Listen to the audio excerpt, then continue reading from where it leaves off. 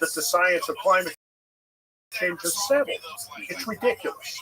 It's ridiculous. And if somebody says that the climate, that the science of climate change is settled, or they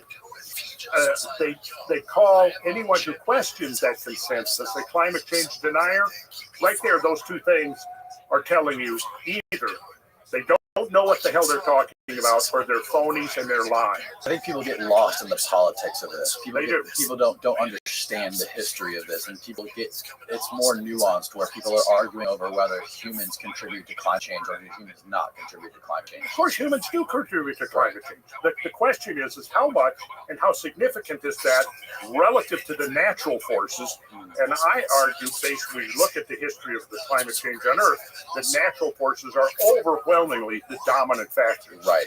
And we talked about this a little bit on our first podcast, but the way they're measuring the climate right now, they have these like old sensors that are like near airports or something. Yeah, on top of tarmac.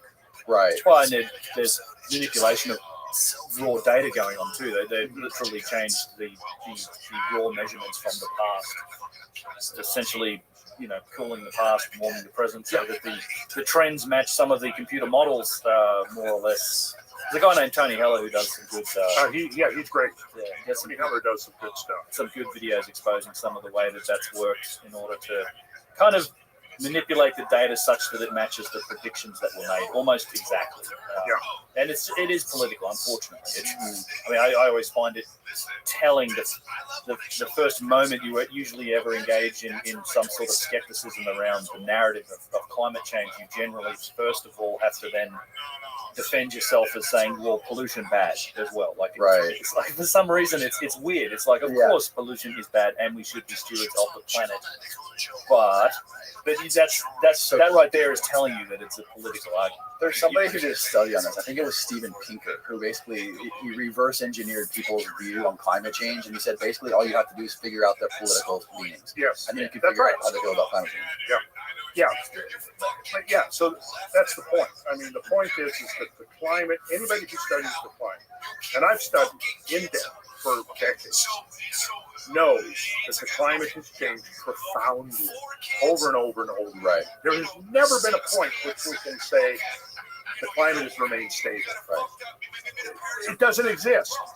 So what you're now going to tell me is that all the natural factors that have been causing the climate to change, whether it's the sun, whether it's geomagnetism, whether it's ocean currents or atmospheric currents, or changes in albedo, changes in the relation of the planets, which is also a very interesting theory, volcanism. I mean, we could go on with the list. Are you going to tell me now all of those are irrelevant and non-operational? And it's only because people are driving SUVs, and eating cows. And eating cows. Right. And eating cows. But we're not going to eat cows tonight. We're going to eat seafood. We're going to eat fish tonight. Fish do not contribute to climate change that I'm aware of. Oh my God. But I think that the ancient peoples knew that there was a tempo of global change. And a lot of their mythology and so on embodies their knowledge of environmental change, climate change, and so on. Because when we look back at the legacy of inherited traditions from the legends and folklore and mythology of the ancient world, over and over again, we have to recognize that catastrophism is a major part of all of it. And, you can start with things as obvious as the Great Flood myths. We're all here brought up in the Judeo-Christian tradition. Well, the Great Flood myth is introduced very early on within the biblical story, right? And of course, like flood myths from all over the world, there's always a moral component that's sort of juxtaposed on it. And I think that that's sort of a natural thing. When something like that happens, we can refer to the impact, the atmospheric impact of the so-called Tunguska cosmic body in 1908 Siberia. Right. In the aftermath of that, what happened? Well, the Tungusi populace, the tribesmen lived there, it launched a new religion. And Agni, the god of fire, descended from the sky to punish the people for their sins and their infractions and the things, their bad behavior. So immediately we see in a modern context a celestial event like that spawning a religion. Now imagine that you have an event that's 10 times or 100 or 1,000 times more powerful than just a single Tunguska event. Obviously, yes, and when you start looking at flood stories, I mean, one of the things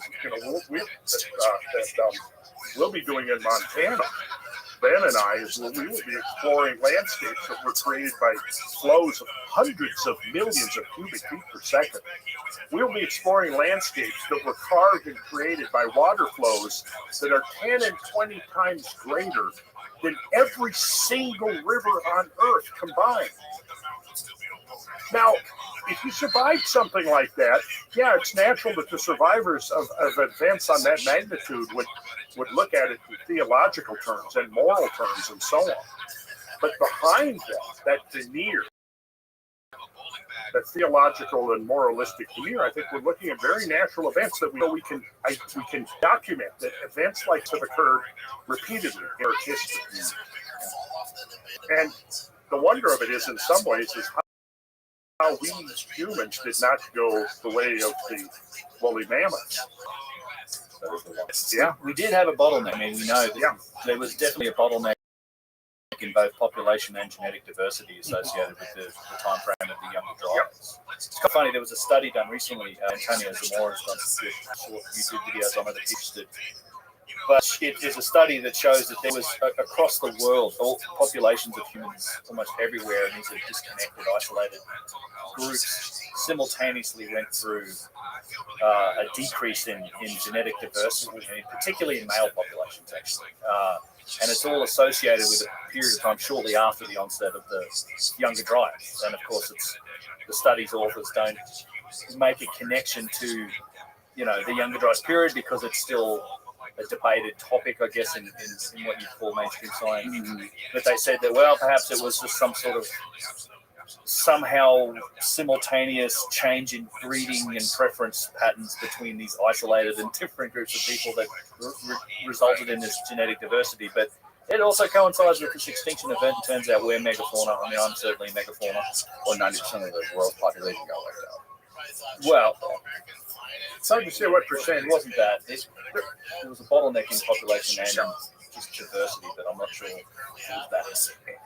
Yeah, it was probably, I mean, it could have been, I mean, we're just saying kind of at the beginning of piecing this together. I mean, clearly the human species was affected by these events. You don't have events that wipe out half the megafaunal species on Earth and not affect the other half of the megafaunal species that survive. It's not like half the species came through completely unscathed, but the severity and magnitude of those events completely exterminated half the other species, right? We know, look at how close the bison, the American bison, came to becoming extinct around the turn of the century. There was only a few hundred individuals. Mm-hmm. Now, we can go to the grocery store and buy bison burgers, right? 1,000, 10,000 years from now, you could completely miss the fact that bison came this close to becoming an extinct species. Because it's only, within a few generations, once we made up the mind, people decided that they didn't want to salvage the species, it didn't take long for the species to recover. So, I mean, 10,000 or 12,000 or 13,000 years ago, the species may have come that close to extinction, but there were still enough numbers that the species within a few centuries could recover.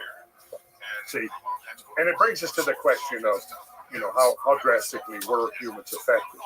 And I think there's parts of the world as well. I mean, it's not, as you were saying, younger dryas, although it was probably the most dramatic thing to happen to the planet in maybe 5 million years. It wasn't 5 million. Yeah, I mean, it might have been the worst thing that's happened to the planet in 5 million, certainly from an extinction perspective. But it's not. There were parts of the planet that weren't as affected as badly affected as others. Certainly North and South America were tremendously impacted with the species that went extinct. We see a similar thing in Europe, but you look at Africa or Australia, and there seems to have been much less much less impact. I mean, that's one of the, Africa has a lot of megafauna, and you look at the what we estimate the age of lots of that megafauna is still going to be like 2 to 3 million years old. Like those species also live through the younger dryas. Australia is somewhat similar.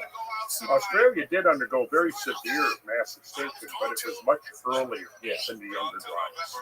Now, if you look at percentages, North and South America both experienced about a 75% reduction in megafaunal species. So in other words, North America lost about 3/4 of the big animals. I mean, think about the animals that used to be here in North America. 4 species of proboscideans. You had the sort of woolly mammoth, the Columbian mammoth, the imperial mammoth. You had mastodons. You had dire wolves. You had giant cave bears. You had huge moose. You had giant deer. Armadillos. What? Armadillos. Giant armadillos, Size of a Volkswagen. Yeah, and you had and giant ground sloths. I mean, the list was up to like close to 100 species, right? How do we know we had armadillos that big? If we found their remains. Yeah. Go through Cincinnati Airport sometime. Cincinnati Airport, I went through there the other day. They actually had the skeletons. They had a dire wolf. They had a saber-toothed tiger. They had mastodons. They had one of the big elk, the giant elk. Yeah. Just whoa. My God. Yeah. So Short-faced bear. now, okay, so North and South America both lost about 3/4 of their species. Eurasia lost a little more than a third. About 35% of species in Eurasia went extinct by the end of the younger dryas. Africa, 10 to 12%. So a lot of the big animals in Africa are the survivors of the Pleistocene. People don't realize that when you start looking at rhinos and hippos and elephants and giraffes and all the rest of them. So clearly, the cataclysm, the younger dryas cataclysm, was not uniform around the whole planet. Right. Now, one of the other things that I noticed from going back in the literature is that a lot of times, going back to the idea of how humans were affected, you had places where there was obvious settlements. They've been there for centuries, and then all of a sudden they're abandoned. The usual assumption was, well, these people got up and migrated somewhere else.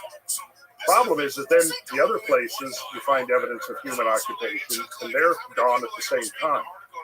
You find quarries all over non-glaciated North American settlement camps and things like that, where people were living, working. You find the refuse pits, the middens, all of the things that was evidence that there was a fairly long period of occupation, and then all of a sudden it ends. And that termination coincides in many cases with the beginning of the younger dryas. And it's probably more a case, less a case that they got up and moved somewhere else, is that they didn't survive. Right. Like the quarry, where they're pouring flint or stones for their spear points and things, are active for centuries, and then all of a sudden they're abandoned.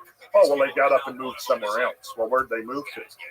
But what's more likely is that, that particular social group died out, and that was the end of it. How much debate is there over what caused the younger dryas, whether it be comets or solar ejections or all of the above? There's still debate. I'd say that. I mean, there's at this point 160 odd papers peer reviewed. The vast majority are very much in favor of the cosmic impact / airburst theory. Airburst meaning like explode with So it's initially I think people were thinking of it in terms of a single impact, but it very much seems like it was a series and potentially different periods of cosmic impacts and airbursts. Airbursts are also traumatic. I mean, there's actually been a few really good studies on sites that show cosmic impact. It's not related to the younger dryas, but Dr. Stephen Collins at Tel El Hammam basically discovered the source of the biblical Sodom and Gomorrah story.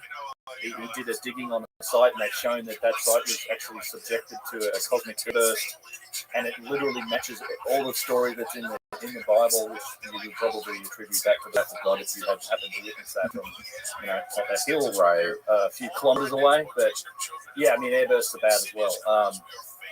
So there's still debate. I mean, there was a sort of another paper released recently that was attacking the theory pretty poorly, I thought. I mean, it's some of the opposition to it is quite strange, and some of it has probably no place in what I'd say is peer-reviewed science, like the whole Requiem for the Younger Dryas paper is silly.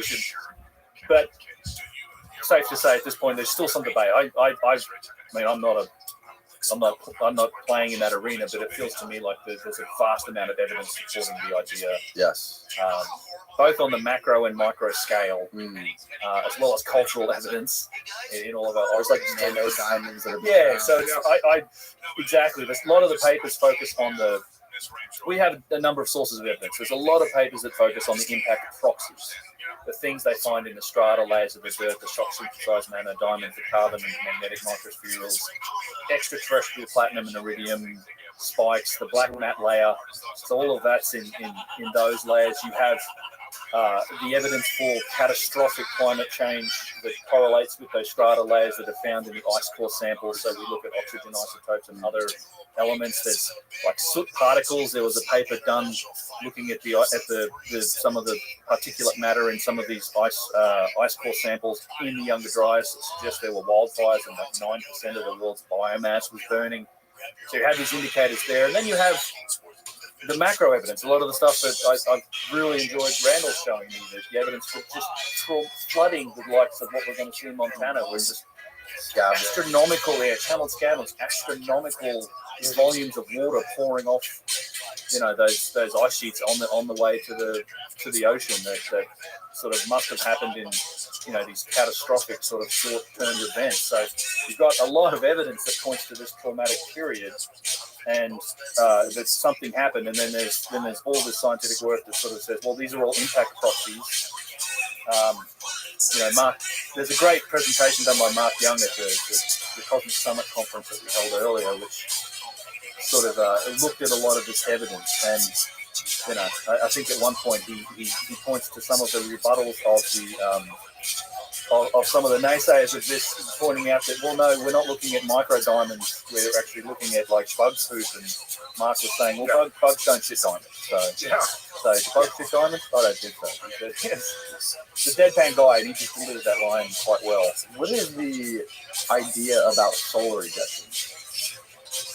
I think that's worth considering. Because now we have a lot of evidence for a cosmic event at the beginning of the Younger Dryas. But there was also a catastrophic event at the Younger Dryas. The Younger Dryas is bookended by two catastrophes. We don't have the same kind of proxy evidence for impact, cosmic impact, at the end of the Younger Dryas. Robert Schoch maintains that I don't know if he's come around to accepting the possibility of impact, but he's been arguing in favor of a solar event, and I think that's totally possible, particularly since I learned that there seems to be a correlation of the infall of cometary masses into the sun and a reaction in the chromosphere of the sun that translates into solar storms and coronal mass ejections. I'm going to do a paper on that on my website, or do a whole podcast around that idea. I haven't had time to fully dive into all of what's now known that we've gleaned from the information and insight that we have into the sun since we started deploying solar observing satellites. We now know a whole lot more than we did. Let's say since the early 90s now, we've got 5 or 6 satellites that are looking at the sun in one capacity or another. The evidence that seems to be emerging is that the sun is much more variable than was previously assumed. Now, when we go back to the beginning of the climate models and the first IPCC report, which I believe was 1992, they were not looking at the sun at all. They were still looking at the constant sun model. And so if the sun is not changing, then you can't blame the sun for climate change if it's an invariable sun. However, if the sun is far more dynamic, then it is going to play a role, and on multiple levels. And I think that's what we're seeing. We're seeing now the cutting edge information about the sun suggesting it is much more dynamic, a more dynamic star than was assumed in the 80s and early 90s when the computer models were being generated and the sun was being dismissed. The solar constant was the working assumption. Well, if the sun is constant, then the sun is not contributing to climate change. Right. See, but that's wrong. I think at this point we can clearly, assume that that's wrong. Yes, and the sun could entirely also be a source for cataclysmic events in the past as well. Like we know, we've seen smaller versions of it with the Carrington event. And yeah, What was the Carrington event? there was, when was it? It was 18. I'm trying to think the actual date. You know that there were telegraphs in functioning in the 1870s. It was something, 1870. So it was essentially it was probably the biggest solar flare that's happened in that period since, and it literally set telegraph wires on fire, melted the lines. And if it happened today, the Carrington event, Maui? it might fry all the electronics on whatever side of the planet it hits when it comes along, because it's a huge part of that solar flare. It's just like it's like EM pulse kind of thing. It can fry.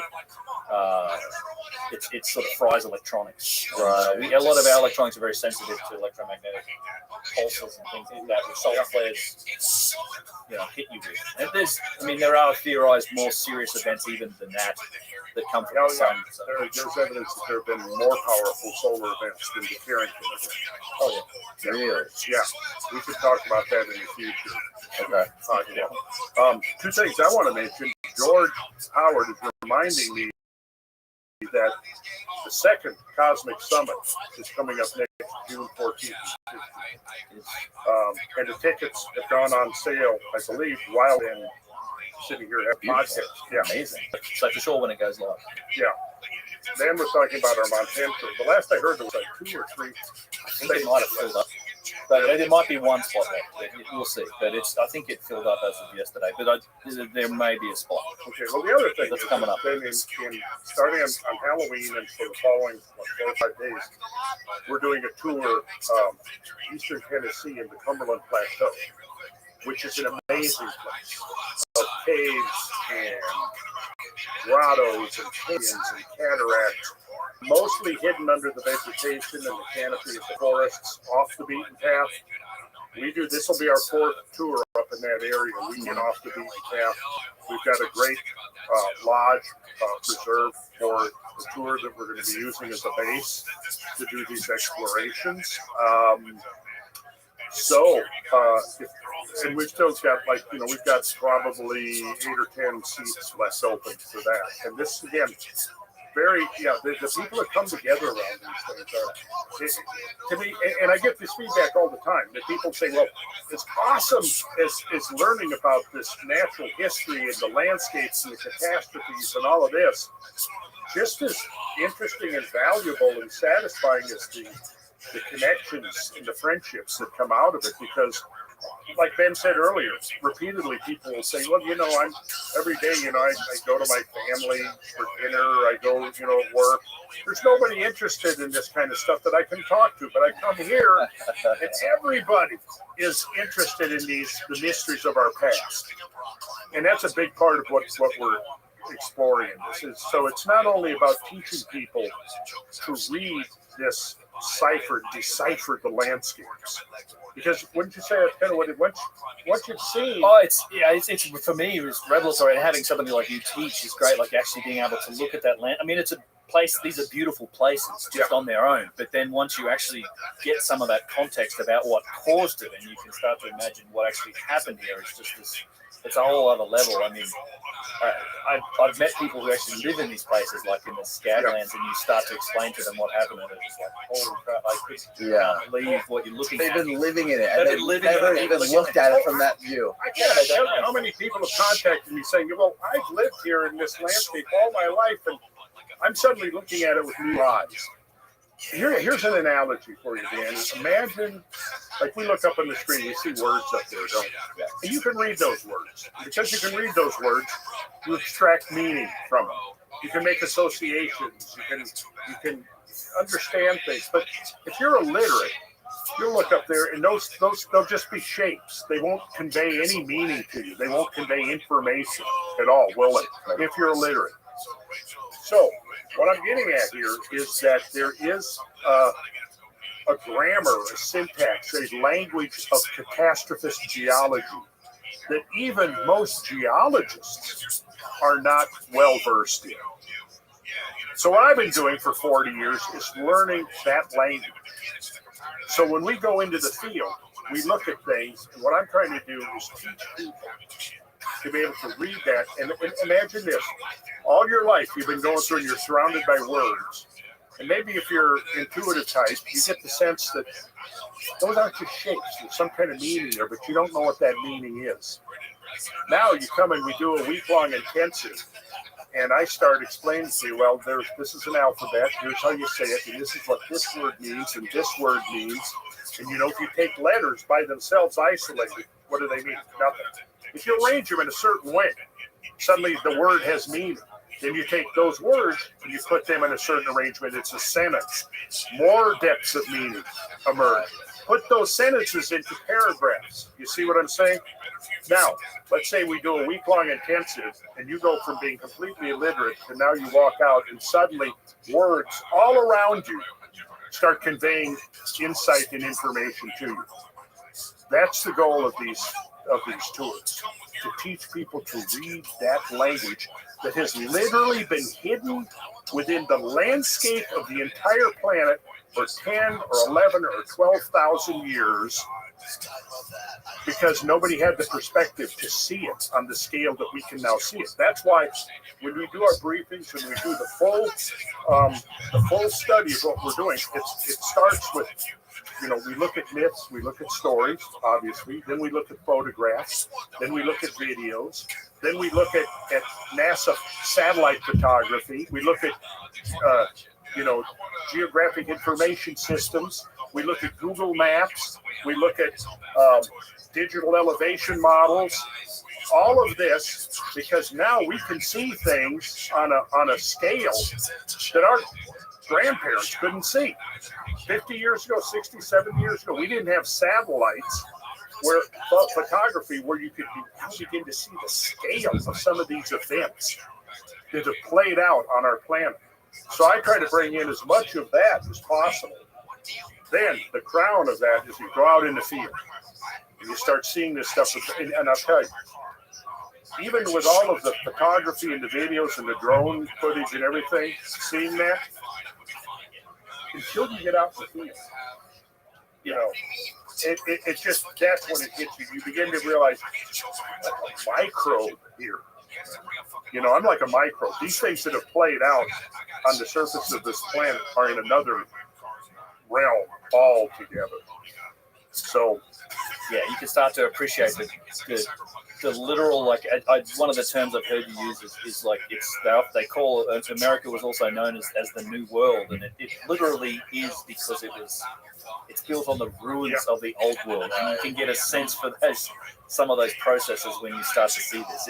It's these catastrophes, and that's why I think catastrophism is such and the evidence for it is such an important key that unlocks the possibility for a longer timeline and civilizations, things like this, is because it literally changes the surface of the earth. Like it's between the flooding, the fires, the sea level rise and falls, it changes the surface of the earth. And this is a video. What is this? The Devil's Canyon? Okay, this is drone footage from none other than Ben Van Kerkhove. Yeah. Am I okay to go? I sent it to you. Yeah, okay, but I want to make sure that it's understood. This is Ben's work here. Yeah. This is one of the places we visited. This was a canyon that was probably cut in a matter of a week or two, and by one of the great floods. Now let's take a look at this. Well, this is basically an outflow to the Snake River, right? Yeah. And what you're seeing here is not a canyon produced over millions of years, but a canyon produced over a few weeks by a flow that probably would have been close to 50 million cubic feet per second or greater. And So this entire canyon was rushing with water. yes, For a short period of time. And it's been dry since. yeah. So now this is in the tail cat. So this was on one of our tours, and you'll see as we pan around. And again, a lot of this is not going to be. Yeah, it's not going to necessarily speak to somebody until you've been trained to read the language. Right. But now you can see here, there's the group. There's some outcrop boulders that were left in the aftermath of the great flood flows. Those things on the left? Yeah. Yeah. There you can see our vans. How deep is that from the very middle of it to the top? Deepest part, what would it be, 800 feet maybe? Maybe 600 to 800 feet. Was it overflowing this at one point? Well, it started with an an overflow and then it cut down. Here is what you call a cataract, this bowl-shaped feature. Now, this entire landscape that you see here was completely submerged. This Palouse Falls is that's the whole remnant, but you can see it's cutting its own little cataract there. But the cataract produced by the big flood was this big round thing that you're seeing all in here. This is one of our regular places to visit, and it's mind-boggling in scale. So this is one of your great features here. This is called Potholes Cataract. Picture out here, this is like a turbulent, moving sea. Okay. The entire width of the scene here. It's probably close to 200 feet deep. It's choked with thousands of icebergs. It's moving towards the viewer. And this is a ridge. And behind you can't see here, it drops down into the Columbia Valley. This water is pouring over this ridge. And these walls here are about 400 feet high. Think about this. If you have floodwaters coming through, ripping up stuff, excavating, eroding, well, that's half of it. The other half of the equation is that material is transported and it has to be deposited somewhere. So you learn to correlate both of those. What kind of rock is ripped up from here and where does it end up? Right.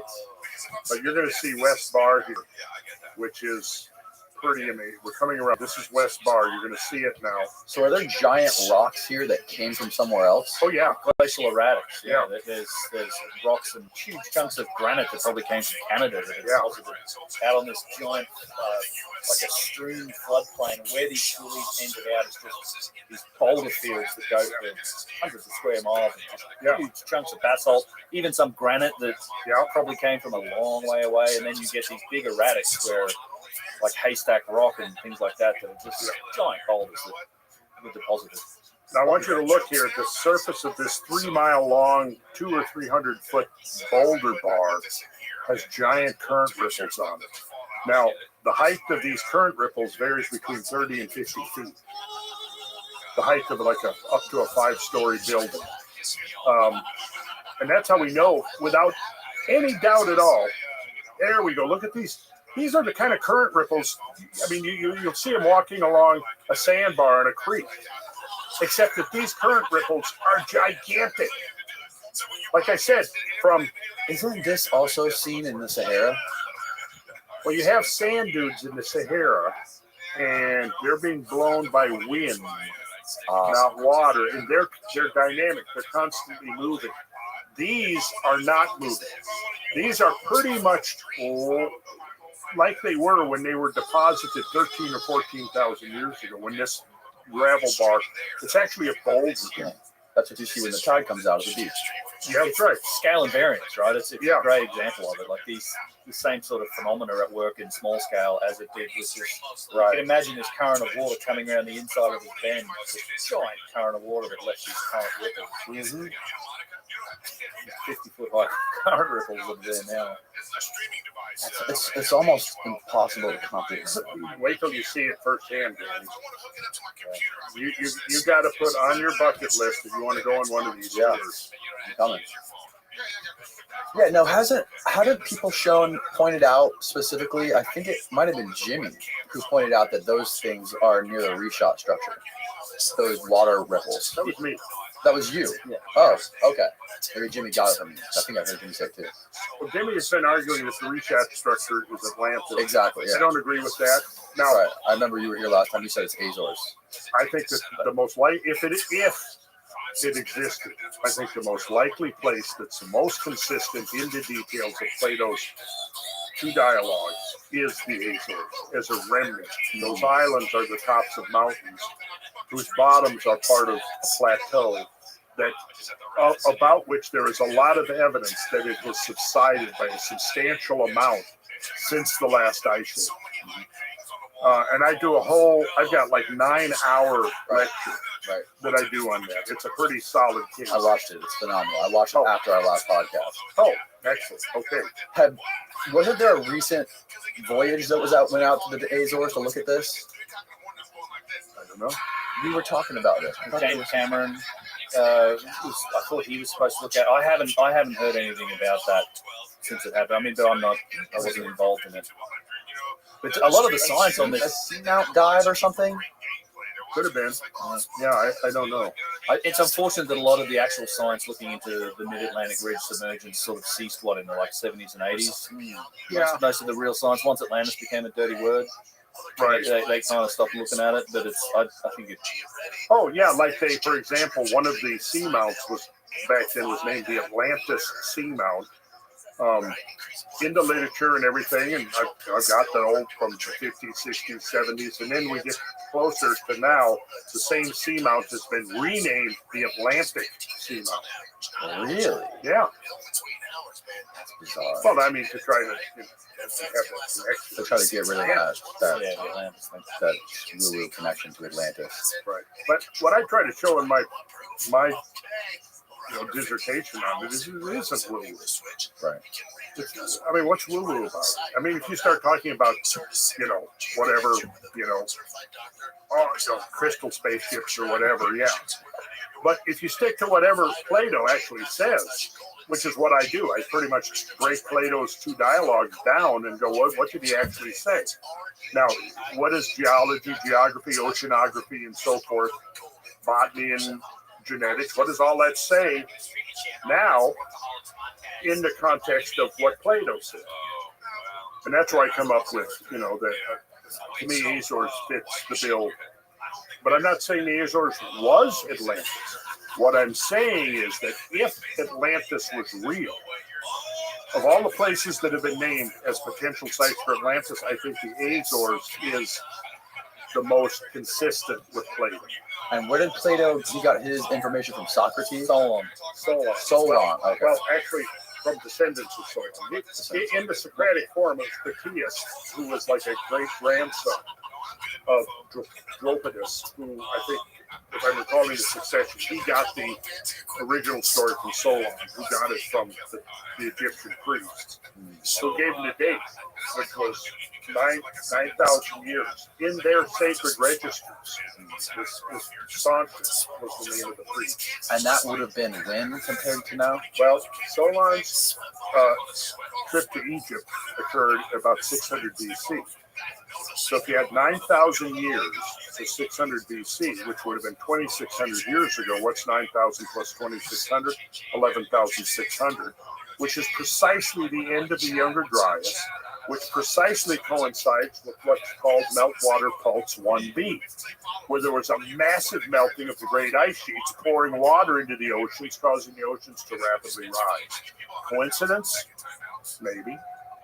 But what if it's not coincidence? All the pieces fit.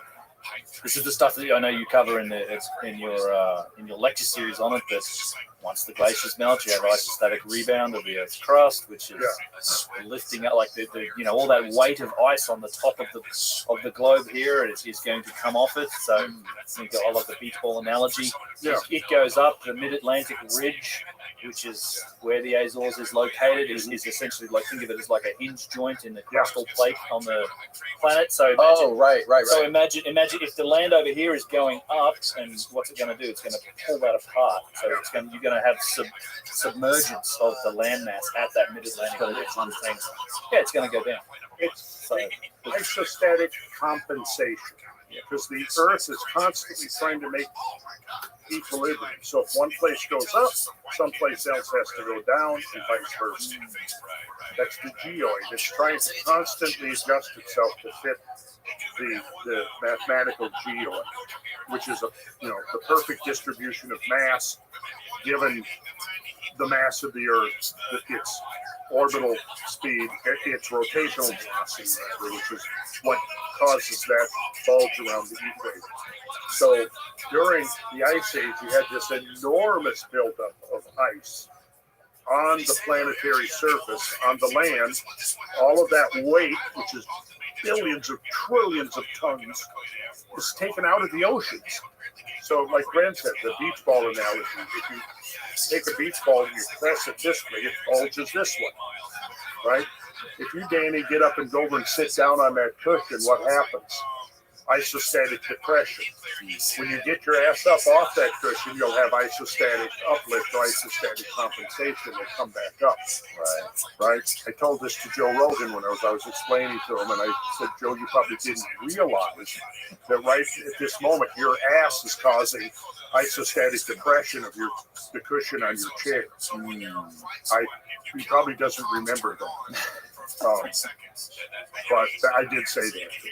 One more thing I wanted to cover before we get the fuck out of here is the idea of the pole shifts. The magnetic pole shifted and the Earth did like a 90-degree tilt. No, see, now, a lot of these people are speculating don't really even seem to understand the difference between the magnetic pole and the geographical. The geographical is the Earth's axis of rotation. The magnet necessarily could coincide. In fact, it doesn't coincide with axis, the geographical, which is the axis of rotation. Those are two different things. Now, I believe, I've looked deeply into when I was first studying catastrophism, looking at the work of Velikovsky and Charles Hapgood and others. Charles Hapgood saw the catastrophic history of the Earth. He was trying to come up with an explanation. He came up with a relatively sophisticated model of crustal shift, not the whole mass of the planet, because he looked at the map of the crust, right, exactly. Right. Earth crust is placed. Right. So they disconnected from like the mantle. Yes. The asthenosphere, the plasticky kind of connection. You can think of the Earth as like the crust as being like the skin on an apple. That's like a relative thickness of it, right? But beneath that, we have varying degrees of like plasticity and connection. So it's like the tectonic plates are sliding around on the asthenosphere that has this plasticky kind of properties to it. And Hapgood proposed that could have been disconnected and shifted violently or suddenly, and then causing he proposed that actually before continental drift was accepted by mainstream geophysics and geology. Yeah. But of course, then when continental drift came along, this was a much slower process, where Hapgood was envisioning something much faster. Now, I'm not sure I'm 100% correct. I'm pretty sure that Hapgood abandoned that idea eventually. He didn't abandon the idea of catastrophe, just the mechanism that caused catastrophes. Yeah. Now, I have it's very different. I think that back to the subject of isostatic compensation, you figure that, again, the geoid in equilibrium is spinning on its axis. So now, remember the 13-mile difference between the equator and the Arctic. That's the radius. Yeah. Radius. Yes. Oh, never mind. Yeah, radius. The radius. The diameter is double that, 26 miles. So so now you picture this. If you have a huge redistribution of surface mass, so let's say that the weight of the ice over North America depresses the area of North America under the thickest ice by a couple of thousand feet. Well, now it's not in equilibrium with its latitude anymore, is it? Because all of the surface of the Earth's crust, if it's in equilibrium, the northern latitudes are going to be miles closer to the Earth's center of mass than the equatorial. But now what happens if you change that distance by thousands of feet, or maybe even in the case of the ocean bottoms, a mile or two, right? Now it's not in equilibrium anymore. There's not that correlation between the latitude and the distance from the Earth's center of mass. Could that then lead to an accelerated plate tectonics where the planet is trying to regain that equilibrium? So in other words, if you've got large parts, the half of North America is depressed by 1,000, 2,000 feet, and then all of a sudden it's, and I say all of a sudden in a geological sense over a few thousand years, it's moved away from the center of mass. Now it's the distance that it would want to be if it was at a much more southerly latitude. Does that make sense? I think so. It does. I think so. Yeah, so then the Earth, it's trying to reach equilibrium, which I think what you're saying is could that possibly cause a kind of a violent adjustment, which leads to volcanism? A period of accelerated plate tectonics. Yeah, So it's the weight. You're saying it's the weight from. It's the mass. The mass of the ice sheets on top of. Again, picture this oblate sphere. It's bulged out this way. Right. So at the equator, it's 13 miles, and it's happy here. Now, go 45 degrees north, halfway to the North Pole. Well, now it's 6.5 miles closer, right? Go even further. Now it might be 10 miles closer, right? Now, all of a sudden, let's imagine that it shifts upward by thousands of feet. Now, where it wants to be happy is going to be further south. It's going to want to be farther away from the Earth's center of gravity. Got it. That makes sense. Yeah. And what would cause that to happen? Melting glaciers. Melting glaciers. Because you've got this huge redistribution of mass. Right. Okay. From off of the land surfaces into the ocean basin. And during the onset of a glacial age, you've got the opposite. You're drawing out trillions and trillions of tons of water from the ocean, piling it up on land, and now that weight is pushing the land down by perhaps several thousand feet. At the same time, you're removing that weight from the ocean basins, which is going to cause the ocean basins to want to rise. So picture glacial, interglacial. You've got water being extracted from the oceans, building up on the land surface. From glacial back to interglacial, this is all melting and going back into the ocean. So if you look at over a long period of time, hundreds of thousands of years, oscillation, glacial, interglacial, glacial, interglacial, the shape of the geoid is pulsating in response to that redistribution of surface mass. Now, I think there's a possibility, and I'm not a geophysicist, but I think it would be a possibility that could introduce this disequilibrium that would cause the movement of the plates to try to shift. And once they start moving, the inertia of that movement, they're not going to necessarily stop.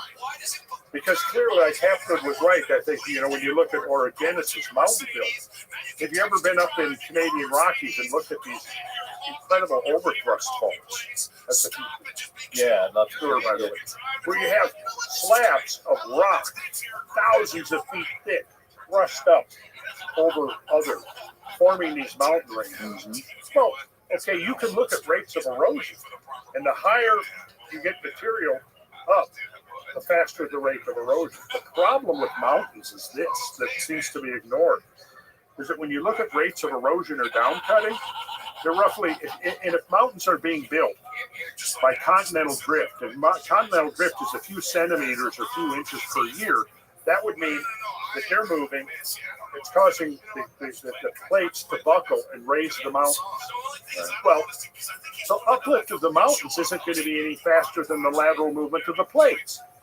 But we've got mountains that are 10, 12, 13,000, 15,000 feet high, yet when you look at the rates of downcutting and erosion, the rates of downcutting, of erosion, the eating away of the mountain masses being uplifted is roughly equal to the rate of uplift. How'd they get up there? How'd they get up there? Unless the rate of uplift was a whole lot faster. Way faster. Yeah. Interesting. It's possible. I mean, I think places like Tiwanaku in the the Andes mountain range, just like that's a huge mystery about how the hell that whole plateau got up there and how it could have supported the amount of life that was required to create a city of that magnitude. There are some real clues to something potentially happening at a faster rate. I mean, I don't think it's like a day, like flipping over. There's too much inertia in the system. Right. Too much stability in the system for that type of thing. Just personally, again, I'm not a geophysicist either, but yeah, I am interested in the idea that something could have caused a fairly, at least geologically, quite rapid shift in the Earth's crust, or in place like that, right? So I think we need to kind of I think we need to go back, take a kind of another look at the geological history of our planet within the context of catastrophes. Because since the end of the 19th century up until the 1980s, the models of Earth history were strictly gradualistic, strictly uniformitarian, to use the term. Right. Meaning, we have the biblical age flood of the earth is 6 years. So if you have such years, you've got to do all of this. It had to be catastrophic, right? Now suddenly we've got millions of so we're going to get away from biblical literalism, which was actually kind of a straitjacket on science in the early days. We're going to get away from that, and we've got now unlimited amounts of time. So given unlimited amounts of time, we don't need catastrophism anymore. It was kind of a case of the baby being thrown out with the bathwater. We're gonna dump biblical literalism, but at the same time, anything catastrophist was seen within that framework of biblical literalism. So it became one grain of sand, one drop of water at a time. And people like J. Harlan Bretz, who came along and proposed, who was the first to propose to the scientific community that the features that we were looking at in Washington were created by these gigantic floods. He was rejected for 30 years because his critics said, we've gone beyond that. We're beyond all the biblical stuff. We don't need big floods anymore. You're just trying to take us back to Noah and the Bible. But that wasn't the case at all.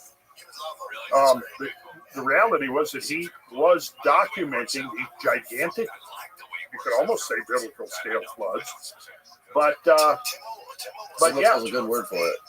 What? Biblical's a good word for it. It would have felt biblical had you been witnessing it at the time. That's for sure. If you somehow, by some fluke, were able to witness it and survive, that would have been yeah, you could definitely see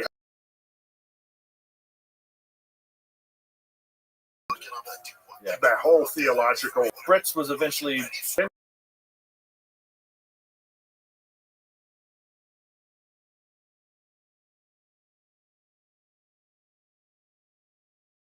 When he got the Penrose Medal, which is in geological science.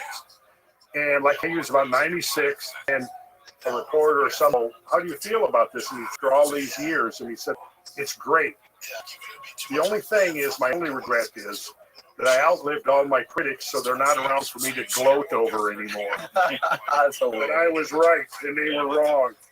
Yeah, I was bringing it all back. I mean, the last time I had you on here, Ben, we were talking about what's it going to take for academia to accept some of the stuff that you guys are talking about. What is it going to take to make this like the accepted narrative of the history of the Earth, or not even the accepted narrative? When are they going to open the door to new other opportunities or other? It's happening. It's happening. Cosmic Summit, perfect example. And what I was explaining to Ben was like, people like you and Randall and Ben, both you guys have more of a reach to people than any textbook has, or that any teacher at a university has.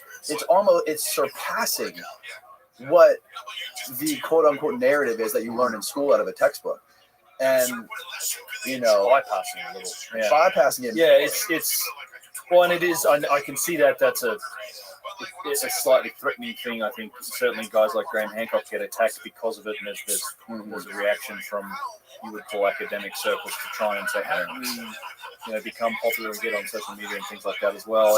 I'd still like to see I still would like to. I think it's an ongoing debate. I mean, I like that this information becomes more available. People can learn for themselves and make up their own minds. Right. But I hate that there's actually battle lines being drawn on this. I still think there's a need for more sort of rigorous and open engagement and debate, which is not typically. There's not haven't seen a lot. right. Yeah. Right. And I've and social media is not the place to do it either. It's whereas I think there should be proper forums for that type of thing to engage these different ideas. I think it's definitely a political component to it because for one thing, think about this. The people started getting engaged with understanding how dynamic the history of this planet has been, which encompasses everything, changes in the environment, climate change and mass extinctions and all of that, and potentially the rise and fall of civilizations being, who succumb to these changes, right? Well, that's going to take away from the political narrative that they're trying to cram down our throats, which is it's all human fault. We're doing it. The whole climate change. See, and that's what pisses me off is that they've hijacked the term climate change. Right. Oh, of course. I mean, anybody who studies the history of climate on this planet acknowledges, the climate has changed profoundly over and over and over again. So don't tell me that I'm a climate change denier. Okay? And I go, who's the real denier? The real denier is the one that refuses to look or refuses to admit that the climate is as dynamic as we now know for a fact that it has been. And that there is nothing that has happened recently that is unprecedented. However, we could talk about a few other things. Possibly, we're not going to get into that now, looking at Maui. I don't know if you've seen my series in the Cosmography podcast where I'm talking about these great firestorms in history. If you haven't, watch it. Yeah. And then circle back to the Maui thing. I've heard the Maui is directed energy weapons coming from space. No, I don't. We don't need the great Chicago fire for Stigo. I know what you're talking about. Yeah. Hinkley fire. Look, you guys look it up on Cosmography if you're interested. Randall's episodes on that are epic. Are these like solar related? Look it up. We'll give you there'll be a little quiz next time, right? Perfect. Well, that's a great place to end this, guys. Thank you so much. I'll just finally say one last thing. Yes. The Cumberland Tour, we still got about a half a dozen seats coming up in first week in October, and it's amazing. If you go on to randallcarlson.com, I'm disclosing some information about where we're going, what we're going to be doing, and to show people that, even here in the East, we have these amazing landscapes in our backyard. Nobody hardly knows about them. And again, it's going to be a way of bringing people out into the field and teaching them this language. And then, like you said, the Montana trip's coming up. Montana trip's coming up as well. That's probably on randallcastle.com as well. If there's seats available, or contact at thecabin.com for seats on the Montana trip. And Ben and I will both be there in person. We will. Yep. We will. I'll link both you guys' YouTube channels below so people can go check it out. And then websites, randallcarlson.com, and you have a regular website? UnchartedX.com. Okay. All my stuff's there. And discussion. Beautiful. All right. Sleep tight, everyone.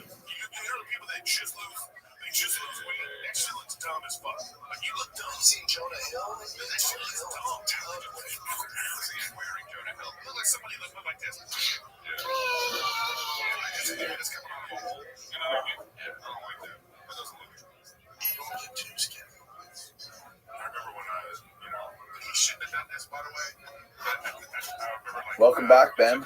This is your homecoming. It's good to be back, Denny. Cheers, man. Thanks for being here. It was about a year ago I had you in here. And then since then, you've been on Joe Rogan, you've been on Flagrant. What other podcasts have you been on? There have been a few. I think those were mostly the big in-studio ones. Yeah.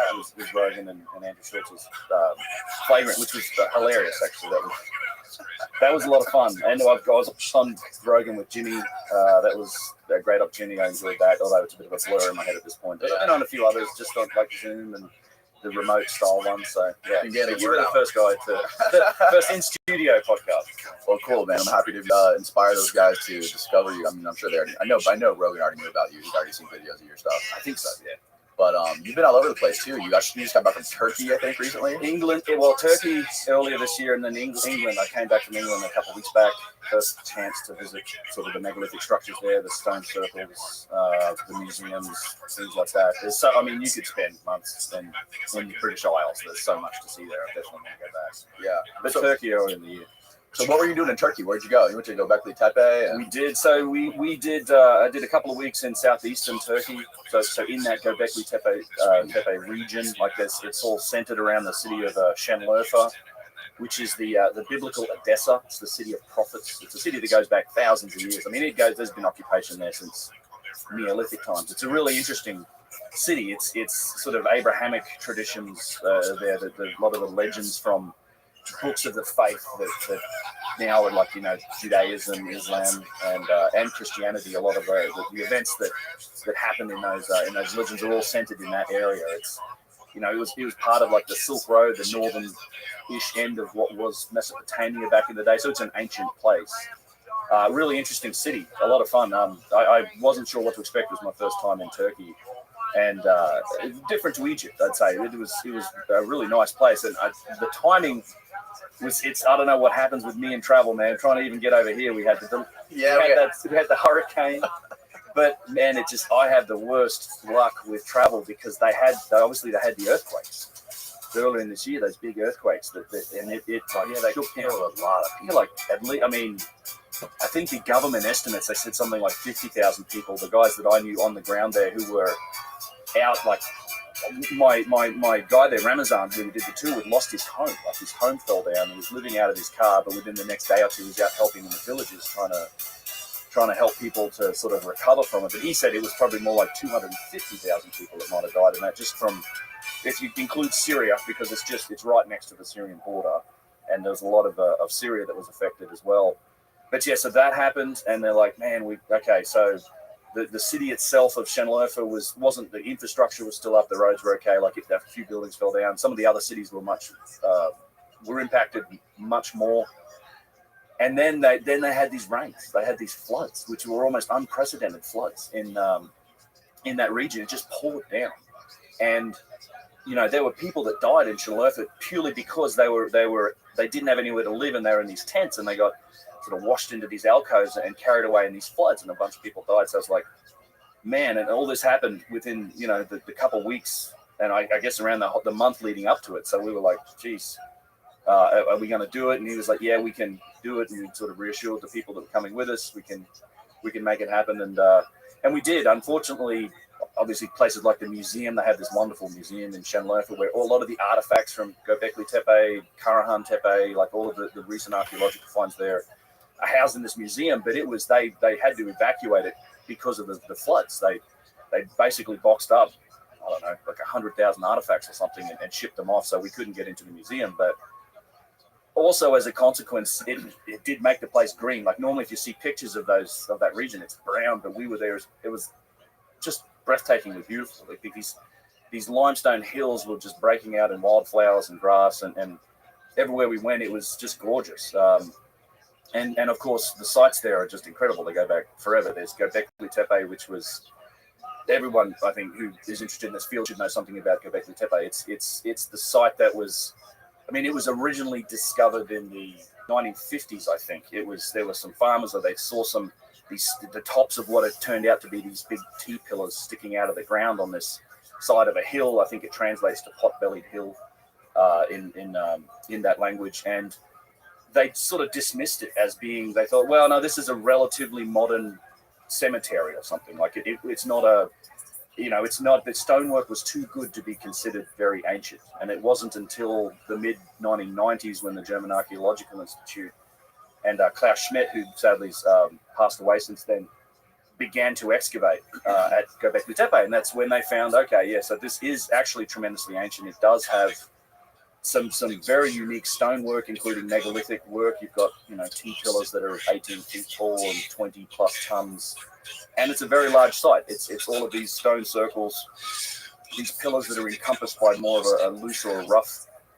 stone walls, and it spreads out. It's quite large. There's a number of them. They only excavated maybe 10% of that site, and it shook the world up because they based on some of the material that they found in that dig, they pretty much conclusively dated that thing to about 11,000 years old, which is much older than any previously recorded evidence of civilization or of this type of occupation. So going there was a really interesting experience. People have said for a long time that it was deliberately buried. The work and the research and the science on this is slowly changing. They're starting to move away from this idea that it was deliberately buried. It may just have been layers of sediment that have built up over time. There might have been some periods of burying. In fact, if you tried to bury it deliberately, it would have taken years and years and years. It's a huge site. But what was interesting to me, researching this site, is that if you look at the picture of this is a good picture of it. I have some photos too. This works. Is that you have two styles of architecture here. You have the megalithic work, the T pillars, and it's not just the pillars here. They would actually cut down to the bedrock. You see that area around the T pillars? It's when you go there, it looks like cement. It's not cement. It's actually I believe limestone bedrock that they've lapped down to be flat. So you have these huge big flat areas, and they inset these stones into them, or some of them are set up on pedestals like that central one. And these T pillars are, a lot of them, they're not all complete. They're some of them are broken. They have the most amazing high relief artwork on them. By that, it means you're carving away the negative space to make the figures and the symbols pop out at you. Like right, yeah. And see, and that's a good example of that image there of that one stone. Yeah, if you look at that, so you see how the walls around it kind of encompass those stones. Mm-hmm. Like they actually cover up some of the features, and you can clearly tell the walls seem like they've been built to reinforce these stone circles, to sort of preserve them almost. And looking at the walls, and this is also true at another site we'll talk about, Karahan Tepe, inside the walls, there's actually pieces of broken pillars have been used as material in the building of the walls. And the material or the organic matter that they've used to date the site to give it that 11,000-year-old age came from inside these walls. So it's like, to me, I look at that, it's two different architectural styles. I think it is potentially indicative of two entirely different periods of occupation and building, because these walls are quite primitive. It's local stone, and they're actually using pieces of broken pillars, which means that those pillars could have been there for who knows how long, actually fallen over. Some of them might have broken, and they've been encompassed and used in these walls that were then used to sort of resurrect or renew or renovate the site and protect these pillars. So do we know if it's 11,000 year old? I think that's kind of the earliest date for it, the youngest date. It could be vastly older than that. We really don't know. And you said there's a bunch of this that's still under the ground? Heaps of it, yeah. So they've kind of excavated on one side of a hill, and that's where the UNESCO, the World Heritage Site, is now. They put a big cover over the top of it. It's actually great. Like, yeah, see the walkway there? There's this big. They want to keep the rain off it. I think when it does rain, if they left it out in the weather, it'd just get really muddy, and it'd just wash away a lot of the sediment. It's a great way to view the site. It'd be lovely to get down in there, but they get a lot of traffic. Like, this has become a major tourist attraction for that part of Turkey now. A lot of people want to see this, and they've built a big visitor center, and so it's a nice way to view the site. And if you have a camera with a zoom lens, you can kind of see a lot of the detail. Oh wow, that's incredible! That negative relief. Yeah, the high relief. There's lots of interesting studies that have been done on Göbekli Tepe. Martin Sweatman, who I've talked about, he was presenting at the Cosmic Summit recently as well. I've talked with him on my channel. He wrote a book called Prehistory Decoded, and he contends that Göbekli Tepe is something of a celestial calendar. He uses a method of statistical analysis that shows that it's extremely likely that's what it is. He's looking at the figures relating to precession and constellations in the sky, and that when looked at through his analysis, it seems to mark interesting events that we know sort of happened, like periods like the Younger Dryas, because this site dates back to the Younger Dryas. And had there been, this comet or these impacts or these fragments of things coming from the sky, that's probably something they would have noticed. He wrote a whole book on this. It's a very interesting theory. He gets attacked pretty hard on the basis of it, I think, from a lot of people that don't really understand the nature of statistics and how that works. He actually wrote there's a peer-reviewed paper that you can read if you're interested in kind of diving into his research or his detail. There's other studies that have been done also that are interesting on the geometry of the site. So there's not only do you have you have these stone circles, which the circles themselves, and this is true also at Karahan Tepe, have interesting alignment. So they align to, a lot of them may well have been used as solar observatories or potentially lunar observatories. So there's alignments on the site that point to significant periods like solstices, equinoxes, lunar events.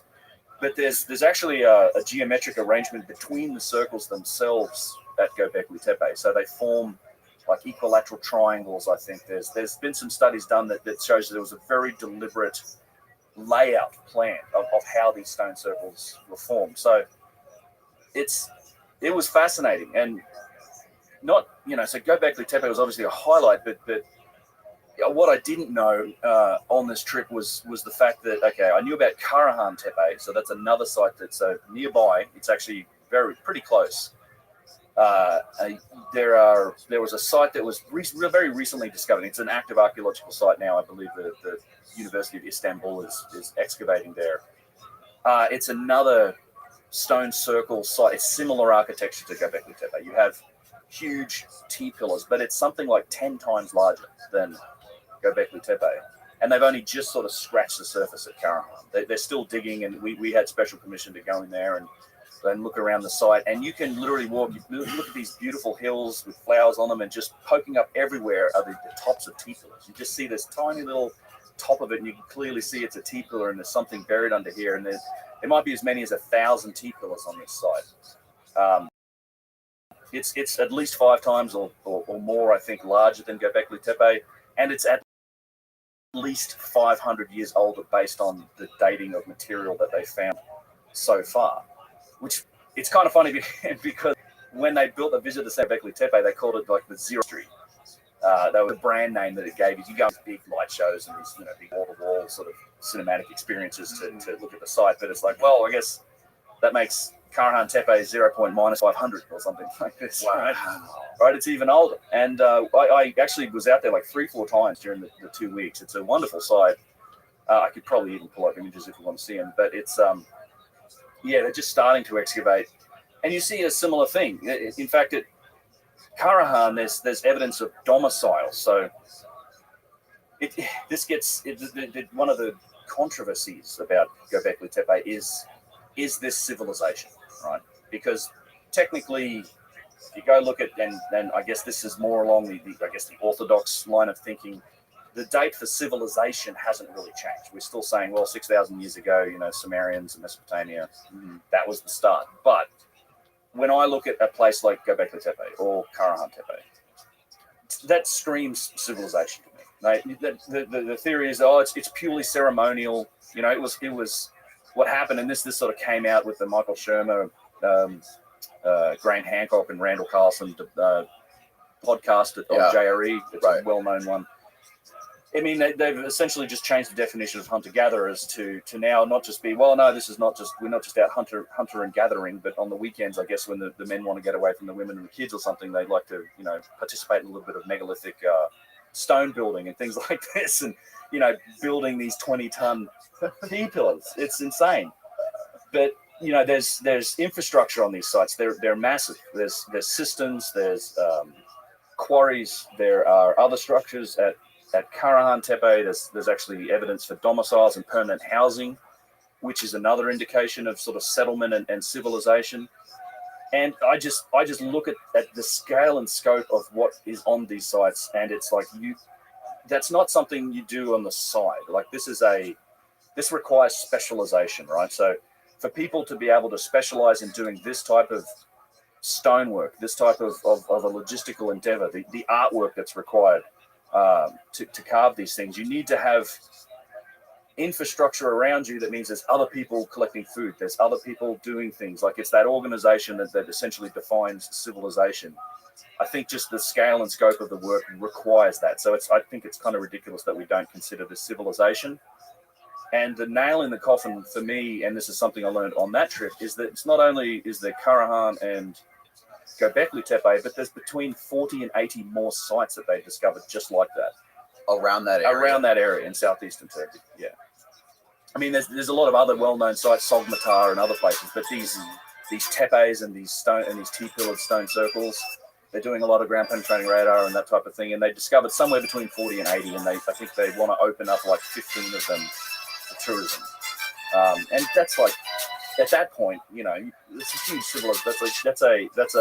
It requires a big population of people, and it's civilization. I mean, it's like a lost chapter of human civilization that we really know nothing about. Like we've got some artifacts and we've got some indication, but it's to me, it's just a whole lost chapter of our history in this region. Who are the organizations involved in doing some of this ground penetrating radar and like discovering more of these sites? Well, a lot of it is happening locally with the universities in Turkey. Oh, okay. Istanbul, I mean, they're excavating, I believe it's the University of Istanbul is excavating at Karahan. Who was doing Göbekli? Well, German Archaeological Institute was the one working at Göbekli Tepe.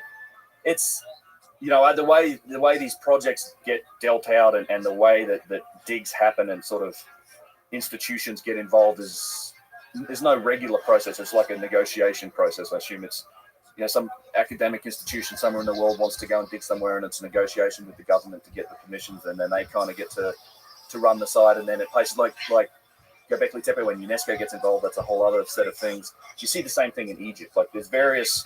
You have the British in one area. You have, you know, the French in another area. You have the Germans in another area. You have the Egyptians themselves doing a lot of work in different areas.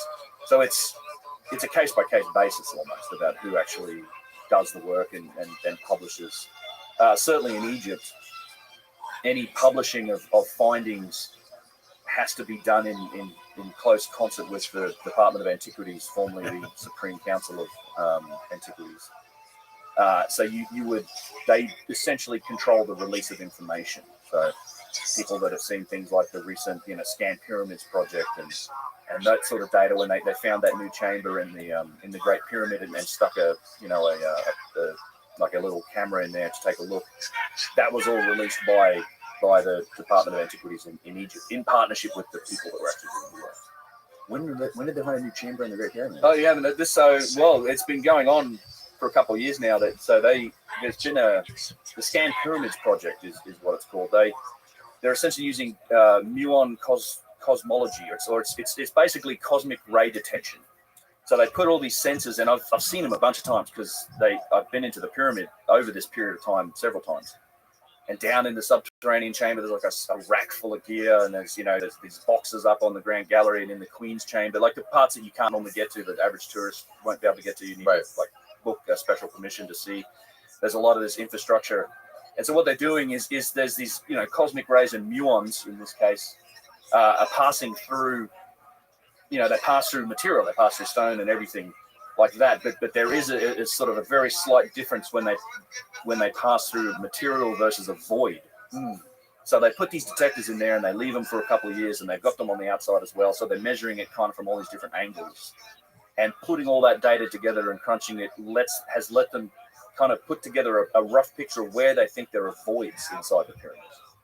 Right, so these are like empty spaces, and one of them was a small empty space above the main entrance. So the main entrance is above where we go in today. So today, when you visit the pyramid, you go up on that north side, and you enter in through what's known as Al Mamun's hole. It's supposedly been hammered by the Caliph Al Mamun, and he sort of hammered through the limestone superstructure of the pyramid, and he hit the junction between the ascending and descending passageway. Okay, but up above that, and you can see that in those chevron blocks. So the descending passageway actually goes all the way up to a doorway that's below those two triangle-shaped chevron blocks in that center top picture. Yeah, that one.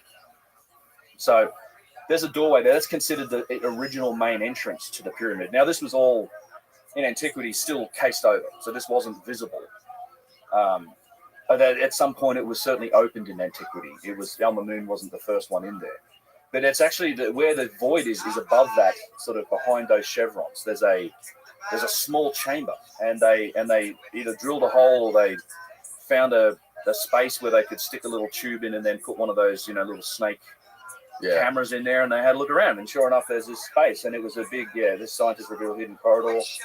I mean, this is this little chamber, and it's got these chevron blocks. It's like those chevron blocks keep going back into the superstructure of the pyramid, and it doesn't seem to go anywhere. But we don't know that because often some of these passages would be blocked up.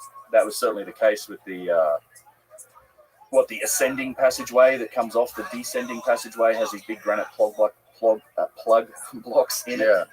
But the really interesting part of this Scanned Pyramids project is that they found a massive void in the pyramid, a really large void. Like, this is a tiny little space that they've looked at, but if you've seen the layout of the pyramid in the area above the Grand Gallery, it's kind of above and I think a little bit to the right.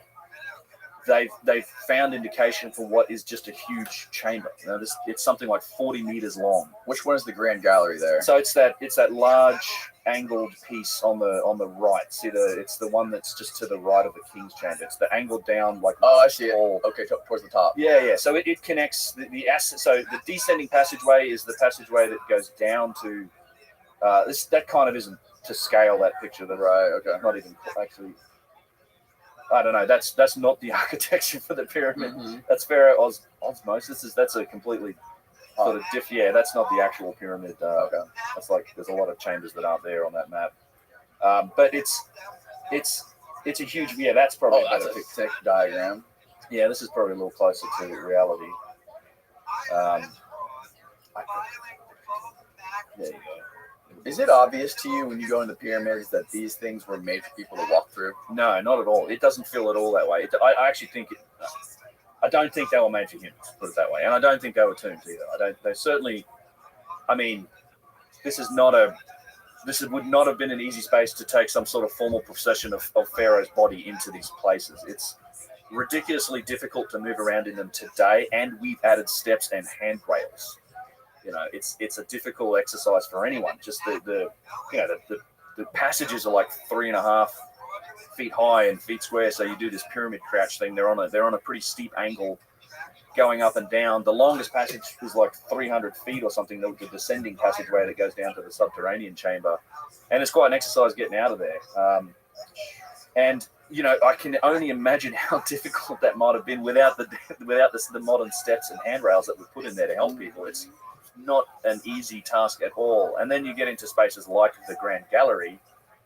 I mean, that thing there's so many indications in there that had some sort of function. It's outrageous. There's all these slots on the side of the walls. It's as if there was a mechanism moving up and down. I know there's architects and proposals that suggest this was almost like a sliding lever room that they would use to haul blocks up and do things like this. I'm not convinced. Chris Dunn has his theories about that those slots might have been used to house like series of Helmholtz resonators that were part of this whole pyramid machine that he proposes. I'm interested in any functional take on it. I don't have one personally. I get the indication from being in there that it feels like a machine, and it feels like you're walking around in the guts of a machine. It's just what it feels like. It doesn't feel like it's meant for humans. You can see the stairs and the handrails on this, but this is the Grand Gallery. Wow, it's like, how big is that? It's huge. It's probably about 40 meters long, and God, it must be 4 or 5 meters tall at the very top. It steps up. It has that stepped sort of, it narrows as it goes taller. And along the edges of the walls, you have these slots. At the very bottom of it, you go straight, and that goes to the chamber known as the Queen's Chamber. And at the top, you go straight through an antechamber and then into the granite structure known as the King's Chamber. So the void that they found, however, is actually above this, and it's equivalent in size. So more or less equivalent. It's something like 40 meters long, 4 meters wide, and potentially 4 meters tall. They're not quite sure if it's angled or if it's straight, but and they kind of proved their their mechanism and their procedure with the first void. Like they did their scans and they said there's probably a void right here, and this one's right, near the front entrance. And sure enough, they drill a hole in there. They stick their little camera in there, and like there it is. We found this void. So there's a very, very high likelihood that there's a void there. There's undiscovered chambers inside the Great Pyramid. So who knows what that will reveal? And I very much hope that if it is explored or plumbed or they drill into it to take a look, that it's data that's shared with everybody, because it feels like this is, everybody's history in this monument. Now, when you were at Göbekli Tepe in Turkey and some of these other sites, Karahan Tepe, are there any rocks or stones that show any of these machining marks that you found in Egypt? For all, not at those sites that I've seen. No, it's definitely. I mean, it's you don't see the same sort of advanced, what I would term as the signs of advanced technology that you see in places like Egypt and Peru, for that matter, and in other areas, Baalbek. But I didn't see that on these sites. There's certainly some very significant achievements, but it is in my estimation, all things that can be done with primitive methodologies. I mean, at Karahan Tepe, there's still a stone that's in a quarry. It's a T-pillar that's been cut out. It probably weighs around 30 tons. I mean, so that's doable. There's flint everywhere. Like, that's the other thing. You see when you're looking around on the ground, there's flint chips everywhere. I can probably really pull up some pictures of it. Yeah, we were just on the site, particularly at Karahan, you can find all of these chippings and little flint, either arrowheads or they're pieces that have come off, flint chisels or blades, and it's all worked flint. You can tell it's all been mapped.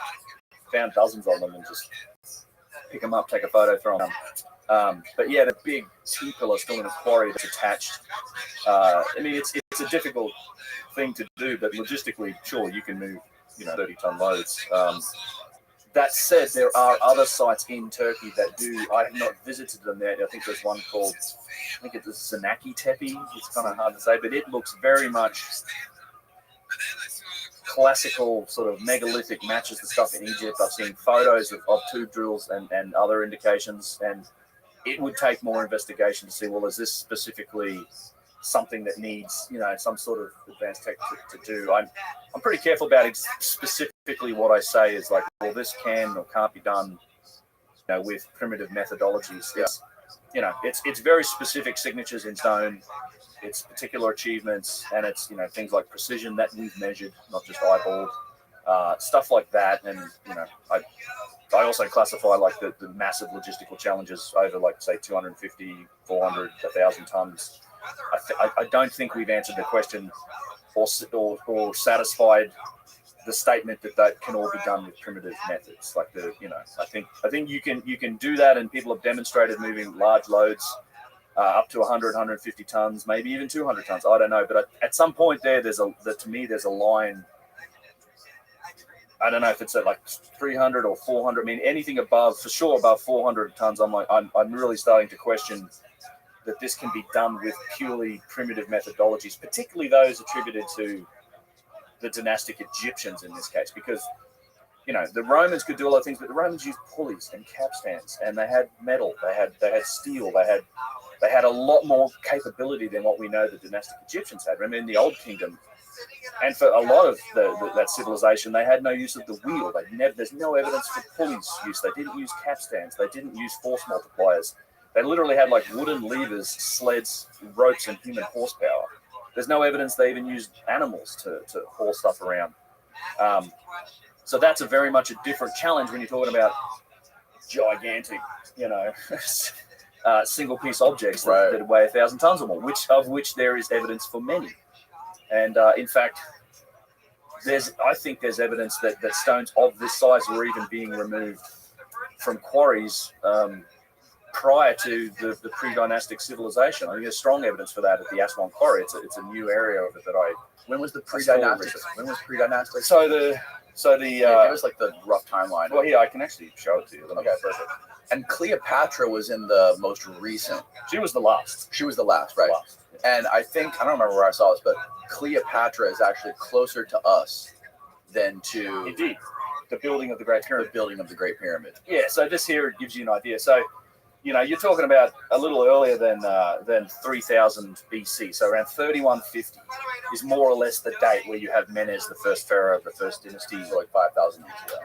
Yeah, a little more even. That was so. Anything prior to that is what you would call pre-dynastic times. Okay. And there's a few cultures that we associate with that, the Nadak culture, several others. It's a very interesting time because we get a lot of very interesting artifacts that come from that time. Things like precision-made stone vases, which we can talk about. Yeah. But that's the early. It's what's known as the early period, the first couple of dynasties. Then. Sort of 2700 BC or thereabouts, we get into what's known as the Old Kingdom. This is the famous period. I love studying this period. Probably my favorite period. This is where the mega pyramids come in. This is the huge granite works of the Valley Temple, the Sphinx is in here. All of this stuff that happens in the Old Kingdom. This is where mainstream archaeologists believe that this is when they believe the pyramids and the Sphinx were made. Yeah, they date this. So the pyramids are all dated to a reign of or a family. In fact, the people don't realize this. It's like the stone pyramids, the massive stone pyramids. All of them. I mean, just in Giza alone, those three pyramids supposedly were built in a period less than 100 years together, like with success. Because you had this is the Orthodox time frame. You had Khufu, then you had his son, possibly his brother, I think, Khafre built the middle pyramid, and then Menkaure, who might have been his son. So you have these successive generations that apparently built these pyramids. And if you go back a little bit to include the other massive stone pyramids that are attributed to one guy, Sneferu, who was the first pharaoh, I think, of the fourth dynasty. He has three pyramids. He has the massive pyramid that's at Meidum, which is just a huge structure. There's the bent pyramid, which is, probably the best preserved, at least the exterior structure is the bent pyramid. The casing stones are all locked together, and then most of them are still in place. And then the red pyramid. So the bent pyramid and the red pyramid are at a place called Dashur, and they're about the same size as the middle pyramid. So very close. These are the same sort of achievements. So if you take all of those stone pyramids, they were all supposedly built in just like 150-year period, according to the Orthodox timeline. It's kind of silly. And if you in Sneferu alone, I have a video on Sneferu. There's so many questions. Like, they never found him. They didn't find any burials. It's just the same story, right? No inscriptions, no burials, no remains in these pyramids. And why does a pharaoh need three pyramids? They kind of go, well, he kind of stuffed up on the bent pyramid and he didn't get it right. So, it has this angle change to it, which was a mistake, which is complete nonsense. You don't make, these things aren't made up as they go along. And then they go, well, then he did the red pyramid. He was probably buried in the red pyramid. It's like, what does he need three pyramids? And if he did build all three pyramids, I did the math at one point. It's in the video. I think it was like over a 25 or even 40-year period. I think you had to have cut and installed more than 350 tons of stone every day for that entire period to build those three. That's finished. In 40 years. In 40 years, I think, something like that. You have the similar logistical challenges with the Great Pyramid, right? And in a period of 25 years, because you have to, this explanation for how these things were built is constrained by the fact that they have a rough idea of how long the kings they associate to them lived or ruled. And of course, you want to build your pyramid while you're alive. You want to be buried in it. The next guy to come along may not finish that for you. He might take it off you. Who knows what, right? So they go for Khufu, for example, the Great Pyramid, roughly 25 years. The math works out with that thing with 2.5 million stones, more or less, making it up, and it's something like 5 to 6 million tons. It's one block, quarried, cut, transported, dressed, finished, put in place, complete every 5 minutes, 24 hours a day, 7 days a week, every day of the year. What's the average weight of those blocks? About 2.5 tons. With blocks ranging up to like 60, 70 plus tons, like the granite blocks in its core. A good example, I love this story. I use it in one of the videos that I have on looking at this sort of this absurd timeline of these pyramids.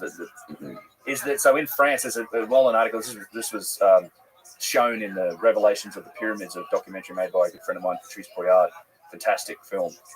But there was a quarry in France. They dug a hole, basically. They quarried out of stone or something like this. This big pit, and it was roughly the same volume as the Great Pyramid of Giza. And they used it. There's a big hole in the ground. And they're like, all right, well, we finished quarrying or we finished doing this, so we just use this for a dump. for like material, like rock or whatever from these building sites.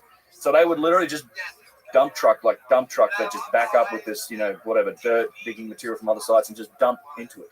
24 hours a day. It was just this one operation. When all these construction projects, they just drive trucks up and just dump into it. It took them 12 years to fill it. By dumping into it with modern dump trucks 24 hours a day, all the time, 12 years just to fill that space. And you're trying to tell me that in 25 years you're building what is still one of the most precisely made structures on the planet in terms of alignment, the incredible precision that is exhibited in the stonework on the inside, the orientation of the entire structure you've got. And not included in that figure, by the way, is, and not for nothing, is the bedrock. I mean, you've probably got years of planning, right, just to survey it and plan and design this thing. Then they actually had to level the bedrock, and they had to get down to a point. They didn't level it entirely. There is a primordial mound sort of thing in the middle, which is another interesting fact that relates to a lot of other sites. But it sits on tiles. There are foundation tiles around this pyramid, some of them weighing 200 to 250 tons.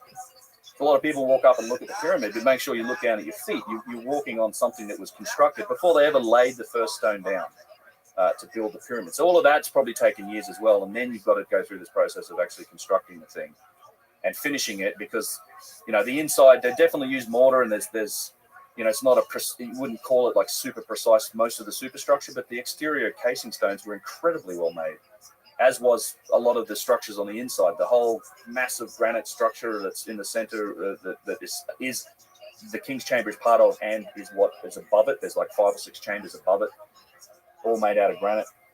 So yeah, all of this happens in the Old Kingdom. So you go from there, you have these intermediate periods. They're essentially periods when there's civil unrest, or there's disconnection between Upper and Lower Egypt. There's something happens to disrupt the kind of the unity of Egypt. The Middle Kingdom runs from dynasties 11 to 14. Another intermediate period, the New Kingdom. That's a relatively famous period. You have guys like Ramses II, Meron Patar, Seti I, notorious pharaohs. And this is actually an age of great power for the dynastic Egyptian civilization. They were very rich, very powerful during this period. Another third intermediate period, you have a late period. Then you have what's called the Ptolemaic period, which is essentially the Greek-Roman period. And then the civilization, as we know it, comes to an end with Cleopatra, who famously commits suicide around 30 BCE. So, yeah, that statement that she's closer to us than to the building of the Great Pyramids is true. Like, it's just under 2,000 years since Cleopatra killed herself, but you have to go back, 2.5 plus 2,700 years almost to the building of the pyramids. So To the official building. And that's the official date of the pyramid. Right. Which people speculated, you speculated that it was a lot earlier than that, right? I question the dating of the pyramids. I think, it's a difficult thing to say, purely because you're looking at the skeletal remains of something that's probably been worked on and renovated and reused, and I'm sure the dynastic Egyptians were working on these things. They did things to them. They used them. They became part of their culture. My problem with the pyramid, particularly the Great Pyramid, because that's the one we studied the most, but actually most of them, obviously you have the logistical issues with the timeline that I talked about. I think these were multi-generational projects. They must have to be. We've got tons of examples of that type of thing in our own time. How long it takes us to build, the Panama Canal, or these giant projects. They're infrastructure projects. They take a long time. The problem I have with them is the precision and the knowledge that's encoded in them. Like, I think any honest analysis of the pyramids leaves you in a position where you have no choice but to reevaluate and rewrite history.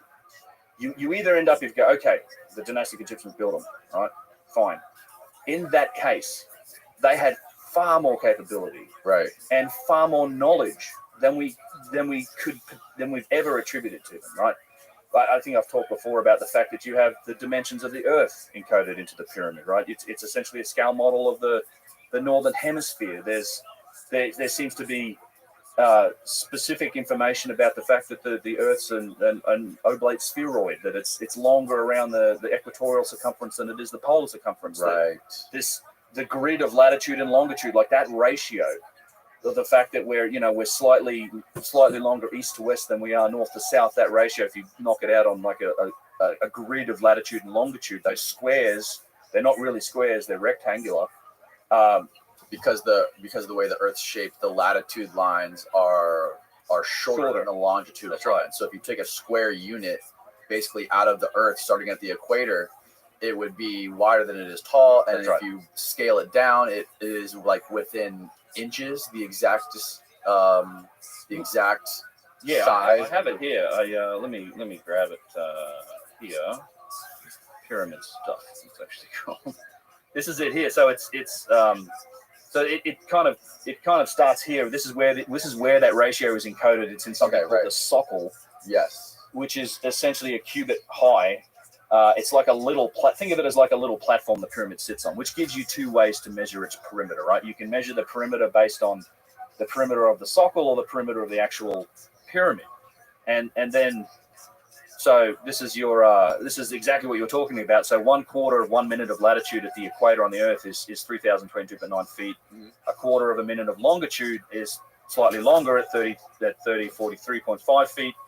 And then so the perimeter length of the pyramid without the socle is 0.2 of a foot off, and this is 0.1 of a foot off, being exactly that same ratio.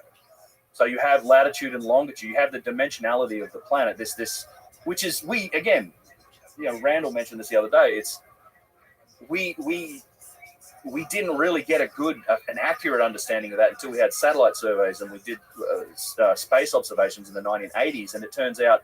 Because we had a much different idea of this before that time, and the more accurate we became, the closer we got to the pyramid numbers. You know what I'm saying? Like we started to learn that actually the pyramid very accurately encodes this data. You sort of have some other things on the pyramid, like it has that ratio of 432. This is one of those cosmically significant numbers that's in that pantheon of very interesting astronomical numbers, and it's at a scale of 42,200. It essentially replicates the Earth. You multiply the height of the Great Pyramid by 42,200, you get the polar radius of the Earth. You multiply the base perimeter of it by 42,200, you get the equatorial circumference of the Earth. This was coming up a lot yesterday with Randall, and he was explaining this plasmoid generator type thing and how the dimensions of the tubes and the sphere and the thunderbolt generator are. It starts at 4 inches, then it goes to 3, then it goes to 2. That is used like throughout that whole mechanism, which is. Yeah, there's a lot of these numbers tend to repeat in lots of different ways, and Randall's a complete master at showing it all. But that's why I say that I think, and other people have argued that the speed of light's encoded in it, and there's obviously all this precision stonework in the pyramid. So, and it's a logistical achievement like no other that wasn't equaled until relatively modern times. I mean, so I think under either case, so either the dynastic Egyptians built it, or they didn't, right? So you have to. It's either one or the other.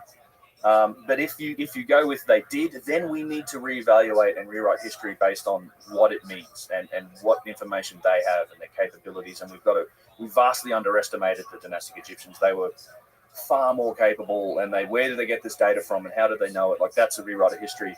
And if they didn't make it, like they for sure worked on it, but if there was something else here and this inspired them, then that's another picture. Like who did then? Like so that's where you get to this concept of inheritance. And and this is why I'm a supporter of the lost ancient civilization hypothesis, is that I think the vast majority of evidence favors that answer. I just think there is so much evidence of renovation and reuse and imitation. I think it's like I look at dynastic Egypt and I think this idea of them being basically a giant cargo cult, the world's most advanced cargo cult, makes a lot of sense, because you've got to imagine the other problem with the pyramids is that these are the first pyramids that were ever made. Right? They're like that's at the very pointy end. It's the first ones were the best ones. The first ones were the best ones. Yeah, the step pyramid's another story. I think that is dynastic, but then immediately after the step pyramid, you have these mighty, gigantic stone pyramids that were supposedly constructed, but they kept making pyramids after that. I mean, take a look at this. Like so. It's to me, it's why I get this term, a tale of two industries. You have the earliest pyramids of these giant stone structures that are still standing today. They kept building pyramids right through the Middle Kingdom, but they were making them from mud brick. and they were much smaller, and they were much less sophisticated. And they're today eroding away slowly because this is how they were made. It's like this technology just disappeared if they had it. And then they were trying to imitate these other pieces of these other works with mud bricks. And in fact, this is also supported, this primitive methodology supported by scenes on the wall. Like there is a scene of pyramid building, but it's mud bricks. It's in the Tomb of the Nobles on the west bank of the Nile. How do they make the mud bricks? Well, they put together these mud, they'd bake them in the sun, or they might have baked them in ovens, and they'd make these big mud bricks, and then they transport them to, it's like straw or hay and mud, and you bake it, and you stick it in a mold, and you cook it. Geopolymer, people, it's probably what it is. It's a form of geopolymer. And then they'd stack them up, and they'd build it that way. And it's a process that continues to this day, people doing stuff that way, but that's how they built it. And so what's interesting to me is that this concept that, there's an advanced version of a particular thing, pyramids is one of them, and a primitive version of a particular thing that matches the tools and techniques that we know about, right? We know that they were relatively primitive. They didn't use the wheel. They used manpower. They used primitive tools like flint chisels and pounding stones and, wooden implements for this sort of stuff. And there's scenes on the wall that support it, right? So they showed us how they did it. That exact set of circumstances exists not only for pyramids, but it exists for vases, for columns, for boxes, for slabs. There's an advanced and then there's a primitive version of that. And I've been slowly trying to document that in detail over the last couple of years and look at each category of these and say, okay, so what matches the tools that we know they could use and the techniques that we know that they used and the stuff they drew on the walls that showed us how they did it versus the stuff that isn't explainable via those mechanisms. And so that's why I think when you look at these advanced things and you look at what the dynastic Egyptians were doing and you look at their own history and what they say about their past, all of a sudden this idea of inheritance, and a longer timeline, the fact that maybe they got a kickstart, when they finally came out of that Neolithic or Mesolithic Stone Age and they began civilization, they had enough people and they could organize and they might have started with all of these artifacts and objects. And and that's actually what they say too. Like they trace their own history back some 36,000 years. Like their origin stories, the time of Zep Tepi, when the gods walked the earth. They talk about the time of the Shemsu Hor, these mythical, demigod-like people with magical powers. All of these rulers, they have a king's list that goes back nearly, like I said, over 36,000 years, I think. And then it gets to the dynastic civilization at the end. Who came up with the king's list? Well, there's a couple different sources. There was an Egyptian priest called Menaeus that talked about it. The primary source for that is something called the Turin Papyrus. There's also a Sumerian king's list that's different. They go back 400,000 years or something. But there's a Turin Papyrus, which is where this is written, and it's in, I think it's even in Turin. But they deciphered it on the back of a piece of parchment. So we're lucky we've got that much of it because it's quite a long story about how that thing came to be. It was falling apart, and they managed to put most of it back together. But there's a couple different sources for that king's list. And not only that, they have cataclysm origin stories. Like the story of Atlantis comes to us from Egypt. That's entirely, the source for that is all in Egypt. Oh, really? Yeah, I mean that's where so Plato in roughly 200 or 300 BC or thereabouts, he talks about it in the Timaeus and Critias dialogues. That's how we get the story. That's probably the best account we have of Atlantis. That comes from his ancestor Solon, who lived around 600 BC, and he tells the story of when he was in Egypt at a temple up in the Delta. This temple doesn't exist anymore, but it was a priest, an Egyptian priest at one of these structures at this temple in the Delta that told him the story of Atlantis and said this happened 9,000 years ago, so Solomon's 600 BC, 9600 BC, 11,600 years ago. That's the end of the Younger Dryas. It locks right in with Mount Water Pulse 1B when we know the sea levels rose. So this is the correlation. I think Graham Hancock made it. I don't know if he was the only one or he was the first. I'm not sure who, but this relates to Atlantis.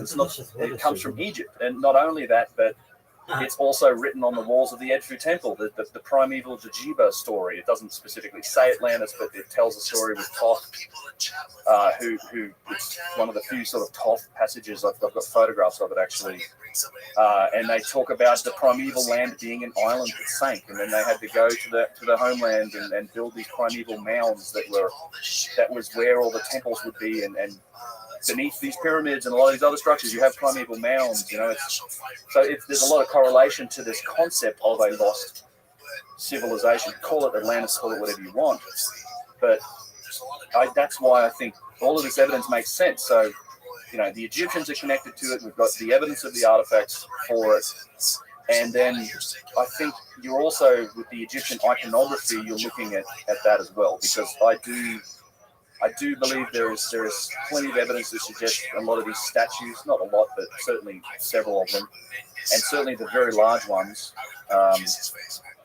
required significant technology and were beyond the capabilities of what we know about the dynastic Egyptians. So when I make the case for symmetry and precision in these statues, it's a question I sometimes get. It's like, well, how come, if you think these statues are so old, how come they look like Egyptians or dynastic Egyptians? And I think it's the other way around. I really do. I think the dynastic Egyptians modeled themselves and their culture after the stuff they inherited. It's that classic iconography of what we look at and we go, that's a pharaoh. That's if you had inherited that. There's the poem Ozymandias, Percy Shelley, who wrote it. It talks about a story of a desert traveler who comes across these two vast and trunkless legs of stone standing in the desert, and nearby he sees a giant visage that's half buried with a sneer of cold command. Like, you imagine coming along in a desert and seeing these legs and the head of this statue that was probably 1,200 tons and 90 feet tall, just broken down, and it's looking at you, and you're like, what the hell is this? I mean, if you had inherited this iconography, you would, and particularly if your culture was connected to it, like the Egyptians say they were, these are your gods, man. Like, these are your gods. And one thing that doesn't really change is in the actual tombs. So with all the beautiful artwork, and you see how the pharaohs depict themselves, that iconography of what they look like doesn't really change over the whole civilization. It's pretty similar. And they always depict themselves as being amongst the gods. Pharaohs were considered god kings, right? So and then generation after generation after generation, they get more powerful and more arrogant, and the hubris of it. So they would start to believe it, I guess, or start to claim these statues. Now, this is me. I'm going to write my name on this statue. I'm going to carve my name into it. And then, this is kind of what happens. These artifacts and the iconography becomes part of that culture and exists for 3,000 years. It becomes tightly integrated into it. These places probably became ceremonial places. So whether or not places like Giza or Saqqara had a functional purpose, Abusir for that matter, potentially had a functional purpose that had something to do with an advanced civilization, I think that's a possibility. I think it's worth investigating. But they would have become ceremonial because the dynastic Egyptians might have had a cultural memory of it, but they had no ability to do anything with it. So it becomes ceremonial. And again, you can make it a correlation of that. So imagine the Younger Dryas happens tomorrow. That's good, it doesn't. But if it happens tomorrow, within a couple of generations, wipes out our civilization. Within a couple of generations, we're going to be dancing around campfires, like with black pieces of stone that look like a sulfur. Like we're trying to if we dance around the right way around this fire, this black piece of stone is going to tell me everything. I'll be able to talk to my ancestors. I can get all the data. Like the technology of yesterday becomes a myth and legend and magic, and you try to capture it through ceremony. I mean, it's plasma TVs are a story you tell around a fire at some point. Right. So long-winded explanation for how I do think it's a viable lens through which to try and view our past, like in particularly places like I think there's a longer time frame involved. And then going back to some of the inscriptions that are made on some of this stuff, especially on the boxes that are inside the pyramids, it's very clear that the hieroglyphs that are carved into those things are much newer than the actual boxes themselves. And the boxes are perfect precision. The lines are straight. The angles are perfect. And then you have these sort of roughly cut, roughly chiseled hieroglyphics. So, it looks like they've been vandalized by a much later civilization. Yeah, that's exactly what I think's happened in a few cases. And here's an example. Like this is This is a great example. Yeah, Yusuf and I in the Serapeum with these, which is a site with these 100-ton thereabouts, giant granite boxes, 24 of them or thereabouts housed in these underground galleries. Wonderful site. But these boxes, I've looked at them in great detail. A number of them are pretty perfect. Like they've got 90-degree corners, they're flat surfaces, there's straight lines, all these things. I love this image of it because and another thing to point out is it's not the high relief. Yeah, it's carved in. Yeah, it's carved in. Although the Egyptians did do high relief carving eventually, Okay. they did good carving as well. But this is a good demonstration of kind of the point that you're making, and that I absolutely agree with. Is I love this image because on the corner, it's tough to see with the light there, but on that corner on the right hand side, you can see it's actually reflecting the light from the hallway in the stone. Like it's so smooth. It's what's smooth and it's polished, and this isn't a natural property of granite. You got to work pretty hard to get a mirror finish on it. And then obviously the people who make it, they can make straight lines, they can make clean corners, but when you get to look at the writing, it's there's no straight lines. It's obviously the work of some dude with a chisel and a hammer. If you made this box, why would you put this on it? Yeah, if you were the maker of the box, you'd be pissed. Yes. you would be upset. And so to me, it's like it's two different technologies. Right? So the technology used to make the writing is primitive. It's totally achievable with hand tools. You can knock this out with a hammer and chisel on the granite, and in places it's even the granite's too smooth where it's skipped over. There's no straight lines, and this illustrates one of the issues with a lot of modern or contemporary sort of Egyptology, which is that the writing is the bedrock of Egyptology. Once we translated hieroglyphs, the Rosetta Stone, and we were able to sort of start to translate, and that's been a huge science. It's wonderful, actually. It becomes the bedrock of how we date and relate objects and artifacts, because it's whatever was written on them. It's not the only way, but whatever's written on these things becomes the primary methodology for how we date them. So if it is written on them, so you have the name of a guy on an artifact, it's just like, well, the inference is therefore that he probably had this thing made for him, and therefore he might have even made the whole site. It's not the only method that's used, but it is a primary one. It's probably the first one they'd go to for dating stuff. And what's interesting, even on this box here, is one of the other issues with this idea is that you actually have an empty Shen ring on this box, or a cartouche, which doesn't have a name in it. So it's all carved up, and there's an empty Shen ring in here, and all you have to do is imagine that there's a name of a pharaoh in this Shen ring. And then the history books would say that it was this guy that made this box and probably this whole site, and that's how the whole story. That's what ends up in a history textbook. Yeah. But it's empty, and we don't know whose name was going in here. I suspect it was whoever was going to pay the priests that ran the place the most, because this box was probably being sold for dedication.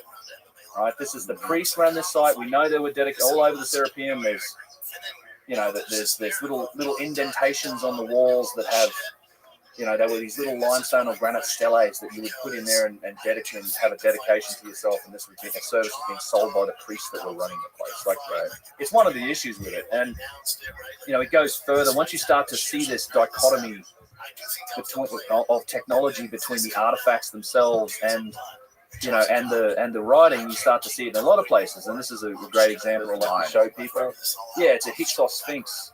But you can see that the ribs are kind of being shown up by just the light almost is being used to the reflection to show that the rib line on this thing. But then you take a close look at the hieroglyphs, and they're just crudely chiseled. Like it's, you see the hammer marks, you see the fact that it's done by hand. And here's another key indicator for me: the hieroglyphs are never polished. Right, so the rest of the stone is polished, and there's obviously it's not all flat surfaces and easy polishing. There's lots of interesting and tight sort of parts of the stonework that were polished, but the hieroglyphs are never polished. So, for example, if you look at some of these incredible statues that come from the Old Kingdom, you have the top of the chest, the clavicle here is all beautifully done. You have the fingernails, the cuticles, the insides of the fingernails. All of that stonework's polished, right? This isn't flat surfaces. So they were capable of polishing stone. Whoever built this statue could polish stone in whatever form they wanted to. There's dust all over this statue, but it is polished. And, you get these beautiful examples of knees. Like this is one of the best knees in this is granite diorite, not for nothing. But incredible musculature and bone structure. Diorite? Granodiorite. How hard is that stone? Slightly harder than granite. Somewhere it's like a mixture between granite and diorite. And what is the hardest stone on Earth? Diamond. And diorite's how far? Diorite's like a 7.5. So diamond's a 10 on the most scale of hardness. Things like hardened steel might be a 6.5, and granite can be a 6.5 to a 7. Some are diorite and flint, and some of the other harder stones, porphyry or dolerite can go up to like 7.5, 8. Okay. Corundum, topaz, things like this are a 9, and we have artifacts made from things like corundum that they were shaping with a 9. I mean, and copper and bronze are like 3 and 4. These are marble's like a 3. Calcite's like a 3. This is why a lot of sculpture's done in marble these days. Statue of David, is that marble? Yeah, marble. It's much, much, much softer than this stuff. Like incredibly. Yeah, if you're a modern sculptor, you ain't working in granite just because. Like it's not a good choice. Like you're going to burn your tools out. It's going to be a nightmare. Right. Modern sculptors will know this. But the point is that again, even with decent hieroglyphs like this, it's not polished, right? Even in the good hieroglyphs that are on the side of this statue, like the interior of the bird, not polished. The shen ring around that the king's cartouche there, not straight and not polished. The lotus flower motif below it is polished. It's like when this was done with a different technology, potentially done at an entirely different time. So it's difficult to say then that the writing is how we can date and relate this artifact into the story of history. It's entirely possible that this was inherited, we don't know how old it is, and then somebody wrote their name on it later and claimed it. And in fact, we have evidence of that very thing. In fact, here's one more good example of the polish. I like this shot because it shows you the polished stone, and then you can see the chisel marks. This is all of this, these hieroglyphs, they're good, but they're all done by hand. And we know that the practice of writing of somebody usurping an artifact, Ramses, Splendish pizza called Ramses II, the Great Usurper. He's one of the people think about him as one of the most powerful kings of ancient Egypt. He was notorious for writing his name on stuff. This is an example here I can show you real quick. It's like that's the cartouche of Ramses II right here. This big guy here, it's carved in very deeply into. I actually love this photograph. He's carved it deeply into what is a reused section of an obelisk. But look closely at the end here. Oh yeah, the bird. He's carving over the top of a pre-existing inscription. So you can see it here where he's blending in. They got quite good at writing over the top and blending in his stuff into a pre-existing inscription. Oh wow! And there's artifacts with 2 or 3 or 4 even different pharaohs' names on them.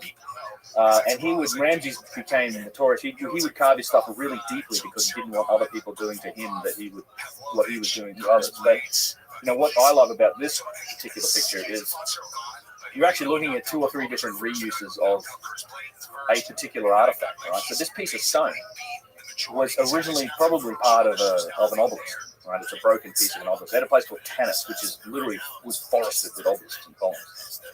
And if you've seen obelisks, the ones that have writing on them, the writing's vertical, right? It's not horizontal. It's vertical. When the obelisk just stands up. Right? Yeah. So the writing on so this is an original writing. So not only did this obelisk break, this thing was originally standing up. Yeah, it's a piece of an obelisk, most likely. Yeah. And so it was and they were reused. There's even these walls that they built at Tanis. I mean, there's a foot from a 1,000-ton statue that's been repurposed into a block. in a wall. So they were reusing broken pieces of stones in walls. So not only did they reused it once as a block in a wall, then someone wrote something on it the first time, and then later on, who knows how long later, Ramses II comes along and writes over it again. So this thing's been inherited, renovated, and reused like 2 or 3 different times, and it's written on horizontally. So, And all the vertical obelisks are written on vertically. the ones that have writing on them, yes. So it's hard to say, how can you take this cartouche and say, well, Ramses had this block of stone quarried and shipped to the side, and you know, we don't know that. You can't date the stonework. So it's a great example of inheritance and reuse. What are the people saying that push back against this? It's football season, babe. How do they defend this when confronted with some of this stuff? Well, I mean, with the inheritance, Look how it is. How are you, big dog? Stuff, it's not really defended. It's not. I mean, it's not like trumpeted as a Jacob, how's life? a common thing. Taking us, taking in. You got a lot of feedback. What's going on?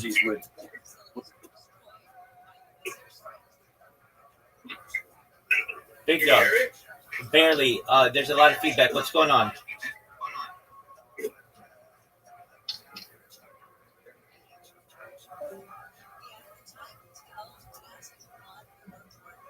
With reuse stuff, but it's kind of a weird. It's only in certain cases where they have Big very dog. specific. Okay, we've got 3 names of. Can you hear me? Yes, sir. How are you, big man? Same, man. Every day is play by ear. Absolutely. How are things in your neck of the woods? Not too bad at all, man. Excellent. Good to hear from you again, man. Well, I've been live streaming, doing my best to go viral on a platform called Blue Sky. Have you heard of Blue Sky? I've never actually heard of Blue Sky. What is it? Blue Sky is the liberal Twitter alternative, and it's got like 35 million members. It's big. It's like where, I don't know, Alexandria Ocasio-Cortez and Kamala Harris and all those people ran after Elon Musk bought Twitter. And so I've created robots that are successfully spamming them.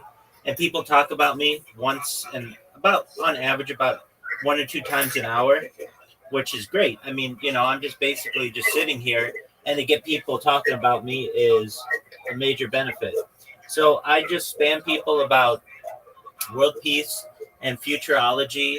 And, you know, a lot of times people don't know what to make of that, but then they come in here and give me an opportunity to talk to them, and then they become allies. So that's been really good, and it's been really successful. So I'm pretty proud of that. How are things with you? That's what I love about you, man. You give everyone a chance to talk with you. I do my best to. How are things going with you? How's your brother? Oh, he's doing all right. I mean, he's not getting any better, but at the same time, he's not really getting worse either, so that's good. Yeah, definitely. And is he, you know, I imagine he's still taking up a lot of your day. How's Oliver?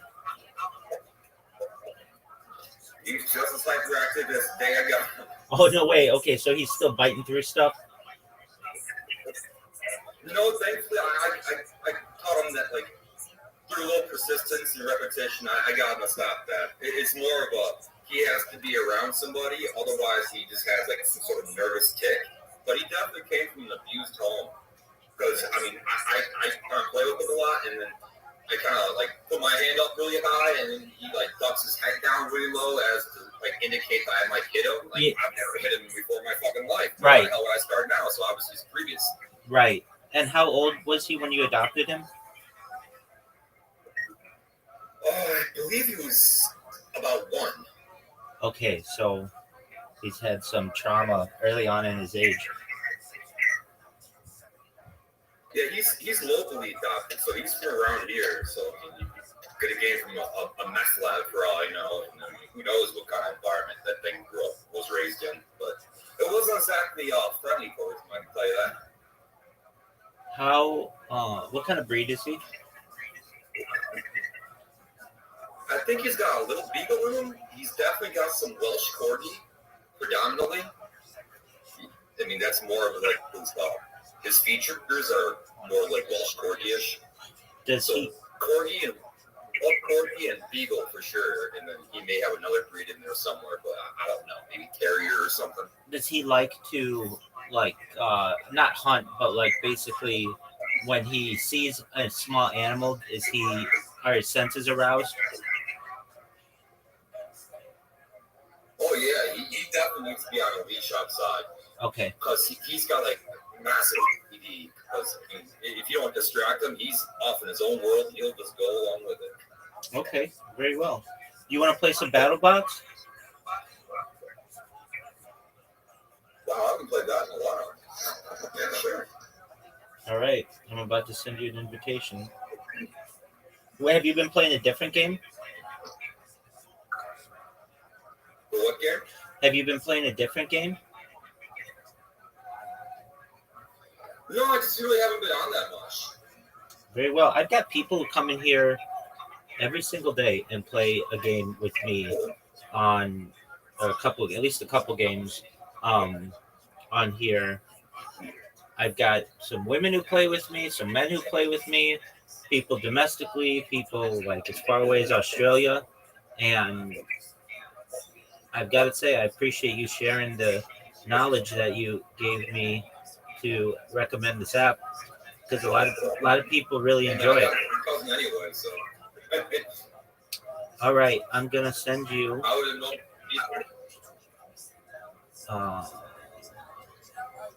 Jacob, there we are. There it is. Alrighty, sir. Go easy on me, because what vehicle do you usually choose? My favorite is the Raptor. All right. Battle start.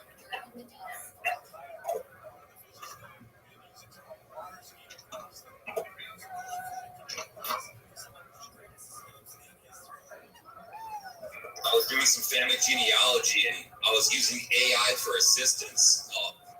AI called Perplexity. How was that? It definitely led me down the wrong fucking rabbit hole. I thought it was Native American for a while. All right. What, it said that you weren't? Pretty damn good, so much so that I even applied to be on the applied for the Dawes roles and everything else because I thought my ancestors were on it, and apparently they weren't. But that particular AI kind of got me the wrong information, let me believe that was my ancestor. It wasn't. Oh, so it told you that you were Native American when you weren't? Oh, dude, what happened to your vehicle? Which one? Your vehicle is like stuck. Oh, yeah, it's in the little crevice. Can you get out of that?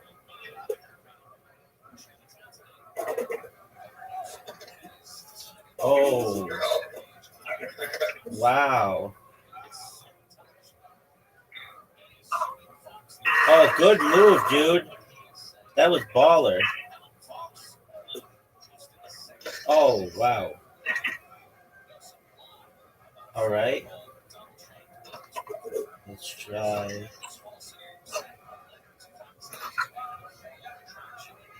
Oh, good shot.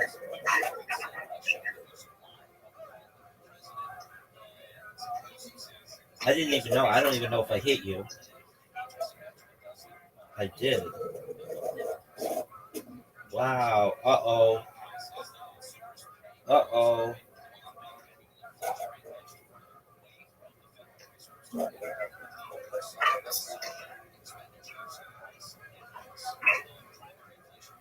Uh-oh. Next turn. All that stuff should be falling. That's going to get you. It's going to get me.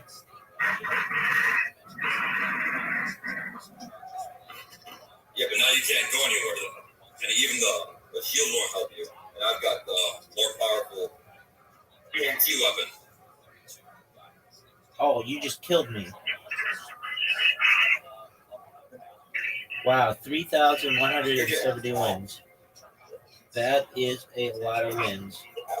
Okay, so you had the TNT weapon. Is that better? Yeah, it gives you more pop. It gives you more damage on the people that you're shooting at. Okay. How did you get that weapon? They're displaced all around the board. Oh, okay. So you picked it up from there. Okay. All right. Let's try it again.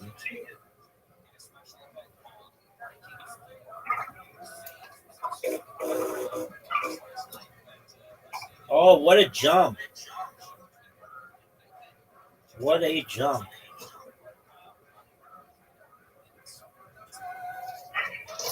Come on, baby. Oh, that was my chance. That was my chance. That was my chance.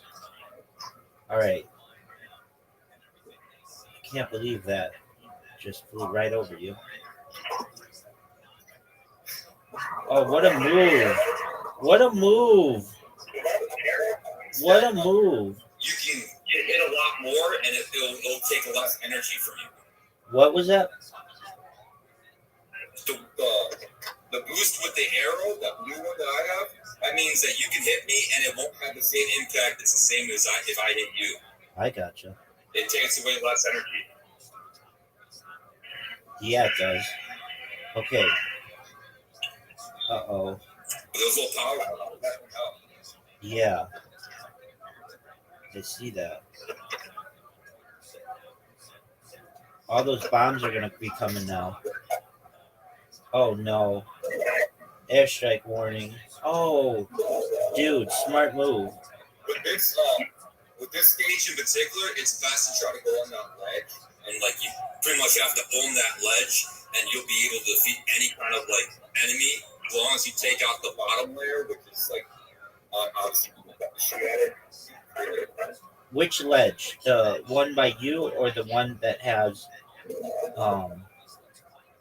one over here. That one right there with the red thing. Okay, all right.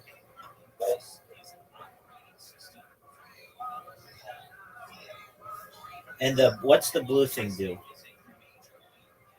That one freezes you. So if you were to collect that, Oh no. that means I pretty much can't move, and I'm stationary for that particular move.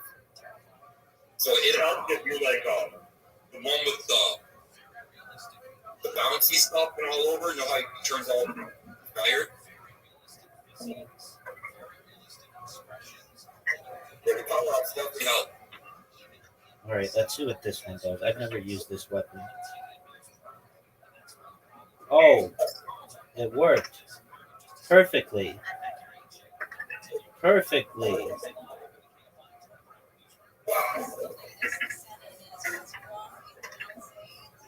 Okay, airstrike. That means it'd be best to use a shield.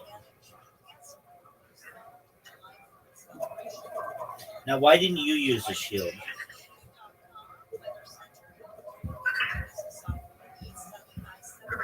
Dude, look at this thing. It's just bouncing on me.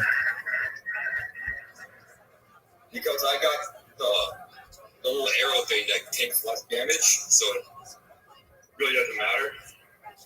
Okay. What's the plus thing above me? Stealth. That's what I figured. Okay. Let's get some of that. Oh, stop. Okay, so can I blow up the ledge you're on right now? Yeah, of course. Not of course. I don't know that. Nothing's of course in this one. At least. Okay, yeah, you can. But can you blow up the one that is striped? No, because that's fixed. You can't be dismantled or blown up or anything. Okay, there you go. Oh no. Is that gonna blow up? Yeah, launch it toward that. Is that gonna blow up? Yes, it is. Okay, and then do you die if you fall in the hole? Okay.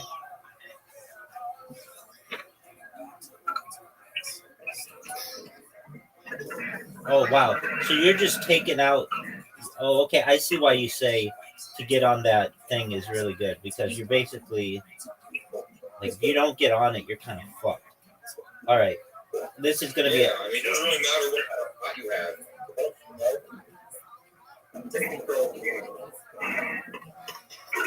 right. All right. Now I see. Oh, look at you just taking out.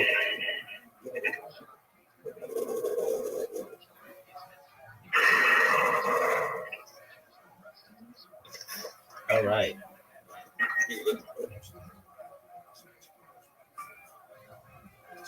Look at this shot. Oh, what a great shot. Dude, man, I have that counted. Oh, wow. Okay. Now you're pretty much trapped. Let's try it again.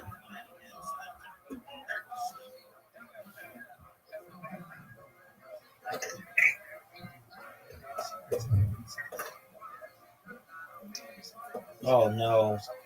Oh, you got me. You got me really, really well. Oh, man. Okay, I need that health. I'm going to have to make some moves.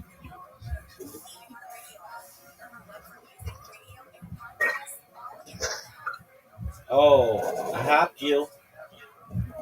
Oh. Shit. That's game. That's game. Oh, almost. All right. Let's reload it. Let's see if this works. I'm taking some major risks here. But I only have 18 health, so it's like, oh, that's game. Oh, are you serious? That's what I'm talking about. Let's try it again. Oh, wait, what was that? You can't go, you can't. Over the barrier limits.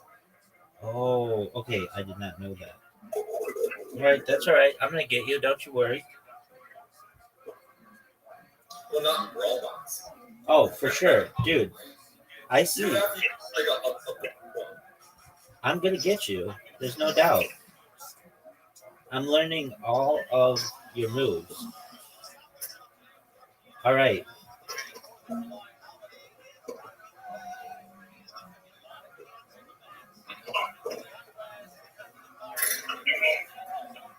Oh, look at you making moves.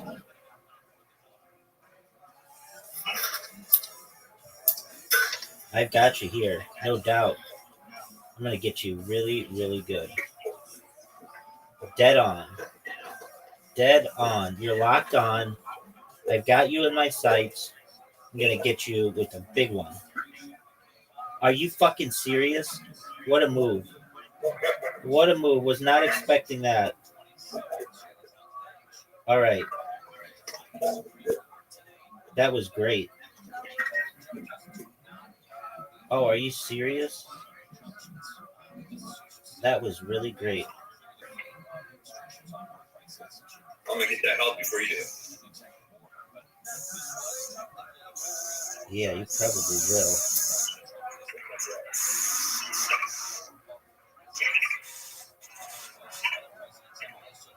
Go, go, go. All right. Next turn. Now, can you get extra health? What's that? Can you get more than 140 health? You can just get health to a maxed out. You can't really get more than it when it's full. What's the max out number? What's the max out number? Whatever the health is, what the line is. 140? Yeah, whatever the maximum is, that's how much you can go. You can't go past that, unfortunately. Okay, it's 140. Man, dude, are you serious? Go in the thing. The green I've got, it's the poison. So if I touch you with that, you slowly deplete health. How many rounds? Oh, dude, you got me. You got the point. You got okay. So you maxed out to 140. The good thing about the poison thing, if I get that little thing right here, I'll show you. Yeah, I got it. It's like the blue thing. It's like a foot. If I was with the poison, it counteracts the poison, and you get free of the poison. Okay, what was that? Here, let me hit you. Fuck no.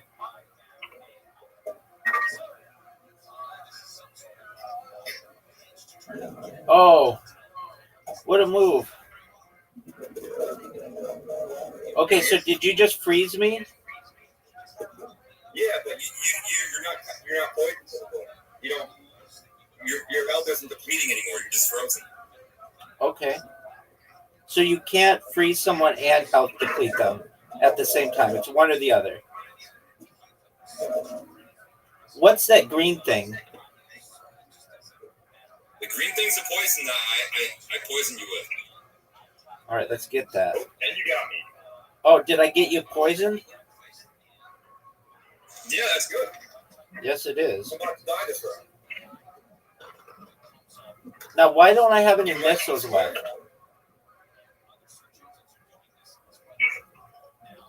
You actually won this round. It ain't over till it's over. There we go. Was that your first win? No, it's my fourth win, but it's my first win against you.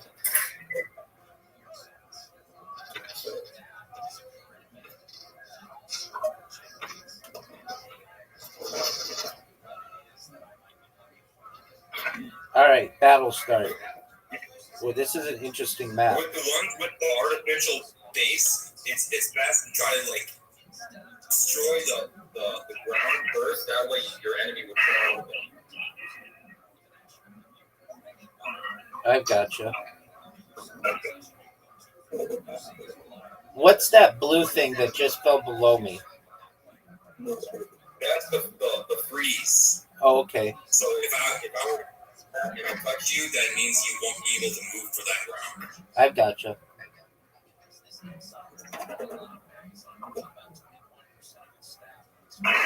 Oh, are you serious? Are you serious? I'm gonna blow myself up. I did not know. Okay, so okay, I'm learning. Are you serious? Are you fucking serious?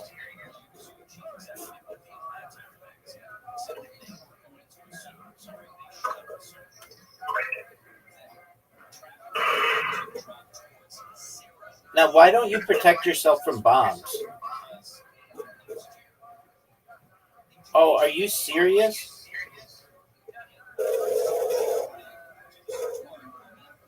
Okay. What's that thing that's kind of where my thing is? What is that in the air? What did I just get? What did I just get?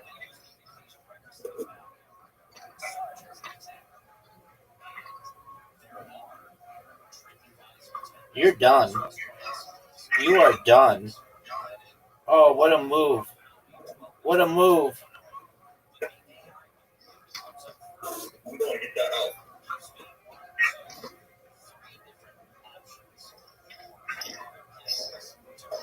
If you aim a little above me, you can be able to hit me. I was going to try. Okay, so you got the house. Oh, no. Don't blow up near me. Come on, stop. Stop moving, dude. Are you fucking serious? Okay, but I could get you by blowing up the ground by you, right? Now you're frozen.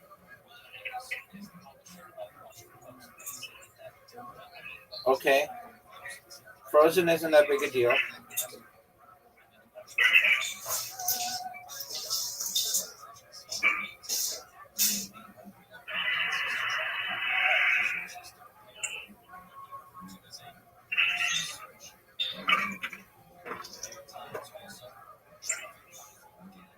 Oh.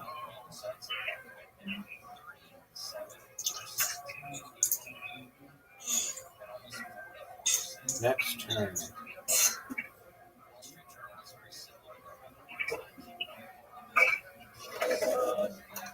Might be game over there. No way.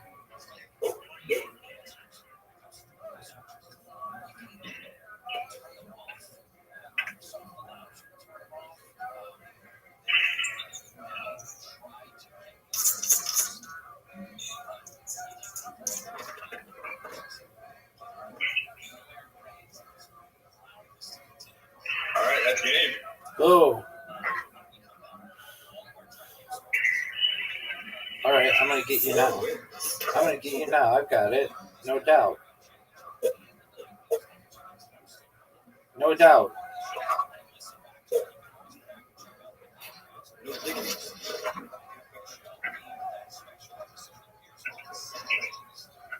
Dr. Dre's style. No diggity, no doubt. That's right.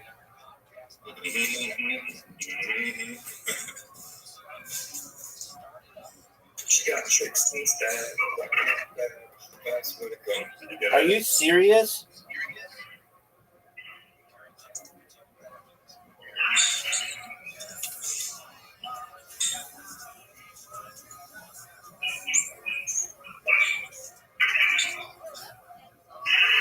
Oh, look at us.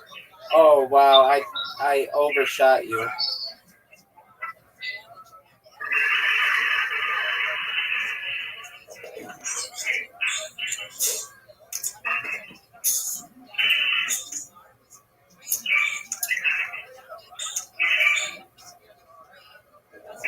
Oh, what a miss. What a miss.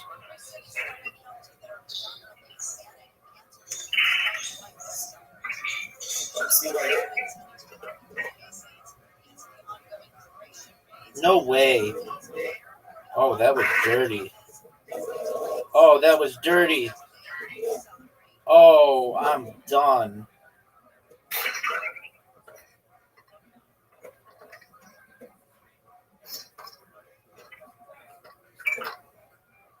All right, this is a big round. Oh, how didn't I get you? Don't hit me. Don't. Are you serious? I'm going to stay away from you and your help. Oh, so you got me with the poison? Hold that and the bomb behind you.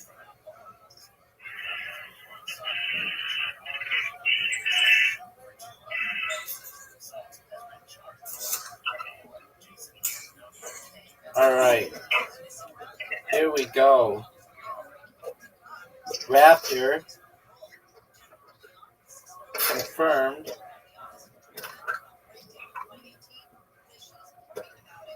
Here we This is go. pretty cool. Game starting in 16. All right. Let's see what I want to do. I'll get you no matter what in the first time. No way. Oh, how did you get that? How did you do that? I've gotten the other box. Oh, you got a different. You didn't get the Raptor? No, I chose the other one. What's that one called that you have? I forgot. It's something with a weird name. Oh, did you get that health? Yeah.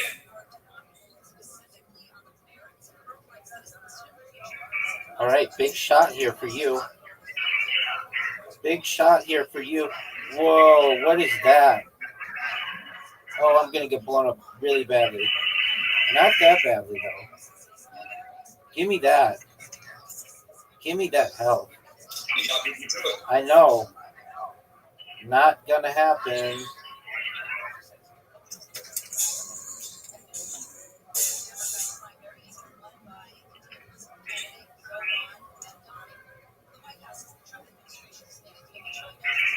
I don't even know what to do here. Oh, where were you going? I don't even know.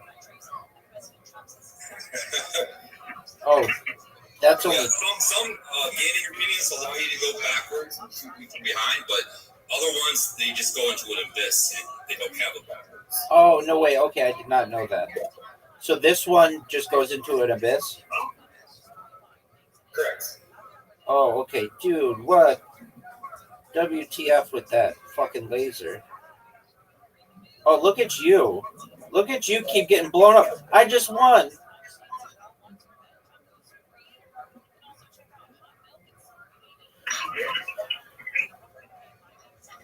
Oh, wow. Okay, we're gonna... Okay, so what is the... Like, when you're on the screen, what's the one with the laser? The one I just had? Yeah, what was that? That one's the Majorlin, or MJOLNIR. Okay, cool.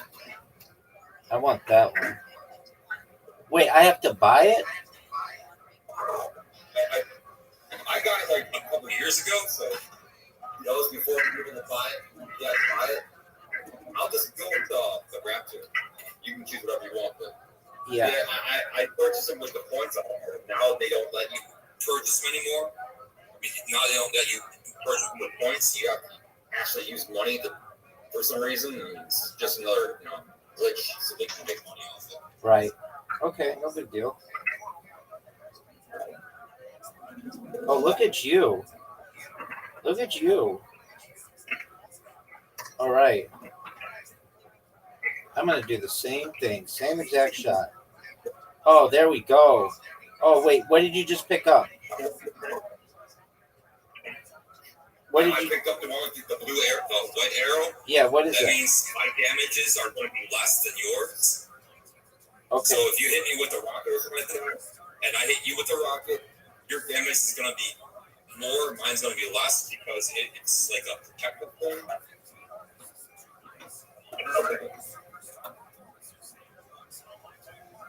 Oh, wow. Do you slide more on the ice?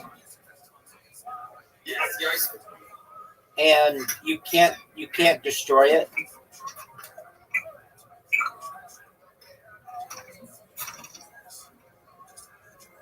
Oh, look at that.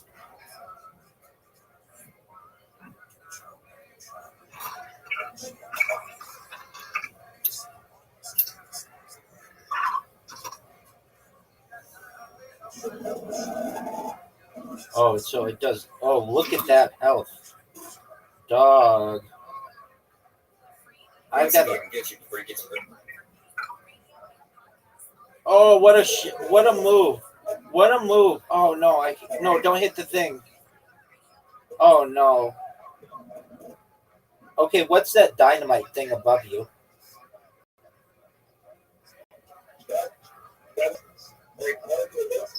Weapons are going to be more powerful. Okay. Oh, boy, I'm done.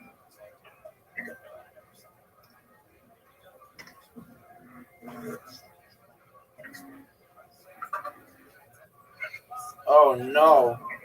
That's going to get you. No, it's not.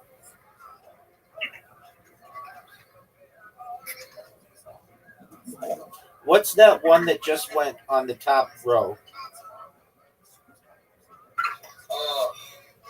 I don't know, really. I think it's just a booster. It just...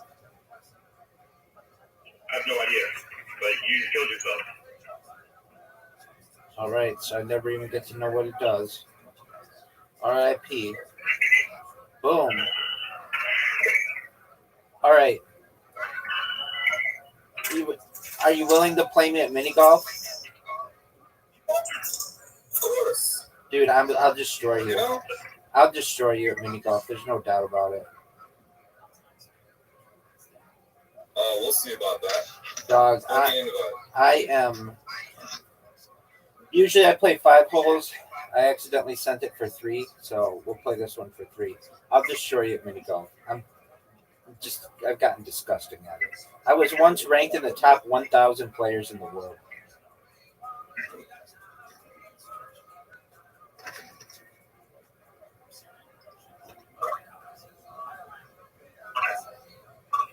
I think I got it in the hole one time on this course, but it's like extremely difficult to go up that middle hole. It is. Now, here's a secret. I have a friend of mine who has an iPad, and it's a lot easier with an iPad. So basically, if we ever play this hole, he automatically wins it, which sucks. Don't you also have the bot I think you shared with me, or the cheating thing where you can like cheat on this game? Yeah, there is a way to do it. This one would be hard though. The one that the ones that are because it's different because you don't have like one fixed spot to go to. right. The as one opposed to like what was darts. it, bow and arrow or Darts. Yeah. and bowling especially. Those are the ones that you want to use it on because it's got like a fixed target. That's correct. Yeah, but this one's random every time. So it really only would help on the like tee shots.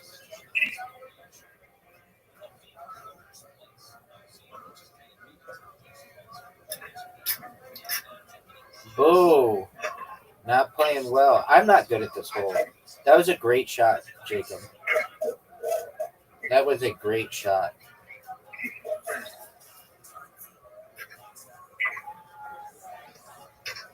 I gotta figure out how to. Oh, look at this.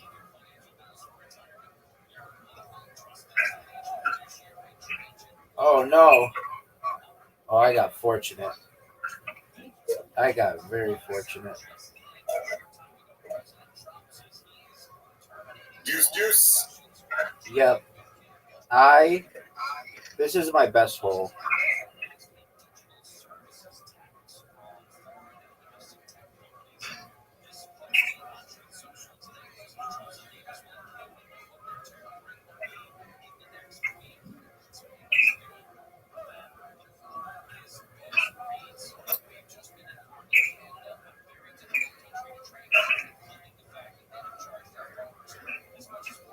Ooh, nice one.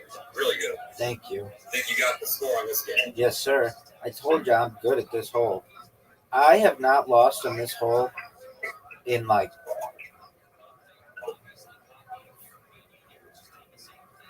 maybe the last 60 times I've played it. It's my best hole. Good game. GG. All right. Now we're gonna play it with 5 holes. This is what separates the men from the boys. Do you follow that whole Joe Rogan sphere? Oh, I heard some news about the Liver King, I guess, like throwing some threats out. That's about all I've heard about Joe Rogan recently. Like, what the fuck's that about? Yeah, I mean, that guy, I think, just is not mentally unstable, but maybe, and just throwing out threats. But yeah, I mean, there's a fine line between wanting attention and like, is he really gonna go beat up Joe Rogan? Like, does anybody really think that he was gonna go and like fight him?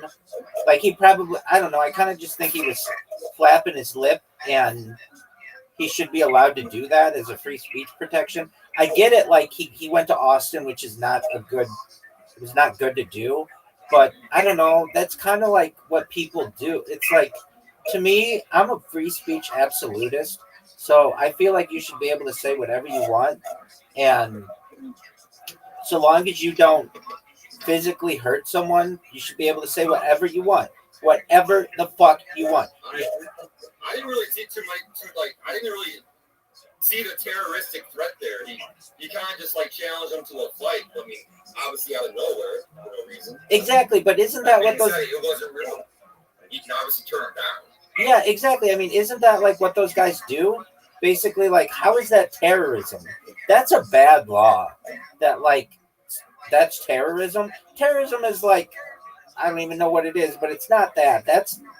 That to me is just flapping your lip, and I think that should be a constitutionally protected right. I'd say it falls under free speech too. I didn't really see any terroristic threats at all. Exactly, and especially, how is that terrorism? Like, I don't know.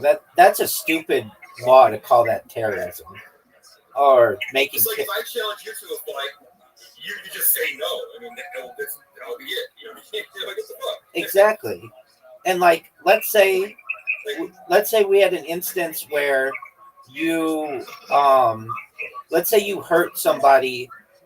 You have two people, and one of them hurt another one. Let's say they defrauded them or something like that. You mean to say that you can't say, like, if you defrauded my sister, I'm gonna fuck you up? You're not allowed to say that? Very true. I mean, I don't get the terroristic threat at all, other than just wanting him to fight him. Right. So, and that's what they do. They're like steroid headed, like, you know, they're on gear and all kinds of shit. And not only that, but Joe Rogan. Exactly. Joe Rogan has like literally special ops security, and okay, so that's actually literally, like Navy SEALs protecting him and shit. Exactly. So I'm like deep into that Rogan verse. I listened to Joe Rogan's first episode December 24th or December 26th, 2009. I mean, I've been fucking in it for a long time. But that's not there's Liver King. That was a thing. But I think this is even bigger. Is okay, do you know who Brendan Schaub is? Can't say that I do. Okay, so that's fine. So basically, Joe Rogan, you know, has a lot of guests on.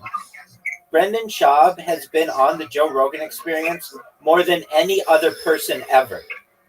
Okay, so he's the number one guest in the history of the show.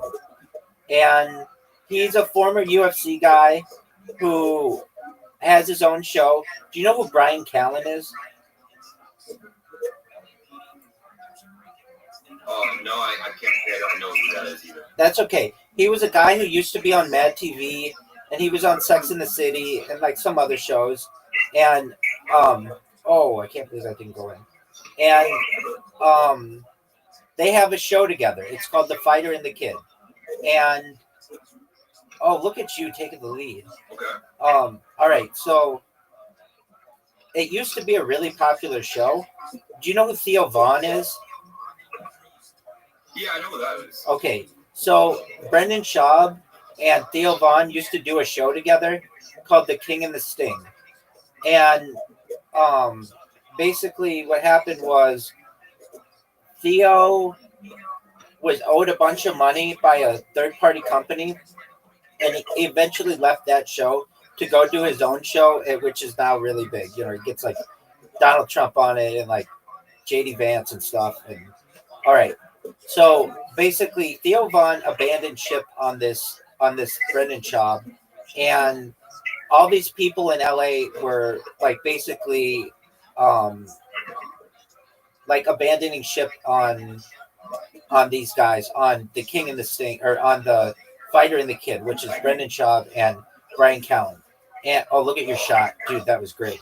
And so Joe Rogan recently had Brian Callen in at the Comedy Mothership to do comedy, and Brian started talking to Joe, and Joe was trying to convince him to move to Austin like he convinces everybody else. And Brian Callen made the decision to move to Austin. So they moved the podcast, the Fighter and the Kid, to Austin, Texas. Now Brendan Schaub was a UFC guy, but he's also he was a comedian, and he has the worst reviewed podcast special in the history of IMDb. He actually has the worst two in the history of IMDb. They're like a 1.7 out of 10. I mean, they're just really, really bad. And I've watched them, and they're funny because they're so bad. And so basically, these guys were like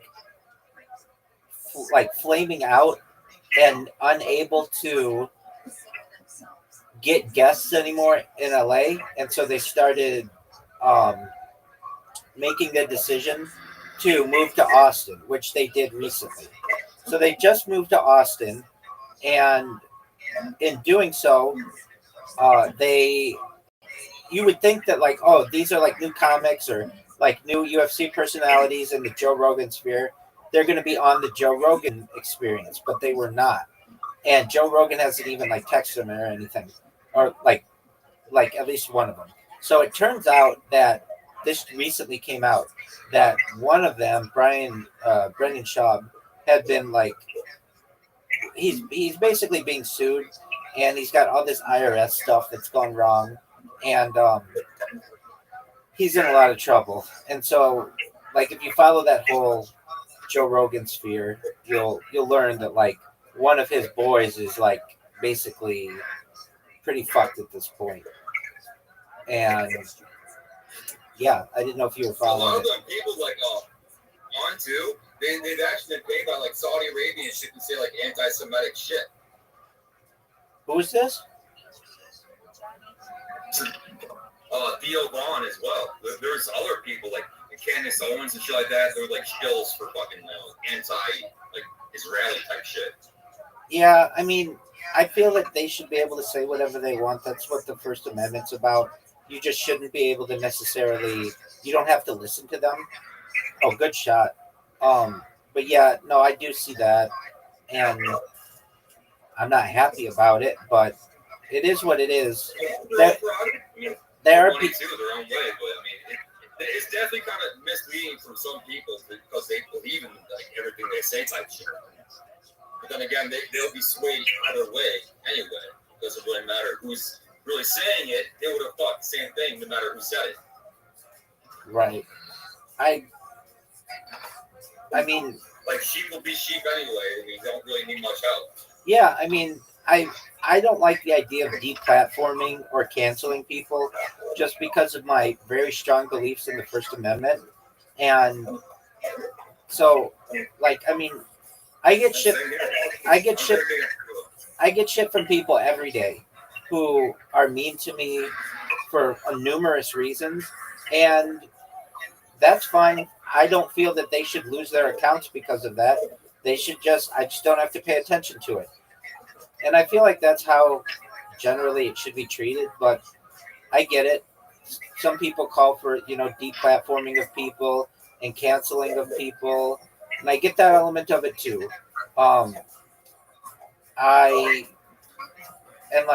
People are allowed to fund what they want, and at least there's a girl recently who just killed herself named Michaela Rains, and I've been subscribed to her page for a while now because I love animals, and she adopted and raised like wild foxes and adopted them. And I went into her page, Save a Fox, and people were just like, I guess like blaming me for her death. It's like I haven't even been on one of her lives in like a year or so. Like, why would you even say something like that? It's crazy. Wait, they blamed you personally for this woman taking her own life? Yeah, because she, I guess, was online bullied or something like that and took it to heart. Obviously, not a lot of people share the same sentiment that you and I believe that you can say whatever, it's not really going to hurt my feelings or anything. But some people kind of take that shit to heart. Yeah. Oh, that was a good shot. I don't know. I just don't. I feel like it's best to just not let it get to you. It's best to not. Behind the screen. Yeah, I mean, And at some point, we're going to have to track that and have people take responsibility for the shit they say online. Because, I mean, you can just pretty much say anything, but I mean, I don't really want to infringe on people's First Amendment at the same time. right.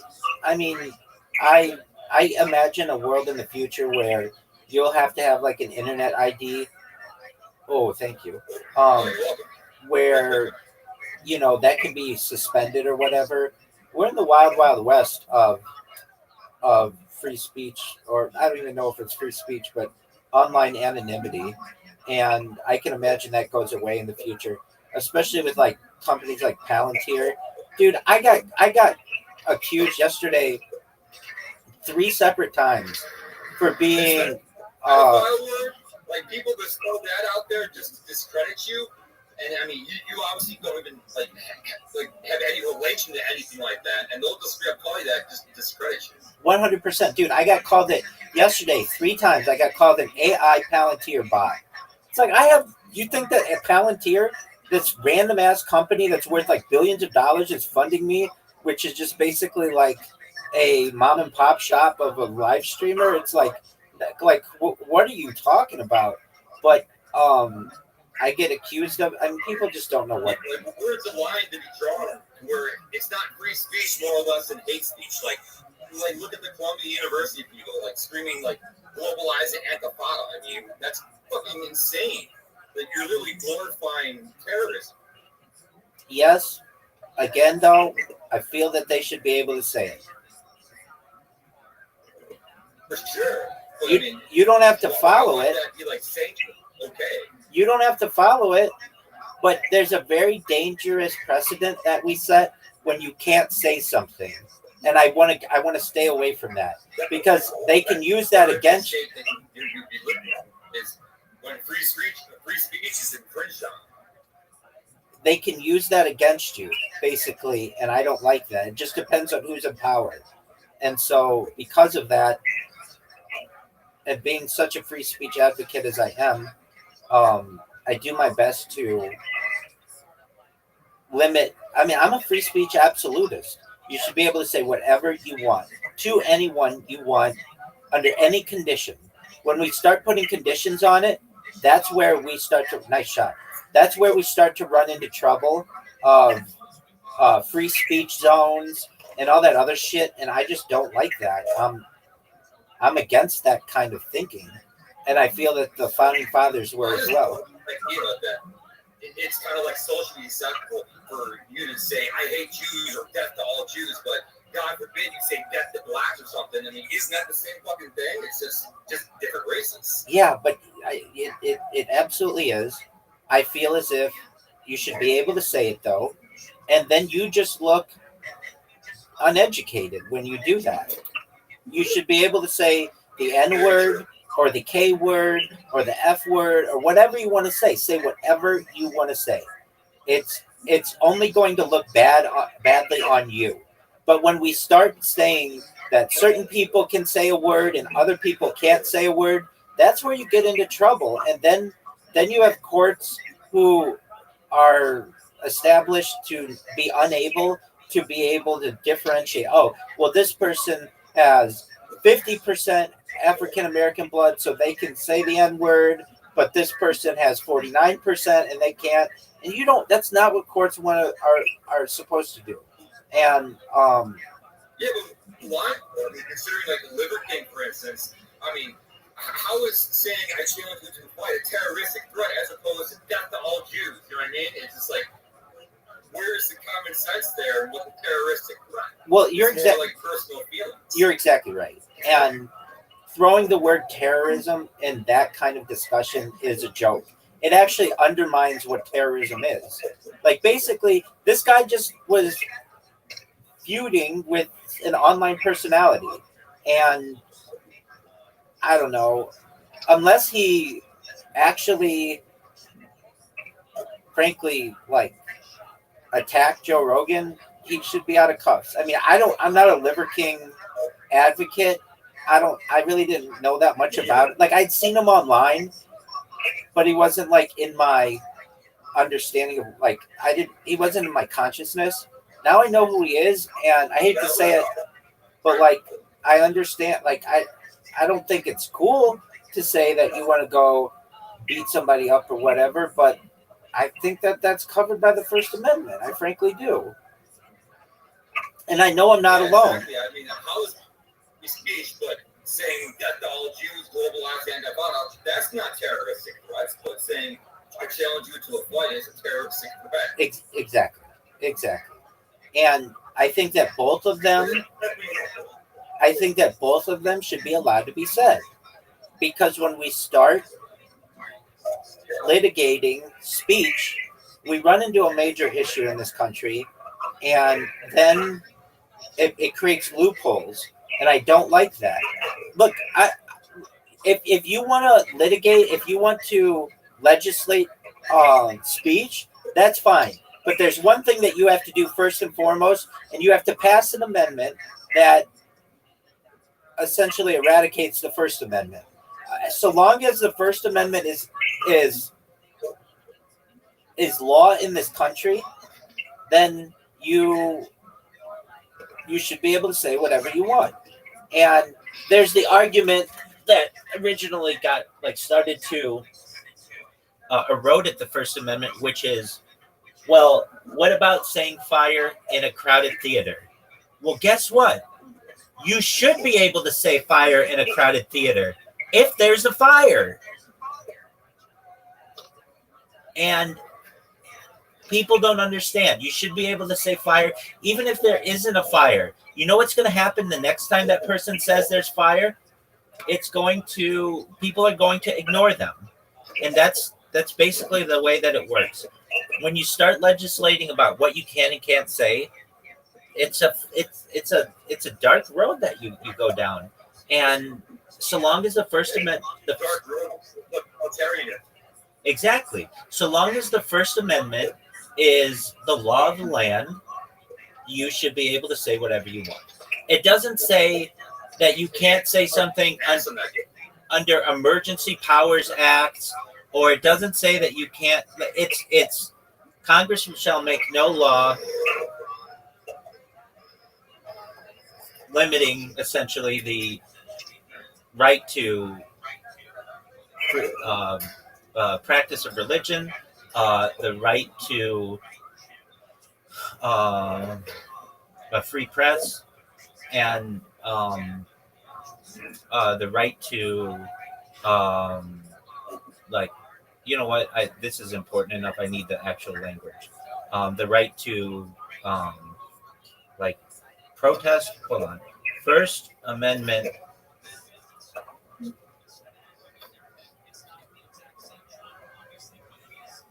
And if I know, but it's important enough for the stream that I have this correct. It says, Congress shall make no law respecting an establishment of religion or prohibiting the free exercise thereof or abridging the freedom of speech or of the press or the right of the people peaceably to assemble and to petition the government for a redress of grievances. So long as that's law of the land, you should be able to say whatever the fuck you want. Now, if you want to go and get rid of the First Amendment, that's fine. But then that's when I'm going to reconsider where I live. So long as that's the law of the land, you should be able to say whatever the fuck you want. You should be able to say death to blue people. You should be able to say life to green people. You should be able to say whatever the fuck you want. And it's up to the people to be able to make a decision. Do I want to follow this person or not? But it's when you start to get into this, well, it becomes hate speech or it becomes a terroristic threat. That's when you start to say, is it really that you have two guys who are obsessed with fighting, Joe Rogan and the Liver King, and Joe Rogan starts making fun of this Liver King's family, and the Liver King gets pissed off about it and wants a showdown? Is that really a terroristic threat? And is that any different than what you're going to see at any bar on a Saturday night between two guys who have just had a few drinks and get pissed off at each other? We're going to start calling all of those terroristic threats now. It's just, I don't buy that. That kind of shit goes down every single day. And it's covered by much of it is covered by the First Amendment. And anyway, It should all be legal or be illegal. you should have exceptions. Exactly. That's exactly how I feel. And so long as we have a First Amendment, the way I interpret it is it all should be legal. Now, it's not like the dude was just like, I'm gonna personally come over your house and I'm gonna kill you. It's like that is a personal threat. I can see where you can get a terroristic threat of that. yeah, As opposed to I challenge you, like where you can personally disagree or agree to it. I mean, yeah. that's kind of like up for somebody else to decide. There's even though something in business, in contractual law called puffery. Have you ever heard of puffery? It's where you say like your product is the best that's ever been, and that's protected within at least contractual law and free speech. And I almost feel like there's puffery within individuals that you should be able to say, like, here's a perfect example. If I say, dude, if you touch my wife, I'm going to fuck you up and I'm going to fuck up every person you've ever encountered in your entire life. Like, okay, that's fine. Now, let's say, does that mean that that should be a threat on the life of thousands of people? Like, that's technically what it is. Or isn't that just puffery? That's just somebody letting off some steam. Like, basically, if somebody says to you, if someone says to you, and I don't like, you own a cat too? Okay, let's say, do you own a frog? Jacob, do you? Okay, no, you don't. Okay, yeah. I think I ran one over a couple days ago. Okay, but that kind of stuff happens. I understand. But let's say I don't want to use an animal that you really have. But let's say, or like, do you have a bird? No, but I have a rescue block. Okay. I mean, they kind of like follow me around. So they're kind of my birds, but they're like, they're free. Okay, sure. All right. Let's see. You have a brother. You have a sister. Do you have a grandparent that's still alive? Unfortunately, no. Because I would definitely be with them right now. Oh, here's a perfect example. Do you have any children? Of course not. No. Oh, okay. Perfect example. But you can understand people get really protective of their children, right? Of course, definitely. Okay. I can see how that could be a thing. Okay, exactly. So let's say someone says to you, I'm gonna hurt your child. Shouldn't you be able to say, look here, motherfucker, if you hurt my child, I'm gonna beat the fucking shit out of you until you are unconscious. Like, that's something that's pretty normal in society. I think I would do that, but on a more personal level, to where nobody but the person who is intended for hears it, like face to face, or I get that. And sort of like a one-up. I get that. I understand. But you should still be able to say that in a microphone. You should be able to say that on social media. Like, basically, somebody's making a threat to your child, your family. You should be able to say, look, if you fuck with my family, I'm going to fuck with your family. Like, I'm going to beat the shit out of you. And that shouldn't be a terrorist. With social media nowadays, the censoring is just out of fucking control. I agree. But what I'm saying is that if somebody, let's say someone says, I'm going to hurt your child, or like, not even necessarily hurt in a bad way, but if they say, I'm going to sabotage your child. Let's say your child is an athlete, and the person says, I'm going to sabotage them in their game. You should be able to say, look, if you sabotage my child, I'm going to fuck you up big time. That's fine. In my opinion, that's fine to say. And that's probably like a pretty normal thing that a lot of parents would say. But technically, that's making a terroristic... Exactly. But technically, that's making a terroristic threat. And I just think that... Unfortunately, I mean, it just... And I depends just... on who's viewing it and who's in charge of saying that it is. That's basically what the Liver King did. I mean, Joe Rogan called out the Liver King and his family or whatever, and the Liver King's like, I'm gonna fuck you up. Not even that. He was like, I'm gonna fight you. Just recently, I get people all the time who make personal attacks against me. They say they're gonna kill me. they say that they're gonna gas me. They say they just make complaints about me all day long, and I get it because I spam them, but I don't really spam them. Here's what I do: I like their comment and I repost what they posted, and I will put a comment under their post. Is that enough for you to want to gas me and kill my family? And you get what I'm saying? I don't know if that warrants that sentence because you spam somebody or something. Maybe being told "fuck you" or something. Wait, exactly. I don't know about death threats. Wait, exactly. But and so I don't take it seriously. But does that mean that I could go on Twitter or Blue Sky and have hundreds of people arrested because they've made terroristic threats against me? No, because I understand that the First Amendment allows some protections, and they should be. So you pretty much available then, infringing on his First Amendment rights. Yeah, I mean, I feel that they should be able. Look, I admittedly create hundreds of accounts and spam people, but it's not like what do you consider spam? I'm actually helping their post. I comment on it, I upvote it, and I like it and I repost it. That's gonna help you in the social media algorithm. But like I get people who say you don't want to meet me in a dark alley, or I'm gonna fuck you up, or I want to kill this person, and I frankly I don't feel that I have the right as a person to go and charge all these people with terroristic threats. It's kind of ridiculous to me. And they have a point. Like, hey, this person won't leave me alone. So, but it's not that. I don't attack people personally. It's just random of how these bots work. But again, this is, to me, these are First Amendment arguments, and they shouldn't be litigated. And so anyway, what I'm basically saying is that these people should be able to make threats against me and against my family that's protected by the First Amendment. And I'm fine with that. But like of any person, because I support Israel and they think I'm Jewish.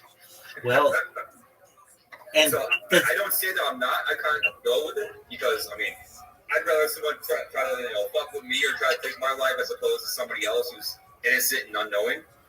Does that mean that you should be able to litigate against that person and that they should be criminally charged? Not in this country. But I prefer to handle it first.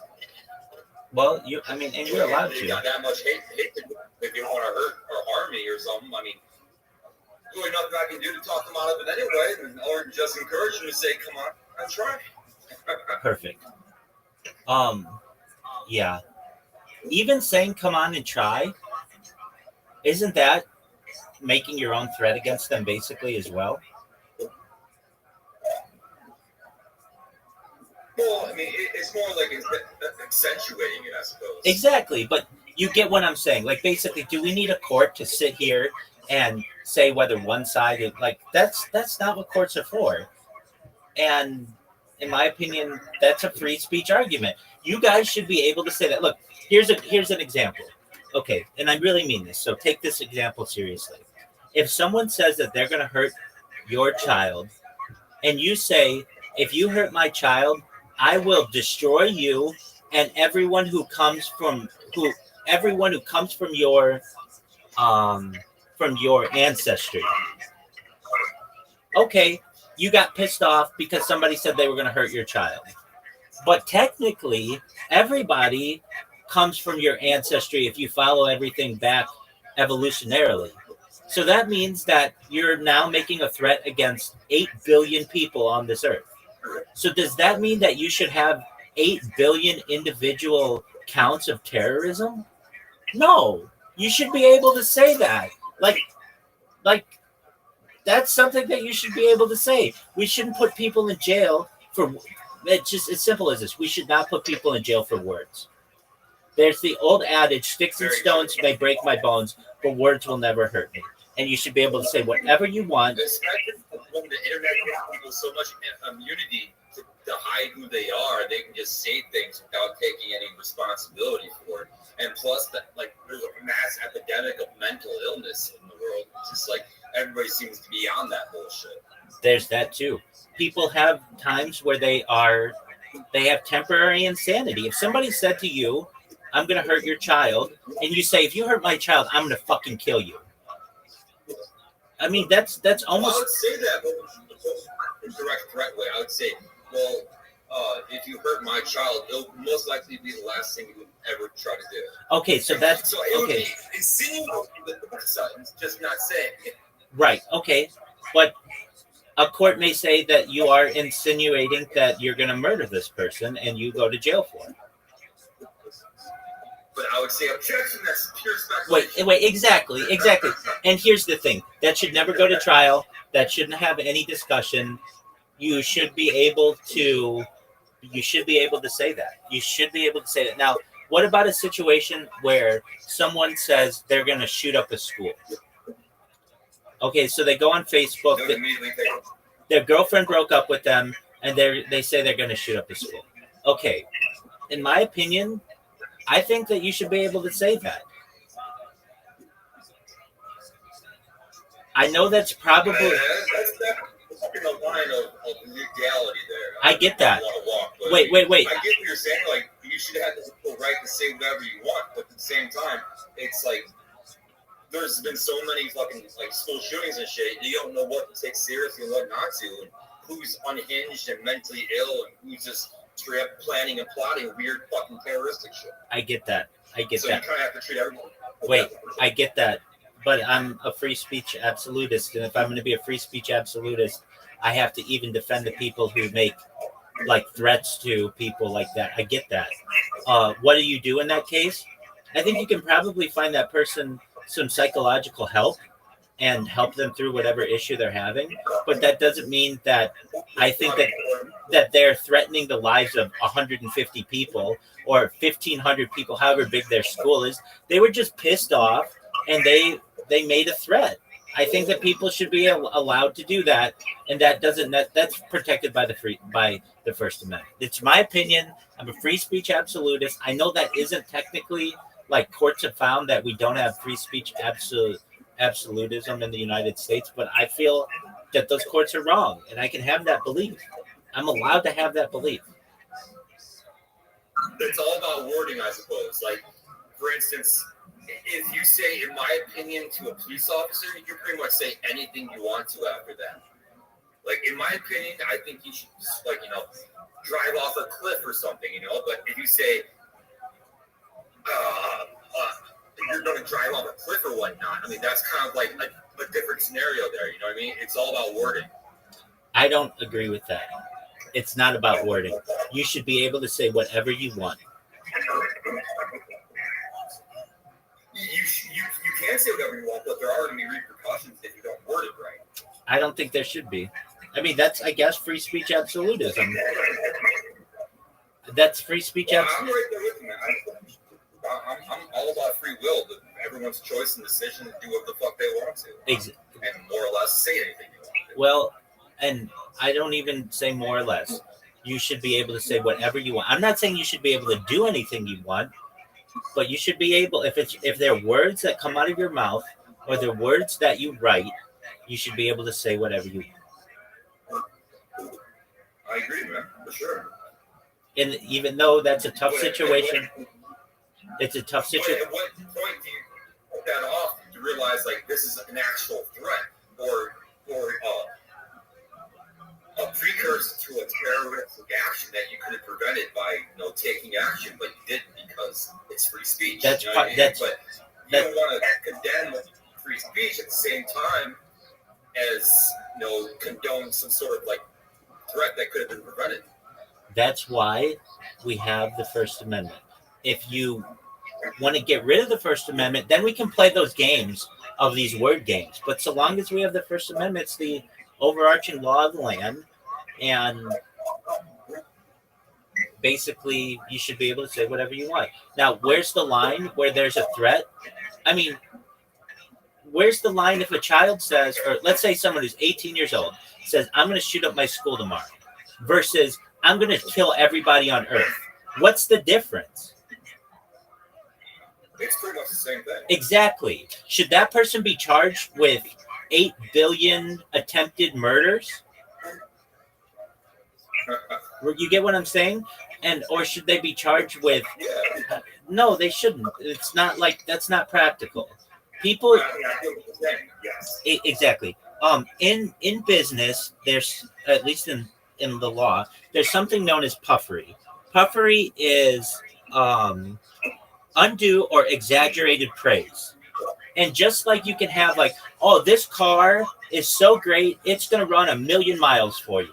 Does that mean that that car is really going to run 1,000,000 miles for you? No, it's just somebody basically using puffery. It's exaggerated praise. And I feel that there's exaggerated threats, like basically like you should be able to say, if we're going to protect it in business, why don't we protect it in society? I don't understand that.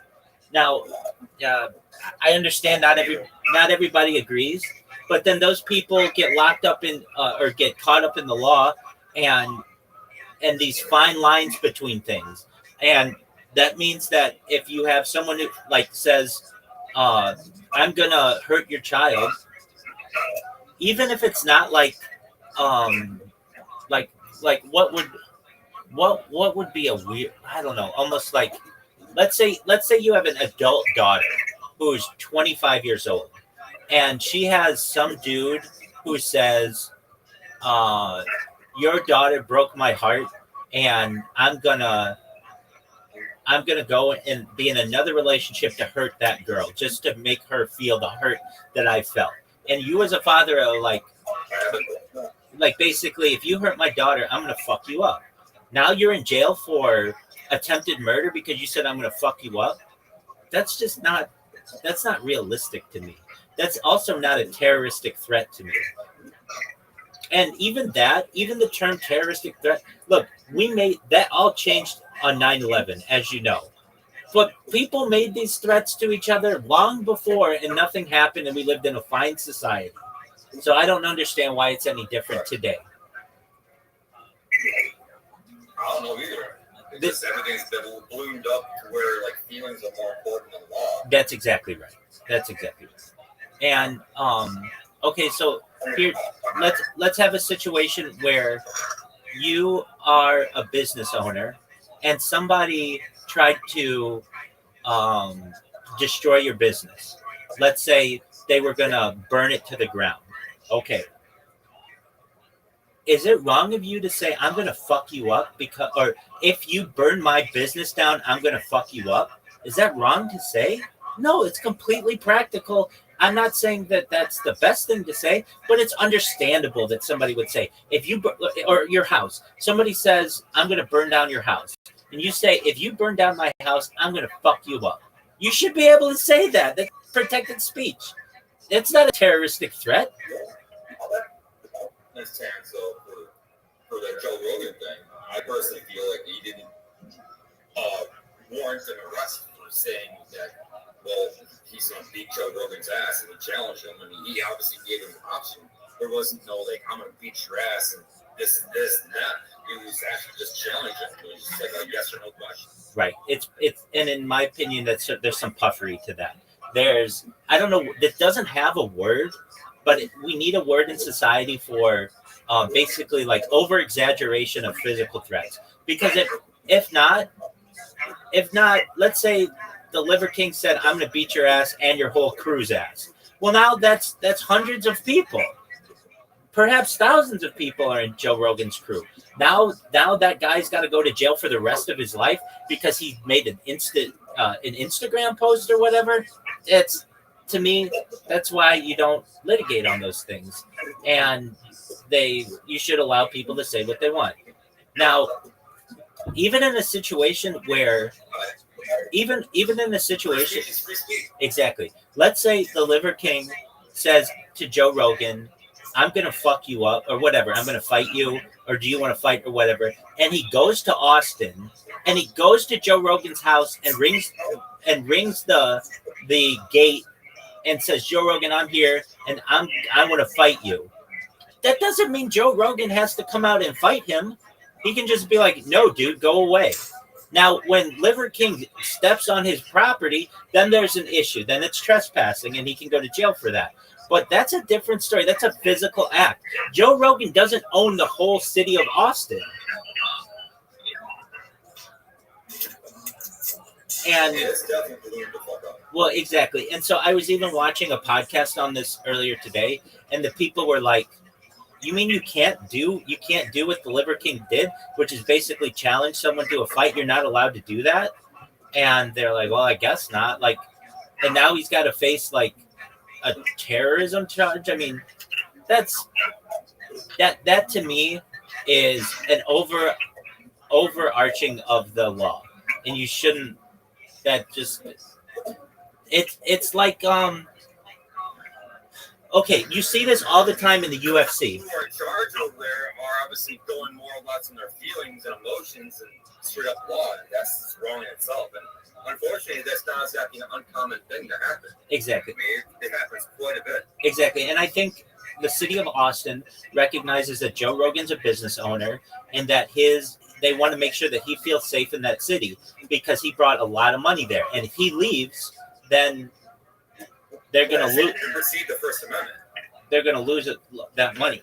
You know, you see this all the time in the UFC, where two guys who have a sanctioned fight are like, I'm better than you, and the other guy's like, I'm better than you, and then the other guy says, you better not find me in a dark alley someday. Is that a terroristic threat? Is that something that they should have to go to jail for? Absolutely not. They should be able to say that. That's protected free speech. And that's kind of what happened in this Liver King situation. I understand it's a little different, but you know, I frankly think that Joe Rogan should have, I mean, I guess he just ignored him or whatever, and that's all that should have happened. Joe Rogan has a huge security team to the point where he's been getting some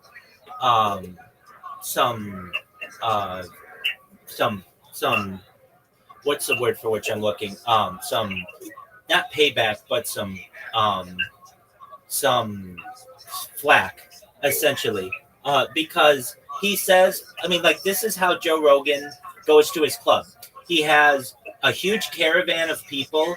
They block off the street. They allow him to walk in, and like he can hang out at his club. And then when he's done, he goes back in the caravan and they leave. But the thing is, 6th Street of Austin is very dangerous. And it's got homeless people and zombie-like people and people who are chasing you. And a lot of people are saying, like, this isn't what we had in store for Austin, where you have like the ultra rich who go down there and they can play their club and then leave. You know who Tim Dillon is? Bob Dylan? No, Tim Dillon. Oh, no, I've never heard of him. Is he a musician? No, Tim Dillon is a comedian. He's a very popular comedian in that Rogan's verse. Do you know who Shane Gillis is? Yeah, I know who that is. Okay, so both of them have come out and spoken about Austin and how unsafe it is.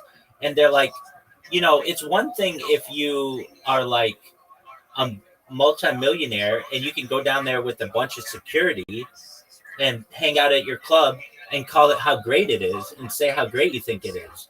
It's another thing if you're just a random individual and you are unconnected with that wealth and you go down there and you get robbed. It's two different worlds. And it's like even some of the people who moved to Austin to live, they have since moved back to wherever they came because they are unsatisfied with it. Long story short, I mean, this is a discussion on free speech, and again, as a free speech absolutist, sometimes I there's that phrase, I may not agree with what you say, but I will give my life for you to be able to say it. I mean, it's kind of a common thing that is said in like the military, and I somewhat agree with that standpoint. I don't want to necessarily. Exactly. So that's that.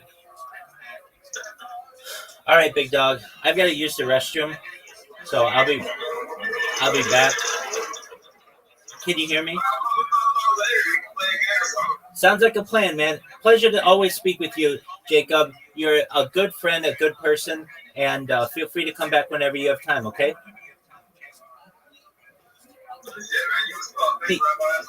Peace, Jacob. God bless you as well.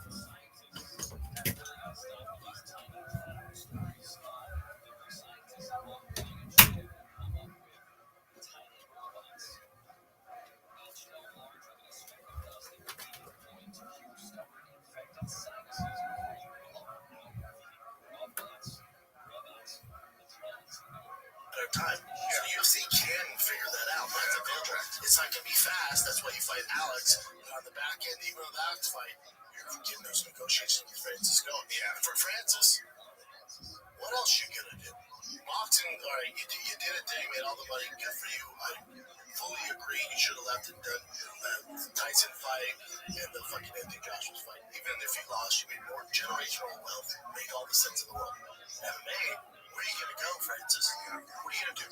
PFL's a sinking ship. They might have another year they're on life support. Yeah. What else are you going to do, Francis? Yeah. So it's good for the UFC. It's good for fucking Francis. It makes all the sense. Why not figure that out? Yeah, for sure. Even if you were saying it, if you and me are saying it, trust me, the UFC team is way smarter than us. There's no way they're like, that's a good idea, Brendan. Yeah, exactly. Yeah, for sure. So hopefully somebody is fucking like, all right, I'm on it. Yeah. Let me figure this out with Francis. Yeah. Yeah, I mean, even though Dana's all butthurt, buddy, you know this is good for the business. You know this is good. And you're going to make more money than God. Let's figure this out. And you know, Francis has made $42 million since his last UFC fight. Okay? 10, he made 10 for the Tyson Fury fight, 20 for the Anthony Joshua fight. He signed a 2-fight, $20 million deal with PFL with a $4 million advance plus the $8 million. He's had 42 so far since leaving UFC. Like, come on. He obviously made a good decision that you can't question 100%. Make up 100%. But if he wants to fight in MMA, there's nowhere else to go. Yeah. It's just the state of the game. I mean, he retired.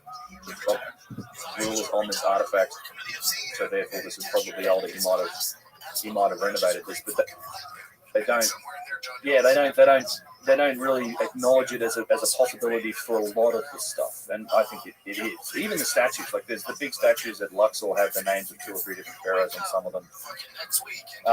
They just don't. I mean, one of the problems with, I think I hate to use the term, but it's just like mainstream or orthodox Egyptology is that they don't really consider the engineering aspects of the stonework. They don't care about precision or symmetry. They don't care about the base scan work, for example, that we've been doing. It's not really factoring into the decision making. They look at who's written on it. They look at what scenes are on the wall. They look at the other data they can do to support and say that's where it is.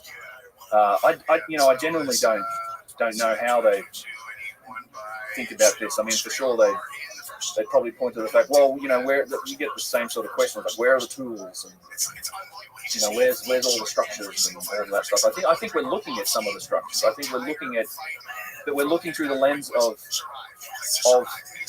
thousands and thousands of years of renovation, reuse, remodeling, and then thousands and thousands of years of destruction and quarrying, and it's a really difficult picture to put together, particularly in Egypt, because it's these people, even within their own civilization, they were reusing stuff that who knows when it started, but they kept reusing and rebuilding and changing the sites, and then for thousands and thousands of years after, they've been used as quarries for stone.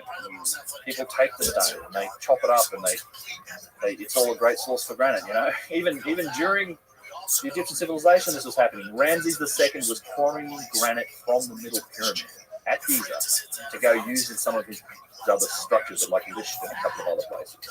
And it's written on the wall at the pyramid. It's like, I am the quarry master for Ramses II, and we were taking the stone from here because he's the boss. What was the original stone that was casing like the very outer shell of the pyramid? It was like a very light, shiny stone. Yeah, so it depends. There's the Great Pyramid and most of the Middle Pyramid was something called Tura limestone. Yeah. In fact, it's Mount Nemrut in Turkey is also made from Tura. It's a very hard form of limestone, and yeah, it's very white and pure. So it's not a local stone. They had to get it from the quarry a distance away. And who stripped all that off? Well, a lot of it was probably done started really with the Persian occupation, but everybody, right? Anyone that could. It wasn't so that the pyramid. The story goes is that there was the pyramid had its casing stones, and they're locked. Like you couldn't get a star in there to pry, and they're huge. They're like 3, 4. Some of the casing stones are bigger than the other blocks, so some of those might have been 4 or 5 tons. Funnily enough, the Middle Pyramid actually has giant blocks in its construction too. I mean, even on the outside, like 50, 60 ton blocks. But the story goes that I think there was an earthquake, and I'm probably going to get the date wrong. It was 400-ish. AD, there was a big earthquake. It might have been even earlier than that, but it shook loose a couple of these casing stones. So it either tilted them or it busted one out, and a big shake up, and some stuff fell off. And then that gave people purchase to like scaffold their way up there and scurry up there, and then start prying these things out, and then just like letting them fall.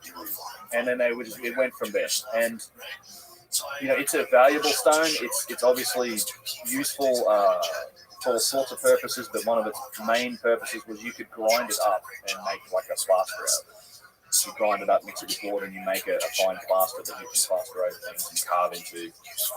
And I mean, literally the only reason we have a few casing stones still left on the pyramid is because of the piles of quarry rubble.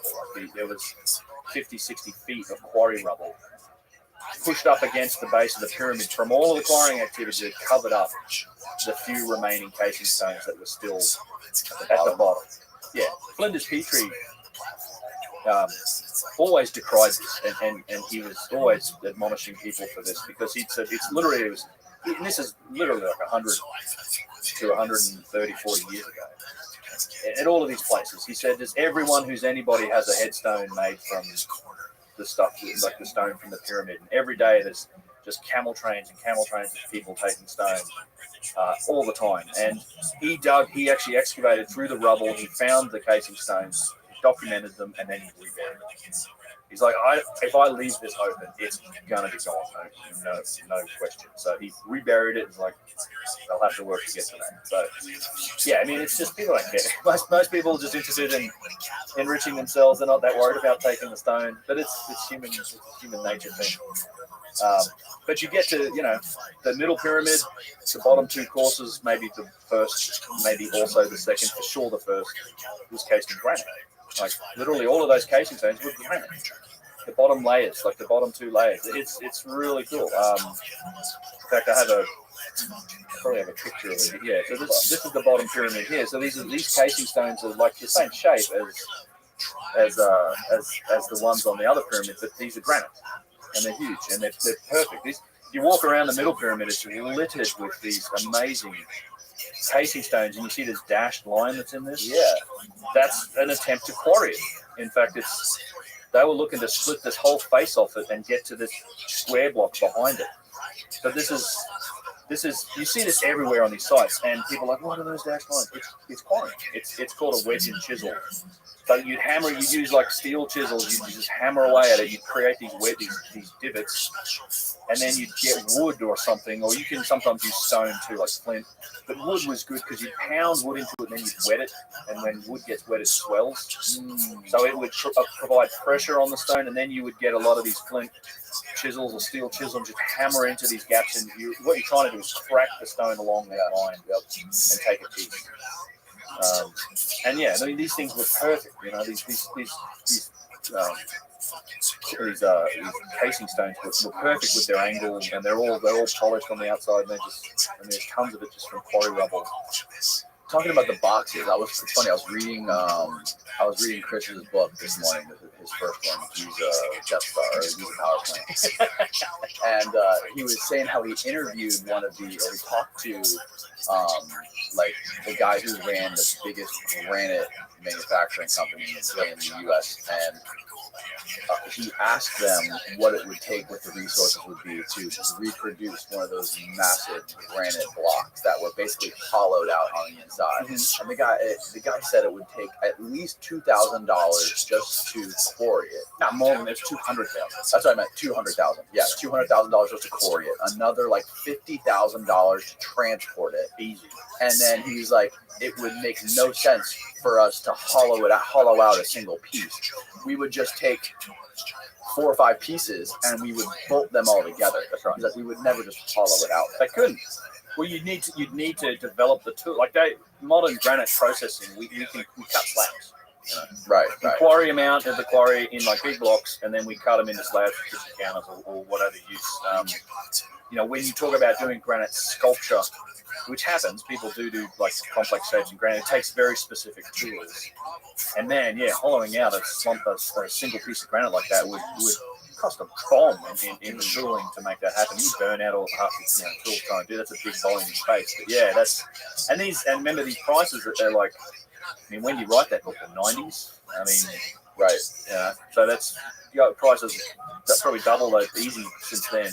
And then the saw cuts too, like the saw cuts and the errors in the saw cuts. Like if you take a skill saw and you're trying to cut something and you go into it and you realize you got the angle wrong, you pull it out real quick and then you go back in and make another cut. There's evidence for this. Yeah. But if you're doing it slowly with whatever methods they have, they claim they had to cut those stones, you wouldn't be going the wrong way, then pull back out and then start going the right way. You would obviously be going so slow that you would be able to make adjustments along the way. That's right, and there's plenty of evidence for overcuts and exactly that type of thing. Is one of the reasons why I think, look, we're seeing evidence for, call them power tools, call them just powerful tools that we're cutting incredibly hard stone. And that's one of the best. I have. We can look at some of those images if you like of tooling. I mean, not just cuts. You see these cuts all over the place. I don't know if this is all broken up stone now, but these types of things you see all over it at this is on the basalt pavement. But one of my favourite ones is actually, I really like the edge of this thing. It's a slab at Abu Sia. It's this beautiful slab, and if you look along the edge, it's been like just finely touched with some sort of powerful tool that's sort of been backed out. It's got This thing's got markings all over. You have these giant circular saw depressions here and here. Lord. You can look at how many times this thing's been touched on. What is this made of? This is, I think it's schist. I think it's schist, or it's blue quartzite maybe. It's a very unique piece. I'm amazed it's still there because a couple of people could probably move it. And it's just a remarkable piece of stone. Let's see where else you got. Yeah, so Hughes is pointing out the big circular orientation. All the colours come out of it when you wet it. We usually wet this one and show people. And it was actually cut right through here at the end and then snapped off. You can see that on the end here. Cut straight through. Here's some other looks at the circular saw marks on this thing. Absolutely amazing tooling. Perfectly straight. Yeah, and you have. Let me look. I think it's in statues. I'll show you the overcuts. Yeah, I mean, you have stuff like this, right? So this is a Karnak temple. I just did a video on this. This is in an obelisk, and you literally have circular saw overcuts, and you see them on statues too. But you can literally see on this one here where it was exactly what you were talking about. Like, oh yeah, you see right there. Yeah, it was reset. Like the angle of the cut was reset. Yep. And it was some sort of giant circular saw because they start narrow. They start here and they penetrate and they get deeper. And then they peter out at the bottom. Like the profile fits a big circular saw. And in fact, there's some more of these at Karnak, and I do this in the video, but I've plumbed them with like a key card where you can show the depth increasing, show the profile of a circular saw cut. Oh, really? Yeah, I mean, it's so the depth varies from the middle being the deepest, and then it gets shallower towards the end. Yeah, I mean, this is a classic example of a circular saw cut. You see this here, right? I mean, it's hard to. They had straight saws too. I should say that it's not all circular saws. There was absolutely straight saws too. This piece is very interesting. This is at a place called Abu. And Chris Dunn does talk about this in his book. A lot of people talk about this. I think even maybe Keith talks about it. But you see how you clearly can see the orientation of the saw, right? Here's the crazy thing to think about this piece. It's concave. See this line in the center here? You can actually see it here. See this curve? Yes. So it's shaped like this. It's concave. So it's cut this way, and it seems to have been cut this way. So it's not straight. So what I think you're looking at is a two-stage machining process here, where they cut, and this is where that concavity ends here. Like you can see, it gets deeper and then shallow down. Yep. So they cut it sideways through this, and then it's almost as if they ran a circular saw this way, and they just pushed the block through like this, so it was digging out that profile as it went through. But there's this, it's hard to see in the photos, but it's entirely there. And again, you see the striations in the stone from the cutting mechanism. Right, a little groove. This is a very sophisticated machine. Like, I don't know what the purpose was for this, whether this was, it could have been part of a box. They didn't cut all the way through the stone. I don't know.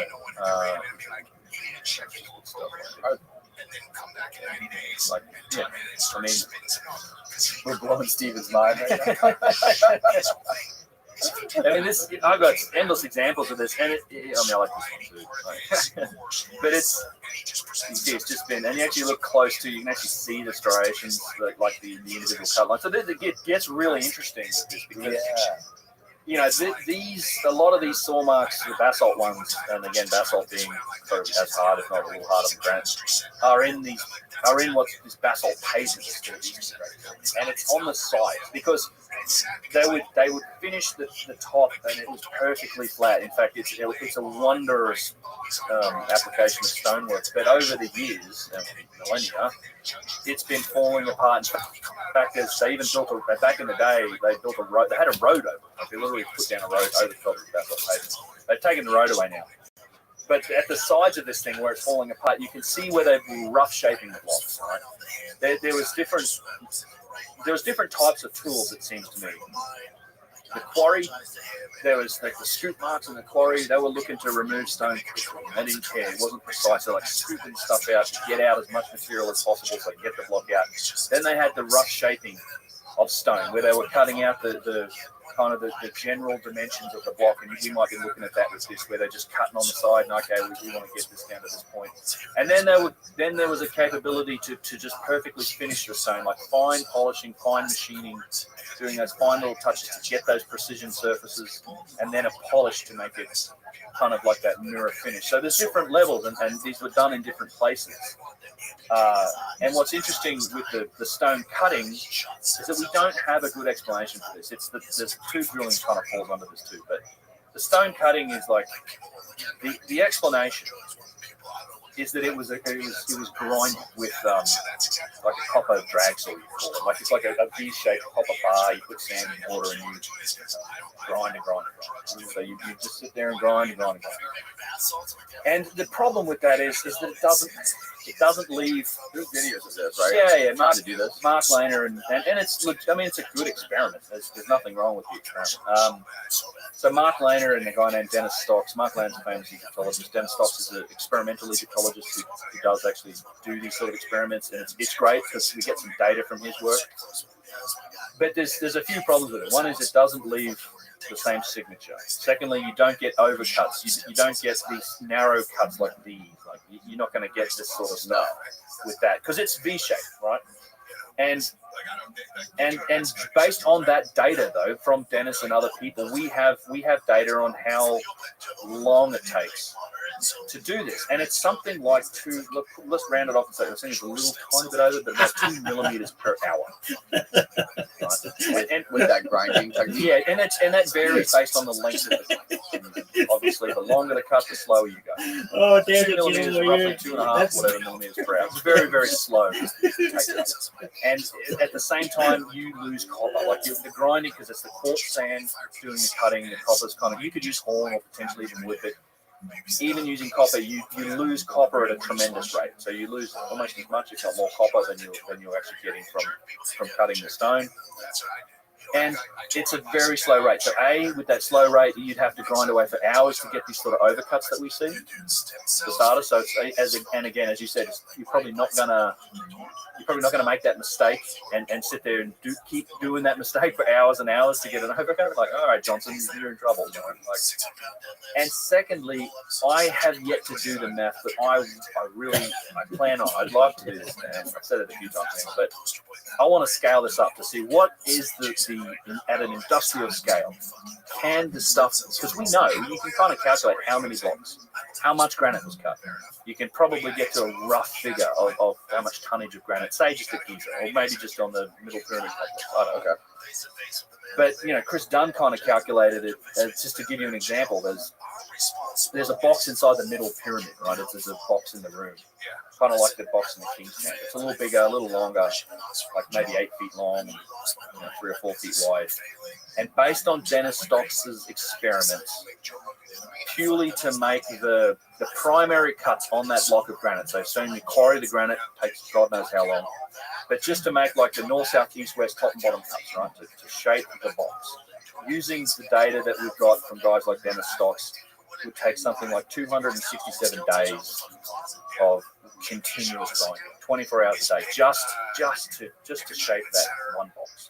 And that doesn't include hollowing it out, because again, it's a single piece box, right? It's been hollowed out, it's been finished perfectly, you've got tube drills in it, it's all shaped and decorated, and there's who knows how much work in doing that as well. So it's just like, you really think you could scale up and do like hundreds of thousands of tons worth of granite work using this? And where's all the copper dust? Where is it? Like there's tons and tons and tons and tons of copper must have been used to do this. And yeah, so didn't they analyze that famous core, Petrie's core, and I think in Chris's book, I think I read this also, where they took a modern day tube drill and they basically estimated, based on the rings going around the outer edge of the tube, the core that came out, that they estimated that the drill would have been 500 times more powerful than it's. So based on this, so in fact, this is Petrie's core. So I don't have No, that's not it. This one. advice on that. Just fucking stop. Okay, so yeah, that's Petrie's core number 7 there. So it's So Petrie, and it's called Petrie's Core number 7 because Flinders Petrie discovered it on exhibit number 7 on his, and this is the one that's been studied. So he looked at it and he determined that this spiral groove that's on the stone has a what you call a 1 in 60 penetration rate, right? So if you take that, if you unwind that spiral travel, you stick it out in a straight line. For every 60 inches of horizontal travel, you're getting an inch of vertical travel, 1 in 60. Right. Okay. Chris Dunn has since, I think, refined that a bit. It's not quite as deep. It's a little less than 1 in 60. It's in the ballpark. And yeah, so based, and then when you compare that to our modern tools, it essentially rounds out to being about 500 times greater penetration rate into stone than we can achieve. And that's not to say that it may move very slowly doing this, or our stuff spins really fast, so it's not penetrating it as fast per, you don't get a 1 in 60 penetration rate, but our stuff can still maybe cut the stone pretty quickly, but the actual penetration rate based on the motion of the drill isn't anything like what we're seeing in the stone here, which is crazy. And there are a number of these cores. I've talked a lot about this core, as is Chris, and I'm sure when you get Chris in, he'll talk about it too. But I consider the case is closed, bro. Like they did a latex mold of it, and he has proven without any doubt that it's a spiral groove. The problem has always been the claim that it's a spiral groove. But that's the one thing that no one in, I guess, mainstream Egyptology will admit, and they go to great lengths to try and obfuscate this idea that it's a spiral groove. But it has been definitively proved by the Petrie Museum, no less, and Chris Dunn, who were both responsible for the latex core experiment, which is this one. So they made a latex core of it, right? So this is this latex mold. Chris stamped the latex mold with these notches, cut it open with these notches, and then here's just showing you the notch detail and these blow-ups next to these little arrows, right? So you can draw a straight line between these notches, which is a horizontal line, okay? The straight lines are the horizontal line between the notches, same spot. So it goes to the bottom of the notch, it goes to the bottom of the notch, same down here, bottom of the notch. And then what you're seeing is these dotted lines are tracing the individual spiral or individual grooves. And in every case that we look at here, it starts above the line and it ends up below the line. So it is spiral, right? So it's higher here, it's lower here. It's higher here, it's lower here, etc., etc. It's geometrically proves this is a spiral groove. That said, and the length between each groove is exactly the same, right? The width?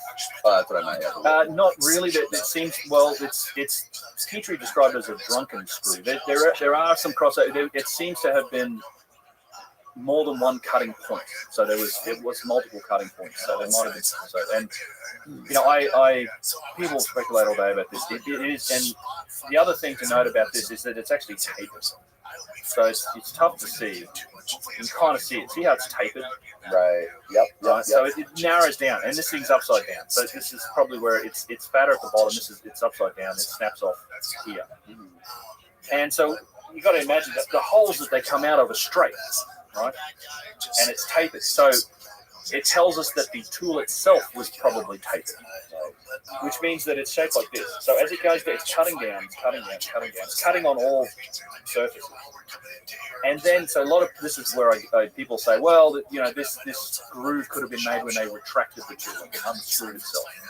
I'm like, that isn't how it would work if it was tapered. So if it's tapered, it's going to conform to the granite's conforming to the shape of the tool, and the second you move it up at all, it loses contact with the stone because it's taped. The angle changes, right? It's narrower at the top and it's wider at the bottom. So once you get down and you're finished, you lift it up a bit, and then all of a sudden the tool's going to be wider right at that point when you lift it up. So it's not actually touching the stone. It doesn't unscrew. It just lifts out. It can't. I don't think unscrewing it or removing the tool will give you the spiral groove. Plus, look, it takes quite a lot of force to cut into granite like this.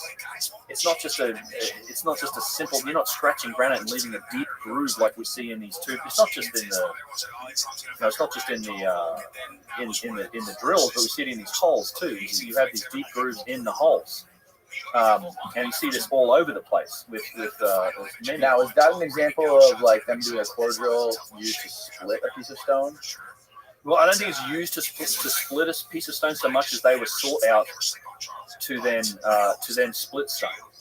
You know what I'm saying? Like they were. I think the people that were quarrying the blocks were looking for these, and then they would try and split them along the angle of the tube drill. You know, so along the axis of the tube drill. You see, there's lots of complete holes like that haven't been split, and in fact, you see on the back of the stone, you see that dashed line, which is a. I mean, that's a technique that started. I mean, they were the earliest. We know they were using it like the New Kingdom, but these tube drill holes go back way further, and the oldest types we don't see that quarrying method way back in the day. It's like the oldest quarrying method seems to be the scoop method of the quarry, which is like an ice cream scoop. Yeah. But I think they were looking for them. Like, for example, here's a giant tube drill. This is the 9-inch one at Karnak. And this stone's been split along its axis. Right. So later civilizations found these things and used that to try to. Yeah, because it's a natural weakness in the stone, and you can split it. So you see a lot of tube drills that are in fact split, but you see plenty that are whole as well. And when we know they're whole originally because we have the drill cores. Can we look at some pictures of these scoop marks? Yeah. Talking about a guy who was compromised Actually, this is a good point. Yeah, I don't know if I have. And also, I forgot to ask you, what do you speculate these saw blades could have been made of? It's less maybe what they were made of than what technology they were using. I mean, you know, Petrie speculated that it could have been. He's like, diamond would fit the bill, you know, like it's because he was looking at a bronze embedded with gemstones or something. But he's like, there's no evidence for diamond, and he's right. There's no evidence for diamond use in Egypt. We see no diamonds. It's not written about. Would there be leftover fragments of diamonds? Maybe you find something. There's literally been zero. And as far as gemstones go, the dynastic Egyptians sort of prized coloured stuff. So diamonds wouldn't have been precious from that perspective. I mean, who knows? Maybe they did use them. We just don't have any evidence for it. But I don't know what it was using. It could have any corundum or hardened substance, but it could have, like, I look at the stuff, I don't think there was pure mechanical force involved. I think there's something else going on. Well, that's the speculation. Stone. There's who knows? Were they changing the molecular properties of the stone? Were they using ultrasonics? Were they? I mean, you have to go back to the legends. Plasmoid. You ever heard of? Well, that could have been plasmoid. I don't know. I mean, this is where we speculate. That's why I think it's interesting to be open-minded about what we see on these sites and research it as best we can. Let's use our best tools. Let's microscopically analyze the rock. Let's look at it and being open-minded to any possibility because we might learn something. You know, I think you go back in time, the legend of the Shamir is very interesting. You ever heard this story? Like the Solomon's Temple of Shamir and all this. So, the Shamir, I'm not that well versed in this. You should really have Russ and Kyle, the guys, Snake Bros. Right? Snake Bros. Yeah, they would be great to reach out to those guys. Fantastic. And Russ really knows this stuff inside out. So there's stories in, I think it's associated with King Solomon, that the stories of something called a Shamir, which it essentially, think of it as like a lightsaber that just cuts through stone. Most people cut through very hard stones, sometimes described as a worm. But there's this consistent story of this artifact called a Shamir that is like allegedly would let you. Yeah, I like to think of it as like this lightsaber that just cuts through stone, and people cut really hard stone. It comes out of history. So it's like, was this left over from these times? I don't know. And I try not thinking about it in terms of diamond blades though is like it's like thinking about it looking in the mirror like we can't assume that they did shit the way that we do shit, right? This is what we've been talking about with Randall for the past few days. Yeah, it is, and I think that's the right approach. Like it's a tempting and natural thing to look at a problem. We look at these challenges and we go, this is how we would do it, fit it into our box. And again, I just think that there's avenues of technology that we are yet to learn about, that we will know more about in time. And I think it's hard to do, but it's like, here's our perspective and here's everything we know, but some of the answers might be out here. Like it's just, and that's what being open-minded about it and not just dismissing stuff and scoffing at it, and then researching it with some of those possibilities in mind. We might even learn something eventually from it. That's what I want to do. people always like, well, what is it and what's the speculation and how it does. And you can speculate all over the place. Chris Dunn's new book, if you've got to it, the Serapeum chapter. Yeah, I'm like a quarter of the way through it. I gotta finish it. He does some amazing speculation. I'm not going to spoil it. Really? Oh, God, I love it. He sent me the Serapeum chapter because I'd helped him with some stuff for it before he wrote it, and I'm writing it like a recommendation for it. So I just got the book too. It comes out early next New Year, January 24th. Yeah, people. And then and he does. I love where he goes with it. That it's with speculation. The world. It's an imagination at that point. Does he talk about these lightsabers? I haven't seen him mention specifically this. I mean, he's talking about more about a potential technological application for the boxes. Oh, a technological application. Yeah, like what? Like, and so it's something I've always thought about too. Yeah. So here's another way to think of it, and I like this idea too. Is that, and because this relates to, he does talk about this, and this isn't giving the game away here, but it's like if you consider the idea, you heard of like this concept of an assembler. An assembler? Assembler. Like this is, imagine we get nanotech down to the point. And this is entirely plausible if you just project technology forward, where you create these microscopic machines that can essentially assemble themselves, or they're almost like a von Neumann probe or something like that, but at the tiniest level, where you can use molecular yeah, it's like a self-replicating probe. Imagine you send, there's some interesting books been written on that topic. Yeah, it's like you send a probe out into space, but it has the capability to replicate itself just by using the material that it finds, and then project forward 1,000 years and see what happens. But imagine you get to the point where we have these microscopic machines they're assemblers that can take molecular material, even at the atomic level, and assemble things, and even replicate themselves. So you could build anything, but it's being done with technology that's so small you can't see it. Right? That's this concept. It's been proposed by a number of sci-fi authors and people that have thought about technology. Yeah. And it's like that's one scale of things, and the other scale of things to think about as well. If you go out and you think about Dyson spheres and things like that are almost galactic in scope, or the size of a solar system in terms of the machine that does a particular thing. It's just an interesting way of thinking and looking at technology. We look at it and we go, here's a box, and how would we cut this box and make this box? But it's possible, whether it's plausible or not, I don't know, but it's possible that the answers to some of these questions could be so small we can't see them, or so large we can't comprehend them.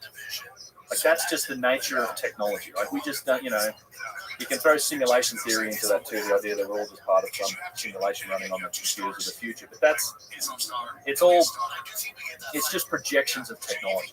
This is all pure speculation. So that's one of the challenges with speculation, is that it becomes this just endless imagination of possibilities. But I do try to focus on sort of following the evidence and looking at what some of the answers might be based on the evidence that we have in front of us, and it's fun to speculate. And I'm in the process of writing a book too, and I will speculate and give my speculation in there as well about what it might be. But I always try to be real clear about when I'm speculating, because it's as soon as you speculate, people are like, look, it's crazy. The moon's a spaceship or something. Oh yeah, we did our last podcast. We were talking about the moon, and somebody took a video and made some crazy reaction video. Oh yeah, I love that react model.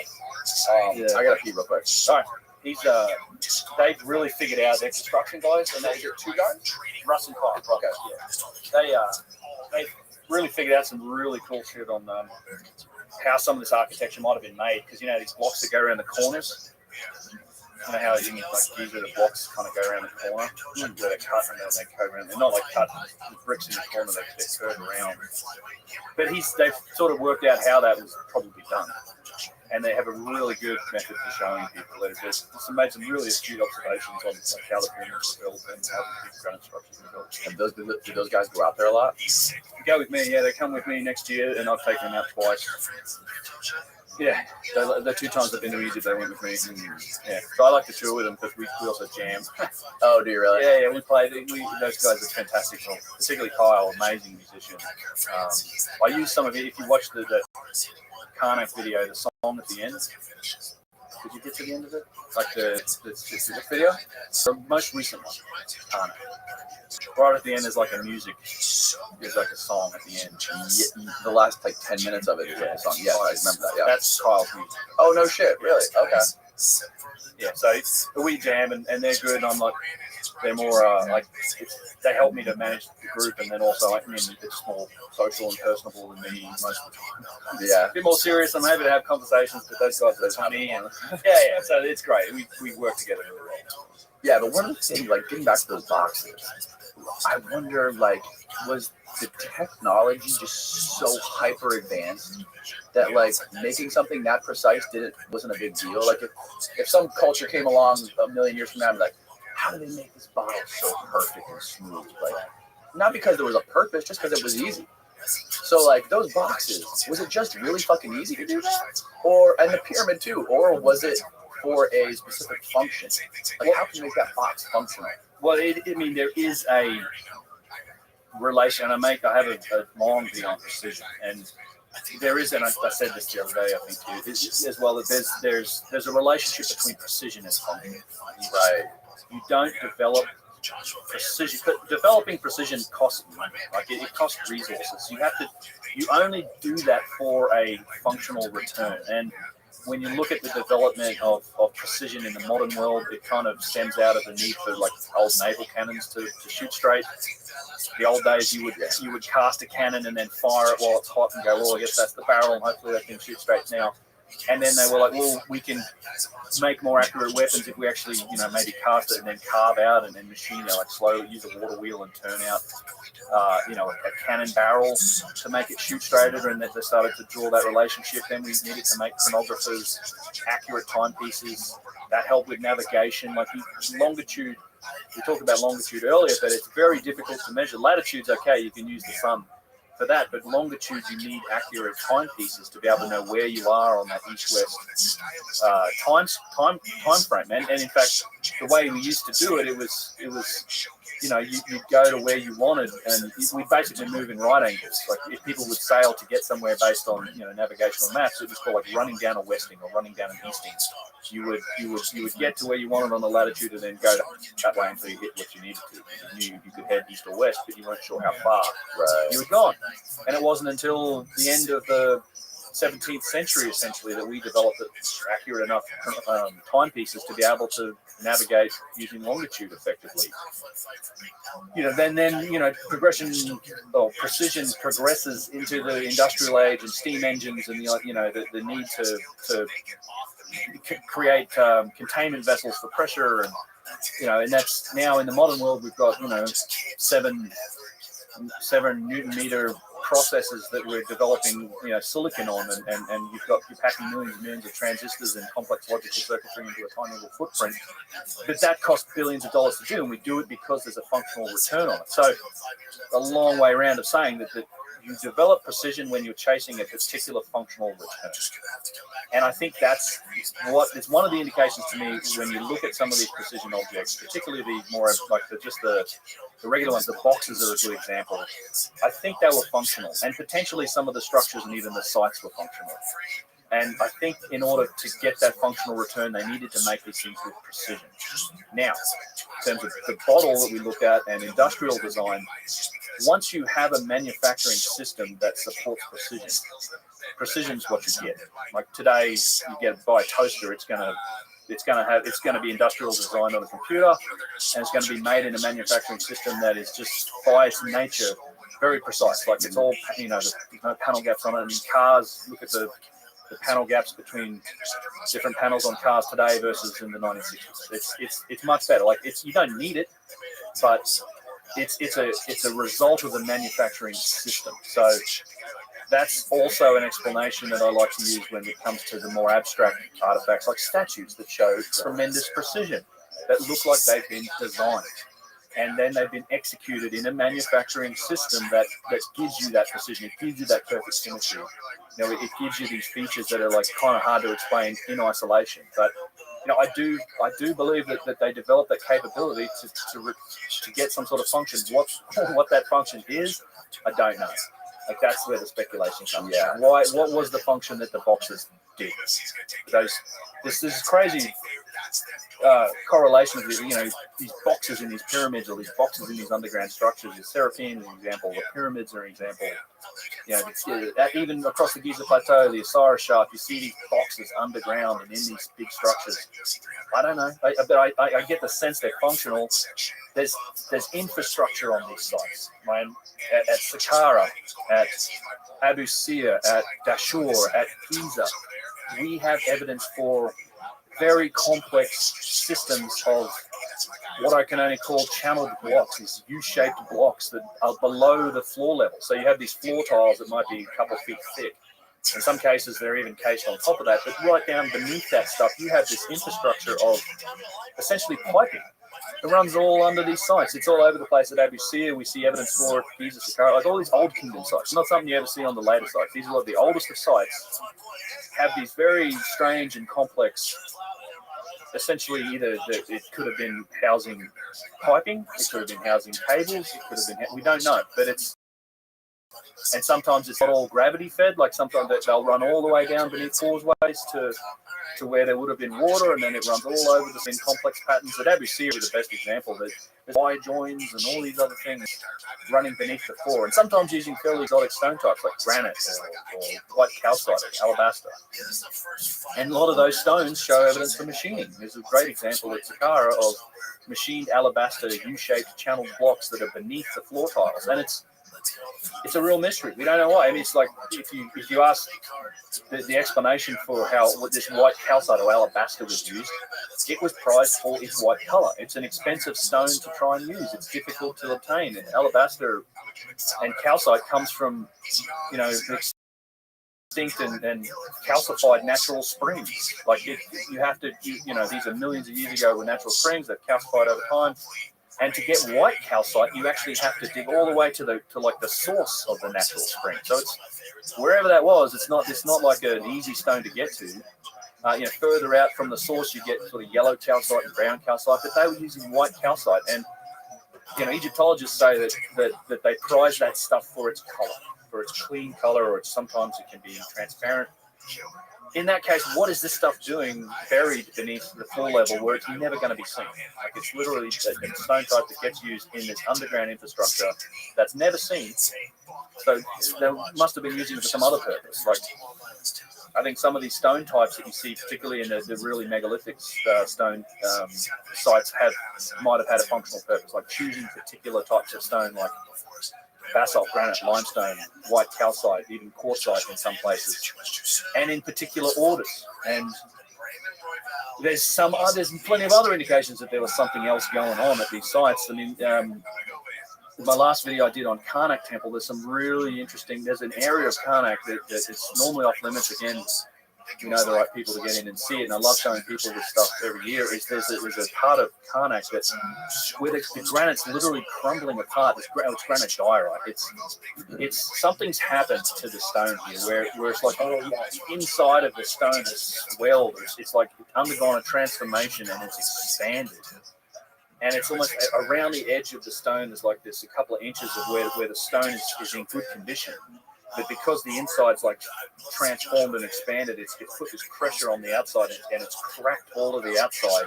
And in some places, it's like falling apart, like it's cracked it whole blocks apart, and then the inside of the blocks just crumbling from the inside out. Yeah, inside out, and so wild. And then we see that also at Abu Sir and other places where you have like crumbling basalt and. This happens in nature, right? But it takes literally millions of years of exposure. Basalt and these other igneous stones that are formed in the heat of like lava and formed over millions of years of compression and heat in the earth. I mean, you can expose them to millions of years of sunlight, and okay, they're going to erode and degrade over time, but we're talking about cut surfaces of stone that are doing that. And they were originally finished, and so at Abu Sir, for example, you have basalt that's been cut, and then it was cased in limestone. So it's like, it was surrounded by limestone, but those mating surfaces are now crumbling and falling apart. Now, who knows? It's pure speculation, but was it heat cycling? Was there something going through it? I mean, I do have a video where we were playing with like a very high voltage electromagnetic sort of field generator device, and we were testing different types of stone, and they have different electromagnetic properties. Like granite doesn't do anything. You can get arch coming off limestone, and then somewhat of an arch coming off basalt. So they do have different properties under different conditions. And is it possible that those were some of these properties of the stone were things that were being chased by the builders for a functional purpose? I love these ideas, and I know Chris Dunn is exploring some of those in some of his theories and his work. He certainly knows a lot more about it than I do.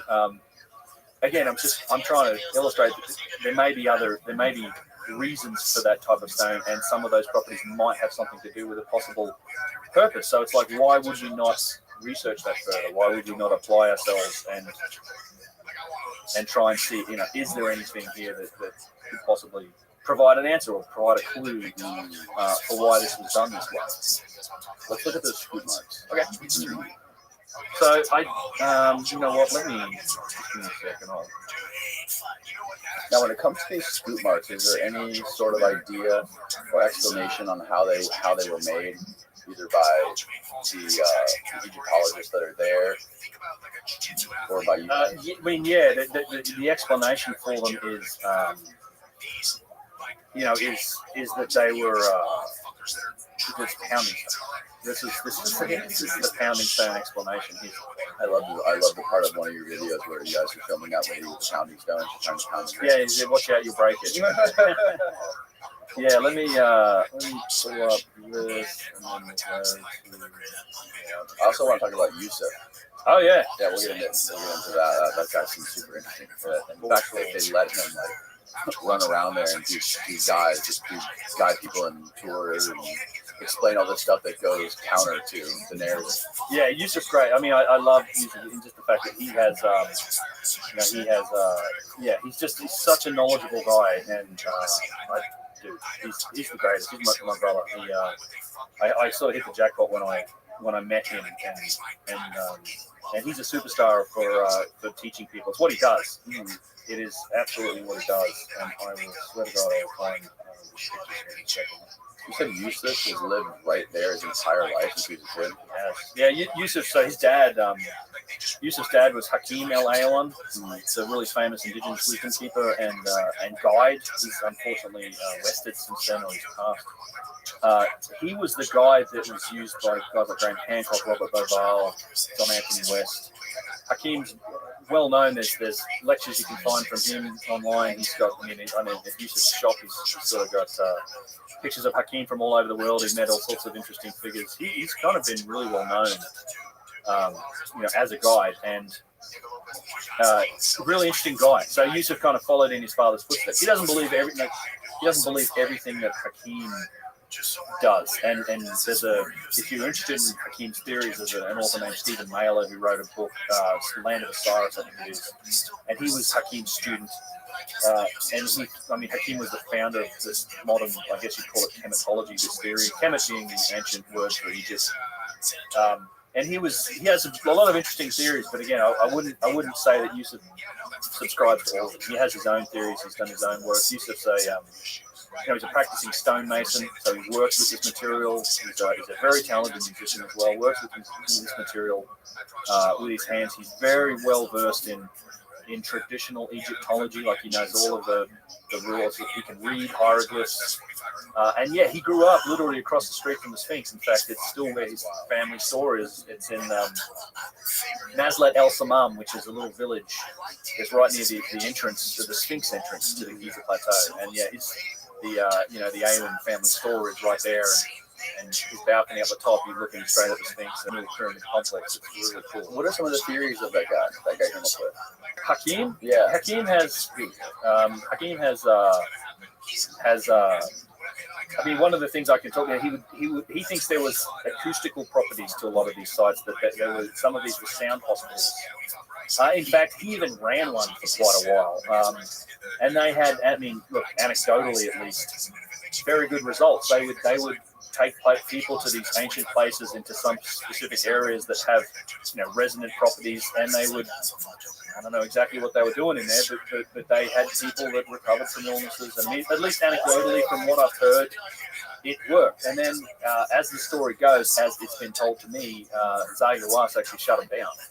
He stopped them from doing it.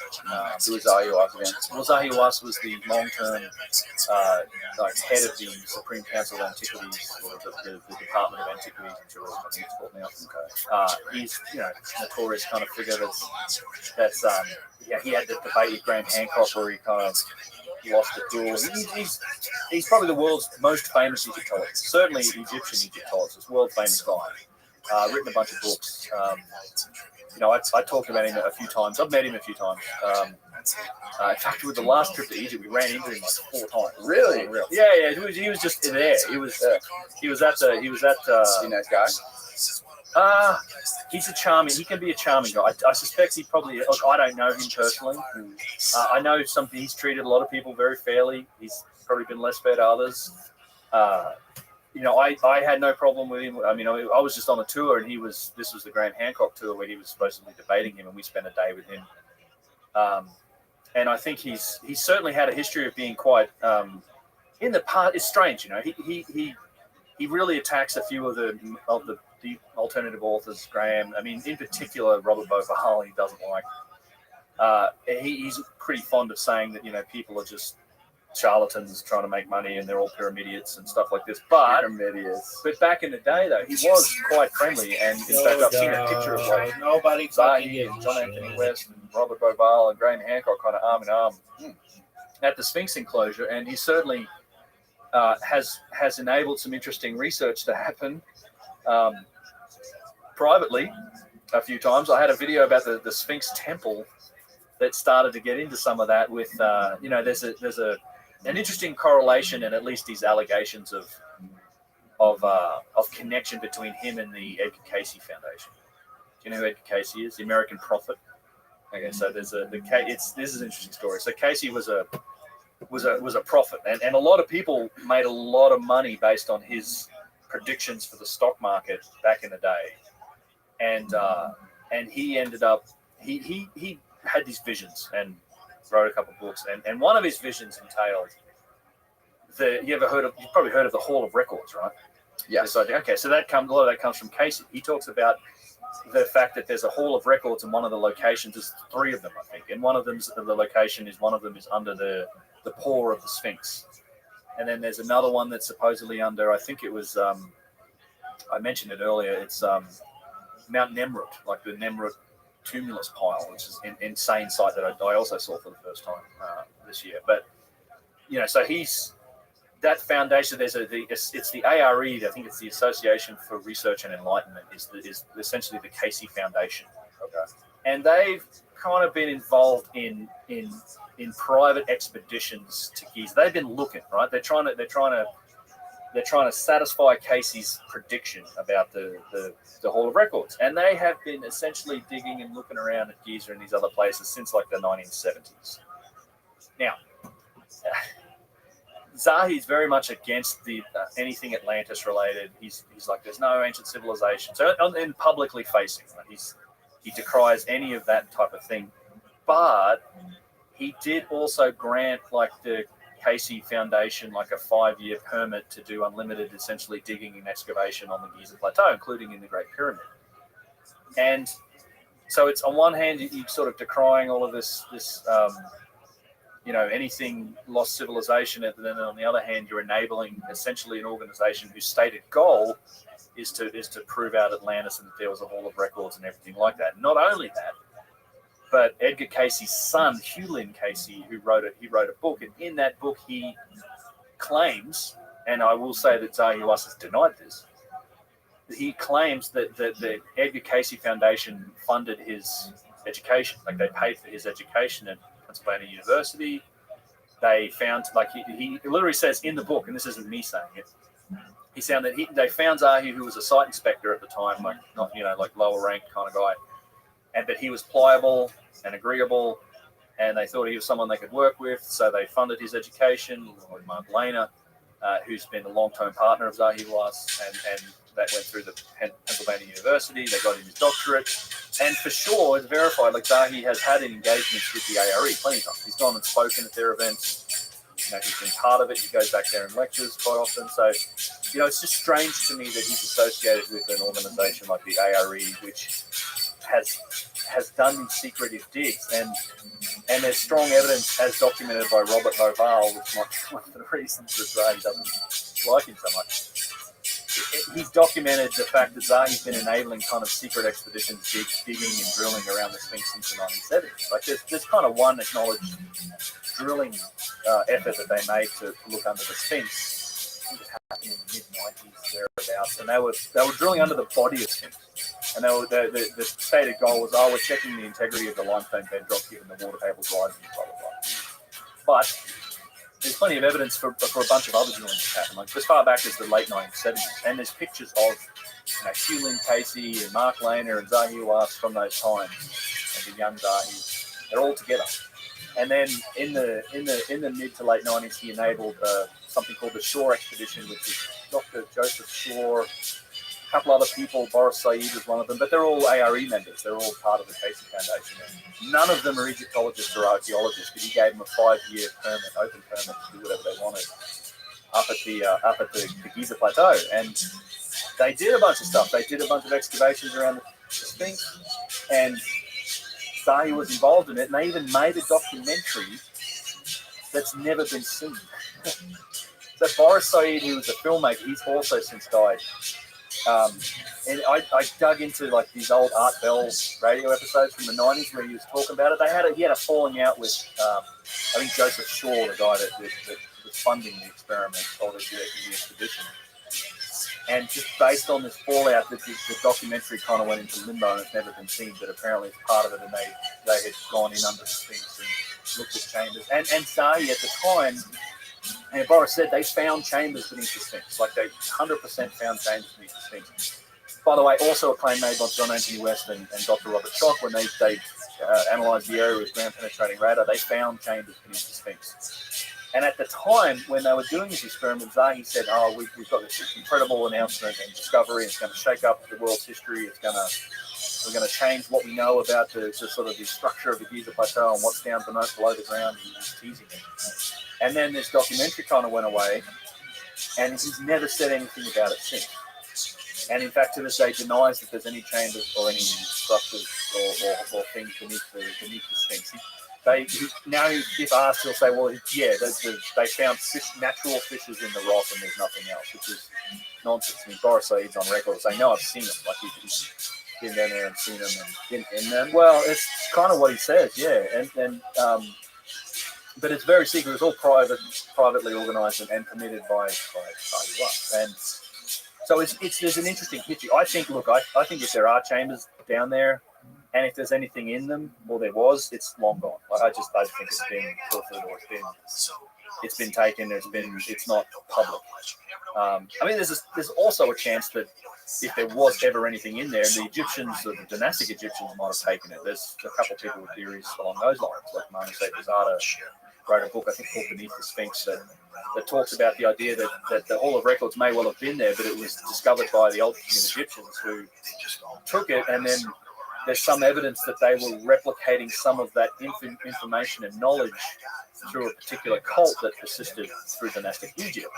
And it's an interesting story that he puts together. It is new data, but it seems likely that they're indicating some really interesting information, like the spacing of planets, the relative distance of planets in the solar system, like all this cosmic information that it seems like they didn't really know what to do with, but it was information that they'd gotten from, this trove of data from a lost ancient civilization, and it's just they then were replicating it and kind of recording it down in their own way. And there's all these interpretations of this stuff that seems to match all of what we know about the solar system and the structure. So it kind of goes. There's all these different directions that stuff goes in. And I've been meaning to do a more dedicated sort of deep dive into that Shore expedition and the history of secret things around the Sphinx, because the Sphinx and the Sphinx Temple, it is it is like it's described as a gateway. Like there is a lot of legitimate reasons to think that there's something below that structure in that part of the plateau. Like even the way it's historically depicted and talked about from ancient Egypt. Like they often, when they draw out the Sphinx, I mean, they show it on a pedestal. Like if the Sphinx is always depicted in these steles, it's most of the time on top of a pedestal. And in many of those pedestals, there's a doorway, and then the Sphinx is often described as a doorway or as a guardian. It's guarding a doorway and into the underworld or something like this. And when you look at the Sphinx, it's obviously sitting on a bedrock, right?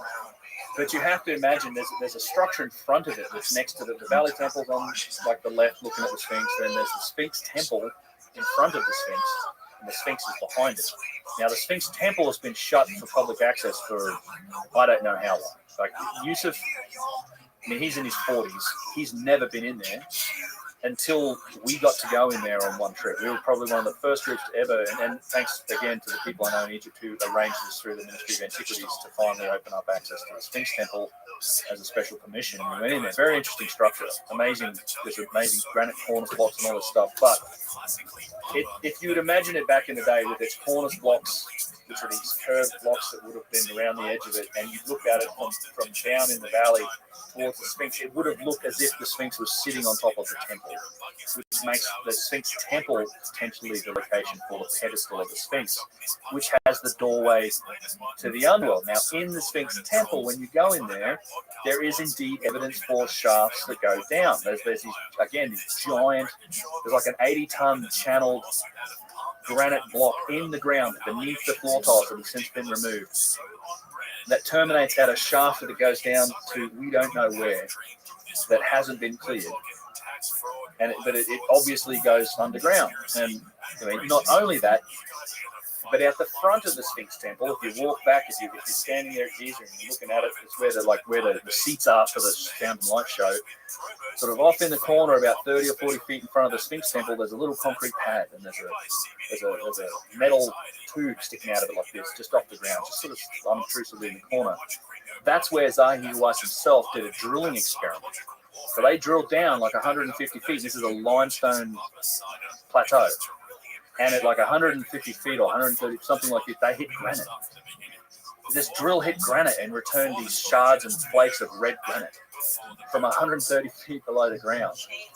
And there's no natural granite there. So what the hell is down there that deep? And it's made of granite. Right? Whoa. I mean, it goes on and on. Like you go halfway up the causeway, like connects the Sphinx and the Valley Temple to the Middle Pyramid complex, right? It's this big causeway. It goes up to the pyramid. Halfway up it is what's known as the Osiris shaft. And this is 3 different levels that you can go into. Again, as a special permission, there's water at the bottom, but there's 3 chambers that go down to about 150 feet, and there's big granite boxes in them as you go down there. Right, and there's tunnels that literally lead off down the causeway that have never been explored at the bottom level. They're caved in and stuff, but they've never been explored. There's footage of when they did pump the water out back in the day when they were exploring it, and it was like a Fox, I think it was on the Fox channel, and Zahi was down there with a reporter and saying, oh, this was the tomb of Osiris or whatever. And she's like, well, what about these tunnels? Zahi's like, no, we've never explored them. We sent a boy in and he couldn't get very far, but we've never looked at as to where they go. So like, there's definitely underground chambers and infrastructure down there, and we honestly don't know if they've been explored and if there's anything in there or if, what's happened, which is... What do you think his motivation would be to change his story on that and keep all this secret excavation secret and all this secret exploration and not to change the narrative? Like, what sort of motivation do you have? I don't know. I mean, I think it's the typical. If there's any motivation, it's pure speculation. I'm not claiming this, or that I know it. And I'd probably reiterate that Zahi's denied that he has any connection to the area. For sure, he was involved in these expeditions. I mean, there's plenty of people who talk about him being involved in these expeditions. And again, all of this happened 30 years ago now. But yeah, I mean, what motivates people, right? It's money and it's power and it's all these sort of things. I don't know. And and it's I don't like any real conspiratorial angle on these things in terms of find stuff and is it hidden from us because it doesn't conform to the story. I don't know. I'd like to think not. I'd like to think that if they found stuff, they'd talk about it regardless of if it had a significant impact on the story of history. But doesn't he make money quite literally from people visiting Egypt? I mean, he's made plenty of money. I mean, I don't know how directly. He's a very powerful figure in Egypt. I'd say this. He's also done a lot for Egyptology. I mean, he champions the returning of objects to Egypt, which I think is a great cause, particularly if they're in private hands and people can't see them. The stuff that gets, Egypt's been pilfered by everybody for so long. You were saying a bunch of the stuff's been found in Israel, right? Oh, it's all over the place. Yeah, all over the place. There is stuff that you don't have to go back to just Israel, but you go back to the Americans, the French, the English. During all the periods of occupation of the last several hundred years, of anyone who's been involved in the governance of Egypt. I think Matt Simpson just did a video, Luke Cavett actually did a video talking about how the British Museum is essentially full of artifacts that were stolen from Egypt. One of the sticking points is that the original Rosetta Stone is in the British Museum. It's been there for like 200 years. But it's, I'm like, if it's in a museum somewhere and people can see it, they have, people don't understand the scope of artifacts that have been found here too. There are warehouses absolutely full of this stuff in Egypt. Like some of the tombs in the Valley of the Kings, they fill them up with all the artifacts they find in other places and lock the doors because it's essentially climate controlled. And I hope, and I've yet to see it, but they're building a giant new museum, or it should be just about done by now, the Grand Egyptian Museum. Biggest museum in the world from what I understand it's going to be. And I really hope that they have enough space and real estate to show us all of the artifacts that they just haven't had the space to show. There's so much stuff in Egypt and that's been taken from Egypt. And even despite all of this, even the Egyptologists, and Dahi will say this as well, is that it's like 70% of it is still underneath the sand. And he thinks that we've only maybe uncovered 20 to 30% of what's out there. So there's a lot going on, and but yeah, look, I don't know. It's an interesting sort of story to dive into with the history of some of these excavations, and like I said, it kind of goes back to my point about the pyramid earlier, where I hope that whatever they do, and I'm sure somebody's planning it, that they're going to go and try and look for this chamber. I would very much hope that it gets shared with the world. That's all I'm just like, share that information, let everybody see it. It's part of everybody's history. I don't care who makes money on it, doesn't, but it's just like, I think a lot of people would be interested. What is this right here? So this is the obelisk. Okay. This is the unfinished obelisk, and you talk about scoop marks. There's a few of them on top of it. Oh wow! And in fact, you see some of the characteristic pounding stones there as well. And in fact, that's probably that one. And there's some of these scoop marks are, you see on the right here, on the left of the thing as well, and then all the way down what do you call it? Why my brain not working? There. The trench. There you go. Okay, I just needed to look at this one. Yeah, right. Yeah, so this one was never actually pulled out of the quarry, right? This one started and never completed. That's right. Yeah, it's not actually. In fact, it's not. The trench isn't quite deep enough. Actually, look at some scoop marks. See them on the right here as well, on the wall. So what's interesting about the scoop marks, and I don't know if I have other examples in this particular. Is there any explanation, like of how this could happen naturally? Those scoop marks, like from degradation? It's not natural. It's definitely not natural. It's not degradation. So the explanation for this is that this was the quarrying technique. You see this on the quarries. You see it around the artifacts where they've been quarrying things, and it's not a natural phenomenon. 100%. They say it's been made by these dolerite pounding stones, which honestly is one of the silliest theories that's out there. So they found at the site, they found a lot of these dolerites are harder stone than granite, you will eventually grind away and remove some granite if you pound away hard enough. And again, studies have been done on kind of the removal rate of stone using dolerite pounders. And I cover it in my video, one of my videos about the quarry. There's a lot that doesn't make sense when it comes to this particular quarry. And in fact, if I take a look at I have videos, I'm sure of it. Okay, so you can see a number of different quarrying techniques in play at the Aswan quarry, the oldest being. How far is that obelisk from the Giza Plateau? About 500 miles. Okay. So that's generally the. So this is like the general characteristical layout of it. You see these scoop marks all over the place, right? They're all on the floor where they've been used to move stuff. You see those other forms of quarrying too. In higher layers, you'll see chiseling and you'll see wedge and chisel, but you also have these test bits. Now, I probably have, this is probably not the best example, but so these test bits that go down, some of them 30, 40 feet, they're like cut straight down into the stone. They're like a, I don't know if I have a better example here. Most of my stuff on this is video, but, here's one. So here you go.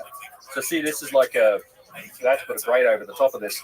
And this is done using those scoop marks as well, which sort of starts to belie the challenge. Like, how do you get in there and pound, crouch down, and it's barely wide enough or broad enough for a person to stand in there, let alone get down on their, crouch down and pound it on the floor and then remove the material out. These go straight down. And what they're probably for is they're probably for testing the quality of the granite. Right? When you're looking for a giant single piece of granite, you're not going to find that at the surface of any granite outcrop, because the granite's it's inferior up there. It's going to have cracks. It's going to have defects. When you cut down into the core of these quarries, this is where the highest quality stone is. It's got the large quartz crystal inclusions, and that's where you can find stone of a quality good enough to cut like a single piece block that isn't going to break on. So these test pits would have been dug looking for, like, how deep do we have to go to get these blocks in, which opens up a whole bunch of other problems, because a lot of Egyptologists don't credit the Old Kingdom Egyptians with the ability to quarry granite. And you see tons of this is more of a test pit here. These are really cool, but you can see how it was done. Good God. Yeah, the quarry's really, really interesting. Here's some good scoop marks, actually. This is you start to see stuff. So in some areas, there's really interesting particular block. I probably have it here. Okay, this is probably the best indication of it. So it's tough to see. I don't know if you can see that. Yeah. So there's an unfinished piece that's not the big one, but there's one on the side. And so it's sort of cut out, and it goes in underneath. It goes in underneath the. What's your wildest guess on when this was all done? Oh, so I think some of the stuff is done. Wildest guess is. I mean, I would open up the range from 50,000. I mean, I don't think it's necessarily just before the Younger Dryas Cataclysm, put it that way. Like, it's a possibility that the civilization that might have done some of this might have been tended by the Younger Dryas. But I actually think, given the extension of the human timeline, given the possibility that it may not have been just us, it might have been other species of hominids potentially involved. I don't know. I open up that window to, like, potentially hundreds of thousands. What do you mean other species of hominids? Well, Denisovans, Neanderthals, we have a complex genetic history. So ourselves, our species is now out potentially 800, 900,000 years old. That's based on teeth morphology. Studies into teeth morphology, studies into, like, when we split from a common ancestor with the Neanderthals, like our DNA train. From a fossil record, the oldest human remains are like 300,000 years old. But a couple of recent studies looking at the rates of dental evolution and our DNA put the window much further, like towards 1 million years, but 800,000-900,000 years. We're also finding that our history is more complex. We have, the discovery of the Denisovans or the Denisovans is a fairly recent thing that gets a whole other species of hominid. And there's some evidence of tool use and even sophisticated tool use. There's a jade bracelet that is a Denisovan artifact that has drill holes in it. And the one other thing that I've learned recently that I always thought that like Neanderthals couldn't talk. Like that was, I just thought, our studies and what we found in Neanderthals, the larynx and the structure of their throat meant that they couldn't talk. I think that's recently been reversed. I think now there's evidence that they could in fact talk. And we don't know anything about the Denisovans. We literally have a couple bones that we're working from, like a pinky bone and a couple other pieces, I think. So we don't know if they can talk. And you kind of need speech to organise the civilization. Yeah. At least we do it verbally. I mean, Graham Hancock might argue that maybe some of their methods of communications might have been some other mechanisms. So it just, again, in speculation, I don't rule out, when you consider the concept of a lost ancient civilization, I'm not saying aliens, but I think it could certainly have involved other types of humans. We've got all the elongated skulls as well in South America. That's a real interesting phenomenon.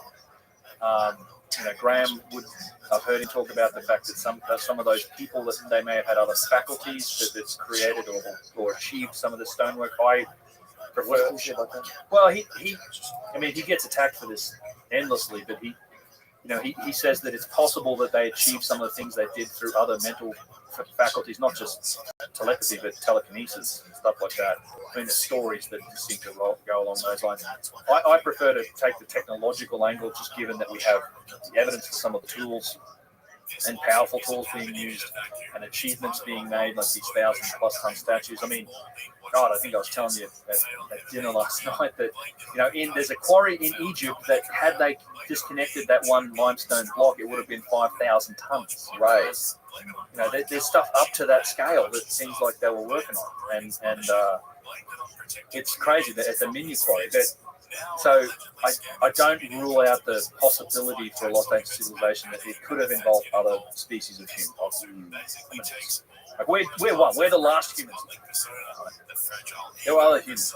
We killed off the rest of them. We're the last humans left. Are you aware of the evidence? I'm really fuzzy on this, but there's some sort of evidence that was found that basically says that our DNA or the telomeres on our DNA, the telomeres have been capped, or something happened where there's evidence that a pre-civilization could have possibly had a lifespan that was 10 times our lifespan or something.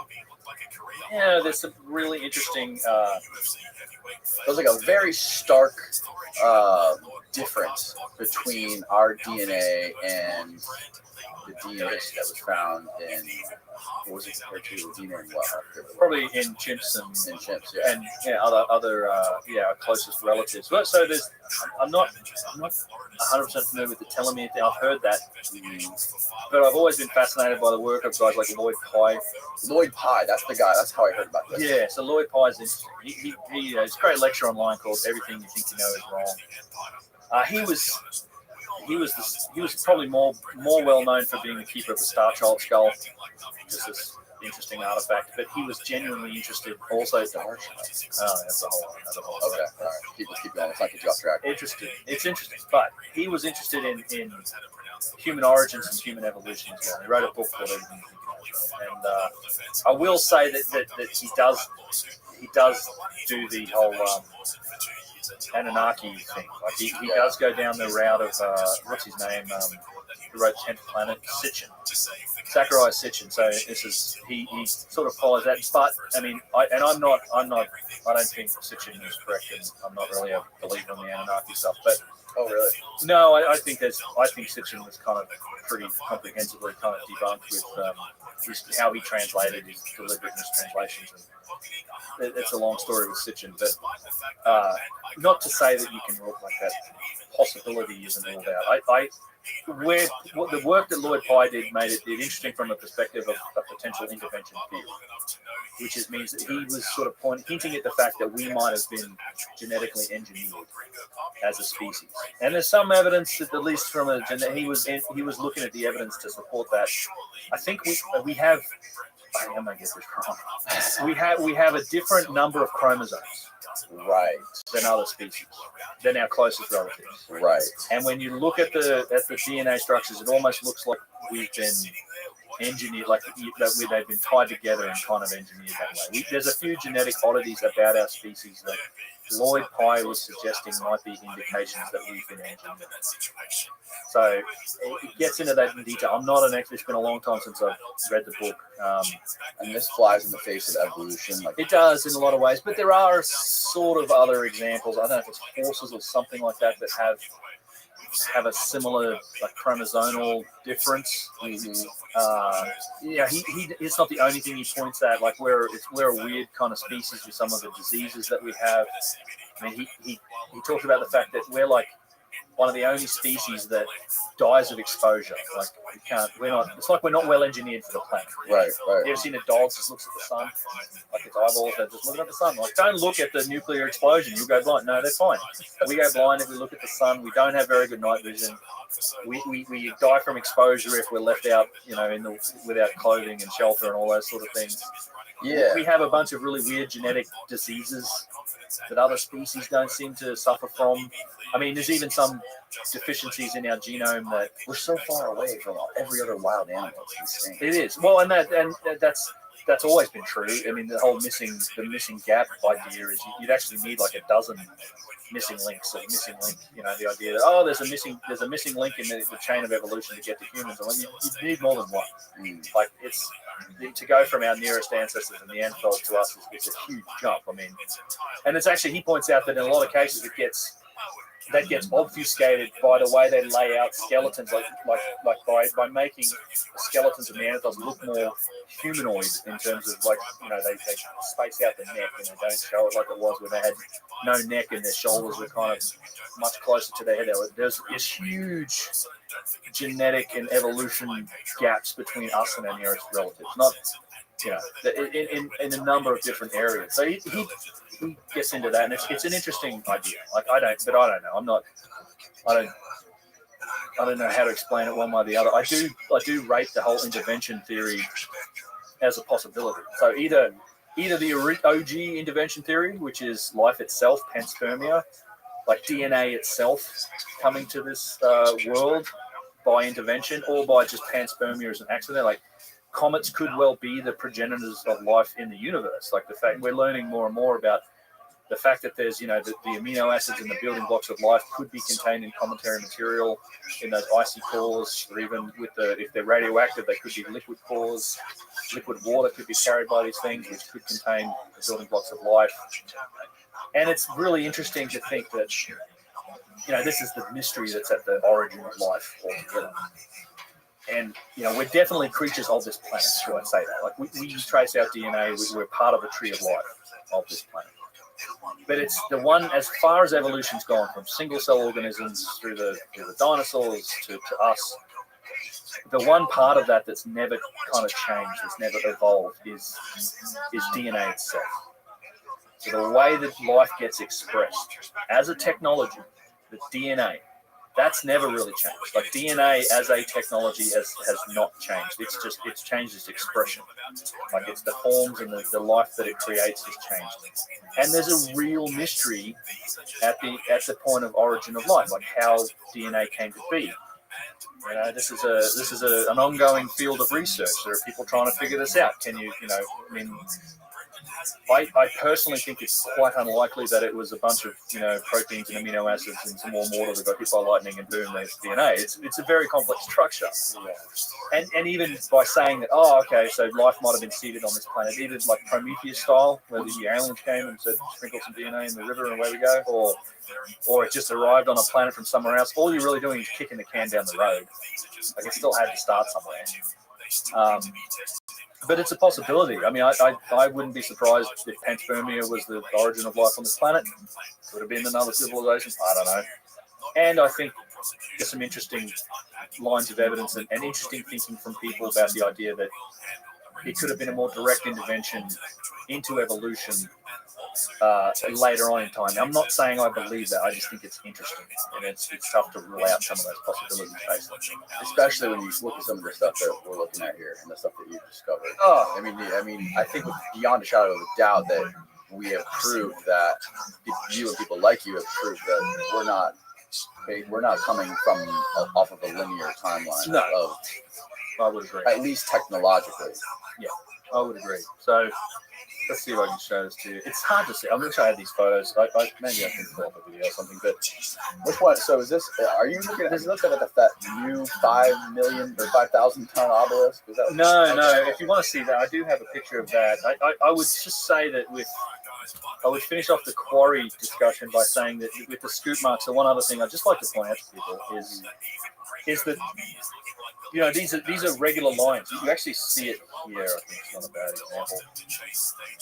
They start like these scoop marks start and they're consistent and linear, and they go all the way down, and they actually go up and underneath this stone. So the stone's being quarried out, the one in the foreground here, and they go all the way up and under. So it's like this one continuous tool mark. I have a long video on the scoop marks that gets into the details of why this isn't the pounding stone hypothesis isn't a plausible example, and I think it's telling also that if you look at the quarrying methods that they will show you in the quarry, okay, there's pounding stones, which is literally with a stone or rubbing on it with a stone, and then you go up in sophistication to the wedge and chisel approach that I talked about, where you're hammering wood into, like you make these grooves and you hammer wood in. And then the other example is, well, you actually have straight chiseling, where it's later in time, you've got hardened steel, you've got long steel chisels, and you're banging it in, and you're just like carving the rock and then splitting it. Yeah. So you can think of that as a sophistication goes up. But what they're extracting and the stones that they're taking out is the absolute opposite. They're using those other methods to take smaller pieces and little pieces off the sides of things. But that pounding stone method, the most primitive one, is also the one supposedly responsible for the biggest goddamn pieces you can find. Like it doesn't make any sense that the most primitive technology is the one supposedly responsible for the 1,000-ton artifacts, and there's a good example of how old that is. If I go back up to my podcast images, we go back to the quarry. Is in this area here, right? So this is what's known as the harbour in the quarry. You can't normally get in here. I don't know. One time we wandered down here and we were in, and so supposedly this is where they would park the boats. They call this the harbour, and it's not a harbour. To me, what you're looking at is the remnants of a trench for a giant object, right? So look at this thing. So this is a piece of stone that was probably extracted from here. You see the scoop marks along the side. I think it's as big, if not bigger, than the unfinished obelisk. And it's in this lower area. I'm standing there, and it's called the harbour now. But I think you're looking at what is left after they've taken something out using this scooping technique. What's interesting about it is that it's got painting. It's got all these depictions of ostriches, or some people say they're flamingos, and there's all this painting on it. And what gets even more interesting about that stuff is when you look at this style of this artwork that's on this area. And so it keeps going down here, and all of these walls are gone. The closer wall to us has been quarried out entirely, but this was a big trench, and this huge piece of stone was removed. That type of artwork, and I've got many more examples than just this, it matches this stuff. Now, this stuff is a style of painting and artwork that is very much associated with pre-dynastic times. Right, so before the dynastic civilization ever started, the artwork that's on the wall in that quarry matches the pottery and diagrams and drawings that we see on pottery vessels that come from pre-dynastic times, that have been found in pre-dynastic photos. So what this infers to me is that artwork done in that quarry was probably done in pre-dynastic times. It was done using the same art style. They used a much different art style. There's other carvings in the quarry where the Egyptians did their thing, the more dynastic, typical kind of hieroglyphic and artwork. This red ochre paint with the style of carving, these birds on this thing match the birds in that. There's a bunch of other examples of it. It means that it was done in pre-dynastic times, which also tells you that it was done on the wall that was left after they pulled that block out. So you had to pull that block out first to even expose that wall, right? And then it gets painted on. So how long ago did they pull that block out of there? And yeah, it's crazy. So I just wanted to make that point about the quarry. Yeah.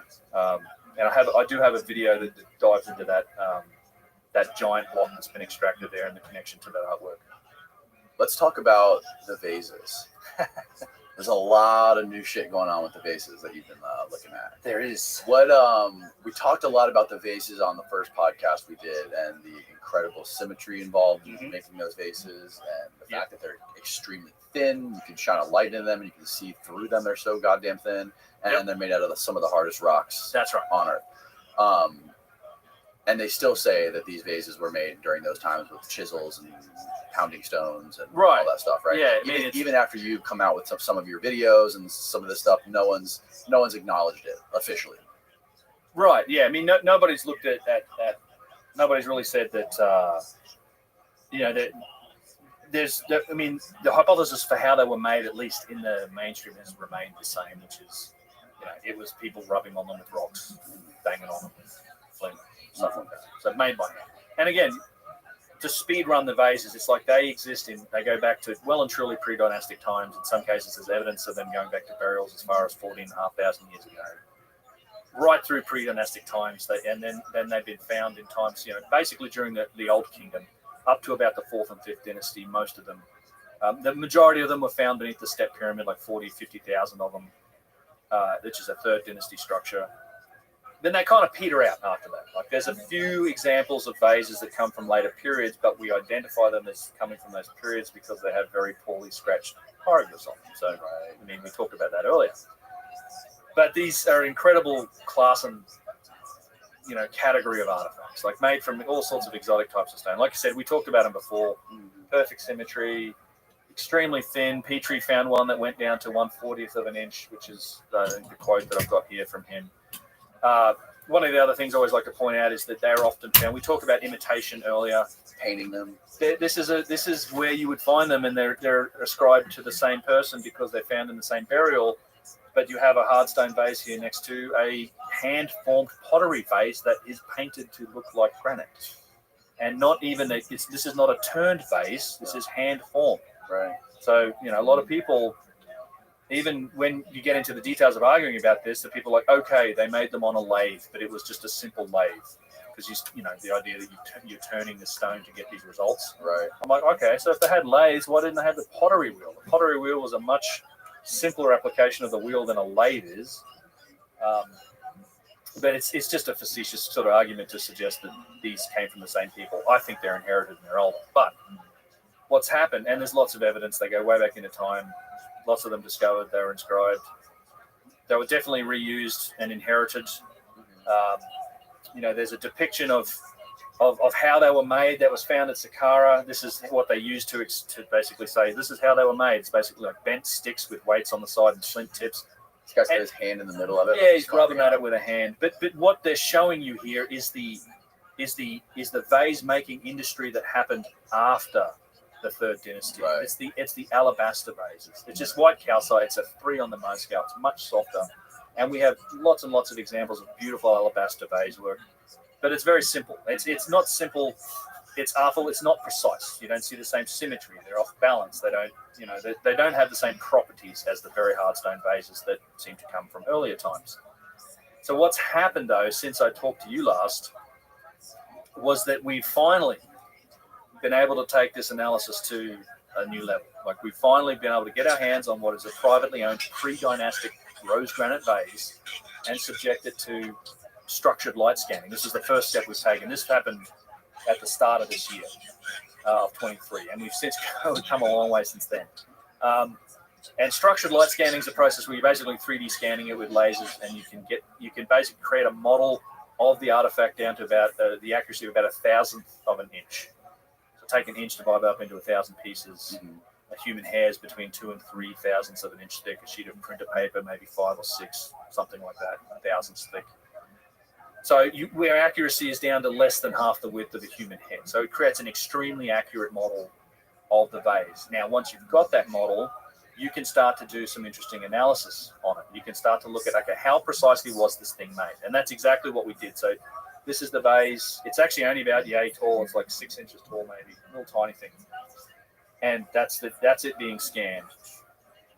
And once we did that, there were a couple of professional metrologists, and these guys work in the aerospace industry. They make parts for jet engines and turbines and the space rocket ship stuff. These are professional engineers that they're professional metrologists, and metrology being the study of the science of measurement.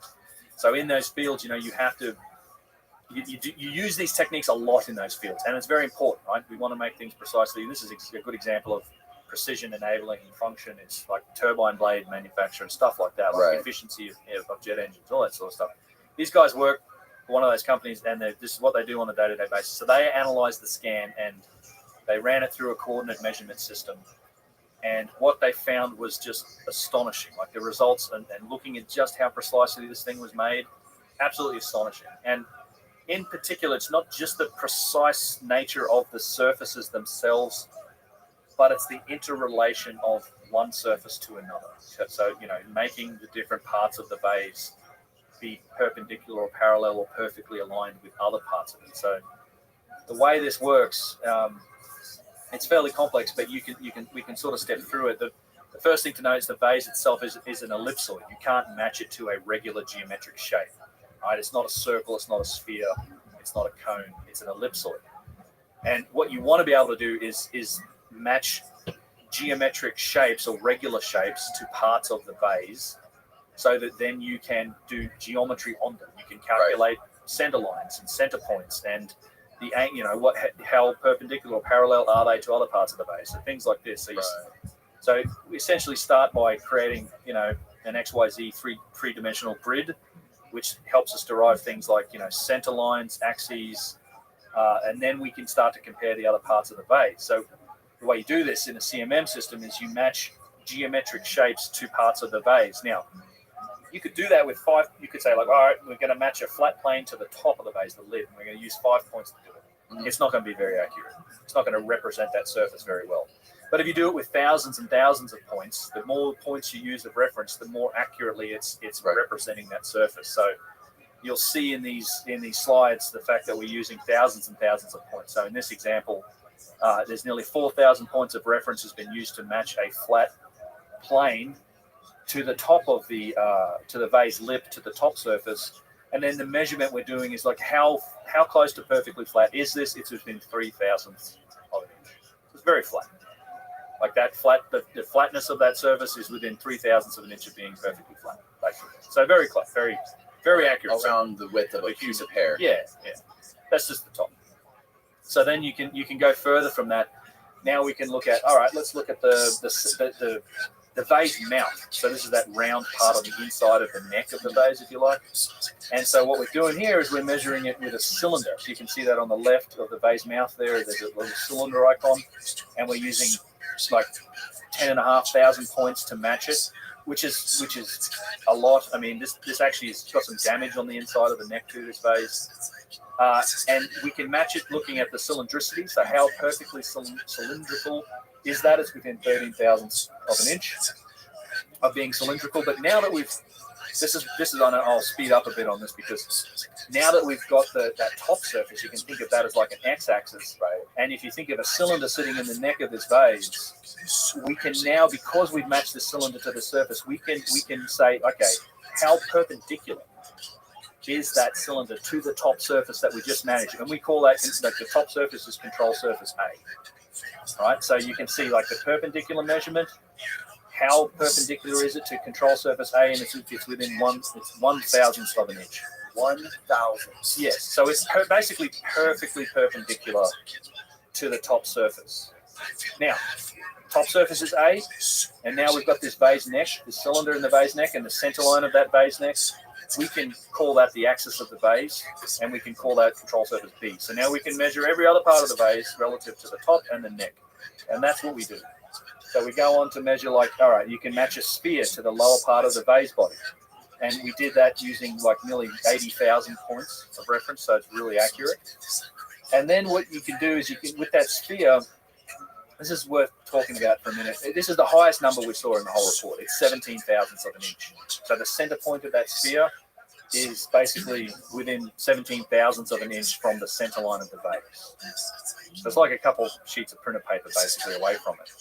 Now, it seems like a big number relative to the other numbers, but what this is telling you a lot more than just like how close is that center line of the sphere. What spheres are interesting, like, if you took a sphere and you deformed it at all, like small on the bottom, or you push it or whatever, it's going to shift that center point dramatically, right?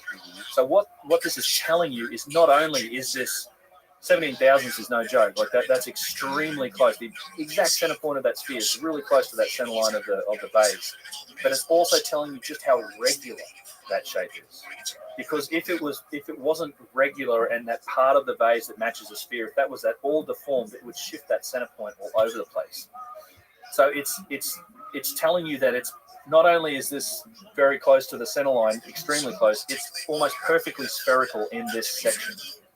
So it's a section of a sphere, that blue line, right? That's the matching of a sphere. It's very, very regular. It's regular to the point where you couldn't possibly achieve it with hand tools, by hand or by eye. Like, because you imagine you're carving on that. And again, they don't credit the Old Kingdom, or certainly not pre-dynastic times, with the use of the lathe. But even if they had a lathe, and even if you're using like a tool rest and you're trying to do this by hand, you're going to be a million miles away from this result. This is genuinely not achievable by hand. It's an incredibly regular shape.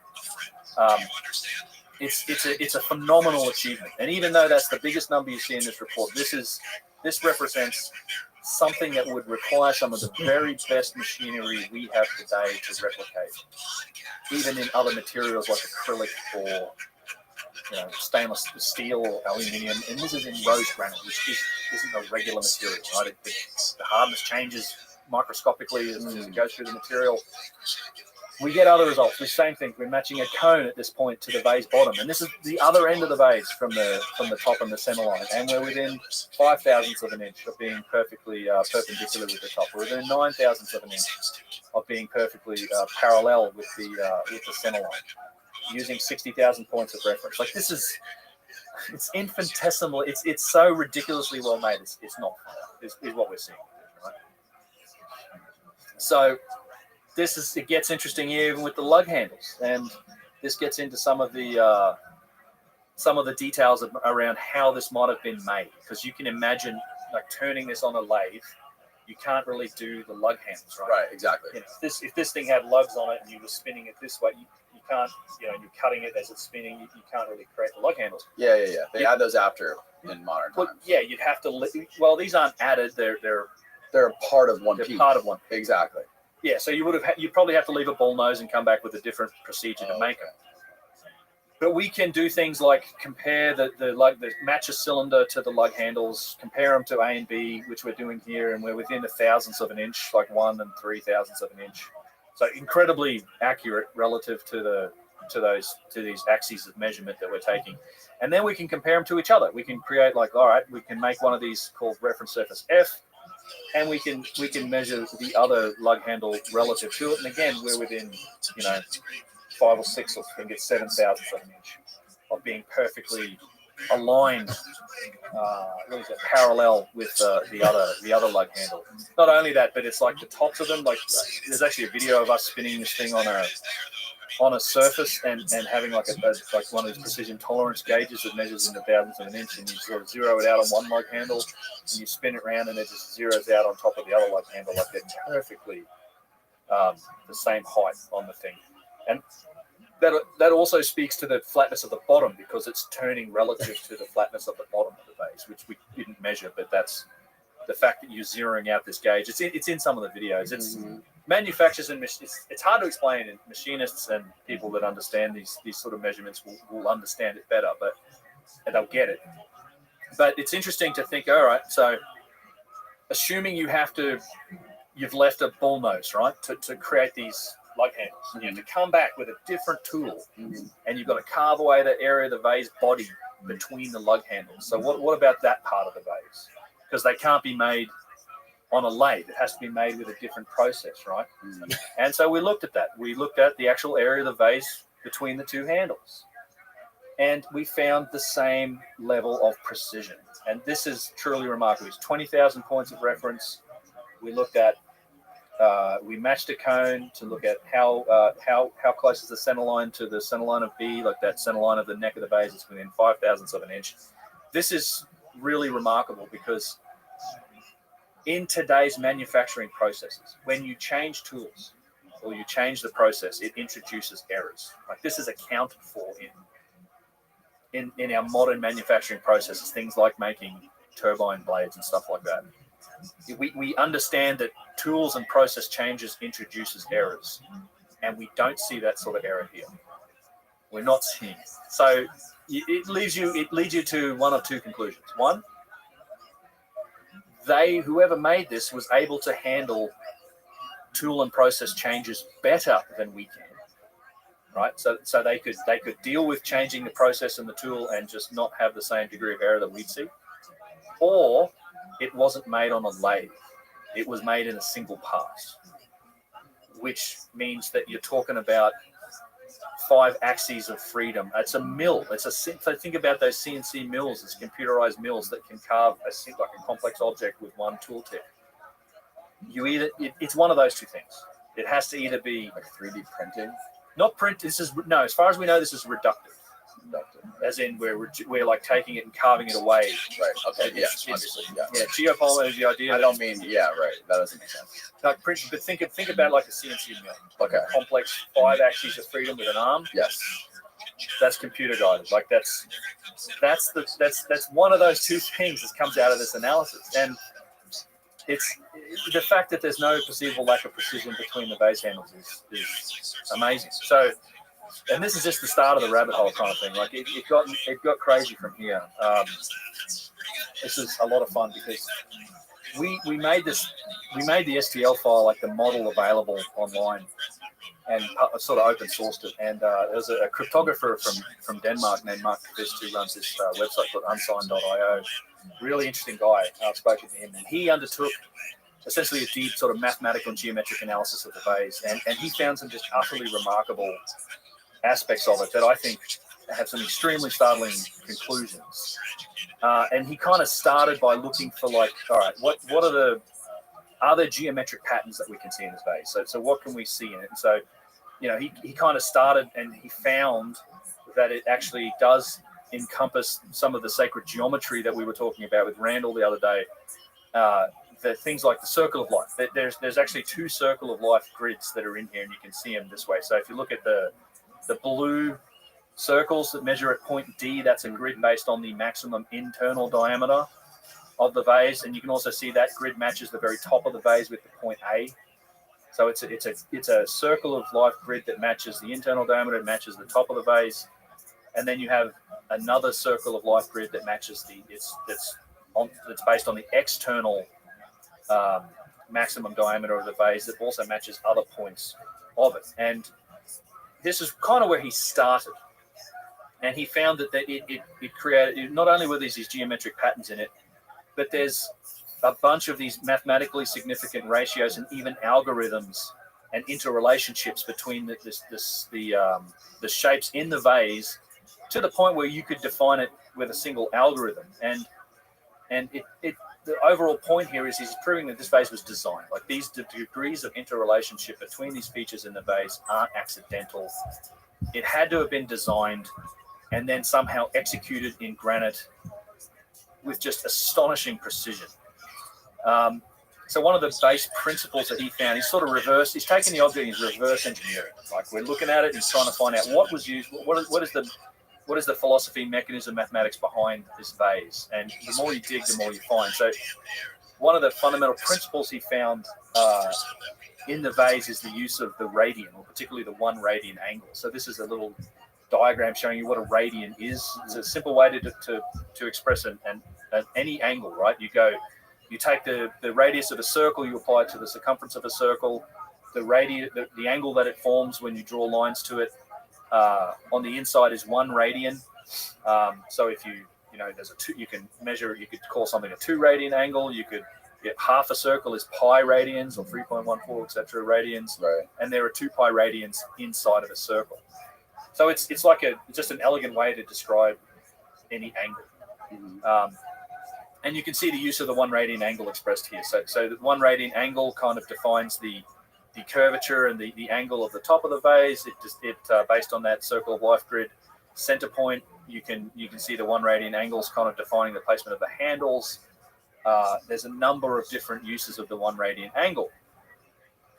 And from that, he discovered something else. He discovered that not only are there radians in this thing, but the radian is the basis for an algorithm that can be used to describe all of the curvatures used in the vase. Now, this gets a little. You don't have to understand the maths to understand the significance of this. The most widely used shape in the vase is the circle. Like sections of circles are used to describe the curves on the vase, the little tiny curves on the insides of corners and stuff like that. Now, the radius of these circles, so the size of these circles, is very tightly interrelated with each other. And it's only these radiuses, like this, there's none of these, the size of these circles are accidental. They're all tightly related to each other, and they can be expressed with a single elegant equation that Mark was calling the radial traversal pattern. And that's the equation right there. But what this is telling you is that if there were circles or curves of a different radius, there's none of it. There's nothing here that doesn't fit this pattern. So it's only the circles of this size that fit this pattern. It's based on it uses radians, but it fits this radial traversal pattern, right? So you can see it's up to there's 14 different or 12 or 14 different circle radiuses radii that are used. They're all related to each other. They're connected to each other through this algorithm. There's that 432. 432 is here as well. And so this is the point to take home is that this isn't accidental. You might be able to find 1 or 2 degrees of mathematical interrelationship in an object by accident, but to find 12 tightly coupled degrees of mathematical interrelationship in an object like this is not accidental. Mark actually said in the article, it'd be more likely for you to wake up one morning and have an entire new universe, like quantum universe, sprouting out of your left nostril than it would be for this to be an accident. It's not accidental. It was designed. And in order to prove this, he went ahead and said, you know what? Let's make a model. We're going to go into CAD. We're going to build this vase using just this algorithm, using these circles with this algorithm, make it perfect. And then I'm going to compare the vase model to the CAD model that's built using just the math. And he did that. And the median radial deviation, so the difference from the actual model of the scanned vase to the model he built using the maths, was 9 micrometers, which is 0.3 of a thousandth of an inch. Like that's the average deviation. 0.3 of a thousand. So like it's 3 10,000ths of an inch. Which is at that point we're talking about degrees where we don't know if it's an imperfection in the scan, right, or even in the vase. You can't tell. Yes. You're at the limit of resolution at this what we can measure. Yeah, so you got to also remember here that some of these circles we're talking about, they range from about 42 millimeters in size down to 1.1 millimeter at the small end. So you have arcs of circles that fit this pattern that are 1.1 millimeters in radius, which is kind of crazy, right? Very small. What was Randall saying when you pulled this up the other day? He was like kind of freaking out. He was. Yeah, I don't think he's watched all of the videos. I'd love him to see. I want to talk. I haven't had the chance to take him through it yet, and I'll probably do that in Montana here. But he was kind of losing his mind when he saw this because he saw something very similar with the radiuses of these circles compared to some of this plasmoid technology that he's talking about. Yeah, and I think he would. This other stuff in it was interesting too. The fact that other than the radial traversal pattern, we also see pi, golden ratio, see other sacred geometry put in here. So the image on the left shows you pi to within 0.1 of a degree. The image on the right shows us the golden ratio squared to within less than 0.1%. I'm sorry, not degree percent. Less than 0.01% accuracy with the golden ratio. There's actually the golden ratio shows up in a number of places. I've just used a couple of examples here. It also has encodes pi to within 0.1%. Can you explain what the golden ratio is? People might not know. So people don't know. Golden ratio is the aspect or the ratio of the universe. The golden ratio is a fundamental principle of the world. Like it seems to be an encoded ratio that is encoded from DNA up to the formation of galaxies. It's 1.6, etc. I can't actually remember exactly what it is, but it's a ratio expressed by living things. It also can be found by basic geometry. We went through it with the Randall Carlson podcast about how to define the ratio, but it can be expressed in the human body in terms of how it grows from the length of your hand down to the gap in the gap in your wrist here, and that's one part of the ratio. The other part of it is down to here. It's the ratio is a line that is dissected, where the ratio of the small to the large is exactly the same as the large to the whole, right? So it's hard to think about, but it's like take a line, the point where you dissect it, where the ratio of size is of the small piece where you've dissected it, the ratio of that to the larger piece is exactly the same as the ratio of the larger piece to the whole. So it's like A and B, B to A is to A plus B. That's the equation for it. Right. And it's expressed in life, right? Everything that grows, organic material, the human body, conch shells is the famous one. It's the Fibonacci sequence is attached to this. It's you take a cross section of a DNA molecule, you find the golden ratio. It's in the spiral helix of the DNA molecule. It's in the structure of galaxies. It seems to be a fundamental constant of the universe, and that's why I think the fact that it gets expressed in these artifacts, and in fact this sort of geometry, even radians themselves, they're showing us, the builders of this are showing us that there's a language behind this. They're showing us their capabilities. This vase to me, represents something of almost like a time capsule. It's like something that's sent through time to us that is expressing the degree of knowledge and understanding that its creators had of the universe and of their system, even their system of mathematics. I have a slide on this later, but there was I want to finish talking about the vase because there's some interesting implications about the maths that we've been going through. I'm not doing it just for the sake of maths, but come back to that time capsule idea in a minute. But so when you think about the design of the vase and how it's been made very precisely in rose granite, and there's a mathematical design that's behind it, right? We get to a point where we're like, all right, so the precision, the complexity, the depth of interrelation between the features really rules out random chance. This artifact was 100% designed. And it's like, okay, so how could you design this? Can you design it on paper? Remember that there are circles that have a radius of 1 millimeter, basically. Imagine if you're trying to draw that at scale. I challenge anyone, try and draw a circle with a compass that's got a radius of 1 millimeter and see how you go. And then be able to execute that down to the thousandths of an inch. Remember, it's made extremely precisely. You might be able to draw it out on a piece of paper that's as big as the room, but then you still have to scale it down somehow. It's got to find its way to an output somehow. You've got to be able to carve this thing in granite somehow. I think the best way, and Mark proved that the best way to design this is mathematically. It's designed with the maths. We can express it with an equation. Once you've got that equation, you've got that mathematical design, you have to then do the same thing. You've got to get it to output somehow. So how do you take it from a design to an output, and into an output of a system that is extremely accurate like this? Just be able to make something like this in rose granite would require some of our very best precision lathes or precision mills. And you're talking about extremely sturdy and firm bearings and rods and turn screws, and it's a whole lot of capability in this, right? It's been made with astonishing precision. And the fact that we know that because of the area between the vase handles, right? It's extremely precise. Like they didn't lose positional calibration when they changed tools to make the vase handle, or it was made on a 5-axis mill in a single pass. And this is kind of where that evidence and logic all leads. And I like to use this. I like to quote directly from Mark's article where he wrote about this, and this is what he said. Quoting Mark: "As far as we know, no human beings, trained animals, or naturally occurring phenomena, modern or ancient, take mathematical formulae and equations as input and produce lathe operating motions as outputs. For all the knowledge and insights we've accumulated over the ages, we know of exactly one and only one category of things capable of such behavior. The kind of thing that we refer to as a Turing machine, a device capable of taking input, holding state, performing operations on held states according to predetermined principles, and producing output."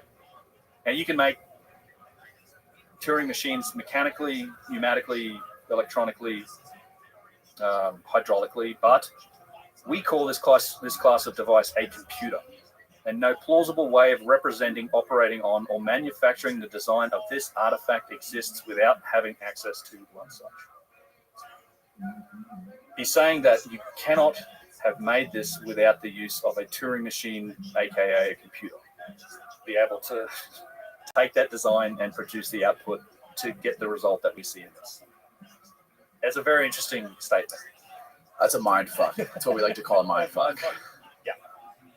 Yeah, and it did fuck with the mind of one of these engineers that did the original analysis. I remember we talked about the metrology at the start, one of these aerospace engineer guys. Yes. So Mark does this. And this guy's name's Nick, and he called me up. He's like, Mark puts out his article, and it took me, you got to read this article a few times and figure out the math, trying to really digest it and see what it means. And for me, this is validation. I'm like, this is magic. This is confirming some of the things that I've long suspected, and I've held this particular worldview for a while. That all right, there was technology in the past. Nick, he was amazed by the metrology. He was like, this thing's incredibly precise, scratching his head. But it wasn't until he really sort of chewed on Mark's article that he's like, he calls me up one day and he's like, dude, I have to talk to you about this. This thing it's keeping me up at night. It's like I wake up in a fucking sweat thinking about this phase because you could tell it kind of shattered his worldview. It had like changed. He's like, I can't explain this or rationalize it without this type of technology. What the hell was going on in the past? And he said something to me that I was like, I put into a slide here, which I thought was really interesting. And some of the things that I've said, that I think this artifact is much more than just a simple vase, right? It's encoding sacred geometry, which is the very fabric of the universe. And I think it's telling us a tale of the creator's capabilities, their elegance, their knowledge systems, right? Even their mathematical systems, like they might have a base radian system rather than a base 10 like we use, which is an elegant mathematical system. But what Nick said to me is like, you know what this reminds me of? He said it reminds me of the golden records that are on the Voyager space probes, right? So when the space probes went out in the 1970s, they had these golden records on them, and it wasn't like we wrote this information on there. We used mathematical principles, geometric principles. We even used the radioactive decay of I think uranium atoms to provide a launch clock. We gave them all these clues based on different principles and maths on these vases to try and convey information about our species, about who we were, about what we knew. And we sent the goddamn things out into space. I think this vase, it seems to be something like that instead of going through space, it's been sent through time. It's like one of these golden records has been sent through time to us, and if we have the eyes to see it and the ability to decode it, there's all this information that we can glean from it. And we can learn something about the past from it, and that's what Nick was telling me. I was like, that's a fantastic analogy for it, and that's truly what it is. The deeper we look, the deeper this rabbit hole goes on this thing. And yeah, the crazy thing is too, this was the start of the year we did this, and we've been working through it, but it's not the only one. You guys did more vases? We're doing more vases. We have literally 20 or 30 more that we're working on now. Early results, we're seeing similar results for a lot of them, even better in terms of the pure metrology and precision. Like some of them are zeroing it out on like the 1,000 scale. What? We're also measuring stuff in CT machines now, which can go down to the micron.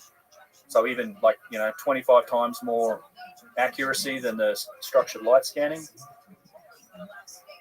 Yeah, I think it's very interesting. Yeah.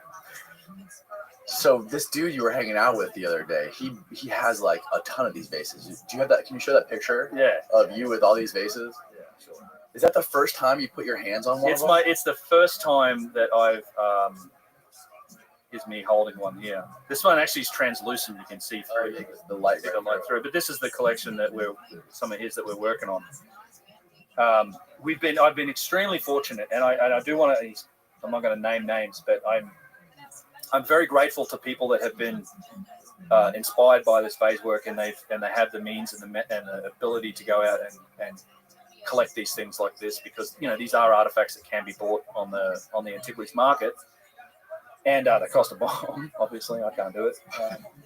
But I'm extremely grateful. Well, some of them, you up to like $70,000, $80,000, $100,000. The more provenance, the better. Usually, some of them as low as like a few $1,000s, but mostly the good ones You know, you're talking 5 figures, if not 6.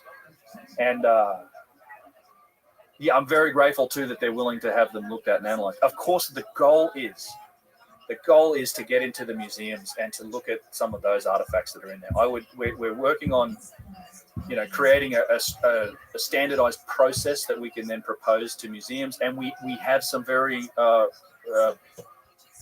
good interactions happening, and we're very hopeful that in the very near future we'll be able to get into some museums that do allow this type of research. They're willing to work with us. Petrie Museum being one of them. They've got a number of artifacts that would totally fit within this. I think this technology and this technique is not, we don't have to use it on vases. I'd love to see it done. We want to scan those drill cores that we looked at earlier and really define that spiral groove. We want to be able to, I'd love to see this used on boxes and statues and be able to really do complex geometric modeling and analysis for those things. So I think we're just on the tip of the iceberg when it comes to learning more about the statues of the Luxor, for example. Those things were analyzed similar, not obviously under those techniques, but Chris Dunn pointed out that those statues of the Luxor were perfectly symmetrical. Yeah, perfectly symmetrical. Yeah, and it's and the way we've done that is with photographic and photogrammetry. But I you know, even the smallest, the sort of relatively small statues, you know, 6-foot statues, I think we could scan down to this level of precision, and we can define just how precise they are, how regular the curves are. I think there's tremendous things we can learn with this technology, and I think that's exactly what I think we should be doing. Because who knows what it'll turn out. I just think we should be following the evidence wherever it leads, no matter how much it kind of upsets the apple cart in terms of the established story of history. So, yeah, it's really interesting stuff, and this has been a huge project this year. And for people that are waiting for more vase file STLs, they're coming. The analysis takes time. Like, this stuff doesn't happen overnight. So, you know, the process is ongoing. I know there's some interest in writing a paper. We were looking for, scientific paper's probably coming. But for me, it's the first time I think we've genuinely got some very hard evidence now that is very hard to argue with about significant technology being deployed to make these things. Because the challenge is out there. I would love anyone to make one of these. Like, go make one. If you think you can do it by hand, go for it. If you think you can even machine it with a tool made out of acrylic, go for it. If you think you can get down to these numbers, and trust me, machinists and people that work in these tolerances understand just how well this thing is made. I want to see it. I would love to see people attempt to make it and even come close, because I just think that we're light years away from this idea that these things were done by hand at this point. Right. And again, remember, these go back to pre-dynastic.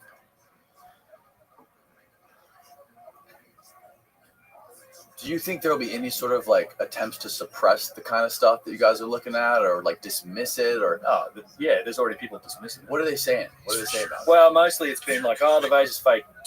It's a fake vase. Yeah, which Alex Dunn so one of the engineers is Chris Dunn's son. He's in my videos about this, but that's the only thing they can come up with that I've heard is, the vase is fake. It's like, you think it was the vase the problem is on this particular vase goes back to the 1980s. Some of these vases provenance goes back to where in terms of they have a known history, go back to the 1800s. But even in the 1980s, I think you'd be challenged to make something that precise out of rose granite. And if you think you can make it today, that precise, with that much of all of that maths that's behind it and everything else, try and make it, and try and see how much that costs you to make it, and then try and justify that by the cost it's going to, whatever you think you can sell it for on the antiquities market. It's actually damaged. It matches almost perfectly, in fact, to the eye exactly, lots of pre-dynastic vases that you find in the Cairo Museum. In my video, I show a bunch of them. It is the same shape and size as many pre-dynastic vases. Obviously, there's a variety of shapes and sizes when it comes to these artifacts, but I mean, just calling it fake is about the best argument anybody's been able to come up with, because they can't handle how. Well, somebody manufactured it, and I mean, things do happen. Like, people try and sell fake artifacts, but it's like, it's ridiculous to think that you could do that cheaply, or it's not. Look, this is not something that's made in some like backyard workshop in China or India and then mass produced and sold on the market. It's ridiculous. If you think it's fake, try and make one. See how hard, and see if you can get anywhere near it and how much it costs you. I just think it's a facetious argument with nothing behind it more than the desire to dismiss this because it doesn't match their worldview.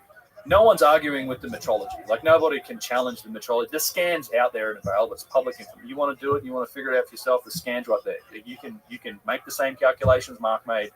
You can measure it for yourself. You can stick it in a CMM and work out the data for yourself. So it's all repeatable. But the best people can come up with is, oh, it's fake, or sacred geometry is woo is the other thing I've heard, which we talked about in detail with Randall. Like, sacred geometry is not woo. Sacred geometry is the universe. It is the fabric of the universe, and it's knowledge of that is what essentially comprised the mystery schools. And this is like the way you see the world. Like the idea that sacred geometry is woo. That's the only other thing I've heard. It's like, oh, as soon as you see the flower of life, forget about it. It's crystal hippie nonsense. Like, it's just people that don't like what it means, right? And they just are seeking any way to try and discredit it, throw shade at me because the crazy ideas that guy has or whatever. It's like, I don't care.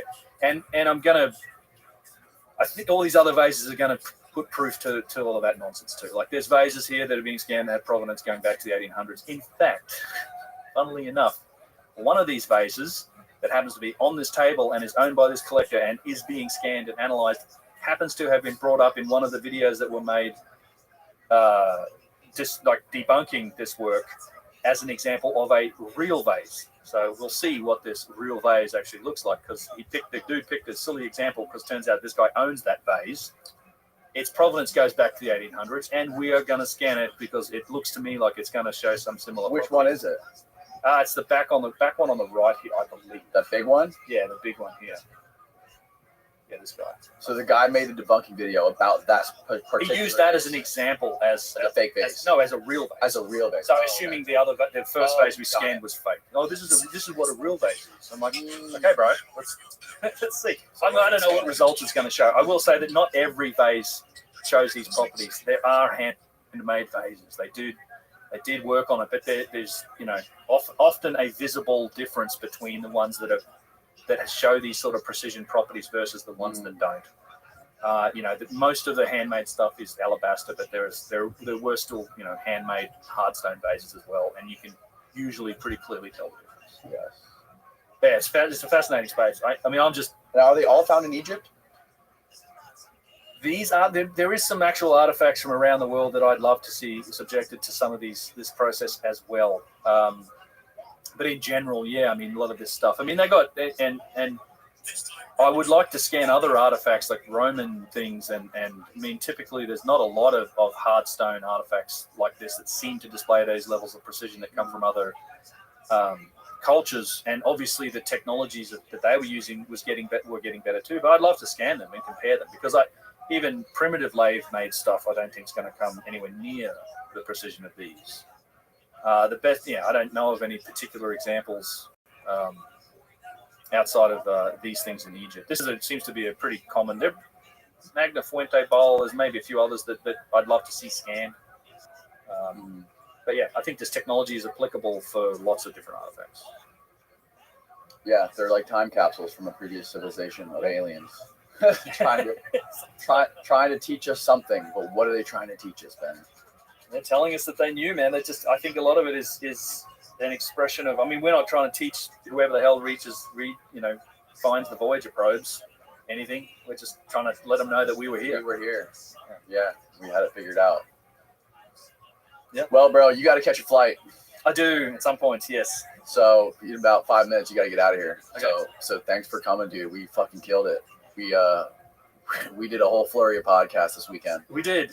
Very enjoyable, man. Thanks for bringing me out again. Always great to see you. Hell yeah. Where can people find out more about what you're doing? Keep up. Obviously, sure a lot of people listening already know, but for people that don't, tell them where they can research you online, read, your book's not out yet, right? No, yeah, I'm working on it. It's probably going to be a little while for the book, but yeah, Ben Van Kerkwick's the name if you want to look me up, but otherwise unchartedx.com or youtube.com/c/unchartedx. I'm also on Spotify, on Rumble. You can find all my videos on Spotify, like I said. On Rumble, wow. Yeah, no, I'm throwing stuff on Rumble too for now. But You can almost. I'm on social media. I'm not super active on there, but yeah, Twitter, Instagram. That's linked on the website and pretty much in all of the videos. But yeah, YouTube's the main place. Yeah. You engage in some of the Twitter drama going on right now? I don't play that, man. If I wouldn't be on social media if it wasn't for this stuff. But yeah, there was some. I did get some enjoyment out of some of the things I saw happen on Twitter yesterday. It's so funny that people there's people on Twitter just for that stuff, and there's people like you who are just on there just to show the stuff you're doing in the real world. Yeah, and it's so funny when you see those two worlds collide. I ain't got no time for social media nonsense. Like, honestly, I don't care.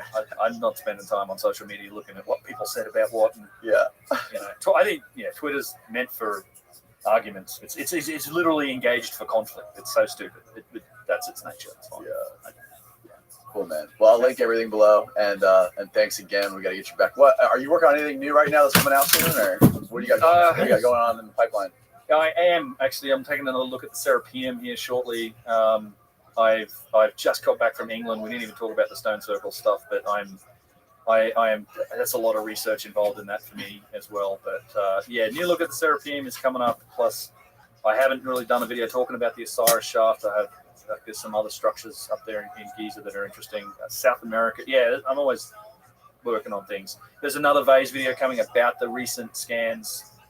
And some more data coming about those. Were you filming when you were down there in Sarasota? Yeah, a lot of pictures. Okay. Yeah, not when. Yes, this was a chance for me to see these things in person, handle them in person. It was the first time, as we said, that I'd ever got to handle them like full units. You can find pieces of them in Egypt and like beneath the Step Pyramid, but yeah, the first time I actually can handle them, yeah, it was a thrill.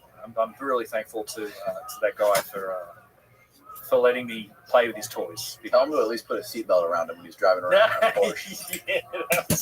One might have fallen off the front seat of his car. I wasn't there. He said it's fine. It's made of granite. It's not gonna. I mean, the fat ones are probably okay, but there's one in here that's like translucently thin. You just kind of like that thing. You don't want to break it. Jeez, right. That was an expensive one. Wild shit, bro. Well, we'll get you back in the next year. So cool. Thanks again, and goodbye, everybody.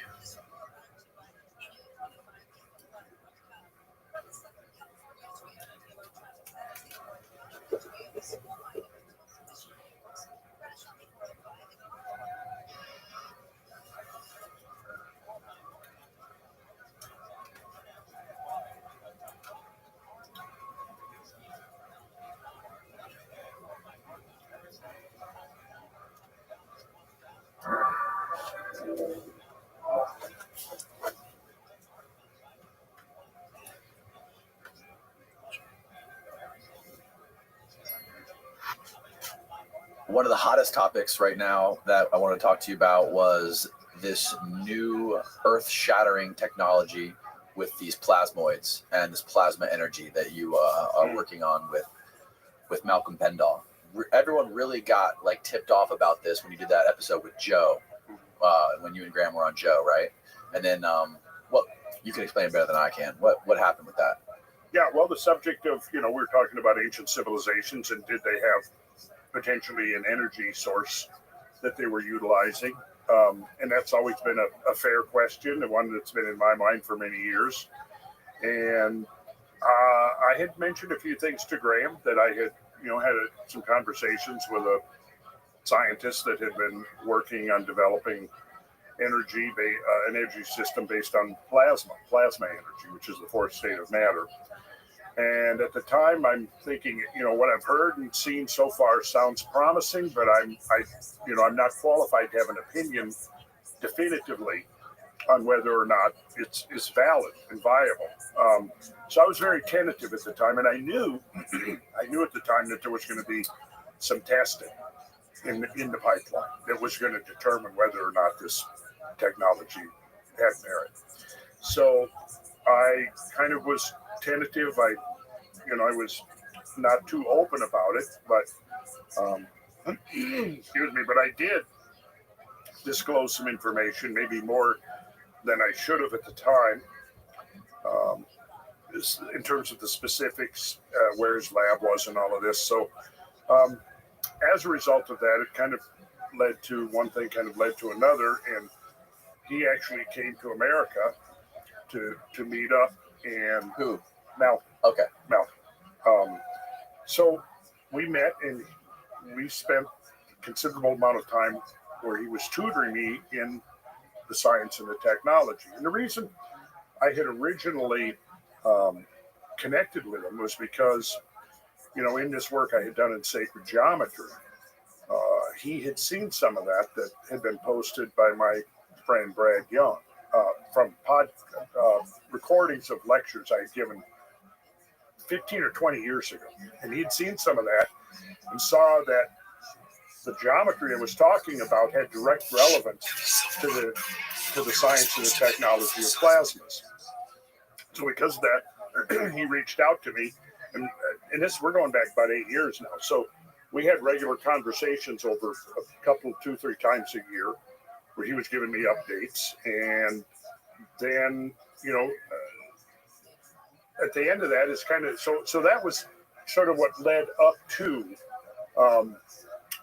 the comments on the remarks on Joe Rogan's. Now, in the interim, I had had an opportunity to talk to an Australian author by the name of Roland Perry, who is one of Australia's leading authors and investigative reporters.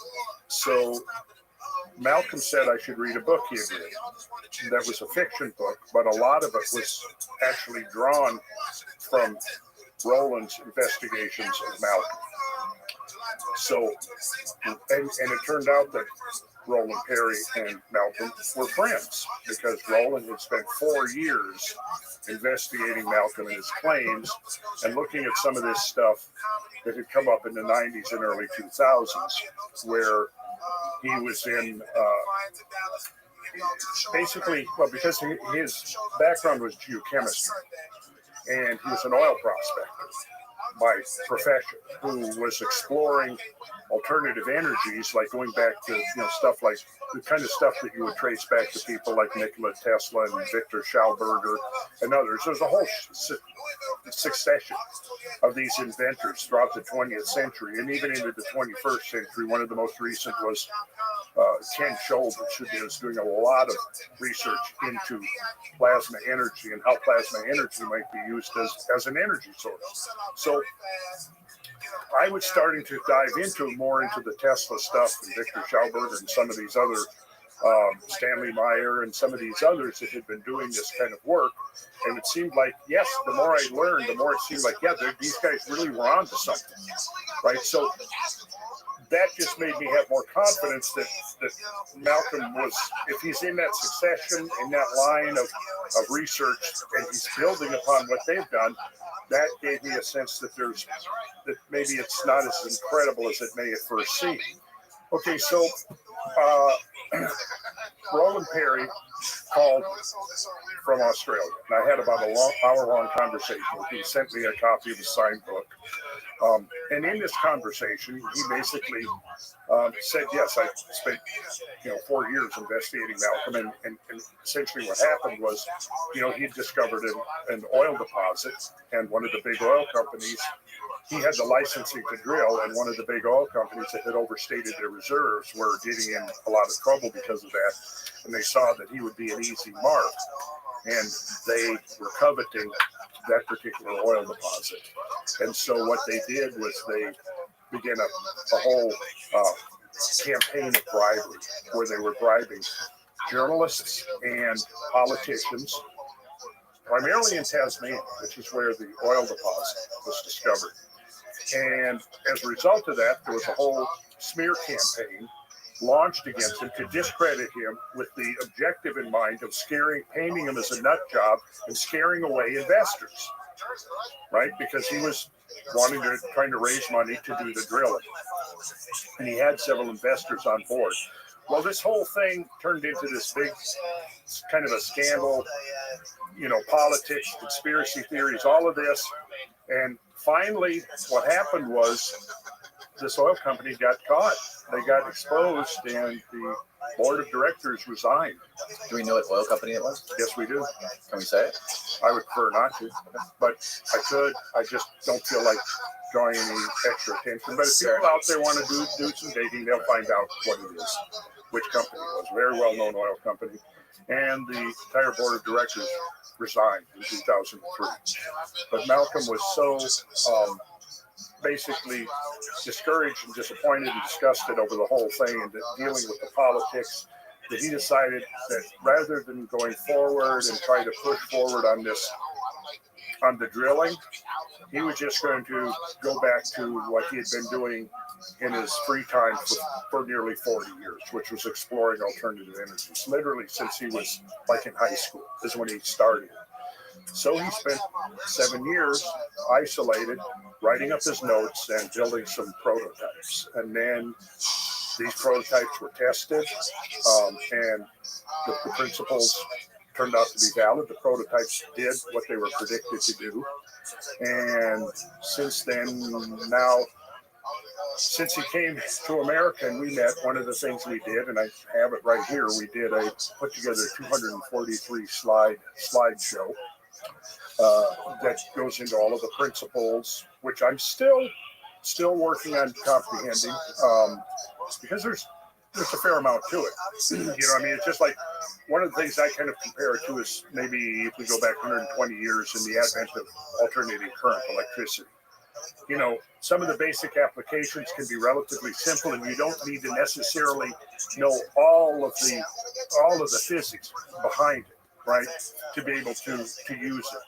You can, for example, rebuild the engine of a car without necessarily knowing all of the physics of an internal combustion engine, right? Where was that was, you know, after the Rogan appearance, Joe asked me to come back. Well, so in the interim, that's what I said, Malcolm came over here, and he was here, and we had set a date for me to be on the show, and I guess the day before, whatever, we drove from Georgia out to Austin, Texas. Myself, Brad Young, George Howard, who has been one of the key researchers in the Younger Dryas impact hypothesis, and he runs the Cosmic Tusk website. He was the one who organized the Cosmic Summit.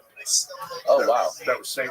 So George went with us. Malcolm came with because he was here, and I obviously was not going to just meet and sitting in the hotel room, so I invited him to come with. I knew he wanted to come with. And then Stephen Tuggle, who's kind of my assistant, been helping me out with stuff. So I think there was 5 of us guys. We drove out there, went to Austin, and then I go to be on Rogan's show the next day. And I called him up and I said, Joe, it just so happened, you want to talk about this energy? Well, it just so happens that the inventor is here with me. I could bring him on, and he could probably explain and elucidate some of these stuff better than I could, because I'm still kind of I'm very much a novice at this stage of my understanding. So he said, sure, bring him on. Okay, so fast forward an hour or two, we get there, we go into the studio, and Jamie, Joe's producer, has looked up and found some of this stuff, part of the smear campaign, and had plunked that down on Joe's desk. So basically what happened was the substance of the interview went from talking about the science and the technology of plasmoid energy and its utilization into all of the conspiracy theories and politics and scandal and all of that. And as it proceeded, I'm constantly trying to steer the conversation back to the science. Joe was kind of in attack mode. From the start, he started questioning about this stuff. Yes. And I don't blame him a bit. I mean, it kind of came as a kind of a surprise. I knew this. I'd seen enough of this stuff. When I had my conversation with Roland Perry, we talked about it. We discussed it. He explained the whole backstory and all of that. And, Malcolm is an eccentric genius. Just like Ben was saying in our conversation, Ben Van Kerkwood was saying, talking about a lot of these guys, if you start digging into their personal lives, you're going to look at this Nikola Tesla. He was very antisocial, and you could probably dig up and let's say we're going to try to discredit Tesla's work by attacking Tesla the man. And you got to be able to separate the two. And so by the end of the interview, as it's proceeding, I'm getting more and more frustrated because we're not talking about the science. And I've got this great slideshow that I put together, and I keep trying to pull the attention back, but then it would go right back in. Joe would bring something up, and and Malcolm got defensive, and so by the end of it, I'm just, and then plus in the process, I knew that there was some testing in the pipeline that was going to be basically kept under wraps until the results of the testing. It was not going to be made public until the testing was complete. Some of that stuff kind of came out in the heat of the exchange, which wasn't supposed to come out. And I'm thinking too, at the same time, well, the way this is played out, we didn't get into really a deep dive into the technology at all, hardly. And so I'm thinking, this is going to be crazy if this goes out. Just crazy. Did he ever come around at any point during the conversation and sort of calm down and actually? Well, yeah, a couple of times when Malcolm made some claims about things that happened, and Jamie is over there pulling it up, and there it comes right up, just exactly as Malcolm said. So there was a couple of points where, wavered, and there was a couple of points there where Joe was like, wow, where he was actually able to see some of the stuff, but it's just the way it played out. So after the interview was over, we're packing up to leave, and Joe calls me aside and says, would it be okay with you if we didn't air this right away so I could vet it? And I said, yeah, absolutely, sure. Don't air it until we've had a chance to go through this. And I did mention at that point, it's like there's going to be, over the next few months or 3 to 6 months, there's going to be some testing going on independently. And why don't we wait and see what the results of those tests are? And so a lot of that testing has been going on over this summer. And so we have some test results in hand, and the test results are coming out pretty unanimous that the technology does what has been claimed for it. It reduces the pollution by an enormous amount for any engine that's based upon fossil fuel based, diesel, regular gasoline, propane, natural gas, kerosene, and we'll get into some of that. And again, I'm still at this point, like several of the physicists now that have witnessed the technology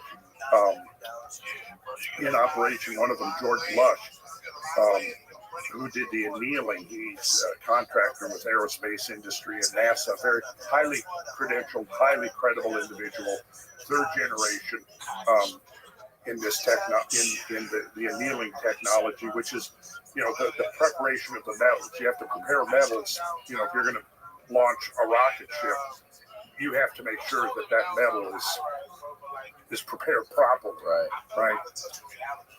So, like he said, and he kind of captured the response of a number of people that had looked into it. It's like, okay, I'm not exactly sure what's going on here, but it works. I've seen it work, and so he's not the only one. And so, like I said, there's been testing going on over the summer. One of the most, in June and July, they built the first industrial scale application of the technology. And they retrofitted a 400 kilowatt generator at a power plant just outside of London. Oh, wow. And we're testing it there. And I have the test results. Is there any speculation or evidence that some of this technology could have been what was used in ancient times to build some of these mega structures, like the pyramids or anything like that? I think it's very possible. And that was kind of because how I initially made those remarks on Rogan's show with Graham years, because that was the subject that came up in the conversation.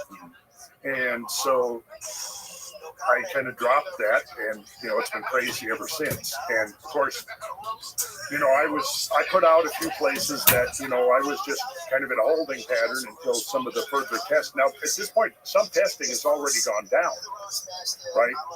And there were videos. I'd seen the videos. I talked to, well, in fact, I went to a meeting in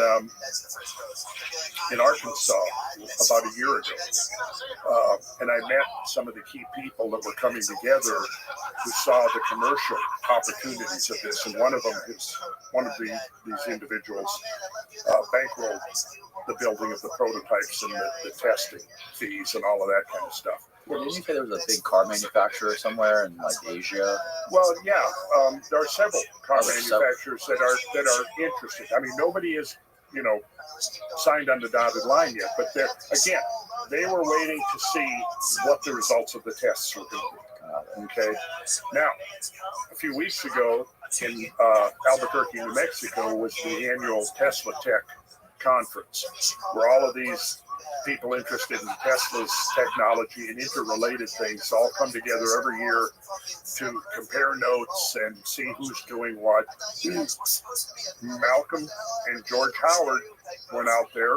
Mike Robertson, who is the CEO of HowTube, went down, and you had 3 or 4 different people independently videoing and documenting the whole thing, where they took I think it was around a 40 kilowatt, about 4,000 watt generator, and they retrofitted it with the technology in front of the audience, and they tested. They had, independent people coming in. One was from high level, Los Alamos. Oh, wow. Yeah, there with mass spec, somebody. One of the scientists that came here, I don't remember who he was affiliated with, but he brought a mass spectrometer. Now, not in the official capacity. Los Alamos was not involved in the official capacity, but people who worked on that level, is what I'm saying. So they came in, and you had people bringing in their own gas analyzers to analyze the fluids coming out of the exhaust of the generator, and they had to determine, in other words, so they have the technology hooked up. You can turn it on, you can turn it off, and start the generator, and then you take a reading. Right now, in the tests that are going on currently as we speak, in a laboratory, I can't say which laboratory yet. I will be able to, hopefully in the near future. But they've got 2 generators. They've got a control generator and one that they've hooked up with the technology, so they can run both simultaneously. And again, it's bearing out. It's showing that the technology does what it's supposed to do. What is it specifically about this technology that makes you think it could have been used thousands of years ago? Well, first of all, once you begin to understand what the plasma is and plasmoids, the geometry link, I think, for me, was the thing that really brought home that possibility. Because, again, it's complicated. I don't know where to really even start, because part of the problem is, again, my level of understanding of the technology is still, it's still in its infancy. Have me back in 6 months from now, and I will be able to talk more about it, because I have been taking a deep dive, and because of the people I've met recently that are also highly qualified in the scientific world, who are now taking their first look at it. We're kind of all simultaneously kind of like signed up for this course in plasma technology. So we're sharing and comparing notes as we go forward.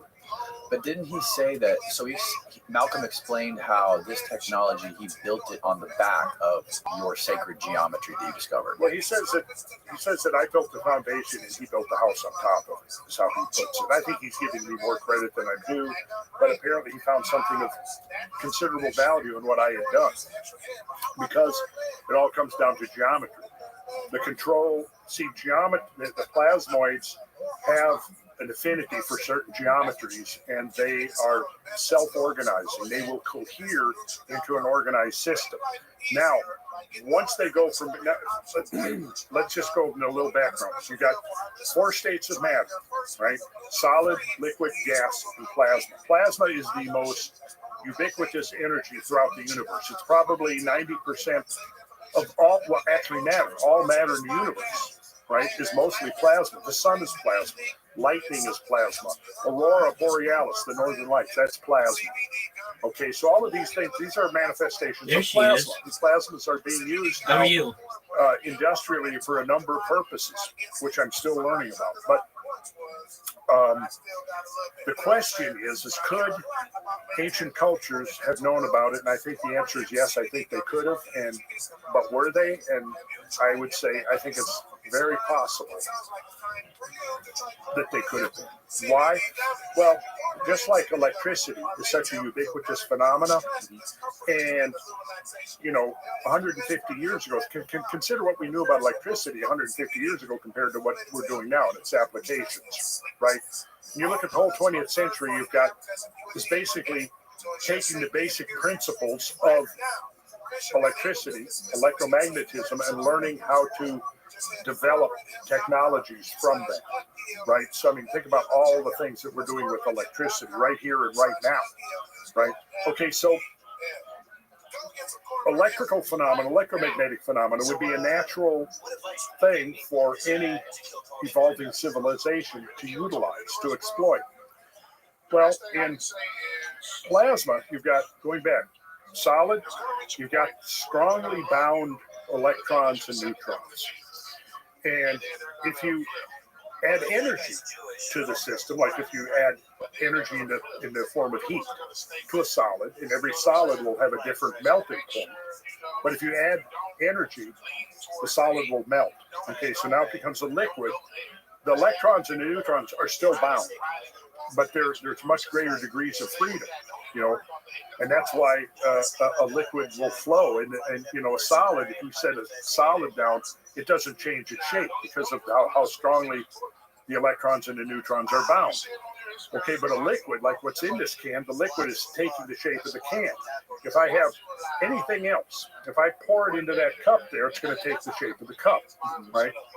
Now, if you add more energy to it, the bonds between the electrons and neutrons weaken even more. And now you're in a gas phase, right? So you now have greater degrees of freedom. However, there's still a connection. They're still bound. Even though it's a weak bonding, they're still bound. Right. Add more energy, and now you have a complete disassociation between electron and neutrons now are ions, and they're freely flowing. The interesting thing about a plasma is it can be electromagnetically conductive, and it has an affinity for certain geometries. And that's the key. See, and the one form that's most drawn to is that of a torus. A kind of a donut shape. So when the electrons and the neutrons and the ions, when they're in the form of plasma, they're completely unbound. Yes. Not connected at all. Not connected at all. Can you see them? Well, you can see lightning, right? Well, yeah, you can see lightning. Absolutely. Yeah. Okay. You can see ball lightning. Right. It's controversial, but it has been proven to exist. Ball lightning is plasma. It's a self-coherent, self-organized system of plasma. So the key is, though, with the technology here, is being able to utilize the plasma. And when it becomes self-organized into a coherent system, that's when it's called a plasmoid. See, rather than just a free ocean of electrons and ions without a structure. Because once it becomes cohered, self-organized into a torus, it can now be used as a source of energy. Now, I don't know if I've gotten every detail of this explanation exactly correct, but that's kind of the basic concept. And so what Malcolm learned how to do, number one, he learned how to create a plasma at lower energies than normal. by mixing air and water together, where the air had been pre-ionized by being exposed to ultraviolet light, roughly 100 micron wavelength, which is the same wavelength of light that's emitted when the plasmoids are created. Now, the plasmoids are being created out of water, not air, but water, by producing bubbles. Bubbles that are large bubbles you can see, but very small micro bubbles that you can't see. They're microscopic bubbles, okay? The microscopic bubbles were a necessity because only the microscopic bubbles are perfectly spherical, symmetrical and spherical. So what happens is, and I can play a video of it here in a minute, what we call the bubble, and it's the plasmoid generator. And what this does is it takes this pre-ionized air and it mixes it with water and it injects it into the bubbler. And there, the bubbler is subjected to alternating vacuum and compression, The vacuum creates the bubbles. The compression causes the collapse of the bubbles. And they're called cavitation bubbles. And there is a history. If anybody listening wants to learn more, look up cavitation bubbles. Okay, so when the vacuum is applied, the cavitation bubbles, picture a sphere that's rotating that has an axis, right? Okay. Now imagine if you take that sphere and you collapse it along that axis so that it becomes this donut shape. And imagine in a cross section, it actually will look as if what it's doing is it's assuming the shape of an infinity symbol, right? And so the what do we got there? Yeah, there we go, right there. There we go. Look, and so this representation would be what all of the little microscopic bubbles are in the water. Yes, except the difference is what this is showing is a collapse from along one axis, and then you've got this vortex. You see on the far right, you've got this vortex coming down. Yeah. What's happening in this system is that the collapse is coming from both the North and the South Pole and meeting at the equatorial plane. Okay. So now you can see there you got this vortex that's coming down, looks like almost like a tornado hanging down. Yep. Okay, now picture what you've got that coming from both poles. The bottom and the top. Bottom and the top, and they're meeting at the equatorial plane. And what's happening is that the plasmas are accelerating down that vortex to high rates of speed, but in opposite directions. So the northern hemisphere, it's clockwise. In the southern hemisphere, it's counterclockwise, and that's meeting at that 0 point. And this is what is now being referred to as the 0 point energy, because here's where the energy is being harvested. And what I should probably do, let's see here if I can collapse here. Yeah, so here we're looking at it from above. And if you follow the path here of this thing, it's spiraling around down towards the center. It's spiraling into this vortex, but the same thing is happening in the opposite direction from the southern hemisphere. And then if you take cross sections of it, like this is a 16-fold division of that torus. And so if you look at one of them, there's your infinity symbol that I was talking about. Oh, wow.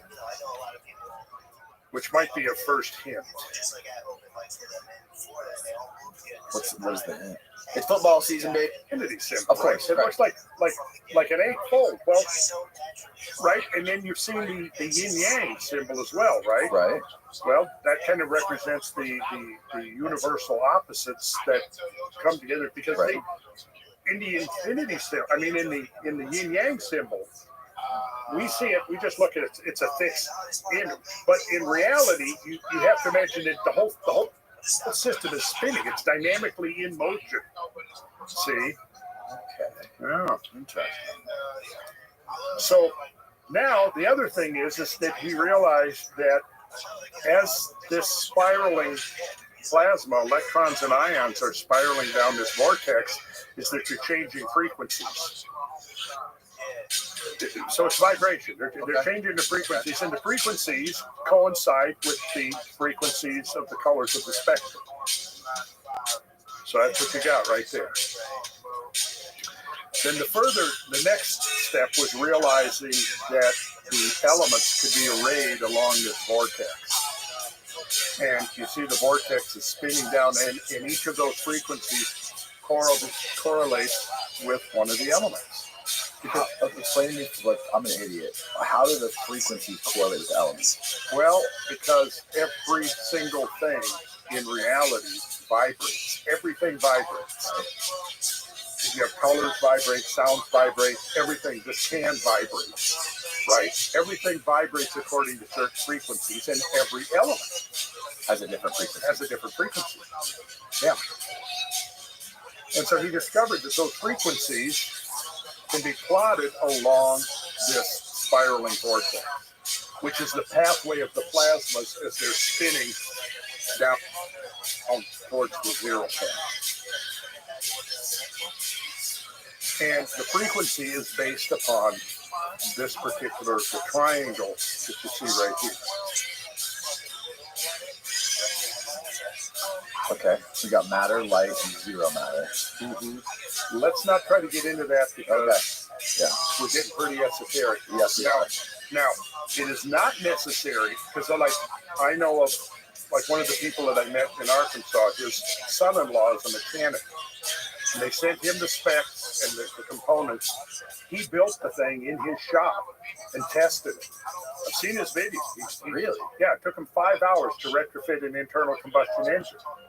And he sends back to his uncle, his father-in-law, he says, well, I don't know how it worked, but I hooked it up and it worked. And he put the gas analyzer there in the exhaust pipe and saw for himself what changed when he turned the technology on and then when he turned it off. So, and I'm at that point where, okay, I've seen enough now and I've seen it myself work. I have been in the lab and seen it work. I've stood right there while independent engineers and scientists with their equipment were testing. And so I watched myself and had seen it. And I was already convinced because I'd seen probably half a dozen videos. Because every time it's been tested, there have been video recordings of it. And I'd seen the videos from the Albuquerque at the Tesla Tech conference. And George Howard, who was a total skeptic, he was there. And he came away, oh, well. So there's a video of him getting down. You've got they're running a generator without the technology, and they had to move it outside because the fumes were so strong, right? Coming out of the exhaust fumes were coming out of the exhaust pipe were so strong. They had to move the thing outside onto the loading dock, right? They turned the technology on, and within about a couple of minutes, instead of carbon dioxide, carbon monoxide, nitrous oxide, methane, and other hydrocarbons coming out, they've all gone down to just a small percentage. Some of them we've even zeroed out. And what's coming out? It's like 20% oxygen.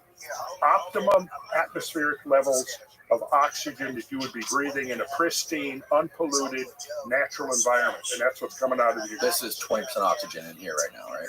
Probably not that much inside here. But if you were out in, as George Lush put it, in a pristine alpine meadow with unpolluted air, and you're breathing that, that's what's coming out of the exhaust. Wow. George got down. George the skeptic got down, and we were still joking. It's on video. It's because all this is being live streamed now. So anybody who wanted to sign up, and there were people all over the world watching this happen real time. Okay, and he gets down, and we're joking about how George Howard was huffing the plasma. Yeah. Wow, man. Yeah, I mean, the skeptics have been having a field day. So what else do we got? So this is the mechanic, the son-in-law that I just told you about. He just finished retrofitting a generator in his shop. And I watched the video of him saying, I don't know how it works, but I just hooked it up and turned it on, and it works. So right, you can see here, this is right here. This is in this tube is where the plasmas are being generated, and this is where the UV light, they're pre-ionized air in this chamber. Can't see. The key of the whole system is the thunderstorm generator. The thunderstorm generator. The thunderstorm generator. Dun, Yeah, dun, dun. that's what they call it. So those donut shapes are being created inside that cylinder, that bubbler. Yes, that's right. And is there just one toroid? Is that what it's called? Toroid? The donut shape? Torus. Toroid. Yeah. So is there only one of those inside that bubbler? Oh no, there's billions There's of them. billions. Billions of them. Oh, wow. Yeah, billions of them. Now this is a video. I don't know. Can we play a video? Yeah, we can play a video. Okay, let's see. Let's see if I Turn the volume down on your computer. turn the volume down on my computer. Is what you said. You don't have to. Just play it. You're fine. Are you sure? Yeah. Okay. So this is Gary Ling. He's in London, and he's been overseeing the build out of the big industrial. Now this is a couple of years ago where they were still testing like backyard scale of things. So he's got this in his backyard. They built the thing. They hooked it up to a Honda generator, and I'm going to fast forward through some of it, but he gives a great explanation of what's going on. Let's see if I can. Okay, so he's pointing to the gas analyzer here. Okay. And they're going to hook up, they're going to take the probe from the analyzer, and they're going to put it, the exhaust pipe is down here, and they're going to feed it into the exhaust pipe. Okay. I think this is the guy who has built it according to Malcolm's specifications. Yeah, so he's now going to uncover. So you see the generator there, and okay, so I'm going to pause it right here for a second. Okay, so this is the ionizer. So they feed air into the top. It's subjected to UV light of a frequency of about 100 microns, and then that comes down here in this pipe, and then it's mixed with water, and that comes in, and here's the bubblers where the cavitation bubbles are created. And when those billions of cavitation bubbles collapse, they emit a light. They emit frequency of UV light, ultraviolet light, at the same frequency as the pre-ionizer chamber. And it was this pre-ionizer chamber that is the key to being able to generate the plasmas at lower energies than it would normally take to cause that dissociation between electrons and neutrons. Okay, I don't fully understand exactly how it works. Again, get me back on 6 months, and I should be able to be a little bit more, more. So it's UV. That's where the energy is coming from. The UV light. The UV light. I wouldn't say that's where the energy is coming from, but the UV is emitted when those cavitation bubbles collapse. Now that UV light, perhaps, yeah. Again, my understanding of this is still in its infancy. Over here, this thing right here is where the water intake. The water is fed in here, and it goes down, and that water comes up here into the bubbler, and then the bubbler captures those plasmoids and feeds them into the thunderstorm generator, which you can't see here. But as we go around, let's see, I'll fast forward here. He's coming around. Here we go. He's pointing out, he's explaining how the bubbler works. And then he's turning around. Yeah, so here he's talking. He says, this is the center of the whole system. This is your thunderstorm generator right here. Okay. And if people want to kind of get the basic principle of how the thunderstorm generator looks, look up the rank, RANQUE, rank Hilch vortex tube. The rank Hilch vortex tube. Okay. Yeah, and maybe Stephen can. Yeah, Stephen can pull it up. But actually, I think I've got a slide here. So this is the heart of the system here. It's the thunderstorm generator. And what it does is it takes room temperature air and separates it into extremely hot and extremely cold, and then brings them back together. And in that, so you've got a stream of plasma that's really hot and a stream that's really cold. So it's mimicking, in a way, a thunderstorm, which breaks together a cold front and a hot front. And in a thunderstorm, now when you bring that together, what does it do? It emits lightning, right? And lightning is plasma. So somehow what he's done is he's come up with a system of mimicking the thunderstorm. And so let's see. Let me just go ahead and jump ahead here. I think they're gonna. Yeah, he's explaining the operation of the thunderstorm generator right there. Take a good look at these are actually, there's another sphere inside the sphere. There's two spheres on each end. There's another sphere inside, and then there's a pipe or a tube, and it has another tube going inside it. Okay. And so here you can see the gas analyzer has been fed into the exhaust right here. So what they're going to do is they're going to do a series of tests, turning on the technology and turning it off, and then watching what happens to the change in the emissions that are coming out. So there he's hooking it up. They're running the gas analyzer, and let's see here. We don't have the volume, so I'm not sure exactly what part.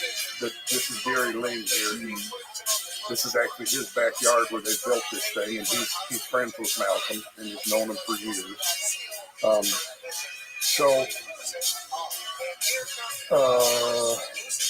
I probably skipped over, but they've got so that exhaust coming out of that thing is 20% oxygen. That could be 19, could be 20. The highest I've seen is 20.9. I'm sure the bitches will want more. So is that the main reason people would want to what's use going on? this How are is you? to lower carbon?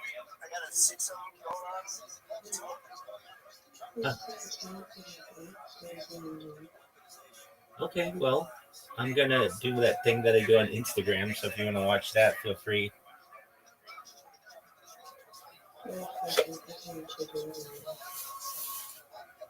All right. I can't hear you very well. Not that you're not coming in clearly. It's just I don't know if you're enunciating.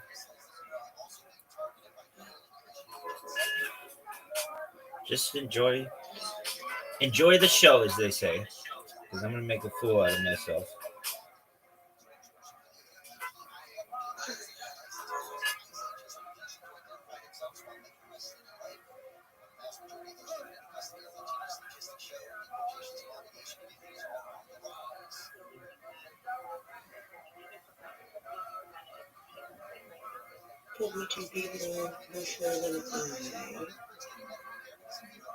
What'd you say?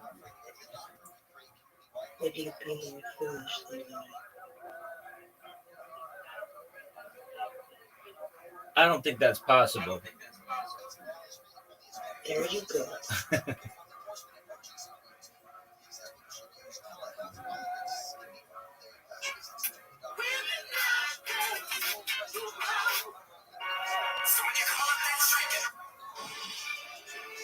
a world where darkness threatens.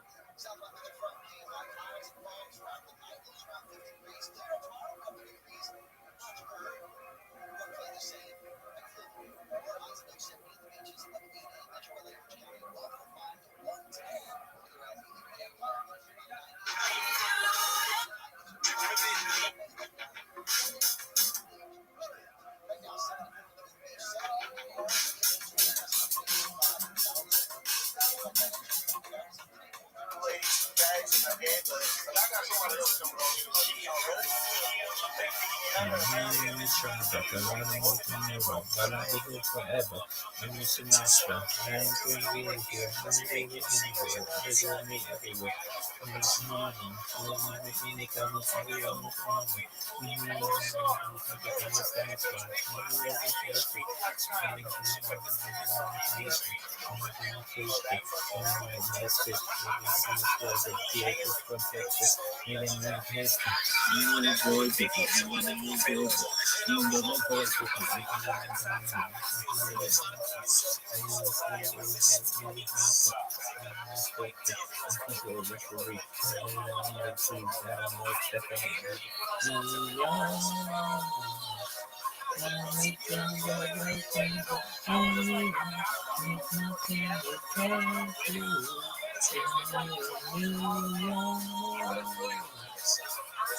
Things that make me feel brand new.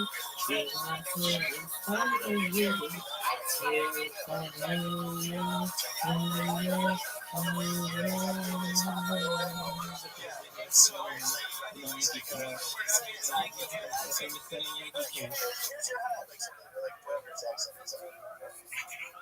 So where you from, dog? San Diego. San Diego. Hell yeah. How long you been on here? Moved here like almost 2 years ago. Loving it? Yeah, man, it's great. It's great. It's such a good place for comedy. Like, you been to LA? I lived in LA on 2 separate occasions. I was there for like a year and a half over COVID. And then I was there like 15 years ago. 15 years ago? Yeah, a while ago. Damn. You might have ran into each other. 20 years? 20 years? Like 20, yeah. That's what I'm with LA.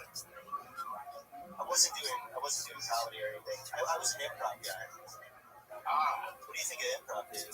I took improv class. You did? Yeah. Where at? CP? Groundlings? Maybe the Groundlings. I can't remember. That was so long ago. At the time, my acting coach was like, you need to take improv. Do you think it helped? I think stand-up comedy is the best improv. You can handle hecklers and learn how to deal with that. Well, dude, it's just improv. Thinking on your feet. You know what I'm saying? You don't gotta be with that yes and, but I get the formula. Because it's like you get that, and then it's like, all right, I gotta give something back. So the yes and, you know what I'm saying? Yeah. Well, that's what I was doing. There's no money in it. It's so woke. I hate it so much. Wait. So I did one improv show here in Florida. And before they started, they were like, before they started the show, they were like, just so you guys know, we're performing at Stormland. So they did that. And then before we went out, they had like is there anything off limits there, you guys? And one girl was like, yeah, no cancer stuff. And then in the back of your head, you're just like thinking about cancer. You can't like come out and be like, hey, you have cancer, like, you know. So it's very. Yeah, and then pronouns before. It's just, it's too. Sometimes I feel like the wokeness is more in your face in Austin than it is in LA. Really? Carbon emissions and to decrease like pollution and things like that, or are there any other Well, that would be benefits of using this? one of the main reasons. Okay, look at here. Let's see what we got happening here. They're zooming in on the analyzer. Let's see. So he's turning the. Let's see. What do we got? Did he just turn the technology on? Well, he just turned the technology off. So you can see carbon. This is carbon monoxide right here. CO. Let me back up just a little bit. Let's see. Let's go in. Let's see. Okay, yeah. So you can see there. Okay, there you are. That's what the technology on. Carbon emissions is what? Zero. Let's see. So carbon monoxide is the top reading, and hydrocarbons is, let's see. So this is percent of carbon monoxide. This is the parts per million of hydrocarbons in general. Got it.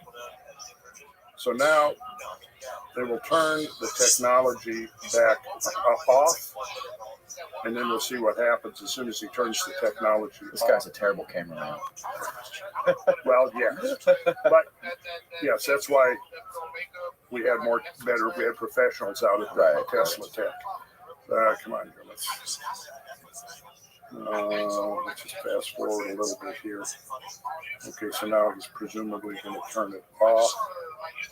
It's been a couple of months since I've watched this. Okay, he just turned it off. And the generator's running, so let's see what's going to happen there now. Okay, so now you can see what happened. He's turning, look here, you can see the carbon monoxide percentage going up, hydrocarbons parts per million. Or no, okay, so he's turned it on, now he's turned it off. I mean, I'm sorry. So now he's turned the technology back. I guess I skipped forward a little bit too much. So now he's turned the technology back on. So what we're seeing is that those numbers are going down. You see that? Okay. See it? What's that say? 10.4? Whoops. Well, he's explaining it as it goes here. Let's see. But let's not spend too much time on that. Let's here's the cross section of the spheres.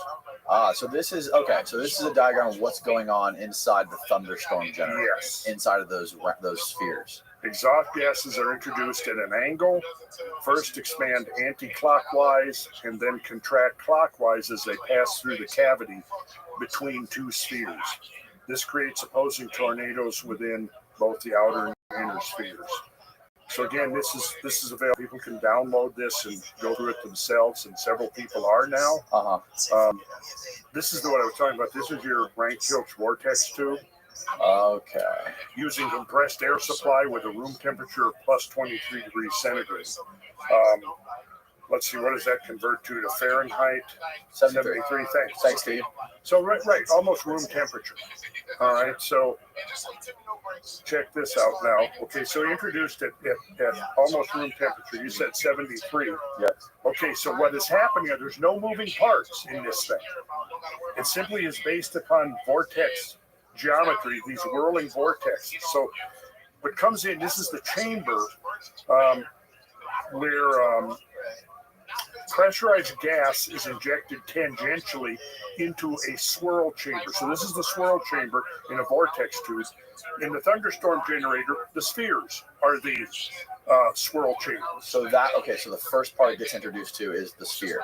And that begins the swirl effect. Yes. The gas? The air? Yes. Okay. Argon gas. And then it begins to travel through the tubes. Mm-hmm. And there's two tubes. There's an inner tube and an outer tube. The inner tube looks like cold air, and the outer tube looks like hot air. And look at the cold air is coming out at minus 15 Celsius. With the minimum recorded temperature of minus 50. Steve, what does minus 50 convert to Fahrenheit? So negative 58 degrees below zero Fahrenheit, just coming out one end. At the other end, the maximum recorded temperature in the vortex tube is 200 degrees centigrade. So we go from a high of 392 to a low of, 50-some below zero.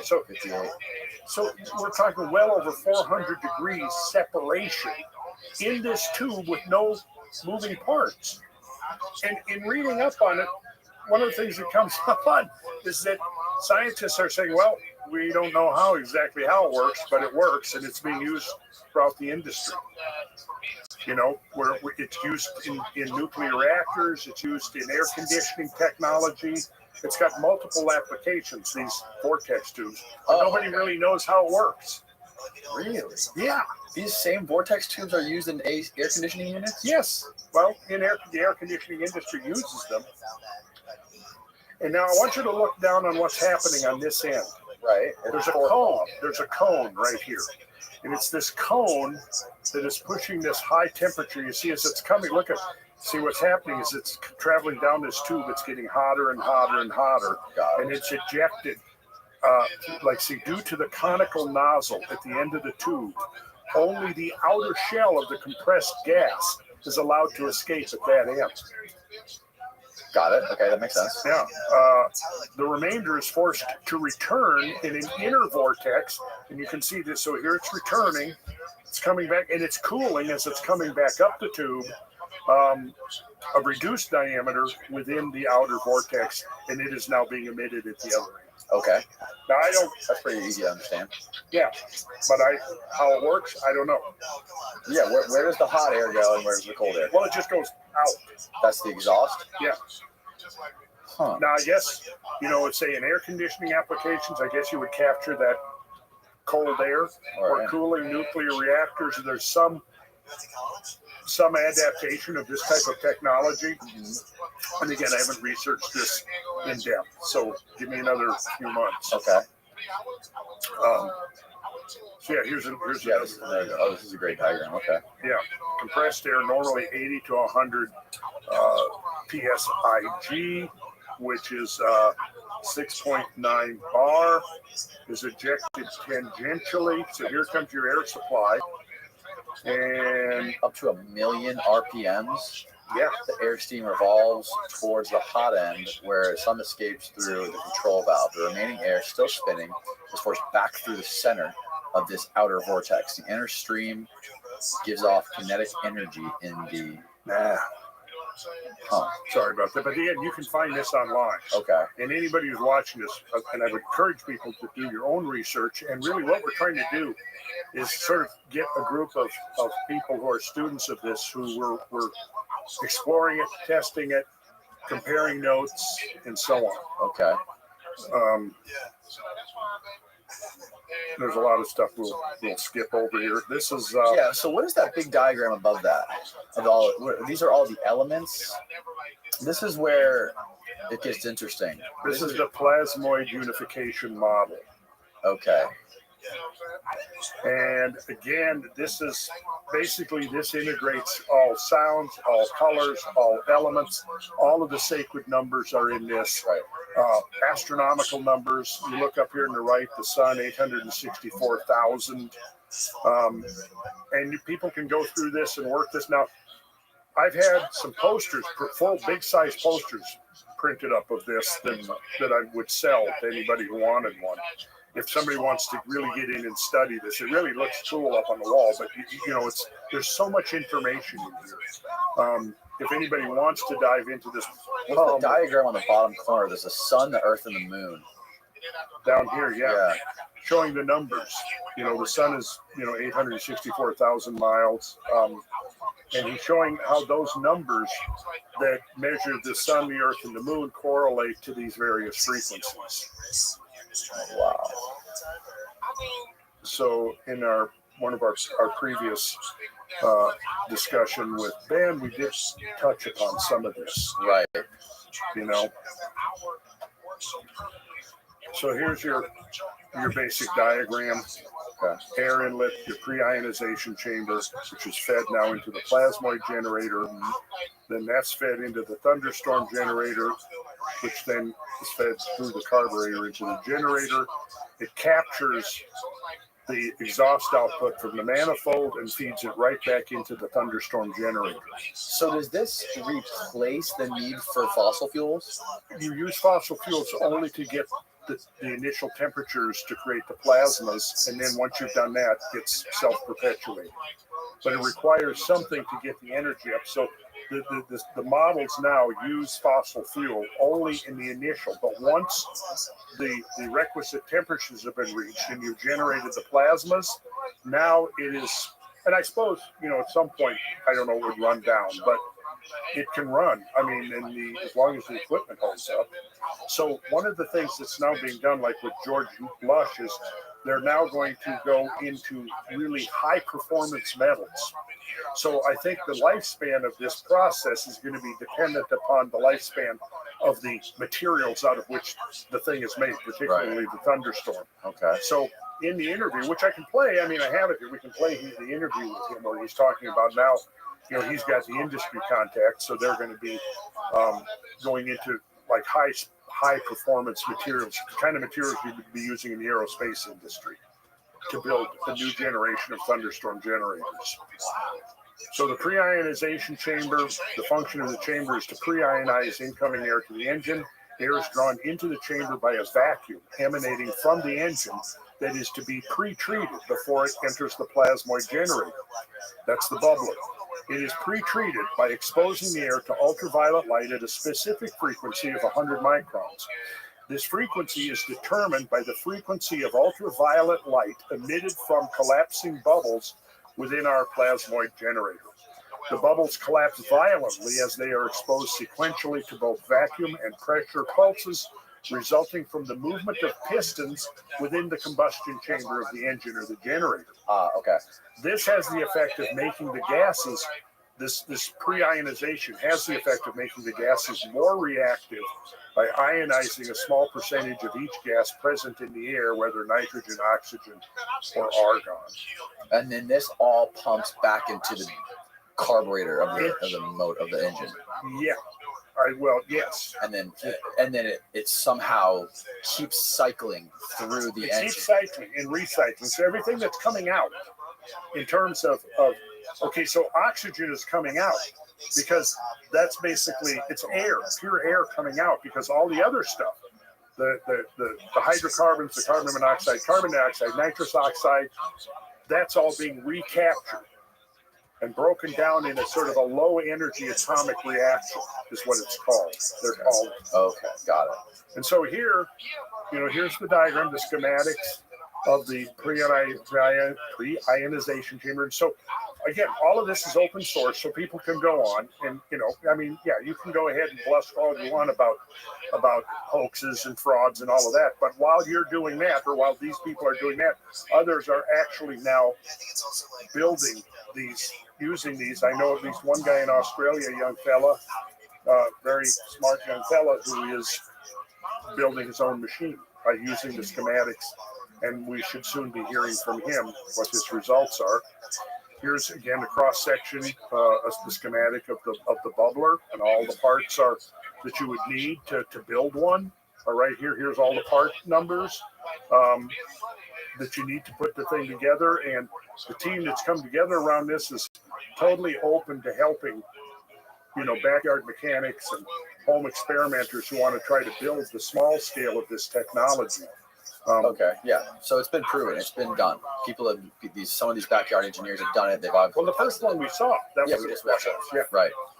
So, what are the ultimate implications of this technology? It will massively increase the efficiency of any engine or generator. And anything that runs on fossil fuels will be the efficiency will be massively, and this is one of the things that's now been demonstrated repeatedly. It massively increases the efficiency. And like George Lush just says, once we have cars that are retrofitted with this, the way he put it, he said, like, instead of cars, driving down the city streets, exhausting pollution, they'll be like mobile trees, because that's what trees do. They take in the carbon dioxide and they put out oxygen, and then that oxygen, like if in a nice pristine forest where you've got healthy forests with trees, it's 19, 20, 21% oxygen. Combustion engine is only 33% efficient, I think. I think that's like maximum, maybe. Yeah. So all of this is available for people to study. So I would say, good, be skeptical, but be open-minded and do your homework. Decide for yourself. And here again, you can see the swirling. It's just like, it's very much the Hilch vortex tube, except in the Hilch vortex tube, the cold air is in a confined stream within the hot air, right? Correct. Okay, in the thunderstorm generator, you actually have a pipe, a tube, inside another tube. Okay. And this is your swirl chamber right here. Now, what are these depictions that Malcolm was showing on the descriptive series he did on your website, where he was basically showing this giant sort of like pine cone shaped thing? It was metal, and it looked like a giant metal pine cone. Oh, I think that was one of the turbines. It was huge. It looked huge, at least in the video. Was it this thing here? Yes, that thing up there. Yeah. What's That's that called? The Vajra Implosive Turbine. The Vajra Implosive Turbine. The Vajra is what the hell is that? I was afraid you were going to ask me. This episode is Well, the Vajra was Indra's weapon, or Indra's, yeah. who? Indra. Who's Indra? He's one of the Hindu gods. Maybe Steve would look Indra up for us and report back to us. Yes. Indra. Indra. Indra. Okay. The king of divas. So we can look So at it. Indra wielded the Vajra. That was the source of his power. When was Indra around? Well, I mean, he's mythical, so Do we have any ideas based on texts or? well, this is our Vedic text. Oh, got it. Okay. Indra is the king of the divas, godlike deities, and Svarga, heaven, in Hinduism. He's associated with the sky, lightning, weather, thunder, storms, rains, river flows, and war. Indra's powers are similar to other Indo-European deities such as Jupiter, Perun, Hekunas, Zalmoxis, Taranis, Zeus, and Thor, part of the greater Proto-Indo-European mythology. Okay, there's a picture of Indra riding on a elephant with two holding his or her arms out. Is that two of those Vajras? They look like the Vajras. Yeah, Steve, look up Vajra, Vajra. And so Zeus also wielded air. Whoa, what are these? The Vajra. Or you might say an ancient Hindu thunderstorm generator. The Vajra Thunderbolt is a legendary and ritualistic weapon, symbolizing the properties of a diamond and a thunderbolt. The Vajra is a type of club with a ribbed spherical head. The ribs may meet in a ball-shaped top, or they may be separate and end in sharp points with which to stab. The Vajra is a weapon of Indra, the Vedic king of the devas and heaven. It is used symbolically by the dharmic traditions of Hinduism, Buddhism, Jainism, often to represent firmness of spirit and spiritual power. Okay. So weapon. So now, It's a thunderbolt. well, they call it a weapon, yes. But now, and note again that Indra is the god of lightning and thunderstorms. That might be a clue right there. The Vajra. Now look at the Vajra. It says here. So did Malcolm call this thing the Vajra To commemorate. to commemorate So a ribbed spherical head. a ribbed spherical head? The Yeah. ribs may meet in a ball-shaped top. Mhm. Picture the thunderstorm generator you just saw with the ball-shaped top. Mhm. When was this stuff written? When The Vedas are way old. like how old? Some of the oldest writings, 5,000 years old, probably. 5,000 years old. Yeah. Symbol of nature, symbol for nature of reality, or sunyata, indicating the endless creativity, potency, and skillful activity. The Vajra and bell are used in many rites by the Lama or any Vajrayana practitioner of sadhana. The Vajra is a male polysemic symbol that represents many things for the Tantrika. The Vajra is representative of... Okay. So this is an ancient tool. Mhm. I like that better than the weapon, an ancient tool. But it was a source of power Right. for Indra, Right. as well as Zeus, because Zeus's thunderbolt was a variation of the Vajra. It's also found throughout the Tibetan gods. So why don't we continue on? Yeah. Okay, so here, this is a diesel retrofit, and here you can now. At this point, you're going to be recognizing the components. Right. There's your water intake. There's your pre-ionization chamber. There's your plasmoid generator, and there's your thunderstorm generator.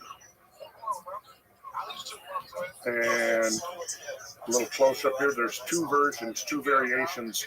So they're still experimenting with the optimum shape and geometry of the thunderstorm generators. But interestingly, I called attention when people see the interview coming up with the one we did yesterday with Ben. Yep. He brings up showing those concentric circles. Yes. And I called attention to that. Measuring the bases. Measuring the bases, yes. And you saw they were 4, 3, 2, 1. Yep. Those are the optimum dimensions for the concentric spheres of the thunderstorm generator. So this one is 4. The next one inside is 3. And here we're getting up here now to the larger scale applications. Here you can see this is the thunderstorm generator with 1 sphere. And holy shit, that's massive. Yeah. So you've got the sphere here at the end, and you've got, here's the inner tube, the smaller tube that's going up the middle of the outer tube. So this is operating again like the vortex generator. So they've got your engine analyzers here, your electronic control panel. There's your exhaust analyzer. So it's printing out what the results are. So this is a retrofit, as it says, to a Caterpillar generator. And this is showing, so you got a 24-inch stainless steel sphere here, and inside that is an 18-inch sphere. So there's your bubbler. And this thing works. Oh yeah, this is one of the tests right here. And you can see all the analysts, this has all been videoed. It's had independent witnesses monitoring this. I mean, this generator was provided by Caterpillar, the company. You've heard of them, right? Yeah. What happened here? Well, 0-point black hole. So right here, what he's calling the event horizon is where the plasmas are meeting and accumulating. And what happens is they start to see each of the plasmas has like almost like a mini black hole in its center with this very powerful implosive force, right? Now, if you assemble a bunch of them together, what happens is those implosive 0 points accumulate and act as a single organized system. So the inner pipe, if you look at this inner pipe that's going in here, they ran it up. I believe, if I remember right, what they did was this one had 3 spheres and 3 pipes, but the intensity was so great they had to take the middle one out, because what was happening is the plasmas are embedding themselves into the crystal and metal of the pipes. And then somehow these 0 points are self-cohering and creating this implosive force. And I'm very, I'm kind of grasping here at this. I've seen this on the videos, had it explained to me, but I can't say that I fully understand what's going on here, other than the fact that you have these billions of plasmoids forming this coherent implosive force. And then what happens is that the pipe, this was the inner pipe. This pipe here is this one. So, and that right here is where that implosion occurred. Okay, so we're looking at a picture of this inner pipe, and it's broken in half. Well, yes, and it's busted inward. Right. Inward. It's an implosive force, not an explosive.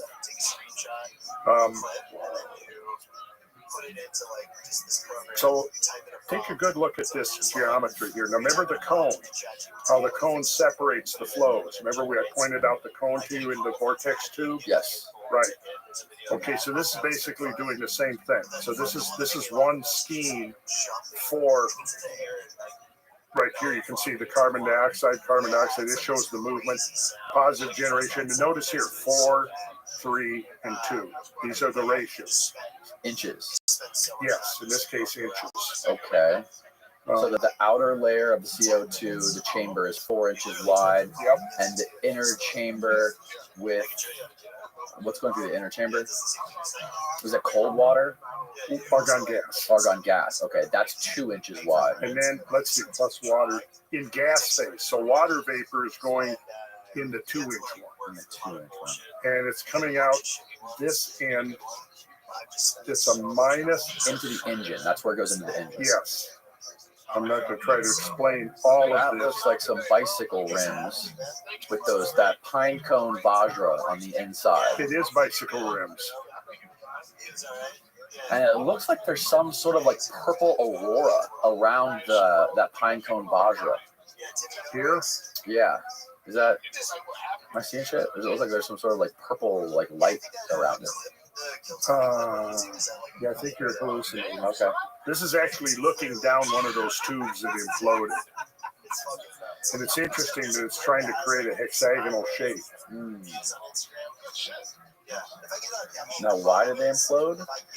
Because the accumulated plasmoids embedded in the metal had this coherent zero point. When I come back, I'll have a better explanation of what's going on. But see, here's the thing. All of this, as this proceeds and the experiments are going on and different people are trying things, there's going to be an ongoing dialogue amongst experimenters and inventors and technicians and mechanics and people that are building these things and testing them and experimenting with them and trying to understand. I mean, I heard, PhD physicists go, okay, I see what's happening here. I don't really fully understand what's going on. Really? Oh, yeah. So if somebody with a PhD in physics is still trying to figure out what's going on, I'm a geologist and an architectural designer. So, don't expect me to give me a few more months at least. Right. So yeah, we're going to just speed through some of this. Now, wasn't Malcolm saying something about in 1923 there was a patent for a Model T Ford using water? Yes, there was, and I don't know the background on that, but that's true. Yeah, there was. In fact, several, I think.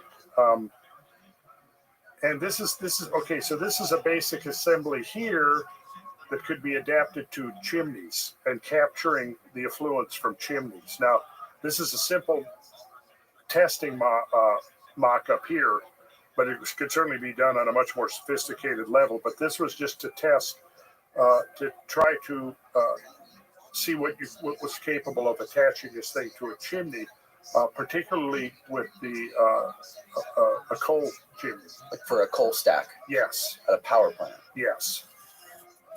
And in fact, one of the companies in India that is now very interested in the licensing of this is looking at this application because they're building coal plants. Hartman whistle is something else somebody can research if they want to try to understand the scientific background of this.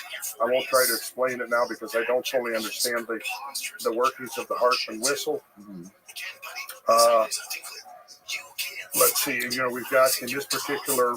So if this was retrofitted onto the chimney stacks of energy plants and coal plants, yeah, is it possible? Do they speculate that they could basically get it to where it's zero emissions or zero pollution coming out of those chimneys?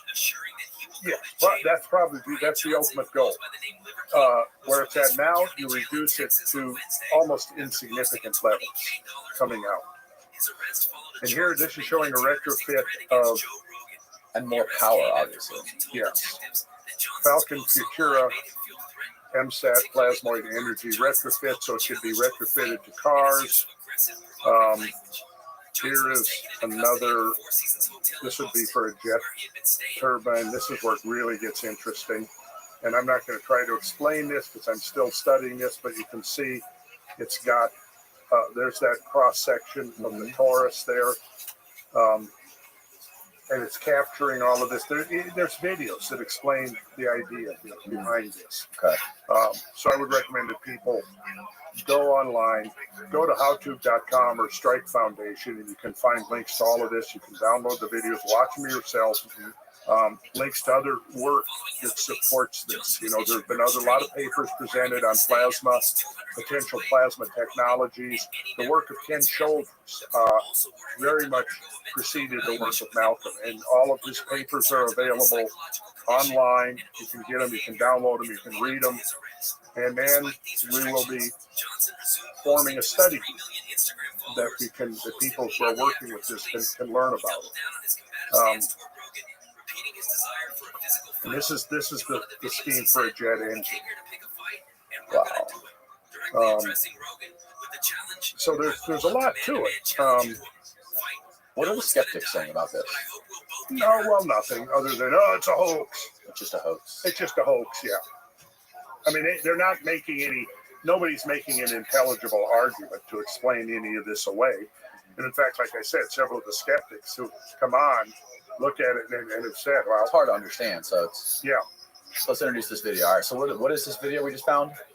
This is an interview between Gary Ling, who has been associated with the plasmoid work, friend of Malcolm's for years. He was there at this London build-out, and George Lush did the annealing of the components for the thunderstorm generator, and then he was there as an independent witness to the installation of the thunderstorm of the technology.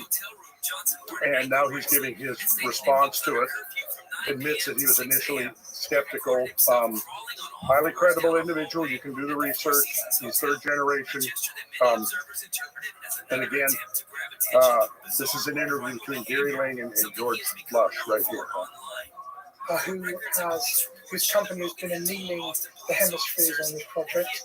And George has come down to visit us on site. So George, can you tell us a little bit about your background on who you are? And I know you like to... Yes, to use the primary fuel. So yes, George Lush, my company is Lush Heat Treatment. We're aerospace heat tracers. We've been in the business for many decades. We started in 1952. And our main business is space, aviation, metallurgy, it's all high stuff. We work for British Aerospace, Rolls-Royce, with NADCAP, you name it, we're approved for it by it. And was I right that you were the annealers? Yes. Can you tell us a little bit about that process? Well, the hemispheres that you use on these things. On this first iteration, there was rather a time pressure, so because of material availability and speed, these were just done as a temporary first evolution in just mild steel, not in the expectation that they would be a long-lived device, purely to prove concept. So we ran an anneal on the material so that it was homogeneous, uniform, and would lend itself to further working and then the welding and every other operation that's gone on. The degree to which everything about this is so madly counterintuitive, and again, being asked to come out and experiment with take part on the experiment on site today and running the thermal camera and seeing it myself, it just astonishing results. The difference of 300 degrees on just a small copper pipe, and the bottom chamber isn't even a chamber, it's just an elbow on this tiny little facsimile of the proper system. The elbow was 330 degrees, and the outlet pipe beyond it, 4 or 5 inches away, 30 degrees. Now, I can tell you from the conductivity, I'm no great physicist, the conductivity of copper, it's impossible to be 4 inches away with a flow going through from something that's 330 degrees, 4 or 5 inches away, it's 30 degrees. You can't just drop 300 degrees, not possible. But I've just seen it happening. Right, so that was on the 432, which is, as you say, just we call the chonda. Yes, And that's a small, just down at the bottom of the device, and seeing the top of the small sphere at the top, this little test unit, and then 330 odd degrees, 340 up there, but then within a few inches, on the transfer pipe dropping down to 180 degrees thereabouts. There's no other way to explain it.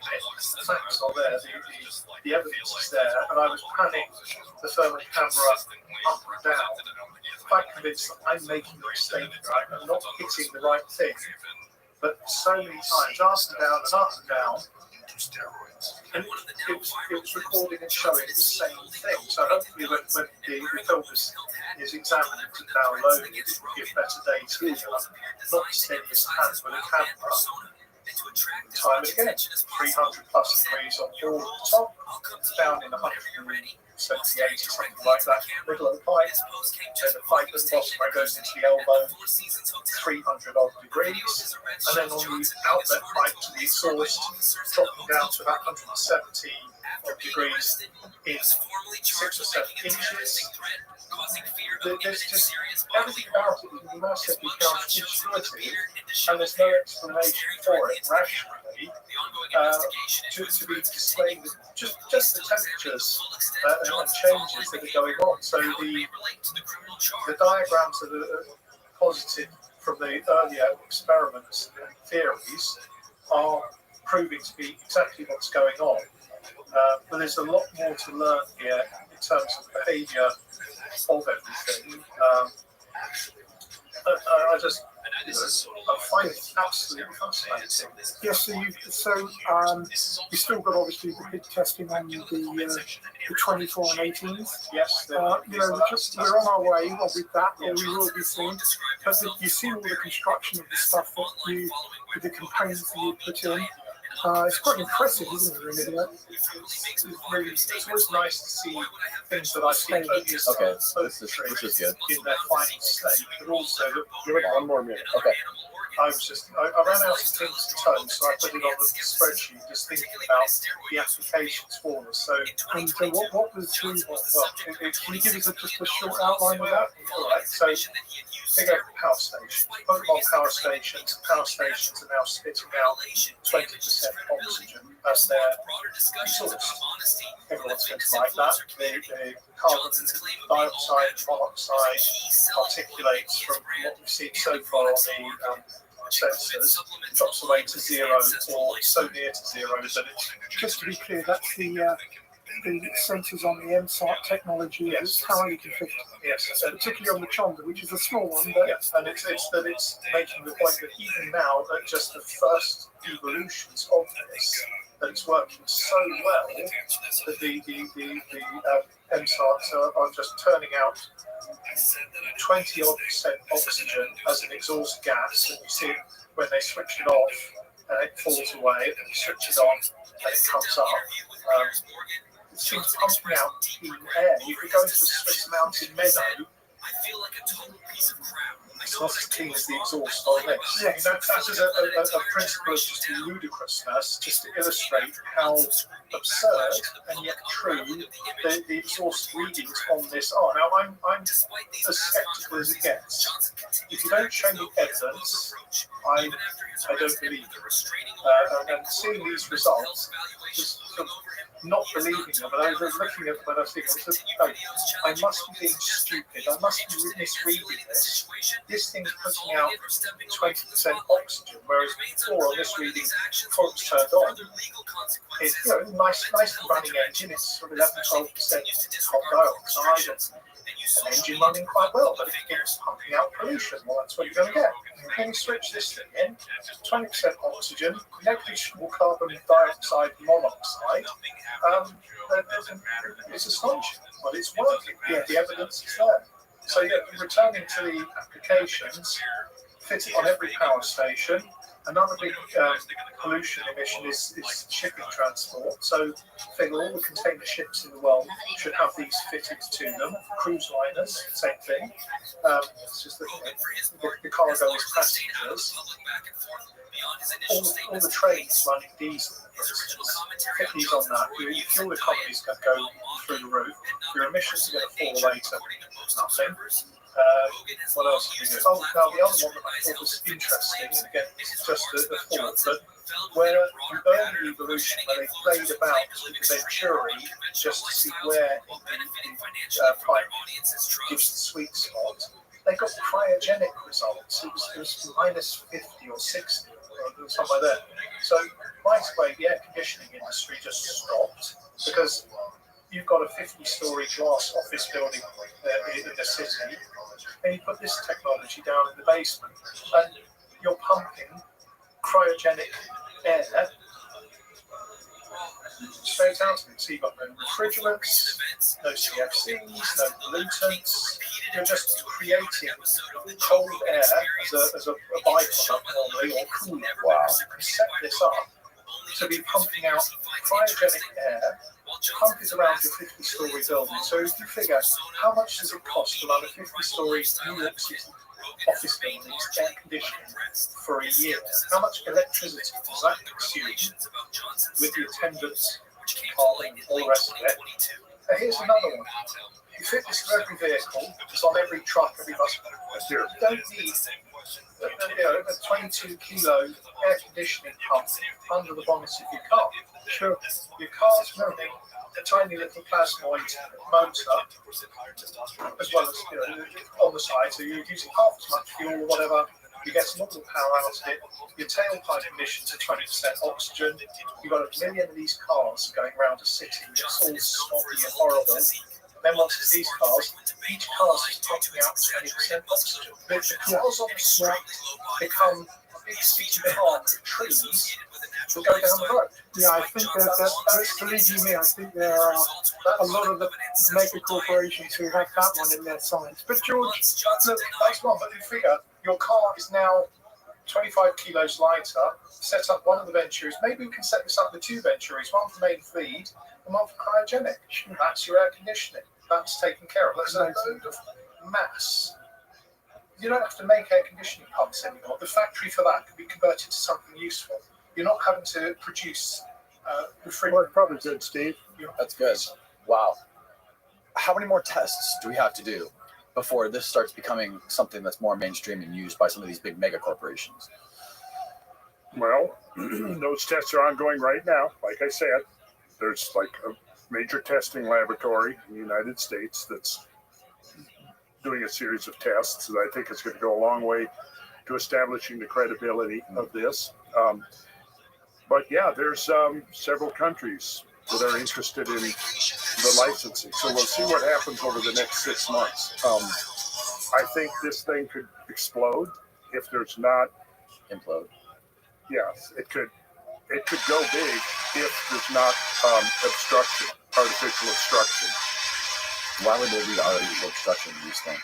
Well, like you said at the end, with this, again, well, you want to know what I think is that, there's huge hundreds of billions of dollars of investment now in the green new energy, the alternative energy, what they call the clean energy.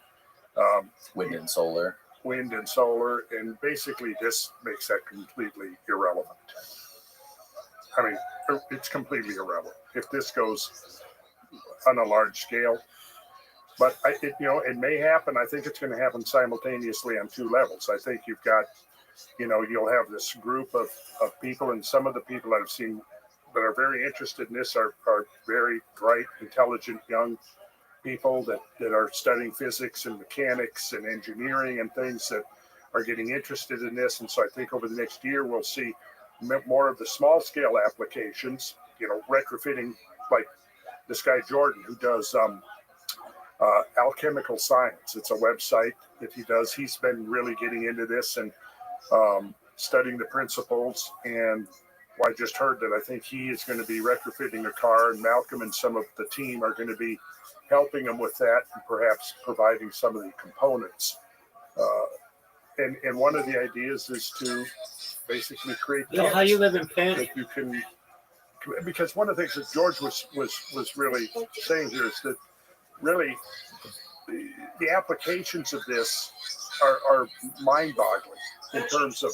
Hey, come to my Discord. The things Do you have my Discord? I mean, I think it's very much parallel to where we would have been 120 years ago, trying to wrap our heads around alternating current electricity. Absolutely. And you It's start talking about the applications. discord.me/Rabbi. Well, what are the applications of this? Well, I mean, if you can just imagine, like when we first came up with the combustion engine and started developing steam engines and diesel engines in cars, imagine if we would have started with something like this instead, where we would be now. It's just type into a browser and I don't discord.me again, you could /Rabbi. That's a whole other separate study is the history of these kinds of ideas.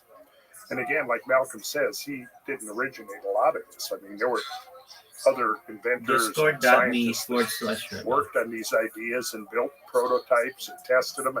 They all met with obstacles, usually thrown in their way. Having your patent stolen, having very, suppression. There's a whole sordid history of what's happened to these inventors and scientists that have attempted to go down this road. And that was why the whole strategy now is to open source all of this. So, there are licensing for specific applications. Yeah. But overall, there you go. basic Did you just principles join? There you are. How are you living, totally pal? open sourced, and all of this. Wow, so much work to get in here. What's good, big dog? Yo, audio's a lot clearer in Discord. Exactly. How you living, baby? I'm big chillin'. I don't know how many times this is like being echoed into like different voice channels, but yeah, I just wanted to say what's up. Well, welcome. You're always welcome in here. How are things in your neck of the woods? Let's see. I think they did like an event in New York, where people got together. I was hoping to see some photos, but yeah, I don't know. What are your thoughts on Harry Potter Obama Sonic 10 eating?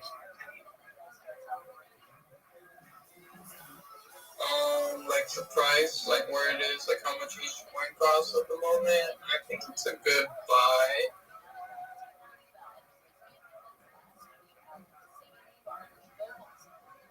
All right.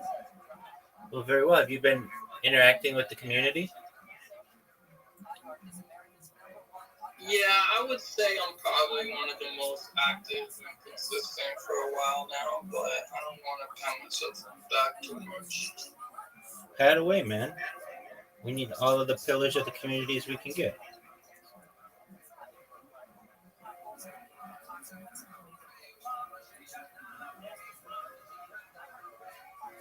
You know what I was thinking though? What were you thinking, Pam?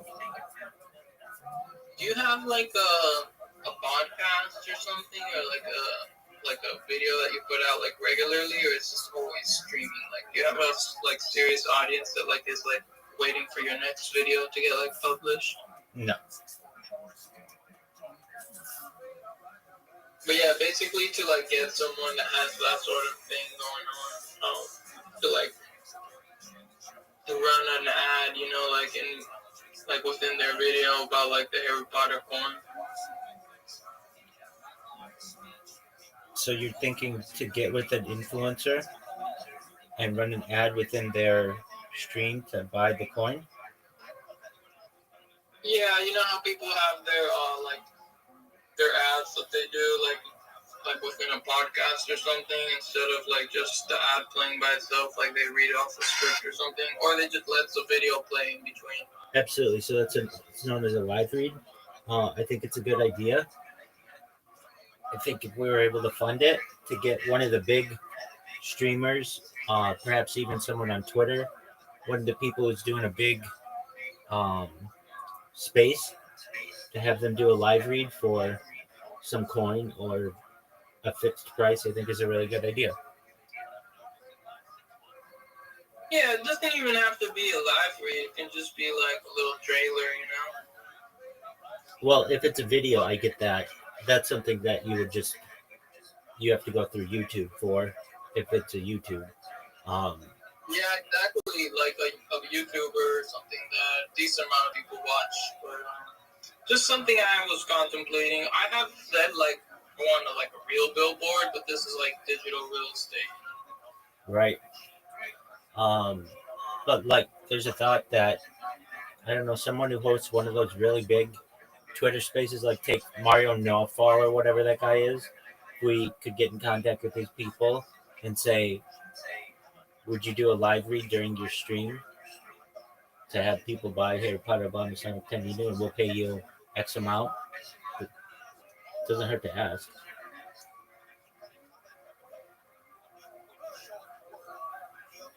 Yeah.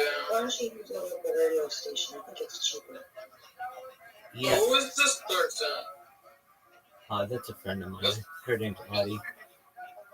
What's up, Audie? Smoking cannabis. Interesting. And so is Audie also from the Telegram, or she's just like, You know, randomly she is, but she got banned from there a long time ago.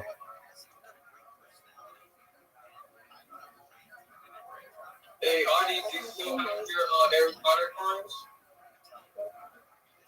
Oh, I don't know if she was ever a holder. Buy some fucking coins. Yeah, I don't think she was ever a holder. I think she was just a member of the Telegram at one point. But you know about the backpack? Not right now. What? You know about the backpack?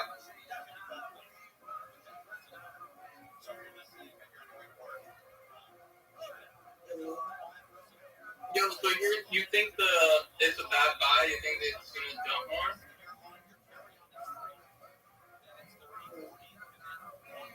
It's gonna be so fucking stuff.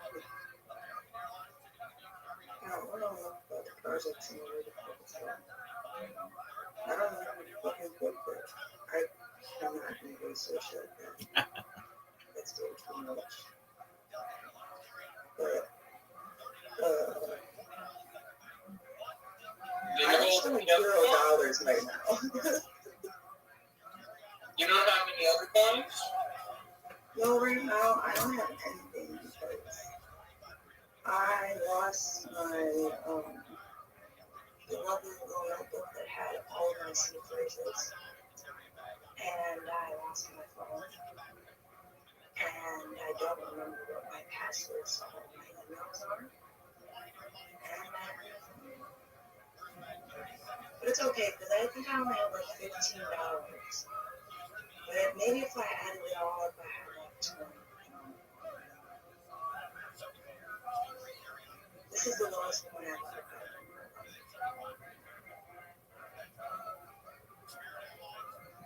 It's very expensive. But if I had one, I would probably, for sure, buy something for good margin. I wouldn't want to not have it. You know what I mean? I would want to have it more. But how much?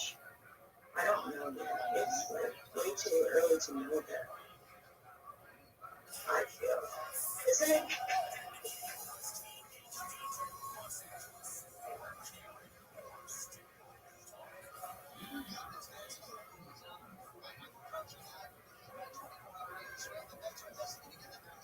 Or is this like one of those where like it's all charted out like beforehand and that's what it is?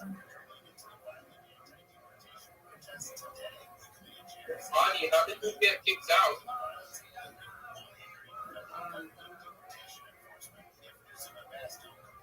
It's hard to tell.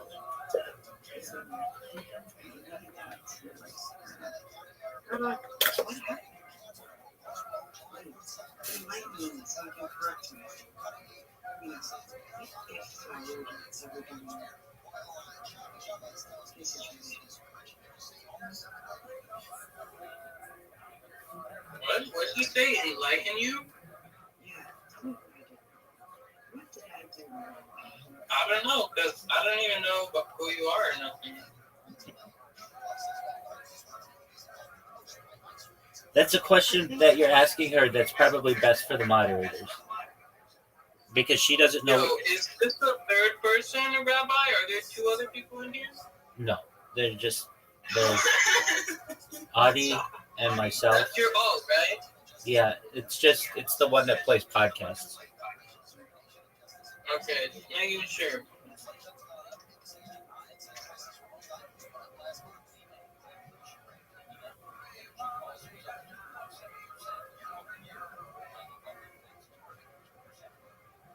Okay, so Audie, are you like Rabbi's girlfriend or something? No.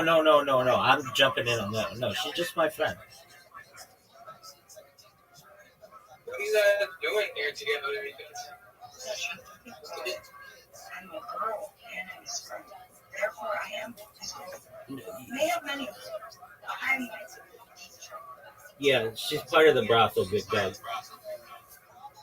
Bing Dong? Big Dog. fade No, I mean that's fine if people want to do that. That's not my thing.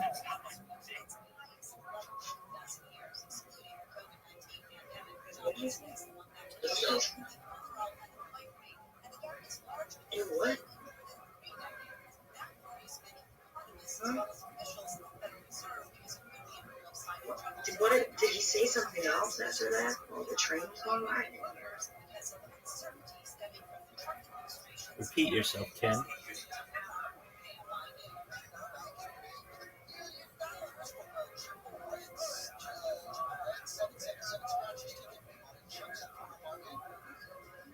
Ken, did you hear her?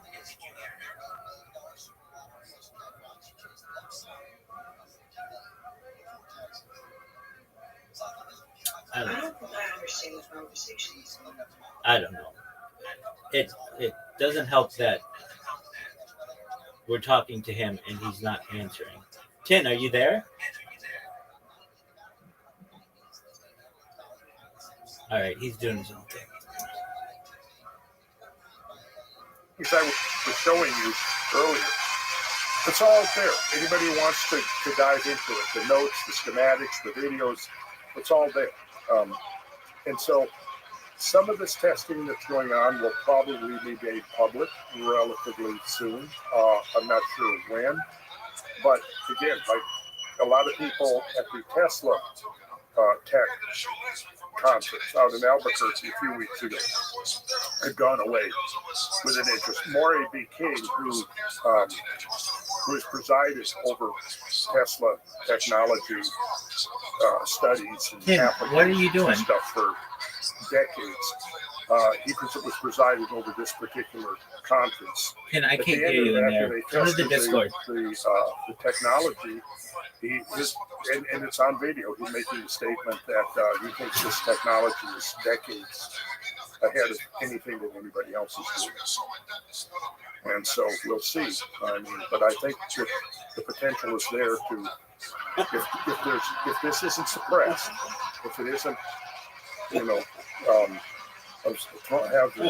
obstruction shown the pathway. I mean, the potential here, I think, is to completely change the industrial landscape of the entire planet within a decade. Sounds almost too good to be true. Well, it does sound almost too good to be true. But we'll just have to see how it plays out. And if enough people get on board. Has he thought this through?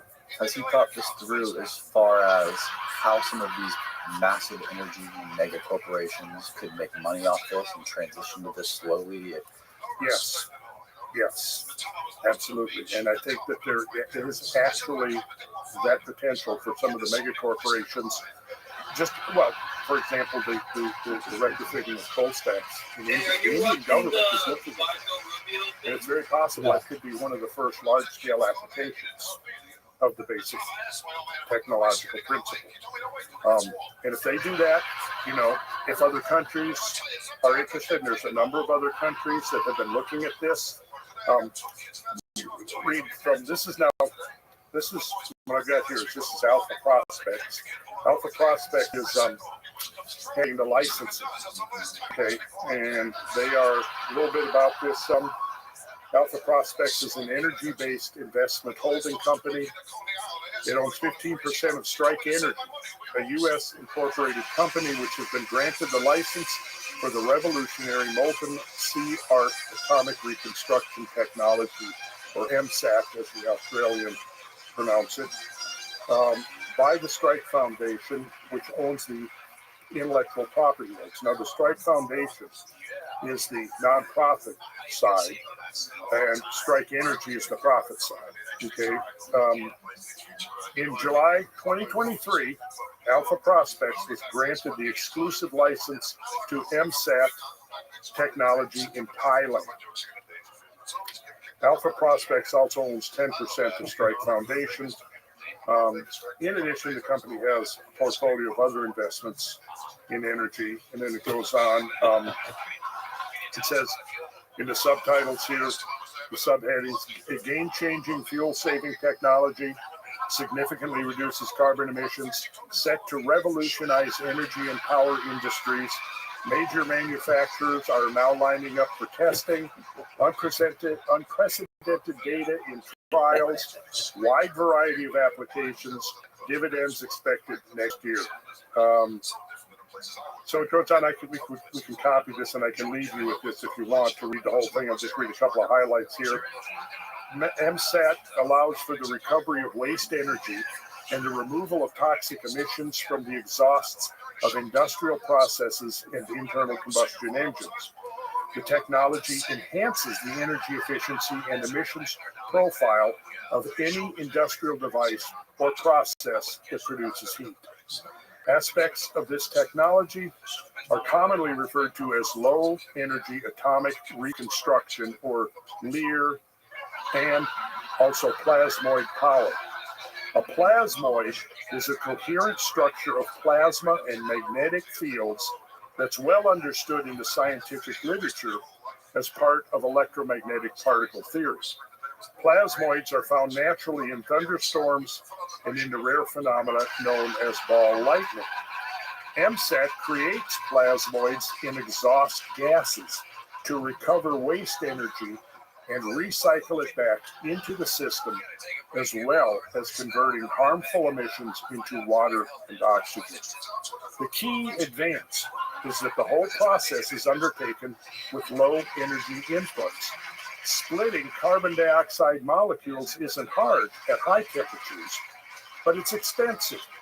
Doing it at low and economic temperatures is likely to be a major game changer because it can be achieved at minimal cost. How does it work? Firstly, air is ionized using UV light and introduced into the system.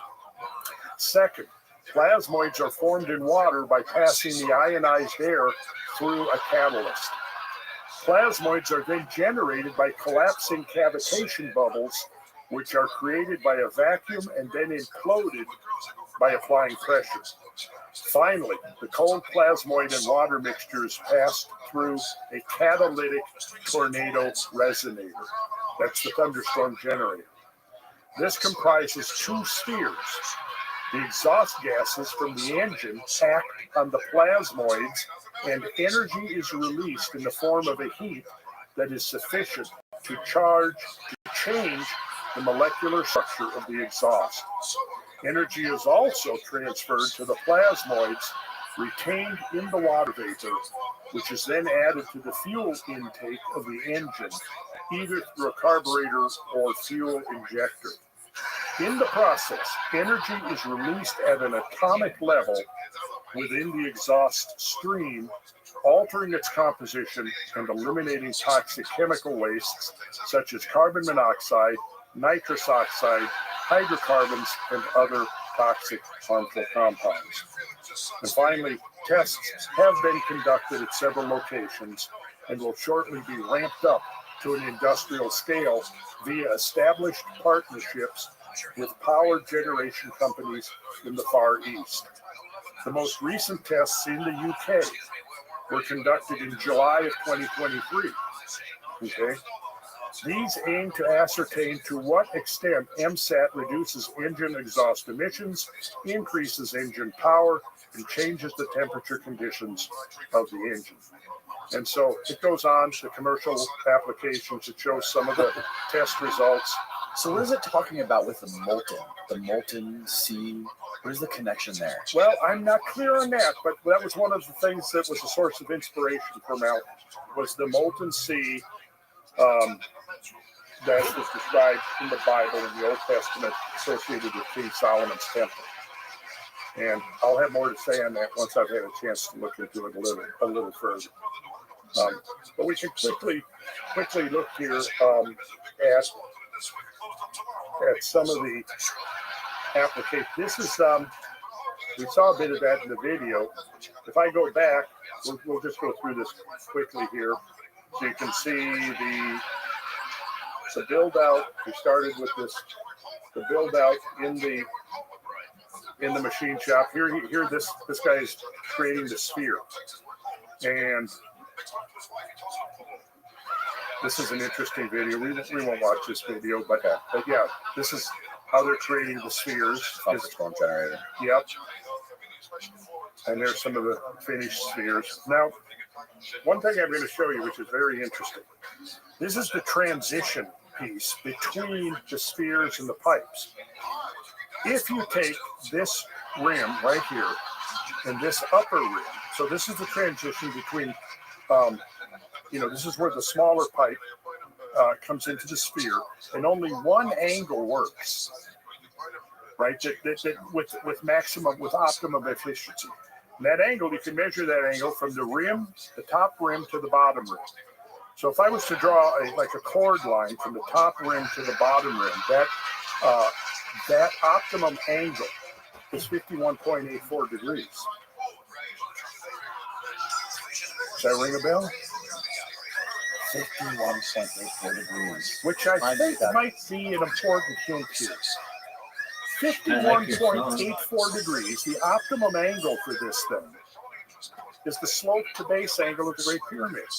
Exactly.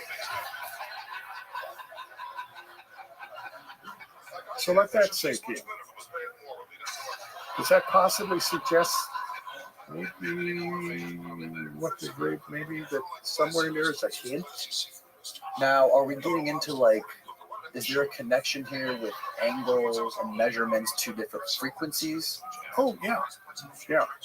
And so this is, where, again, there's no proof of anything. Maybe it's just a coincidence that it worked out that they tested various angles of these transition components, and it turns out that the optimum angle was 51.84 degrees. I don't know, maybe it's coincidence. The Great Pyramid. But if it's not a coincidence, what does that mean? I don't know. Other than the fact that, is there a hint that there may be some kind of a function there to the Great Pyramid that involves? There's many theories that the pyramid was a power plant. I'm sure you're definitely Yeah. But this might support that. I don't know, because again, I learned that and I thought, well, wait a second. 51.84. I've seen that before. Right. Yeah. What do you make of the theories, like the Giza power plant theory? Well, I to be honest, I haven't really studied, and I can't. I don't like to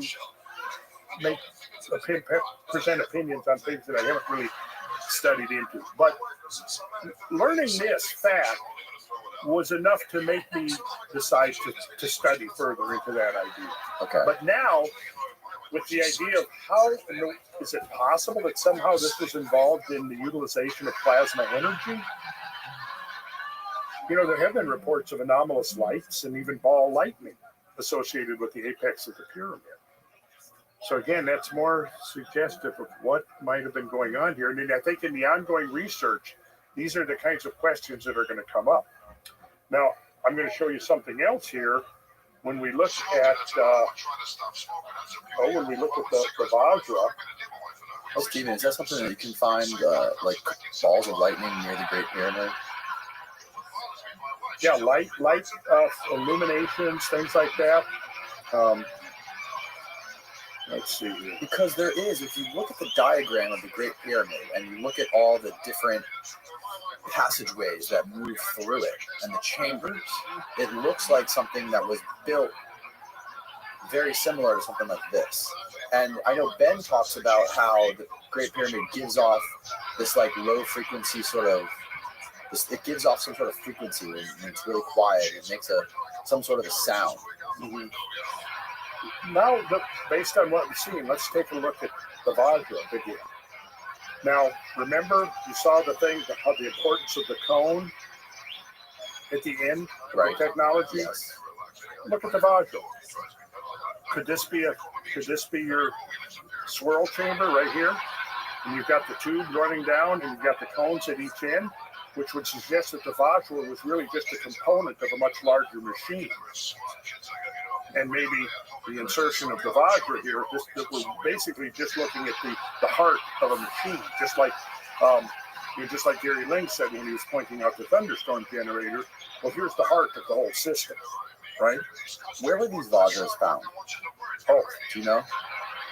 Many places. There's many depictions of them. The Vajra instrument of cosmic power, 2 examples. That one on the top looks super old. Doesn't it though? Yeah. Perfectly symmetrical. Mm-hmm. And look, you see you've got the cones at the end, you've got the tube running down the middle, so you've got the swirl chamber right there. Could these have been part of some kind of plasma technology for the control of plasma? I don't know. I'm just looking at it and calling attention to that, and I'm trying to encourage other people. I want many intelligent minds, curious minds, innovative minds looking at this, and too many people looking at it, too many smart people investigating it, looking at it, seeing the potential of it for it to ever be bottled up again. That's part of what my goal is. So, and then of course Zeus holding the thunderbolt that says, note the spiral form of the Vajra right here. And that, remember, when you had the imploded torus and the plasmas, the plasmoids, the plasmas are whirling down in the form of a vortex, in a spiral vortex. And there we have a spiral vortex right there in Zeus's version of the thunderbolt. So again, I don't know, but I think it's suggestive enough that maybe it warrants further investigation and consideration with an open mind. The Zeus hurling a thunderbolt. Yeah, that looks just like that thing. Mm-hmm. Yeah. So I have instinctively believed, and with some substantial evidence, that there has been a lot more sophisticated knowledge and scientific knowledge in the ancient world, even possibly the prehistoric world. Exactly what form that took, I was never clear on. I didn't have any specific vision of what that was, other than that there was enough, there's enough out there that just doesn't fit into the prevailing explanations and paradigms of ancient history. There's just too many things that are anomalous, right? Now, this is just one example of what was going on with Mithras. I mean, what's interesting here, again, look at the coil of the serpent. There's your coil again. See, that could be, and there's so much here to dive into that we couldn't really get into it all right now, obviously. There's your molten sea, and it's half of a sphere, and all of the numbers are key numbers. Like Malcolm, when you study those numbers, realize that those numbers were, again, what he did, the numbers, like the 432 that shows up over and over again, that was the basis of the whole system of the divine kings of Samaria, the time cycles of the Vedas. It's also a number that's embedded in the Bible over and over again. 432. Yeah, 432. And those are the optimum spirit ratios of the spheres. 432. So again, I don't know. It would be worth. Could they be just coincidence? Sure, I'm not going to. The angle of that thing being 51 degrees, just like the angle of the pyramid, would be just a coincidence? I guess. Yeah, I don't know. I'm not going to complain that it proves anything. I'm not going to proclaim that. But I'm also going to consider, what if it's not a coincidence?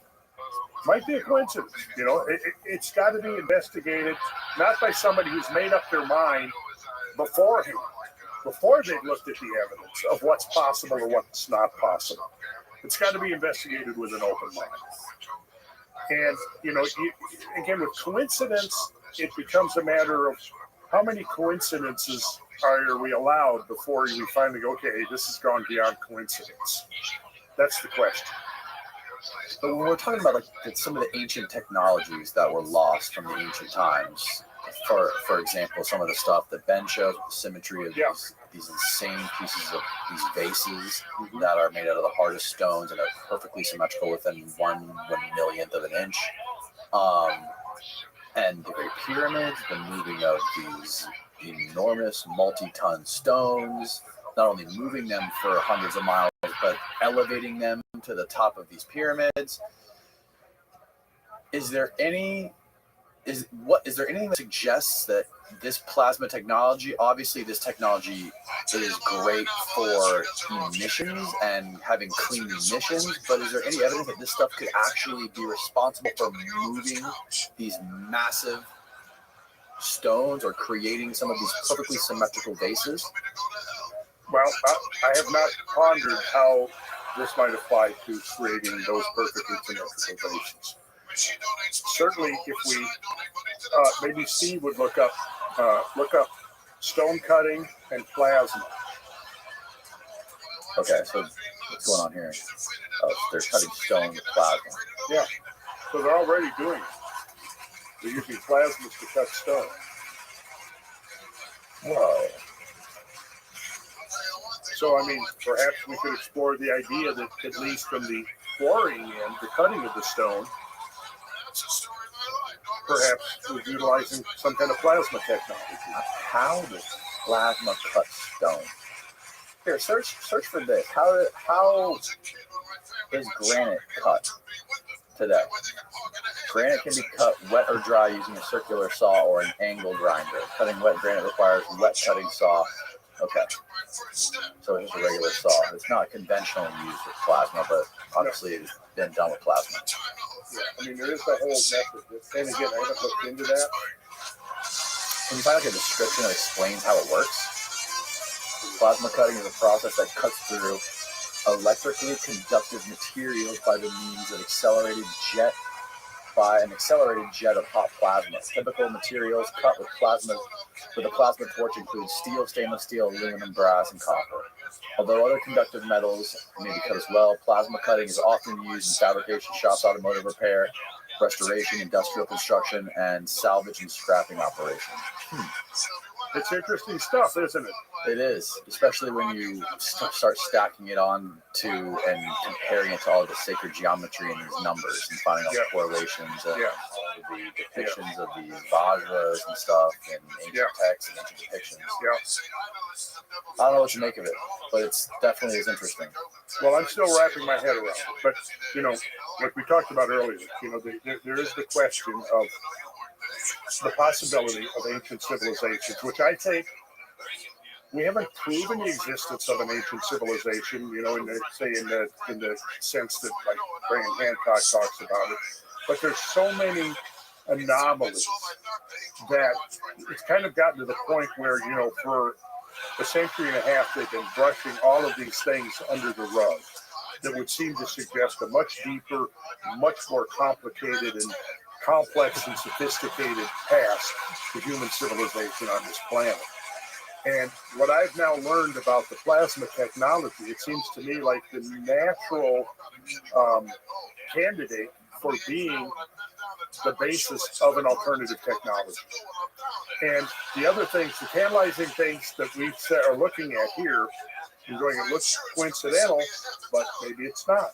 Maybe there's more to this idea of the Vajra than being an implement of power, a tool of power wielded by the god Indra or Zeus or whoever it might be.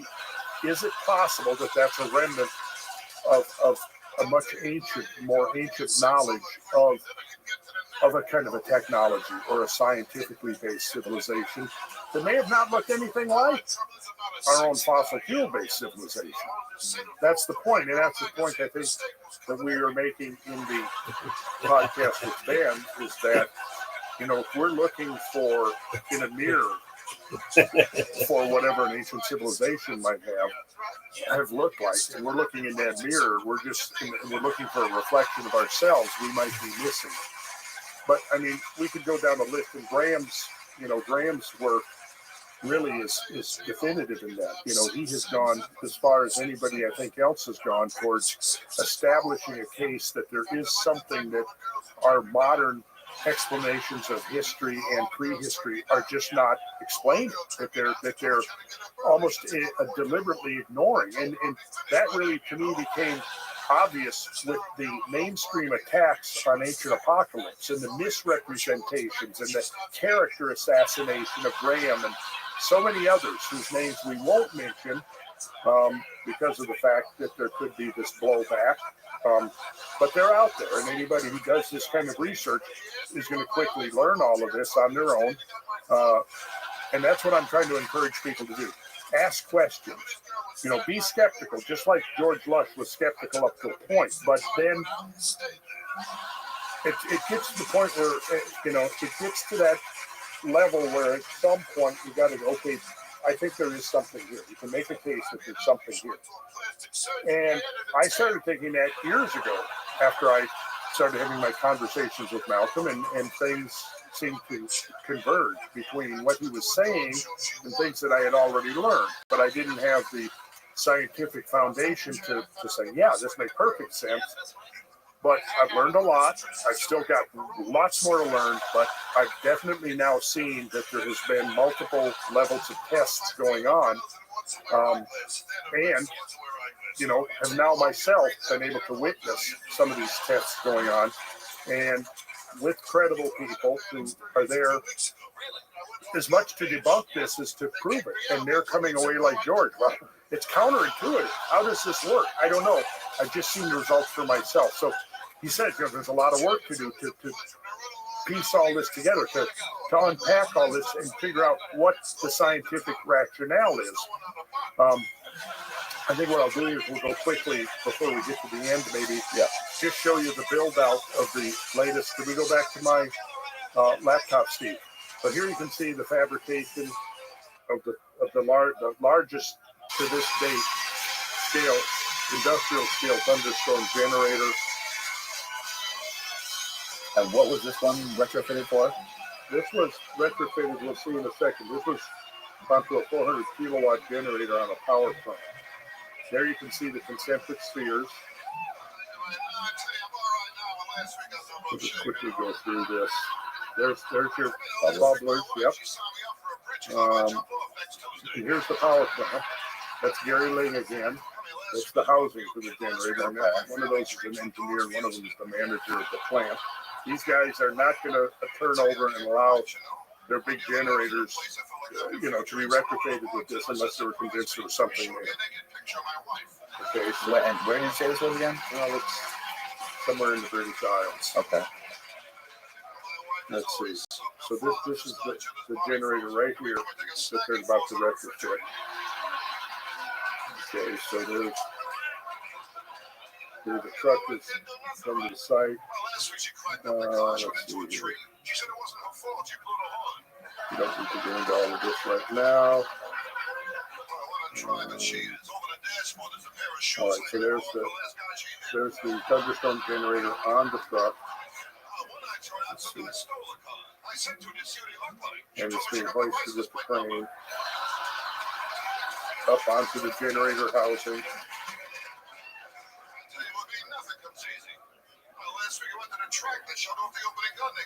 That is bizarre. That is Lowering it into place.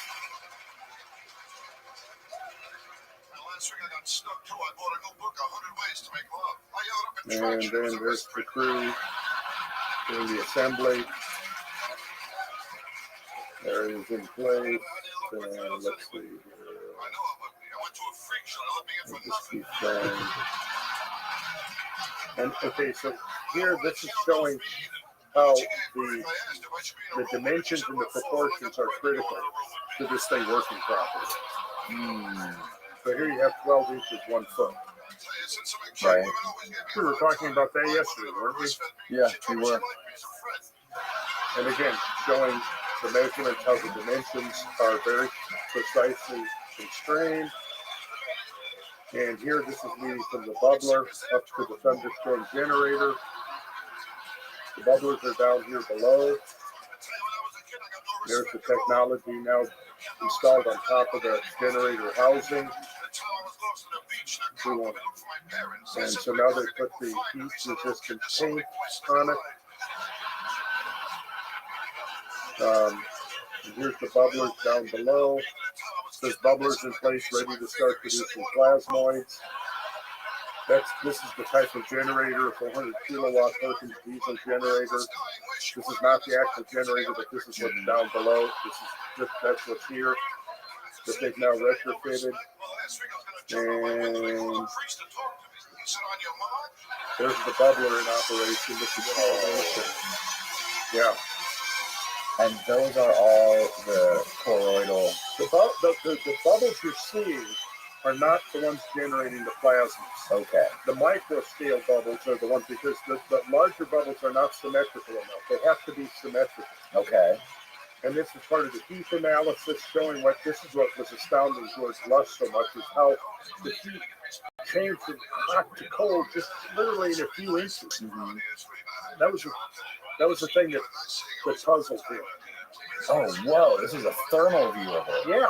This is nuts. Yeah.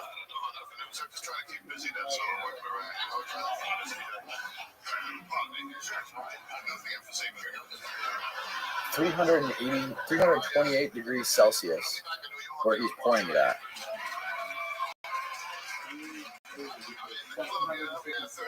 That's 700 degrees Fahrenheit.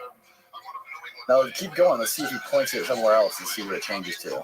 Well, I've got there's like a dozen of these thermal imaging videos, and I only put one in the show. Okay, keep. Oh, is that the whole thing? Okay, got it. Oh, that was just a still.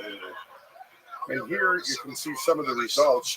So here's a Honda generator with petrol. That's regular gas.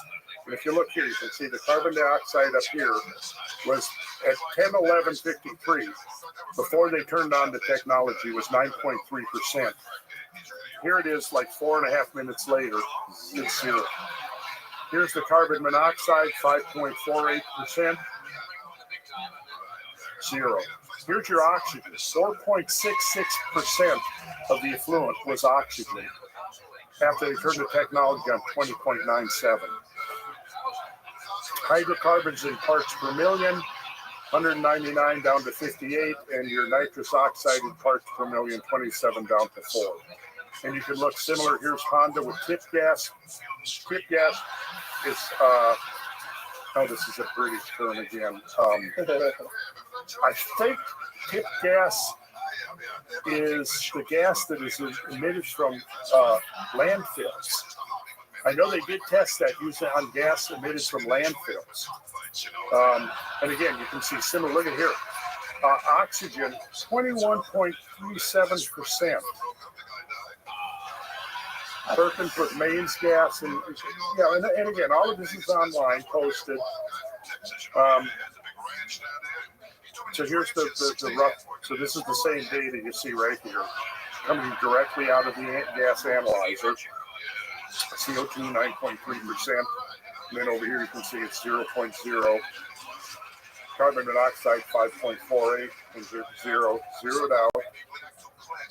Oxygen 4.66 and then 20.97.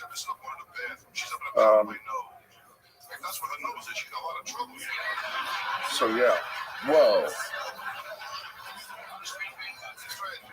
Look at that. Where did they get this? I would have to ask Mel. He's been to India.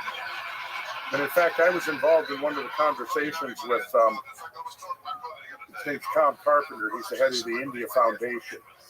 And he's the one that set up meetings with the Indian government. The Indian government might be the very first large-scale application of this technology. And I actually participated in the initial conversations with Tom Carpenter. He is the head of the India Foundation and the liaison between the French government and the Indian government. He had high-level contacts in the Indian government, and he went to them with this technology. And at one of the meetings I went to, one of the admirals of the Indian Navy was there. I met the man. And the Indian Navy is, like you saw that George Lush was pointing out the potential applications of this technology on ships. Could be the Indian Navy, might be one of the first to. Are there any other bizarre, crazy, out there applications that don't involve clean energy? Like, is there anything that's like outside the spectrum of energy that this could be used for, like outside of like cars or smokestacks or engines? I don't know. I would say probably, but I'm not going to put my neck out there on the chopping block and say yes, there is. But yeah, I mean, I'm still learning. What's like the wildest speculation that people are talking that Malcolm might be talking? I think space propulsion. Space propulsion. Yeah. Using this as a propulsion system. And there's one of the things that's kind of on the drawing board now is a prototype jet engine that could be used both as a power plant in like submarines and in space propulsion. like for rockets. Now you would think there would be a better way other than just blasting rockets into outer space. So you would think you wouldn't even need a rocket, right? You would think you could get something else that could just pull itself through the universe. Like some of the crazy anti-gravity technology that some of these guys are talking about with UFOs. How these things bend, they fall through gravity by basically creating some sort of anti-gravity. I don't know the physics of it. Well, there are some concepts out there that are pretty esoteric as far as the plasma use applications, but I've deliberately not tried to dive into those yet, only because I'm still, like I said, I got to get in at least high school, plasma high school before I do that. I'm still in grade school. Mm-hmm. So where's it? Can you show that slide that you were showing before that showed like the big mountain, the diagram of the mountain with the rockets inside? What does that say? Earth is what? Okay, so Earth diameter. You should recognize that number, right? Can you blow it up? Oh, yeah. Yeah, 7920. Oh, I remember that number from yesterday. Are you kidding me? I'll never forget that number. And 3960. That's the radius. So double 3960 is 7920. Got it. Okay. Now this is showing a diagram of solar wind, the sun's diameter, which is 864, and radius of that number 432. Radius of the sun. Solar wind leaving the sun. Okay. So essentially, like these machines could just use energy from the sun to operate and not have to use fossil fuels to start up. That could be what this is implying. Because see, the key is you have to get matter up to the requisite temperatures to disassociate the electrons and the neutrons. And as I understand it, that was the function of the ionization chamber. Right. Was it enabled the reduction to, so that's what they're called in the meter, low energy.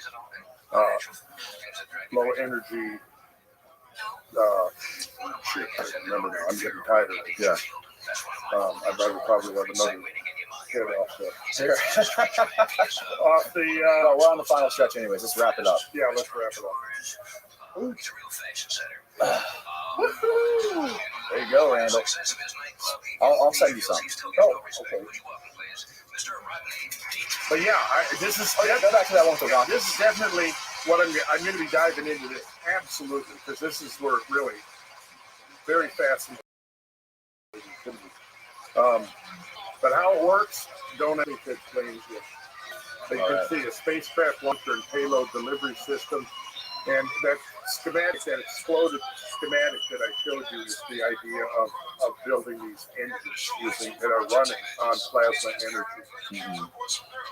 So that's further down the road, and I'm not ready to even attempt an explanation of that yet.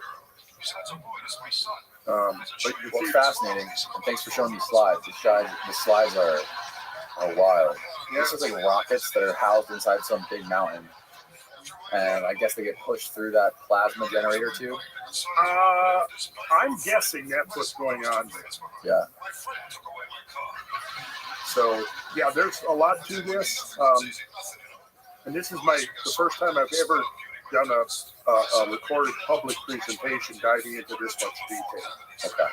On this, but it's good because, like I said, I'm very much now a student of this, trying to understand it, and I think that there's multiple dimensions to this whole phenomena that many people will be exploring for years to come, and we'll be figuring out applications that we haven't even begun to imagine yet. And I've seen enough now to become convinced that it's real. And now there are dozens of people that I'm aware of, that I've communicated with, or I am aware of, that have seen it and participated in the testing. Not lightweight people who have a strong scientific background.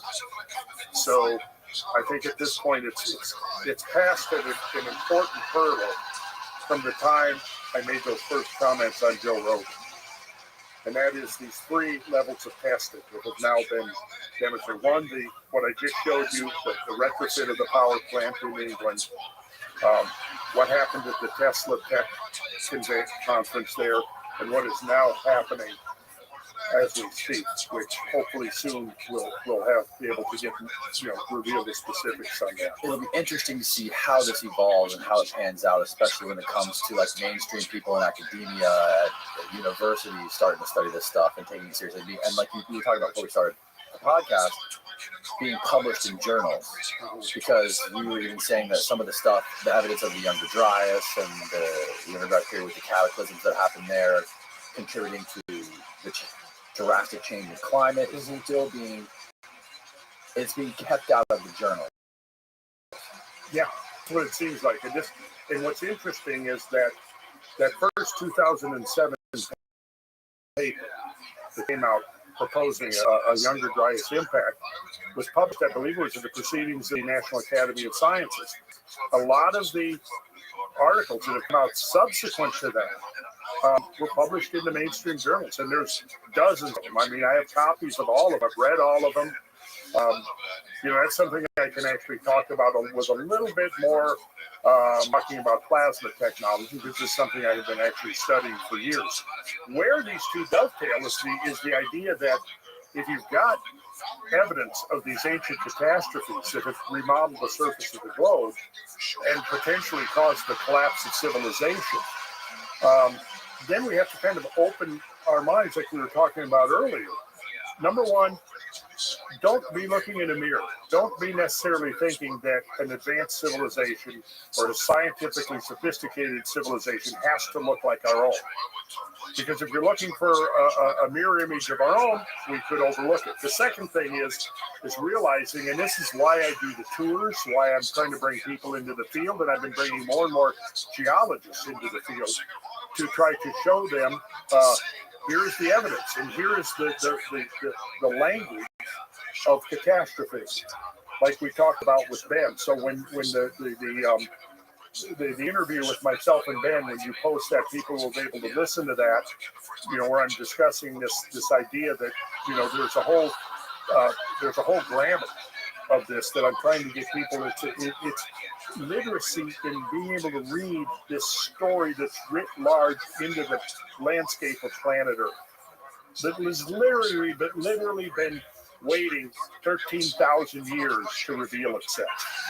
And we're now at that stage where we can see that. We can begin to decipher and actually read this epic story that has been waiting, eyes to see, the ears to hear, and the mind to comprehend. And that's what I'm trying to do with these tours.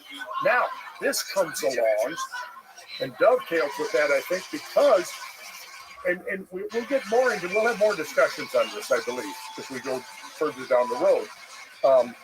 But you saw just a few tantalizing hints that perhaps some variation of this kind of technology had been discovered and utilized once upon a time, right?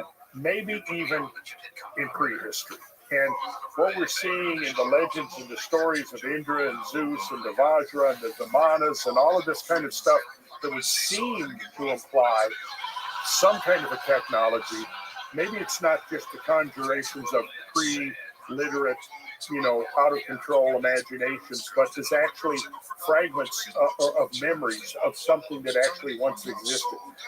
And from what I've learned up to this point, I would say I can come up with no more potential candidate for what a technology would have been based upon than this, the utilization and the control of plasma energy.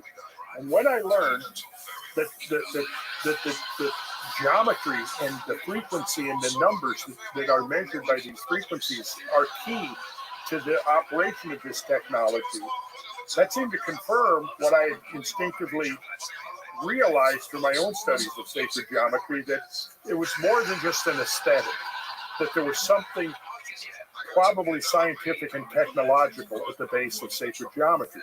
Why are ancient cultures using sacred geometry all over the world to build these structures? Right. Yeah, it's just, so I think we may be on the cusp of something very interesting, because on the one hand, application of this technology, like George Lush, that we watched the interview, he's just, his imagination is going crazy, thinking about potentially what could we do with this, right? Literally, the potential might be here to change the industrial landscape of the earth. I mean, it could be as profound as the shift into the internal combustion engine or the utilization of alternating current energy. And if this is not suppressed, maybe a generation from now, the landscape of the earth is going to look very different. And like George Lush said, I mean, if you retrofit cars with this that are now producing toxic exhaust, they're now, each car is like a tree, emitting 20% oxygen as they drive. I mean, that's astonishing if that's true. So on the one hand, we may be looking at a window into our future with this, but at the same time, we might be looking into a window into our own past. That's a beautiful way to wrap this up, man. Randall, thank you so much. I appreciate you walking us through all this stuff, and I hope people watching or listening can investigate this further. And if they want to, where can they go to find some more of this stuff? RandallCarlson.com, okay. Howto.com, and the Strike Foundation. Awesome. I'll link it all below. Welcome. Awesome. Randall, it's been enlightening. How are you? Fun. Thank you so much for coming down here again to do another round of podcasts, and we'll get you down here maybe next year. Eric, can you hear me?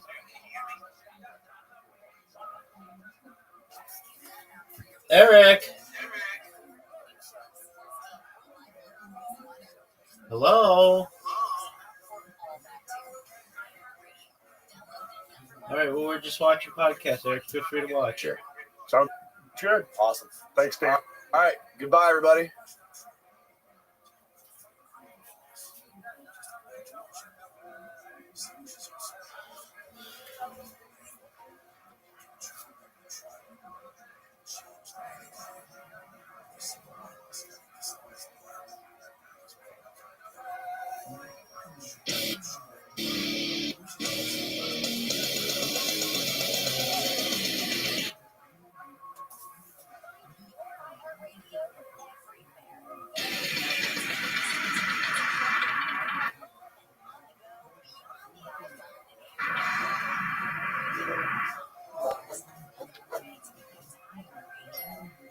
You were trying to explain to me last night when I was asking you about the Grush testimonies and all the stuff that he was saying, and I was explaining to you that I was highly skeptical of the whole thing. The fact that they made it this big dog and pony show on national television, and I always question it. When the government starts to get behind it, I always question motives and what's going on. Okay, first, when you say the government, there is no such thing anymore.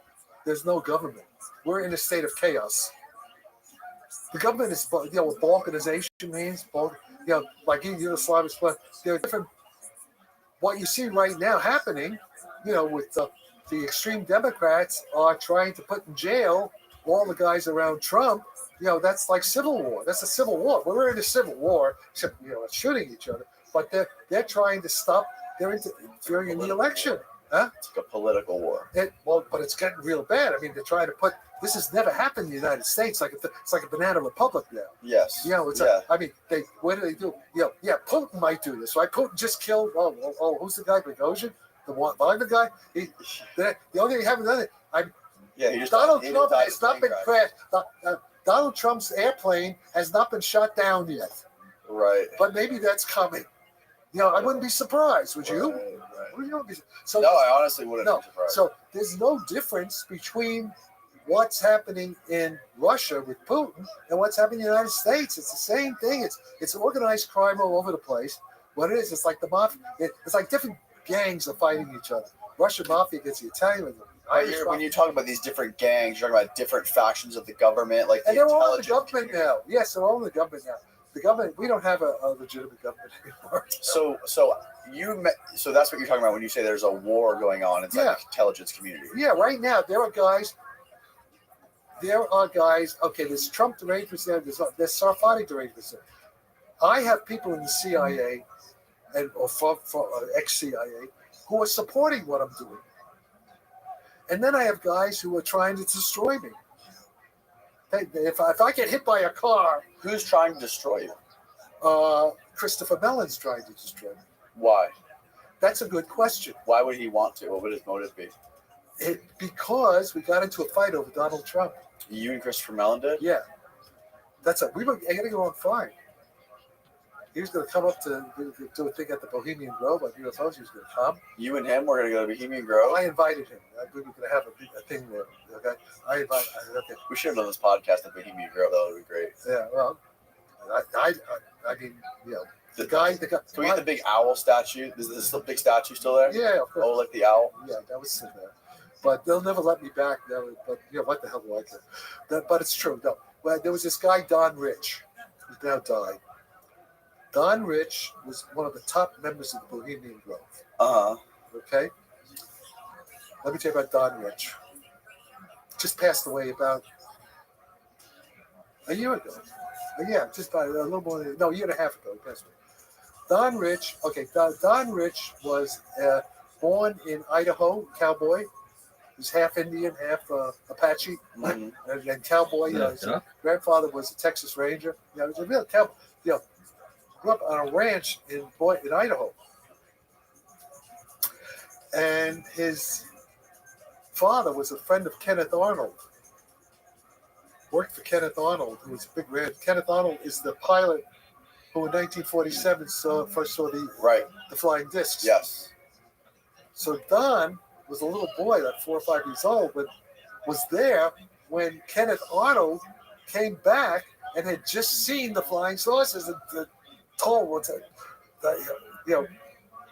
Don heard Kenneth Arnold telling his father about what had just happened, what he just saw. So right there at the beginning, right? There's some other stuff with flying saucers. So of course, Don Rich was into flying saucers from the very beginning because he went to Kenneth Arnold. His father worked for Kenneth Arnold. Okay, so Don, about my age, maybe 2 years younger than me. He would have been 82 now. So Don goes into the Marines and becomes a tank commander. He sees some action, I guess, I don't know, in South America, or maybe I forget where it was. Not Grenada. I think it was something else. And he gets out of the Marines in the 60s. Yeah, must have been. Was he in Vietnam? I don't know. But he's an artist. He's a sculptor. So Don has a big forge. He does massive steel sculptures. Stuff. It's high, And he had a forge in Oakland, famous thing. And he's quite successful. He worked with Buffano, a bunch of famous. He got involved with all these famous people, and he started teaching. Of course, this is the Art Institute here. Started teaching at the Art Institute. So it's like the late 60s. And then this guy, who I think is probably connected with Chipman, wasn't Chipman, but this guy, Colonel Harry Wolf, which may not be his real name. This guy comes up one day, knocks on the door around 1969. And Don's brother, who's now a colonel in the Marines, his brother, he went in because his older brother was in the Marines. Okay. And it's Semper Fi, the Colonel Harry Wolf. He said, "Listen, we need you to do some work for us." He's CIA.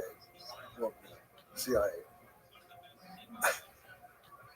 And his job is, now if he does this for a couple of years, he has part-time, it's a courier. It's called a courier. They give him stuff where he has to, handcuff it to himself, gets on airplanes, and he has to deliver things in small packages. And he's delivering stuff to the, he said, one time went to China, Shanghai even. And, but the French intelligence, the MI6, the Australians, he was going all over, with this stuff. And they were, now we were talking about Phil, they were the parts for the Rothschild crash saucer that Phil Corso talks about with trying to reverse engineer, all that stuff. Right. They wrong. So Don is, he's involved in it. And then at one point, Harry Wolf, Harry Wolf he says, "Hey, keep this for me."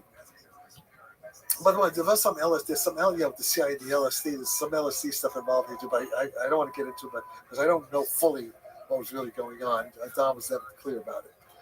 But apparently Don Wolf, this guy, Harry Wolf was also involved with MK Ultra. That's what it was. It was them that they were doing LSD experiments on people and stuff like that. Yeah, he was involved. He's part of so that means he had to be involved with Chipman too, back then. Okay, this before I knew Chipman. I know Chipman.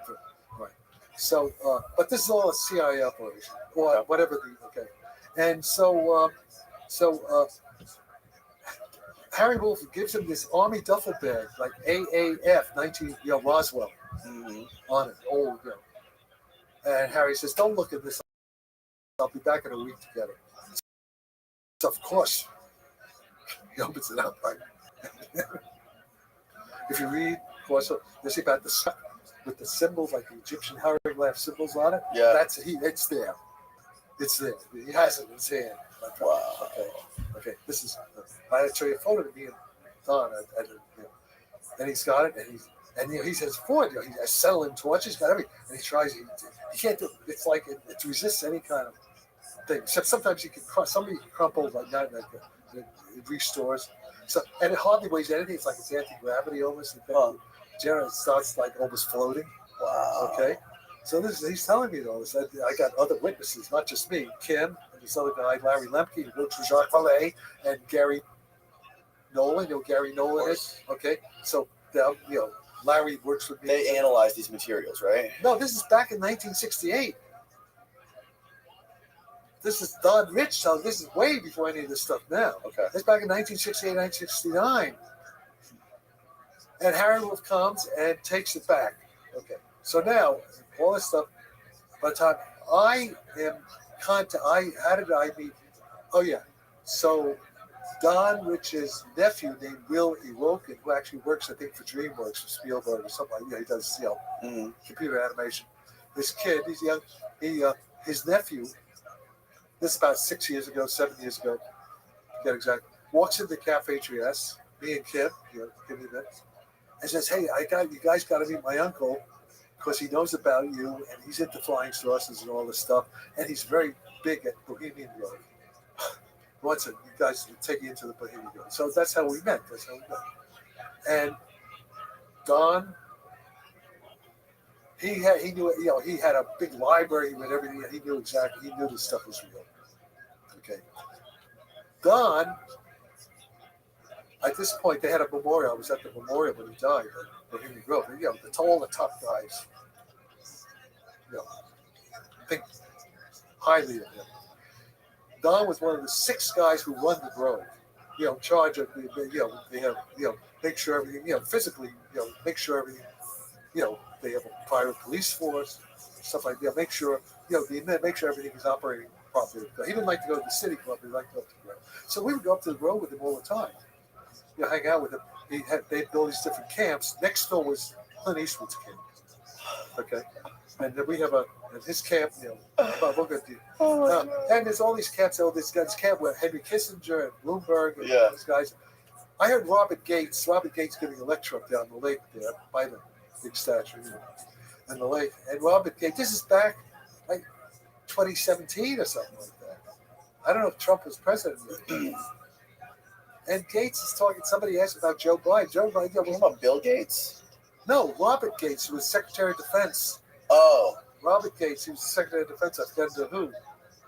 Not Bill Gates. Although Bill Gates would go there. Oh, sure. Yeah. But now Robert Gates, somebody asked him a question about, what do you think of Joe Biden?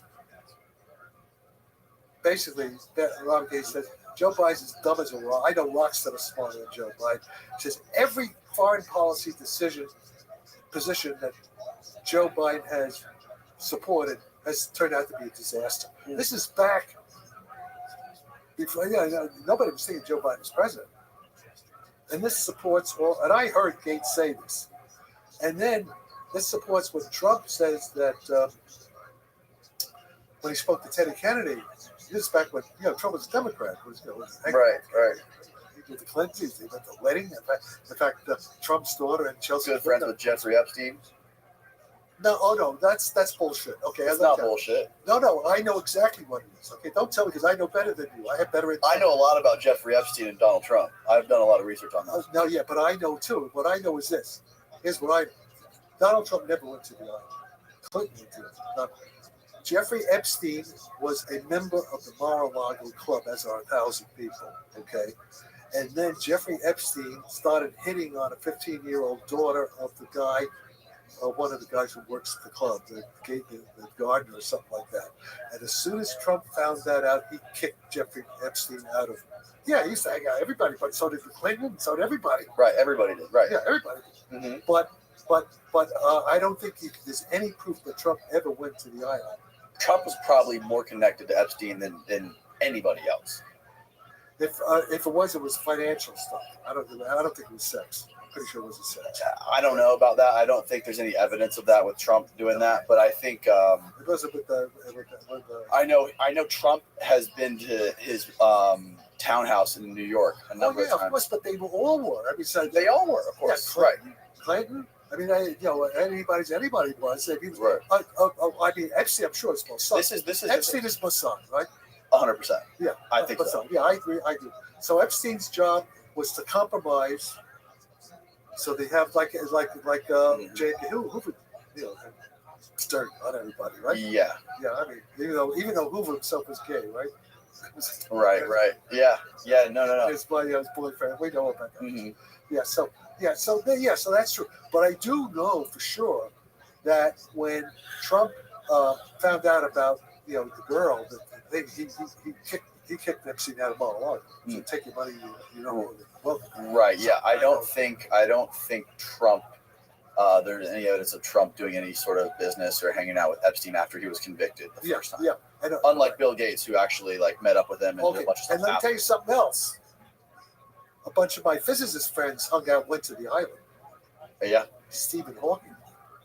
Stephen Hawking went to the island? Yeah, with Kip Thorne, who got the Nobel Prize. Mm. And a bunch of this guy who runs Santa Barbara, we're going to get into all the dirt. I forget his name now. The guy who runs the Santa Barbara Institute of Physics spent a lot of time there. Mm. A lot of it. And this guy, Seth Lloyd, MIT, was a very good physicist, by the way. Now, I'm not saying I think let me say this. When the physicists were there, I don't think there was any hanky-panky going on. No. That was he held a lot of big events there. Yeah, he brought a lot of people there, and that was part of his operation. It was easier to get high-level people with money like Bill Gates if you see that. Look, all these other high-level academics and physicists, scientists are going there. What's wrong with me going there? You're not going to think twice about it. Well, the same thing happened. See, Werner Erhard did the same thing, but Werner Erhard was not into sex or anything like that. Right. With me, because Werner Erhard was supporting us this back in the 70s, and he did the same thing that Epstein did. But he was not involved in anything, ulterior like that. Right. There was nothing, it was nothing with kids or anything like that. Right. But they also had all these famous Feynman and Lenny Susskind and all the famous Hawking and Kip Thorne. They all went there. Here and said this was in San Francisco. So that was and Werner was also an intelligence agent. I'm not sure for who. It could be the Mossad, but probably CIA. But it could be the Russians actually, because he went to Russia afterwards. So I don't know who he was, but it was definitely part of the intelligence. Right. All right. So that's a standard thing they do. Yes. Yeah.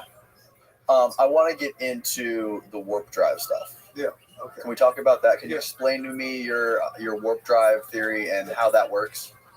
I'll try. Okay, the warp drive theory. Okay, so now it's a little bit. Okay, I'll use. If you look at Bob Lazar's videos, where he talks about gravity A and gravity B, he talks about you said the flying saucer falling freely through space. Yes. Okay, that's what it is. But what it is Einstein's theory of general relativity about gravity. Gravity is the bending of the space itself. It's the warping of space itself. It's called curvature. The curvature of space and time is gravity. This is okay. So gravity is space and time itself is like there's an electromagnetic field. There's a space-time field. It's a field.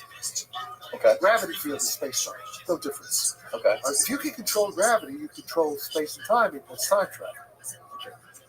The problem has always been, everybody knew this. This episode is brought to you by Blue Chew. Let's talk about. The problem has always been that the strength of the gravitational interaction, I don't want to say force, I say force, it's not the interaction, it's not a force. Gravity is not a force, the way electricity is a force. But the strength of the interaction of gravity with matter is normally very weak. Okay? And so energy, if I have a concentration of energy in the volume, what's called stress energy density, it's called, will warp space-time. So if I had enough energy, and if I could shape that energy distribution properly, I can make space-time warp any way I want it to. Okay? That's what these machines we see are doing. That's what they're doing.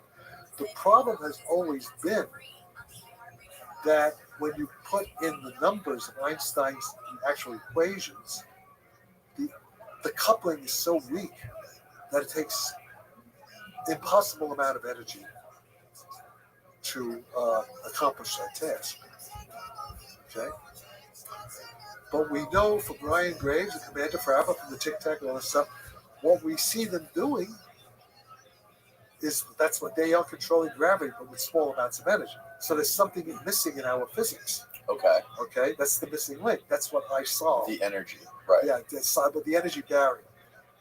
And so the thing is this: I would say right away, as soon as it's warp drive, like when Kevin Knuth and all these guys at the congressional meeting said, thing is going hundreds of G's. That's impossible, because inside the ship they're weightless. Remember, I told you inertial observers in a space suit floating through space. Right. Inside, that's the correct part of what Lazar says. Where the thing is, the ship is falling freely, like it's falling through space, weightless. You know, when you fall, you're weightless. Right. Okay.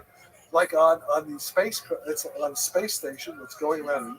Well, but they're floating around because they're not firing their rocket engines. Right? They're floating around. Right. So what they're doing, the ship it's like on the space station, but it has maybe that little fusion reactor, whatever, that it has a control system where it's able to change the shape of the space around it. Yes. So it can control any way it wants to go. Yes. So even though on the outside it's going at 5,000, it's called kinetic acceleration. There's no actual, the G-force, the actual G, inside they're weightless. Exactly. Okay, outside they really are moving as if they're going 5,000 G and a million, zillion, jillion miles a second. But inside they're weightless. So we understand that right away. Yeah. Easy. Right. Easy conceptually. Anybody understands well. But the guys, the CIA director doesn't understand it. I don't think so. Haynes, none of these, they don't understand it. They don't understand it yet. I'm trying to explain it to them. They don't understand it. Favreau doesn't understand it. Ryan Graves doesn't understand it. I can explain it to them. And when I tried to explain it to Chris Mellon, he got mad. He didn't want to hear it. He said, "No, you don't know." Why did he say that? This guy, Christopher Mellon, he's a schmuck. He's a schmuck. And when it comes to science, what is Christopher Mellon telling Jack Sarfati that he knows more physics than Jack Sarfati? I don't think he would claim to know more physics. He did. Well, he effectively did. He said, "No, you said you can't be so sure." I think he's trying to put it there. You can't be so sure. It's 1,000 years from now. We won't know. And he's never taken a physics course. Right. And here the CIA is working. He's a stupid guy who shouldn't be in the position. He's a Mellon. This guy, And by the way, his cousin John Warner is a friend of mine. His cousin agrees with me. They have the same grandfather. They grew up together. John says, "Yeah, my cousin's an idiot." That's incredible. Okay, John Warner, who was Senator Warner's son. His stepmother was Elizabeth Taylor, and all that. All right. Yeah. All right. So Navy Secretary of the Navy, all into UFOs. Okay. So both John Warner and Chris Mellon, we all agree UFOs are real as a threat. Right. Is it a threat? Of course, it's a threat. How is it a threat?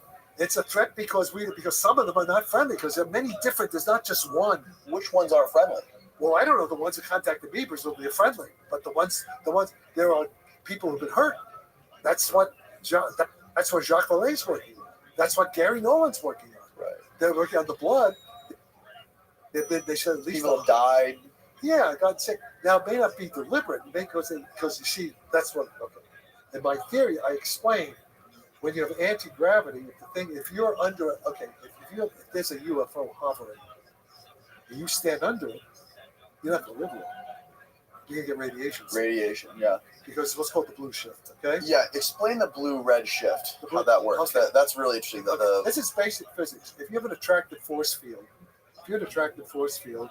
and you're like in what's called you're if it's a negative potential energy and you're down like toward the bottom, what's called the gravity well, and if you want to get out of it, you have to, it's like walking up the hill. Yes. Okay, walking up the hill, you got to exert energy. You're losing energy. Mm-hmm. So when light does that, light is a photon, it's a packet of energy, where the energy is proportional to the frequency. So in order for the light to escape the gravity field, it's losing some of its energy, just the way you're expending energy by burning food, walking up the hill. Mm-hmm. Losing some of its energy. So the frequency goes down. That's the red shift.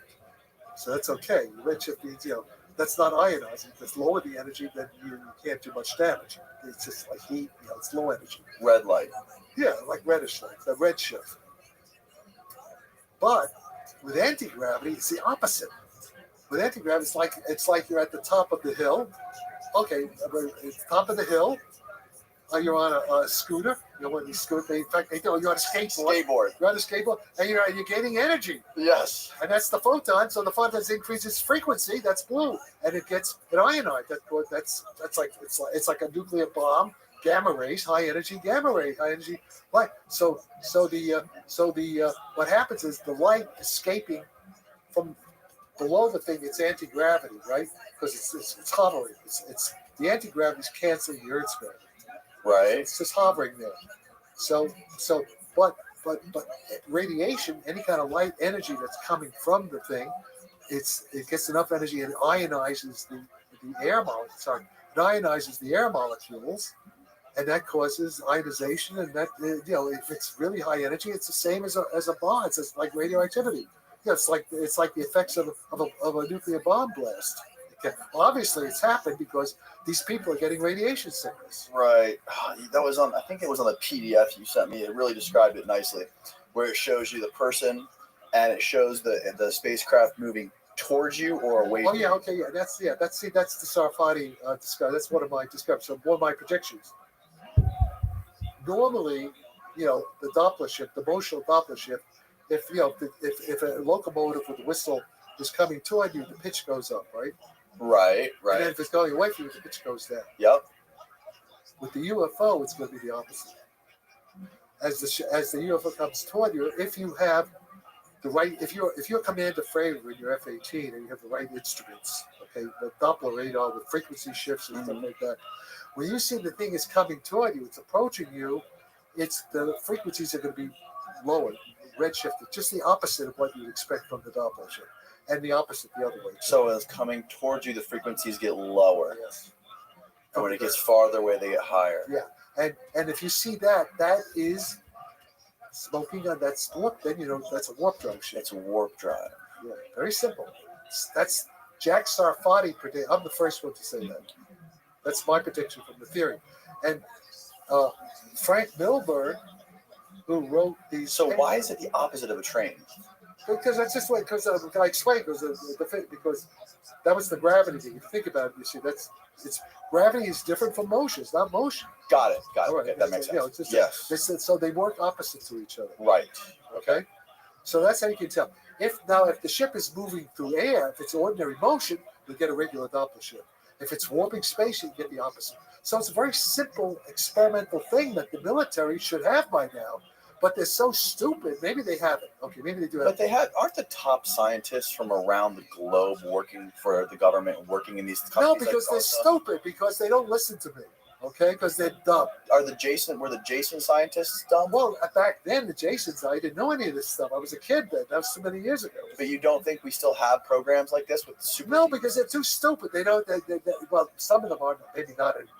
We now at Lawrence Berkeley Laboratory, it's done in secrecy. I didn't know this until 2 days ago, 3 days, 4 days, a few days ago.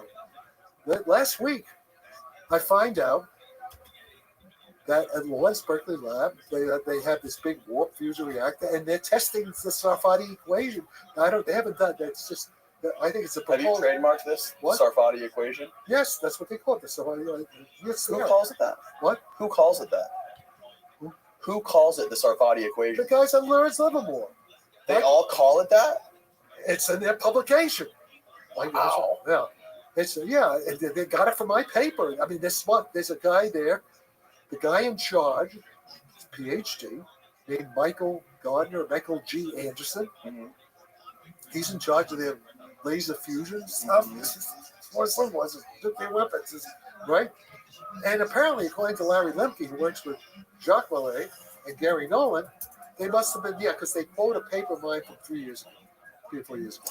Okay. So they've been working on this thing secret. Okay. Now, how do the metamaterials fit into this? Okay, well, wait. But first, okay. Well, that's metamaterials. Okay. What they're doing at Lawrence Berkeley Livermore is not metamaterials. It's plasma. It's what's called. It's a heavy ion fusion, plasma fusion. It's a different thing. It's right. But when it comes to the spacecraft and the way it moves, the way you just explained it with the ionization of the light. Metamaterial and all these guys like Harold Putoff and Louis Elizondo and even Mellon, they all talk about, and Eric Davis, they talk about metamaterials, but they never explain how the metamaterials help. All they say is that, well, it looks as though these are the stuff from the Roswell crash. They explain like a foil that crumples up. They let well, that's what I was telling you. That's what Don Rich had. Exactly. He had that. But he didn't know about metamaterials. He's not a scientist. Right.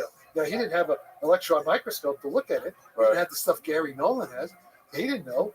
So the thing is this, okay, so what I have a theory, and we're working on it now, that by pumping the metamaterial with enough resonant electromagnetic energy, we create what's called it's basically like a room temperature superconductor. It's called a Freud condensate. It's like a laser. It's analogous to a laser, but the stuff that's lasing are what are called quasi-particles that are just emergent properties of the material itself. So it doesn't go out into vacuum. It's like the material itself develops a new kind of quantum mechanical phase when it's coherent. It's basically, it could be used as a room temperature superconductor, but the point is you have to keep pumping it with energy. It's like a laser, you have to keep supplying it with energy. Okay, and that's us. We are that too. Biologically, we're lasers. Because what do you think? All the same lasers? Yeah, we're biological lasers. The math of life is the same as the math of the laser. Very similar. Wow. This is a guy. These are guys in Germany who've developed this. I forget what those guys say. I have the books here. I got the books right there. You have a ton of books in there. Yeah. And so in any case, so the point is, see, this is how the consciousness and the warp drive are connected. See, it's all the same physics. When George Kubin in 1975 says, Jack, the CIA wants to know, one, how does consciousness work? Two, how did the flying saucers fly? Whoa. It's Janus. It's the two sides. It's like Janus, the Janus, the Gestalt shift. It's the same physics. Two aspects. It's duality.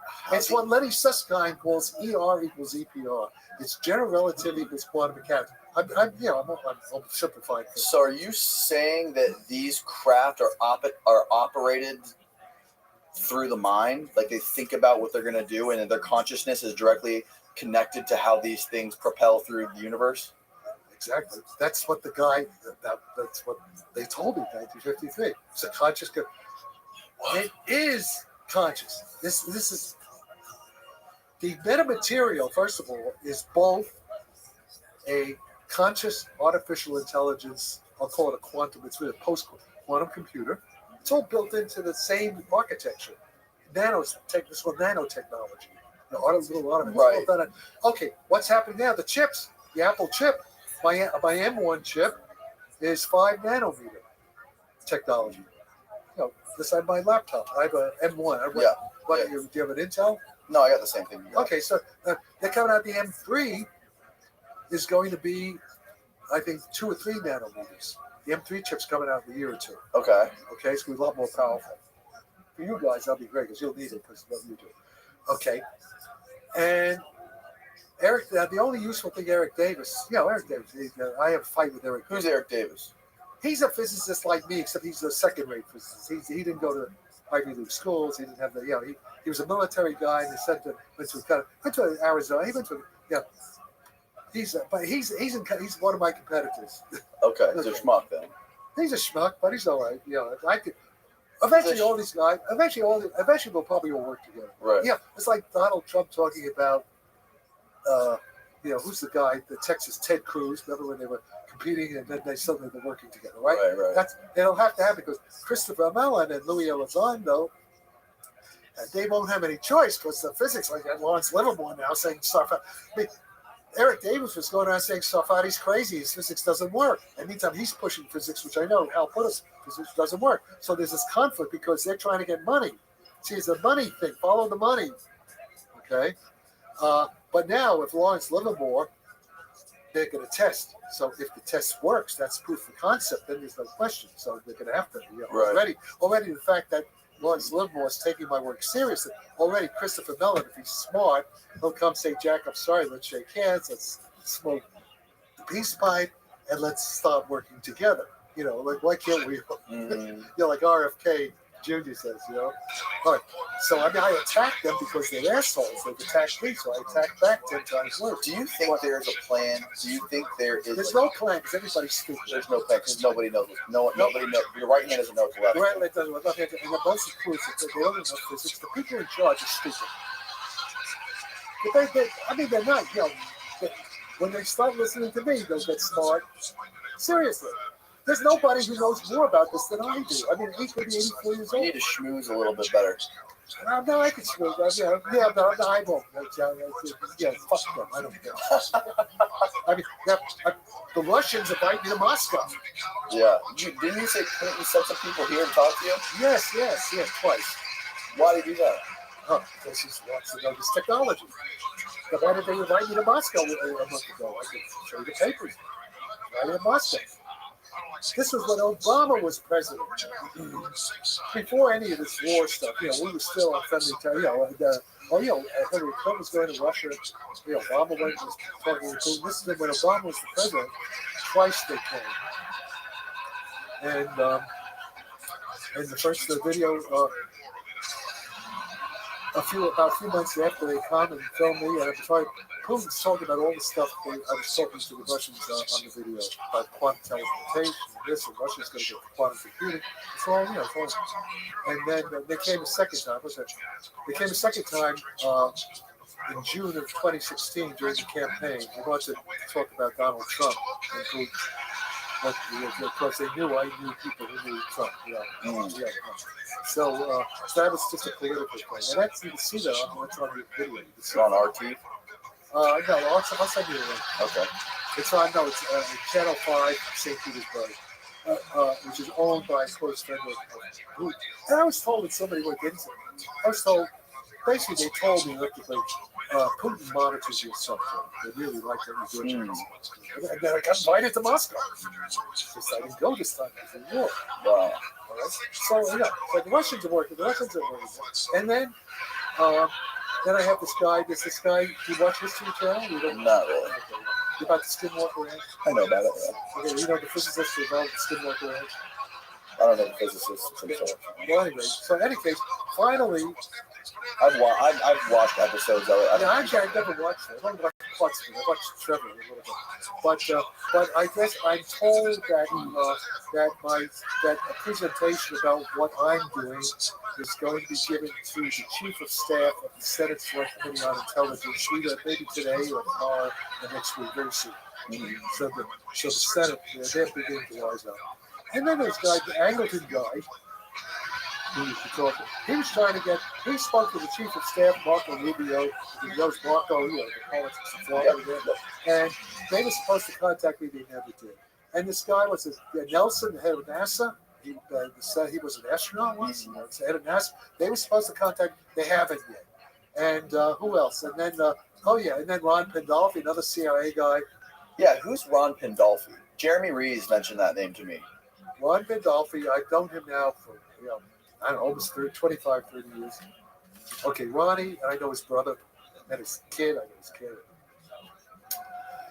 Ronnie Pandolfi, okay, he's, I guess, in his 50s now. Probably maybe 60 already, or late 50s. Ronnie's uncle was some high CIA guy, one of the Pandolfi. They're like the Anglicans, okay? Not quite, So when Ronnie went to UCLA, I think in physical chemistry in like 1980 or so, got his PhD, and his uncle, Philadelphia, already got him to say, come, we want you in the CIA. So he rose pretty quick because he's a PhD, you know, he was a scientist. So he's the science technology directorate.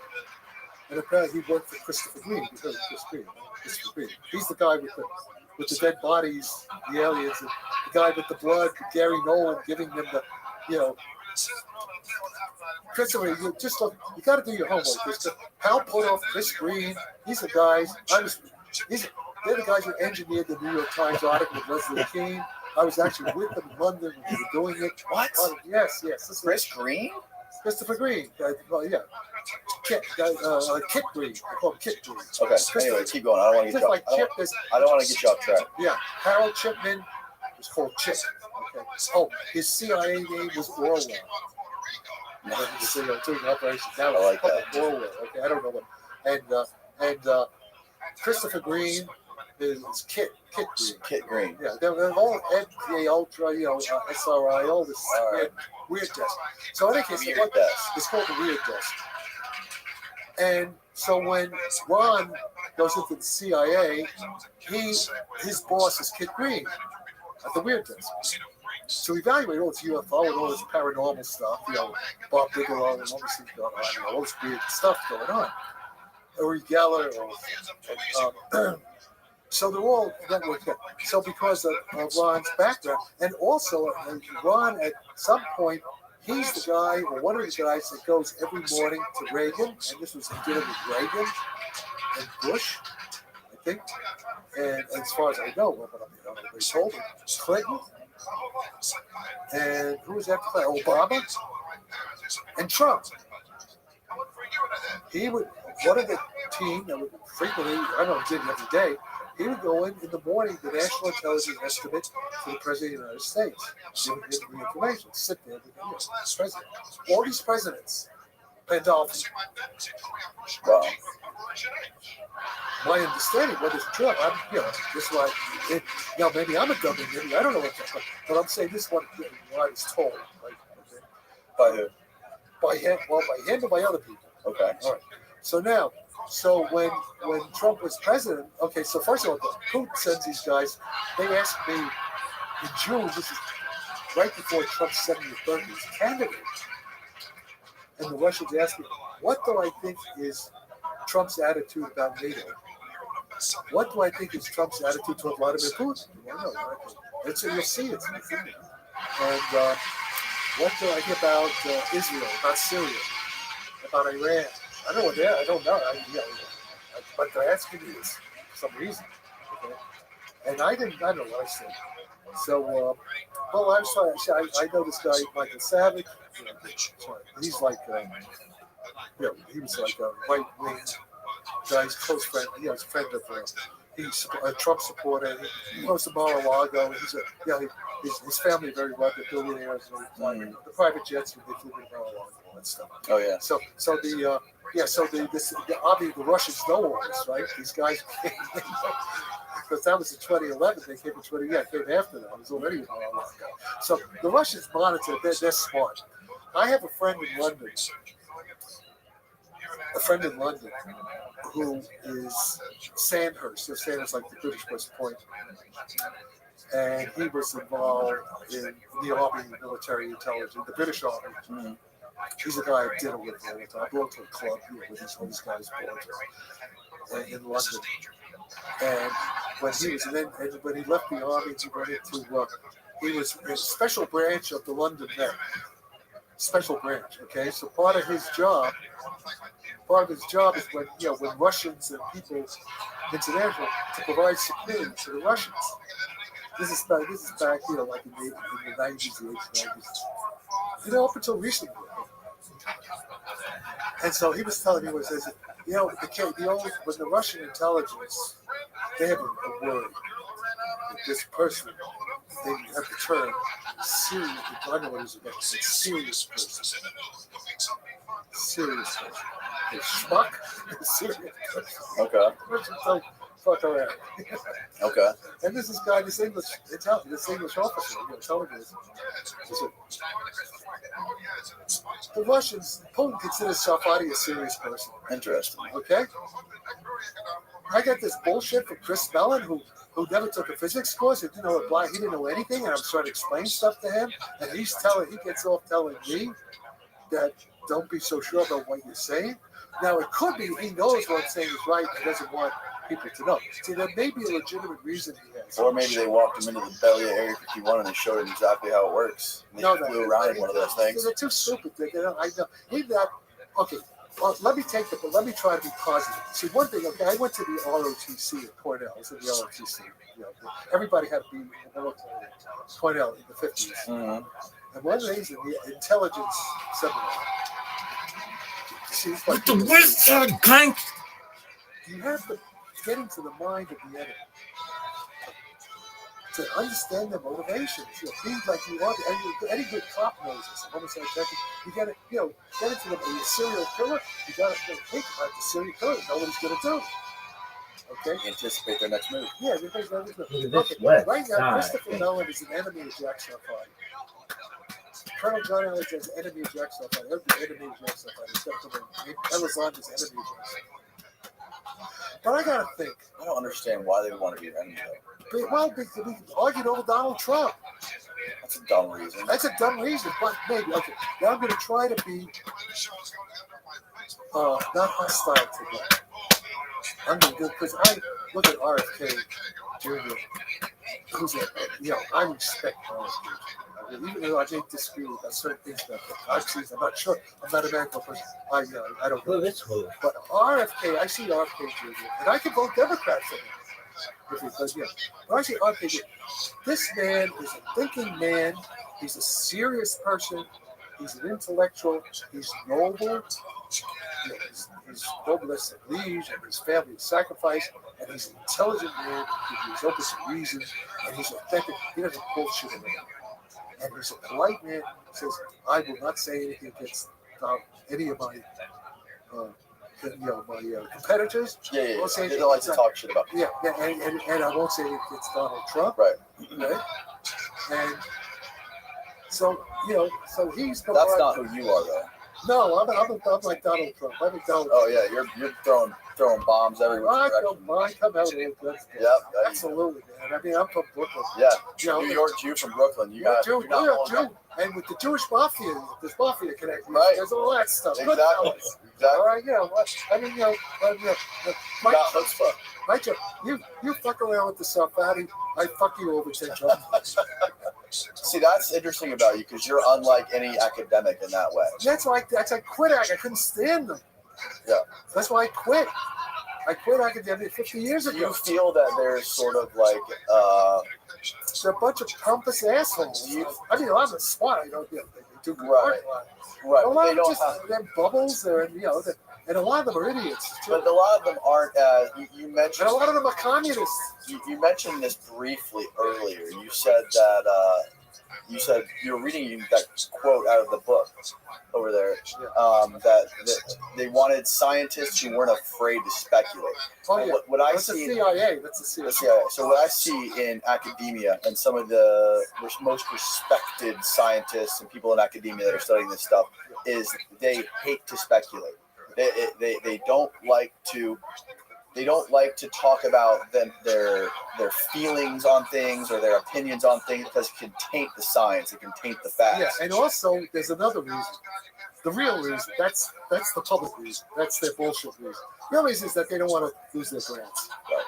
It's all, the real reason that every academic I know, basically, not every, but most of them, they're all prostitutes, they're all whores who go with the money. And to some extent, I may be a whore too. I'm not saying I'm any better than them. Right. But the thing is that's the way it works. That's human nature. It's just like I'm like a Catholic. Now, if you believe in original sin, it's original sin. The Catholics are right. Right. It's original sin. Yeah, that's interesting. We're all sinners. That's really interesting. Do you feel like kind of like an outcast of academia or an outcast of physics in general? Yes. Yeah. Well, no. But I was an outcast by choice, though. by choice. I just said, fuck you guys and leave it. Yeah. And also, because I had the CIA saying people were giving me money Bob Tobin started with Bob Tobin. But okay, so the Gilbert and Sullivan go. You know, Gilbert and Sullivan, there's this opera called The Pirates of Penzance, which is actually a pretty good opera. And so I'm like the Pirate King of the Pirates of Penzance. The story is that these pirates were sinking ships and everything. But what they are, they're all really members of Parliament. It's all satire, right? Members of Parliament who like rebelled. And because of the hypocrisy. There's a song, The Pirate King. If I am a pirate king, and I sally forth to seek my prey, I go forth in a royal way. I sink a few more ships, it's true, than a well-bred pirate ought to do. But many a man on a first-class throne, if he wants to call his crown his own, must manage to get through more dirty work than ever I do. Okay, this is a good song. So I'm like the Pirate King. And at the end, of course, the opera, they all go back into Parliament, they take over the country. They take over so listen, I'm Ivy League. Yeah, I'm a puppet. I'm white privilege guy, and Jewish to both. I'm the ones that definitely white privilege. Went to Ivy League school, privilege. Okay. What else do they say about? I have toxic masculinity. I'm not woke. Yeah. And either we're gonna take back the country. Yeah, you're radioactive to this. I'm radioactive, man. To these, I'm radioactive. But you see, so that's the other side. But this is why it's easy for them to dismiss you, also. Yes, because the Communist Party. Okay, now let me explain something. Okay, we're not going to get to politics, but there's no way to avoid it. Because the country, look, we're running on fumes. The country's falling apart. Yeah. I mean, right here, all the homeless, you go down. Not where I am, but you go down. I'm shocked how little homeless there is here in San Francisco. No. Everyone was telling me how much of a dystopian hell.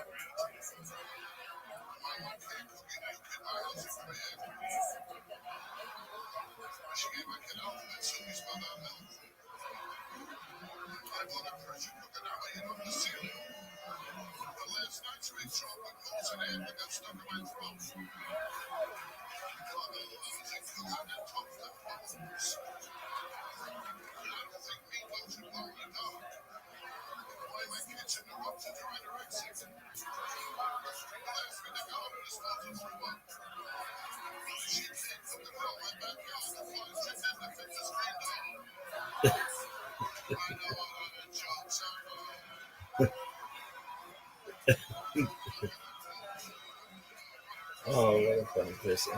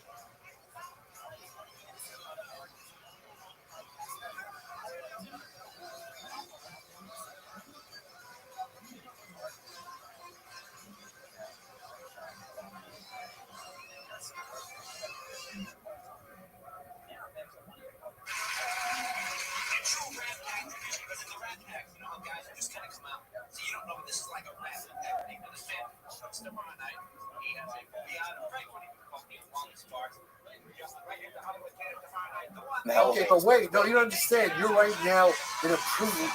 It's like feudal. It's like you're right now in a privileged area of San Francisco. right, Sam Altman lives right next door to you. Sam Altman's my next door neighbor. Steve Jobs' widow has a place up there, not far from here. There's all kinds of powerful people, billionaires that live here, and I mean, if something happens here, if I call the cops and I say there's some, cops will be here in 2 minutes. Right. All right. It's not that way in other Right. So as I say, as my friend, Michael Corella, friend of Jerry Brown, who's a philosophy professor at San Diego State when I was a professor, he says, when booking passage on the Titanic, it's best to go first class. We are on the Titanic. I see the. Hey, we're gonna go into that glacier there. We're gonna sink. Yeah. But nobody's paying attention. The band, they're just playing. They're all so whatever. Have you, getting back to the UFO stuff? Yeah. Have you heard about what Gary Nolan talks about in regards to the human brain? He talks specifically about, I think it's the basal ganglia. He did some. No, I know. Okay, this is Gary. I'm not. I am okay. So what he did was he studied a huge group of people, and he found out that they have certain structures. They have extra structures in like the certain part of their brain, and those people are more in tune to the UFO phenomenon. Yeah, they're contactees. So So you see that? Okay, I believe. Okay, first of all, I'm not a medical person. I don't know anything about it.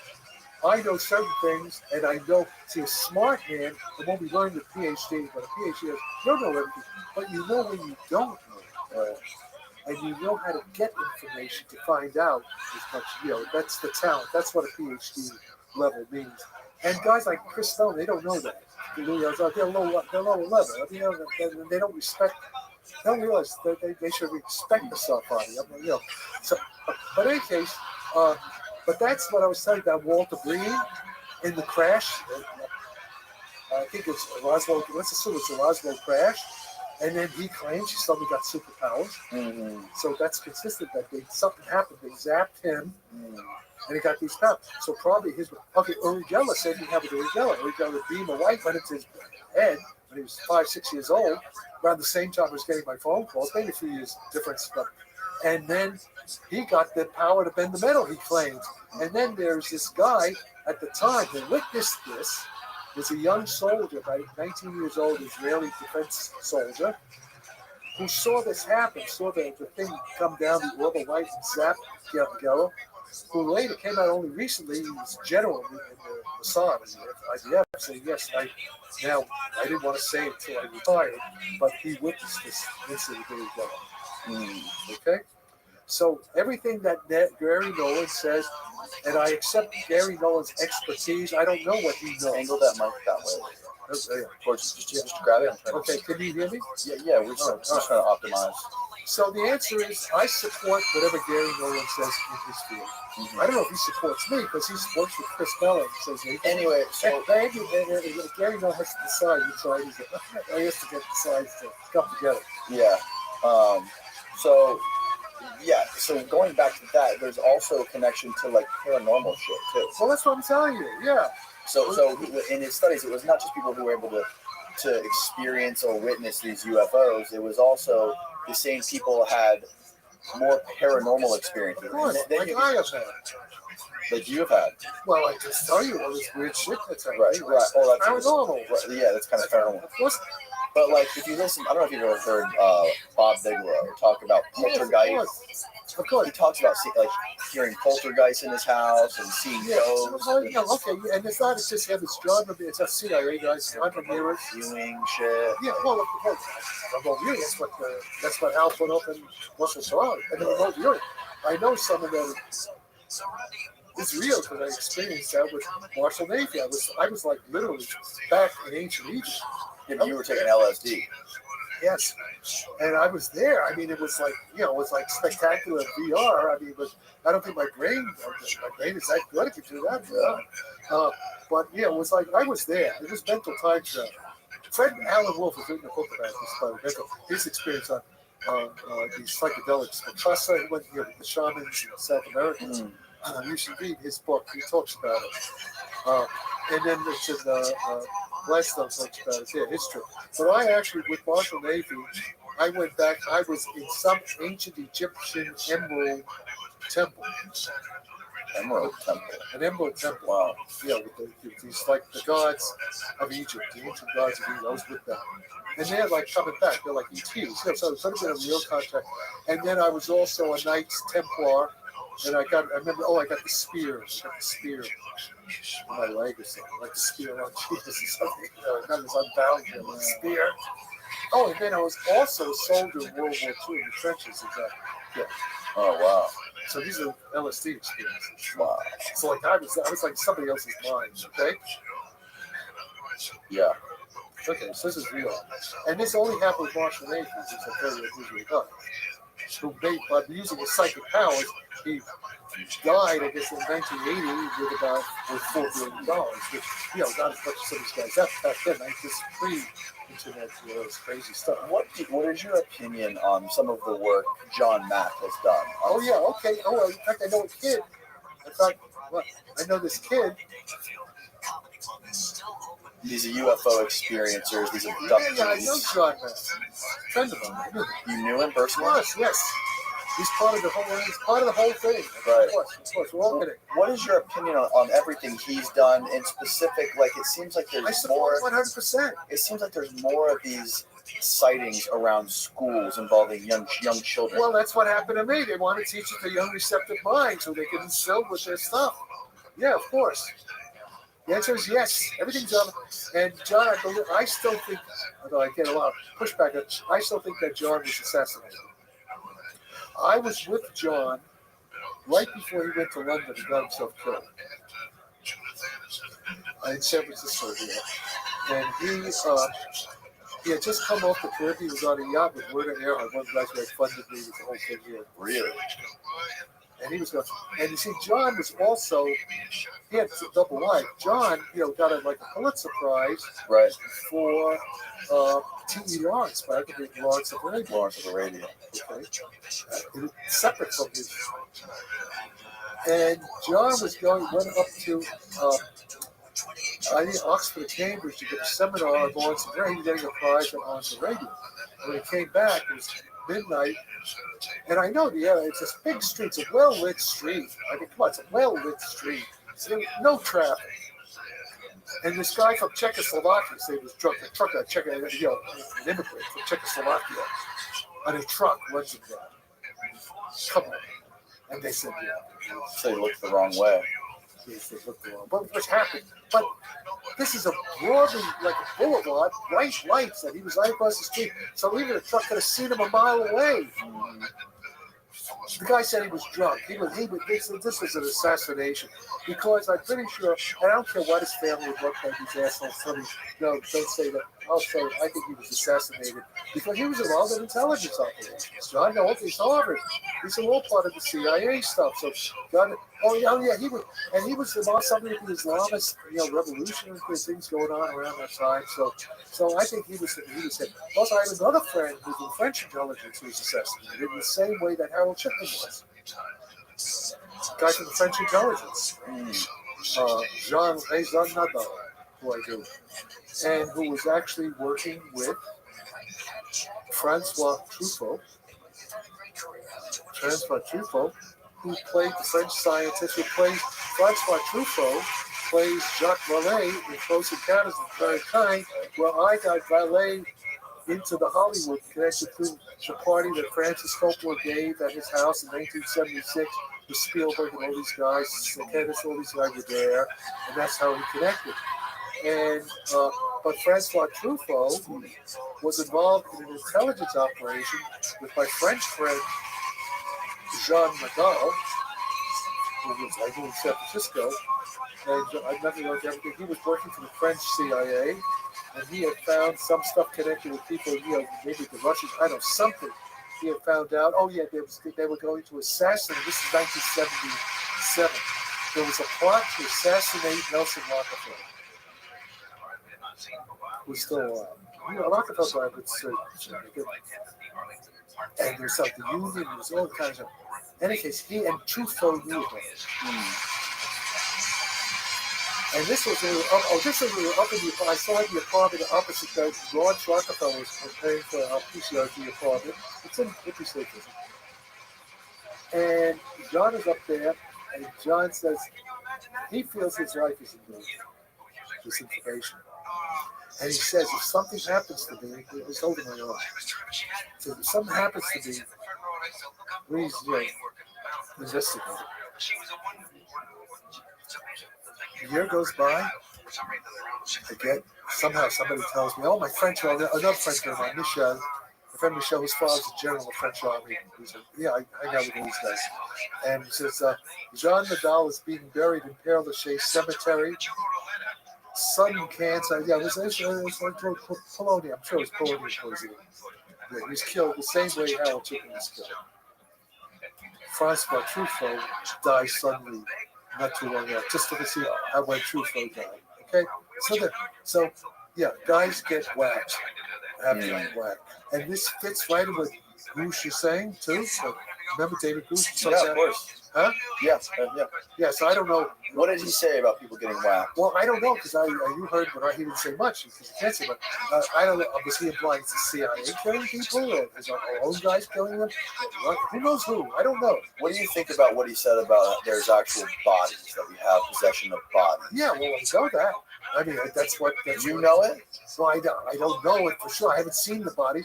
But I know it from because I believe the criminal sources and other people say. I don't know that directly. I haven't seen it myself. But Kit Green basically says. So I believe Kit Green. I know Kit Green. Do you think they're planning on disclosing it to the public eventually, or do you think they're just going to hide it forever? It's already been disclosed. Right now, that's what the war is about. Now, right? It's reality war. It's reality. It's a reality. It's a war. I call reality war. Right? Yeah, we don't know what's real. This deep fakes, right? Because deep fakes, like you have anybody saying anything they want. Yeah. Okay. So I am a reality. I am a puppet master to some extent. Because of my intellect and because of my education, seriously. And I see big pictures. I'm putting together a narrative. I'm giving you my narrative. Right. Okay. Like, okay, well, we know we're still cavemen. We're back in the cave. We're around the campfire. Scouts. We're telling you so. The Americans can come in. The boogeyman's going to come in. But we're still, though, we're like apes. We're intelligent apes. We're still sitting around. Everything depends on stories. We're all sold stories. I'm giving you my story. I'm shaping the narrative, the Sarfati narrative, what reality is. You can take it or leave it. Of course, I could be wrong. There's what's called uncertain knowledge. What we can do is take pieces of information and then we try what's called in artificial intelligence. It's a landscape and optimization. This is what the computer, this is what AI, what Sam Altman's algorithms is in. I'm like an algorithm. You're an algorithm. We're all algorithms. We're conscious algorithms. And we're doing exactly what it is. We're trying to optimize. We have all these pieces of information. Any piece by itself is very uncertain. And we're trying to make a coherent story out of it. I'm giving you the Sarfati story, which I think, and I could be wrong, and I'm willing, as new information comes in, I change my story. I adapt to new information. I weigh it. It's called Bayesian probability. Yeah, and that's, I'm giving you what I think is the best optimum fit to all the data I have. What is the best storyline? What's the best narrative to get a coherent understanding of reality? Now, if somebody else, I welcome anybody to come and you tell me your story of these events. You tell me, get this guy Mick West. He thinks he knows, he's a schmuck. All he does is look at the Frabble video, the Tic Tac video. Yeah. Okay, I don't care. He may be right about it. I don't give a damn whether that video is real or not. That's one little piece of data over a vast thing of data, and we can throw that out, and there's still plenty of convincing information. Right. Okay? That fits. Plus, I have the physics to explain it. See, that's what I have, but they don't have. They still think that things going through air and stuff like that. They don't know. What about the idea that a lot of these UFOs are living under the oceans? Oh, yeah. I got to go. You know, I got to be careful now. I have to be very careful. Now I'm like David Grush, because I've been told classified information, not from the American government, from a different government. I've been told classified information where if I say too much, I got to be very careful that a guy I work with can get in a lot of trouble. So I'm like David Grush in this thing. I'm in the same position Grush is in. It's got to be real. This is real. Not that I would. Maybe I would get in trouble. I don't know. But the answer is yes. I know for sure. I have all kinds of details. And I even know where. But I don't want to go into it because until this guy decides to come public, the answer is yes. I know a tremendous amount about it, and the answer is yes, yes, yes, yes. 500 yeah, a lot. In fact, most of them maybe they're based. Yeah, they come. Yeah, they definitely and yeah, very very much so. And I have privy information. What government? I'll give it away. Can you tell me what government it's not? Is it not the U.S. or is it? All I can say is not the U.S. It's not the U.S. That's it. Wrong to say. All right. So it's Israel. I didn't say that. Is this a program that is controlled by human beings? Yeah, well, no, yeah, he's military. A military. Oh, it's a military program. It's a military program, and this guy's trying to figure it out. Reverse engineer it. He had it every day. He says he'd go in every day to work. So these things that are underwater are military things? No, wait, I didn't. They're not our military. They're not our military. No. We're talking about we're talking about We're talking about ETs. We're talking about same thing Russia's talking about. Really, I'm Talking about difficulties. the same thing Phil Corso Coming up with the Rick words. Doty talked about. Rick Doty. Look at My somebody's stuff. Rick Doty, Air Force Intelligence. Yeah. That's a check. You know, This people don't like it, but I like it. it. And Rick Doty talks about the same machine, kind of machine that Phil Corso talks about, that my guy worked on. May not be the same kind of machine, but I'm not saying it's the actual same machine. Same kind of machine my guy worked on that's identical. Okay. And the machine is real. And it was this was at a U.S. Well, actually, it's a U.S. military base. I know where that base is. I don't think the machine may not be there now. This was years ago, but I have a good guess where it is now. At least where one of these machines are now, which I cannot say. Is this machine recovered, or is this machine intact? Operational. It wasn't reverse engineered. It was recovered. Yeah, no. This is an actual machine. This is I don't know how they got it. This one maybe it's the last one. Something else. Something else landed. Was let. They said they found it. Remember what Bruce did? Somebody did like 12 or 30 of them. A bunch of them going back to the 30s. Yeah, that's Italy. That's my Italian friends. Right. They have the access to all those records, the Mussolini records. Speaking of Doty, I just watched my first ever the guy you punched in the face, or almost punched in the face. Oh, Stephen Greer. No, I didn't punch him like that. We're getting to the point. He would have killed me. He's big. I'm a little Jewish schmuck. He's like Charles Aya. He's like the Hulk. He's on steroids. Yeah, is he on steroids? He probably looked like he was. He's goofy. That would explain a lot, wouldn't it? So he, in one of his documentaries, I was watching on YouTube. Yeah. He was asking Richard Doty about false flag operations, and Richard Doty's like, "I can't talk about that. That's too classified." Yeah. No, there are false flag operations. Latest one was January 6th, but I won't get into that. So when it comes to UFO stuff, there are a lot of false flags, sure. What's the point of that? Well, I don't. Now you're asking me stuff that I don't. Yeah, as a physicist, I don't really care. There are a lot of stupid schmucks who are in the intelligence agency. They're idiots like John Brennan. We have these incompetent idiots who never should have gotten there. Some of them are communist moles like James G. Zangler, and they have all seen. We can't handle it. Whatever they whatever reasons they have. Some of them because they were working maybe for the Soviet intelligence. They didn't want us to know. Who the hell knows? People have different motives for being idiots and for keeping the truth. Yeah, what does RFK say? Say what RFK Jr. says. There's a lot of evil people, stupid people, and they have different motives for being evil and keeping the truth from the public. Right now, we're being kept from the truth. It's like Orwell, right? 1984. I see stuff, and I'm a subscriber to the London Times and New York Times. I see stuff what they're saying, and then I see stuff from intelligence people I know. It's just opposite. The London Times radio say, Ukraine's winning. You look at the map, Ukraine's not winning. Everything, all this stuff. I mean, and it's just the opposite. That's a crazy thing about the media. I have firsthand knowledge of an example of the New York. I don't know if it was the New York Times or one of the big. It was one of the top 2 or 3 biggest newspapers in the country. A friend of mine, Jack Murphy, who's an ex-Army Ranger. Yeah. He's now a journalist, and he reports on different sort of like military stories, kind of like the subculture of the military, and reports on corruption and stuff. He's based in New York. He was working on a big story for over a year about the CIA using a NATO proxy spy service to do sabotage operations in Russia, blow up railroad tracks, burn down ammunition warehouses and stuff like that. Nord Stream pipeline. That wasn't part of this, but this was it was sabotage operations where the CIA would not be legally allowed to be doing that, and so they're using a NATO ally. So this big article that he wrote, this big story. How many years ago was this?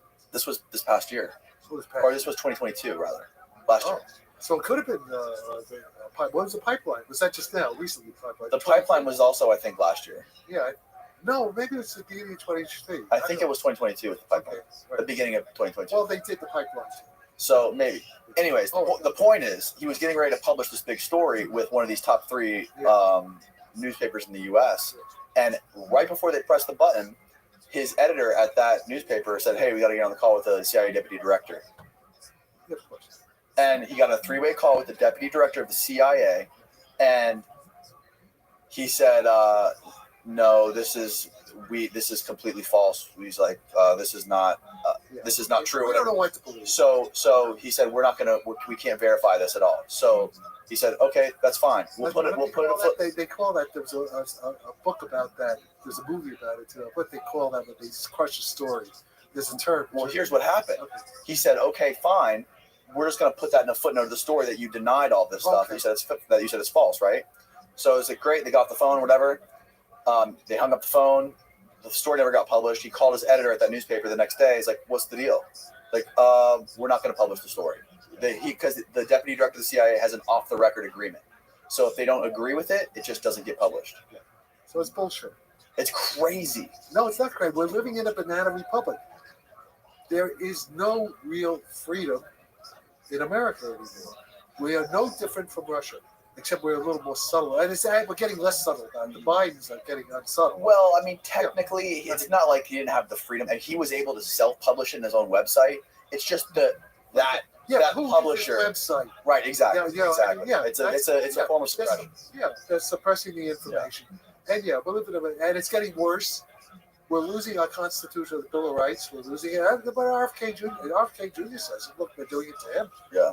So I would definitely, if Trump is eliminated, it looks like he will be now with all this. I don't know. I think this stuff, these indictments, I think these are helping it. Well, help, yeah. But the point is, they may also rig the election.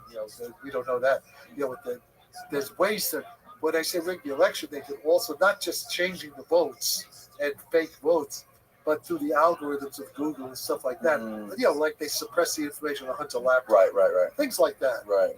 And through the media, and through all I see the Times radio in UK, London, and I'm a subscriber.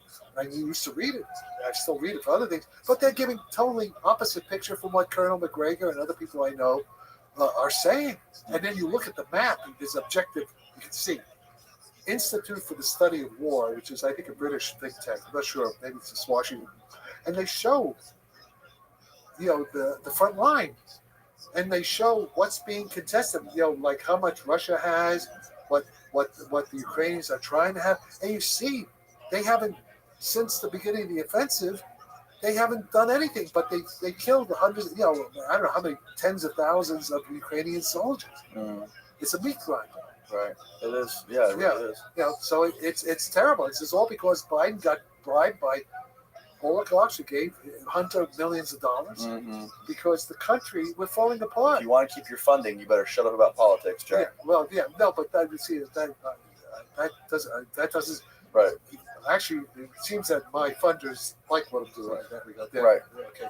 Well, good. You don't have to worry about being a scientific prostitute.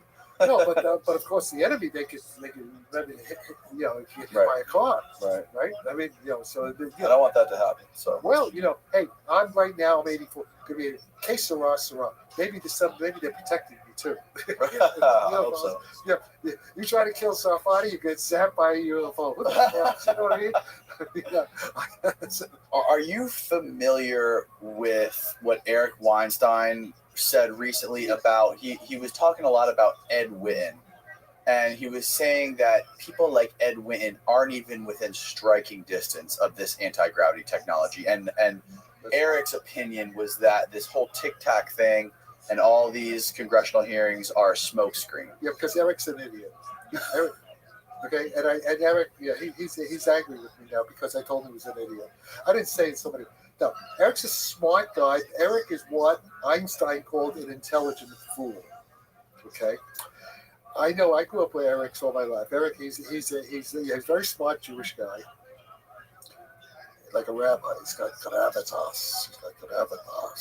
And he hangs out, with all these Elon Musk, right, and Lex Friedman. He's part of that little Peter Thiel. And he hangs out, and they respect him, but he's smart. I know people who have known pretty well, and his theory is no good. He has this geometric unity theory. It's mathematics. He's a mathematician trying to do physics. He's very smart, but he has no physical intuition. And he's like Louis Elizondo with a PhD. Now, I'm willing to debate him any time. He has this thing, 7 time dimensions and this and that. And but what he says about Eric, about Witten is true. Witten doesn't have a clue because Witten's not interested. I don't think Witten, his father was interested. But Louis Witten was part of that Wheeler group, Right. But I don't think Ed is, and Ed Witten, okay. And then Ed Witten to Eric Weinstein's like God. He's so but actually I don't see why everybody thinks Ed Witten is so great. Shabbat shalom, you motherfucking pieces of shit. He's about Psych, bitch. He hasn't done. There's no physics there. He hasn't predicted anything to be tested. Shabbat shalom, motherfuckers. So it's a false idol. As far as I could see. Psych, just and I could be wrong. But Ed Witten is like the golden calf. Every day he's worshiping the golden calf. What has Ed Witten done that has affected technology, that has led to an experiment that the Papa falsified, like what I have here, they're testing an equation here, and it's either going to work or not work. Is that fucking thing even Papa working? falsified. So from what I can see, is that Ed Witten has done some very beautiful mathematical arts, but it's conceptual art. I don't see any physics there. It's a nothing burger in terms of physics. Interesting. Now, I could be wrong, and I would love if Ed Witten wants to come on with you, and if Eric Davis want to come on, and if they want to teach me why, see if I'm Eric wrong. Weinstein, you mean? Huh? Eric Weinstein, whatever his name. You were saying Davis. Yeah. Sucks. Yeah, okay. Yeah, I got Eric Davis on his way. Sucks. So the thing is, now they would be very interesting. They would come on and tell me what is it that I'm missing, and if I'm wrong, I have no problem saying, I adapt. Right. Fine. So what was going on in the 50s with his dad, Louis Witten, when he was studying anti-gravity and everything all of a sudden? I know, there was everything went dark out of nowhere. Yeah. No, the point is they failed. They didn't do anything. Because you want to know if they succeeded. I know Wheeler. I know Kip Thorne would know all these guys. But guys like that. If we had this stuff back in the 50s, we'd be flying it around now. Why are we spending money on jets? Well, maybe these things are ours. No, they're not ours. That's clear. Don't even say that. That's not done. There's no way that lion graves, that goose, and then all these Navy pilots that at this point, 20 years later, if it was ours, we would be okay. And if it was Russia's, Putin would be using it in Ukraine right now. Are you kidding? But if it was ours, why wouldn't we test it against our most elite Navy fighters? Yeah, but then why are we using it? How do you know we're not using it? We're not using There's it. footage of them over in the Middle East. And Yeah, but they're not. Well, no, they would use it. It would come out. The Congress doesn't know. Who provides the money? It's not out. Right, but some of these companies like Patel Institute. No, they're all stupid. You got to understand. They're all engineers. They're smart in what they do. They don't understand what I'm talking about. They don't understand general relativity. They don't understand it. They know the mathematics. See, there's a thing, there's different layers. There are plenty of guys who have done good work in the theory, in the mathematics of general relativity, that they don't understand the physics behind what they're doing. They can't relate their math really to physics because they don't really understand it. Okay, that's why they haven't done anything. Now, I would love to be proved wrong, but I don't think I'm wrong. I have enough experience. I sort of know how things work. We don't have it. If we had it, after 70 years, we'd be using the damn thing. We wouldn't be spending, almost $1 trillion a year on obsolete military technology, which is no good. Is that working? Well, if we are, see something, then all these 44 four-star generals, all these secretaries of defense, they should all be court-martialed, their pensions taken away, and tried for treason because they've been keeping the real stuff from the, jeopardizing the defense of the United States. And I'll tell you one thing: if Putin had it, he wouldn't keep it secret. That's why then why the fuck would they invite me to Moscow if they had it? Why do they need me for it? Look at this They don't gangster. have it. There's the proof. I mean, you gotta, have a little, but yeah, that's sechel, little common sense. They don't have it. Nobody has it except I may have it. I have some of it. I certainly have some of it. Okay, and I'm the only one who has it. And I'd love somebody to prove me wrong, show me. So and Eric Weinstein, he's a big poobah with Lex Friedman, and Elon Musk is kind of a schmuck too. Smart, I like Elon, but he's a schmuck. He's putting all his money into rockets. And he's going a little bit crazy. He's a little bit with sugar. He talks on his tweets. It sounds worse than Trump ever was. He's going to be boxing Mark Zuckerberg. And when he wants to box, I'm in box a little. Would you box Eric Weinstein? No, I'm 84 years old. I can't have yeah, if I was maybe 24, I would. That's stupid. They're stupid. They're smart in many ways, but they're stupid in many other ways. And that's why I'm saying Sarfati Space Corporation is going to kick the ass of SpaceX. Because we're going to show that every day, then you should use the graphic. Now we're going to show that all the rocket technology that SpaceX is using is brilliant engineering, right? The thing comes down. Right? But we don't need any of that. It's dumb. It's you want to get to Mars, like crawling on your knees to get to Mars. We'll get to Mars in what, half hour? You get to Mars. Just step through the warp drive. Yeah. If you get there and maybe through a wormhole, they just step through the doorway like in Doctor Who, and you wind up here on Mars. How do we go through create one? We just walk through it. Walk through it. How do we make one? Well, how do we make it? That's what the experiment. Just in case. I want to put speed bumps. That's Sam and his Lamborghini. No. That's some asshole with a motorcycle. But the point is this: that the experiment that they're going to do at Lawrence Livermore, testing that equation, is the first step for making it work.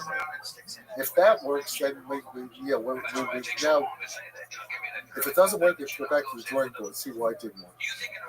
So it's called that. It's manipulating the fabric of space-time. Anything you warp, you change the shape of the gravitational field, so it's a wormhole. So they're going at Lawrence Livermore. They're going to test your equation. Yeah, they test one of the. They're testing one version. There's a simplified toy model. They're not testing the general theory. They're testing a particular application of the general theory based on certain assumptions that are very simple for a homogeneous plasma. For simple, it's not a metamaterial. Metamaterial is more complicated. Metamaterial, is not homogeneous, it's not isotropic, and change of time. This is for a plasma, heavy ion plasma. You need the paper, and they're testing it to see if it works there. Okay.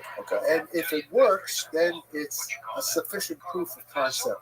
If it doesn't work, it's not good, but it's also, we've learned something that particular application of the general theory is the wrong way to go.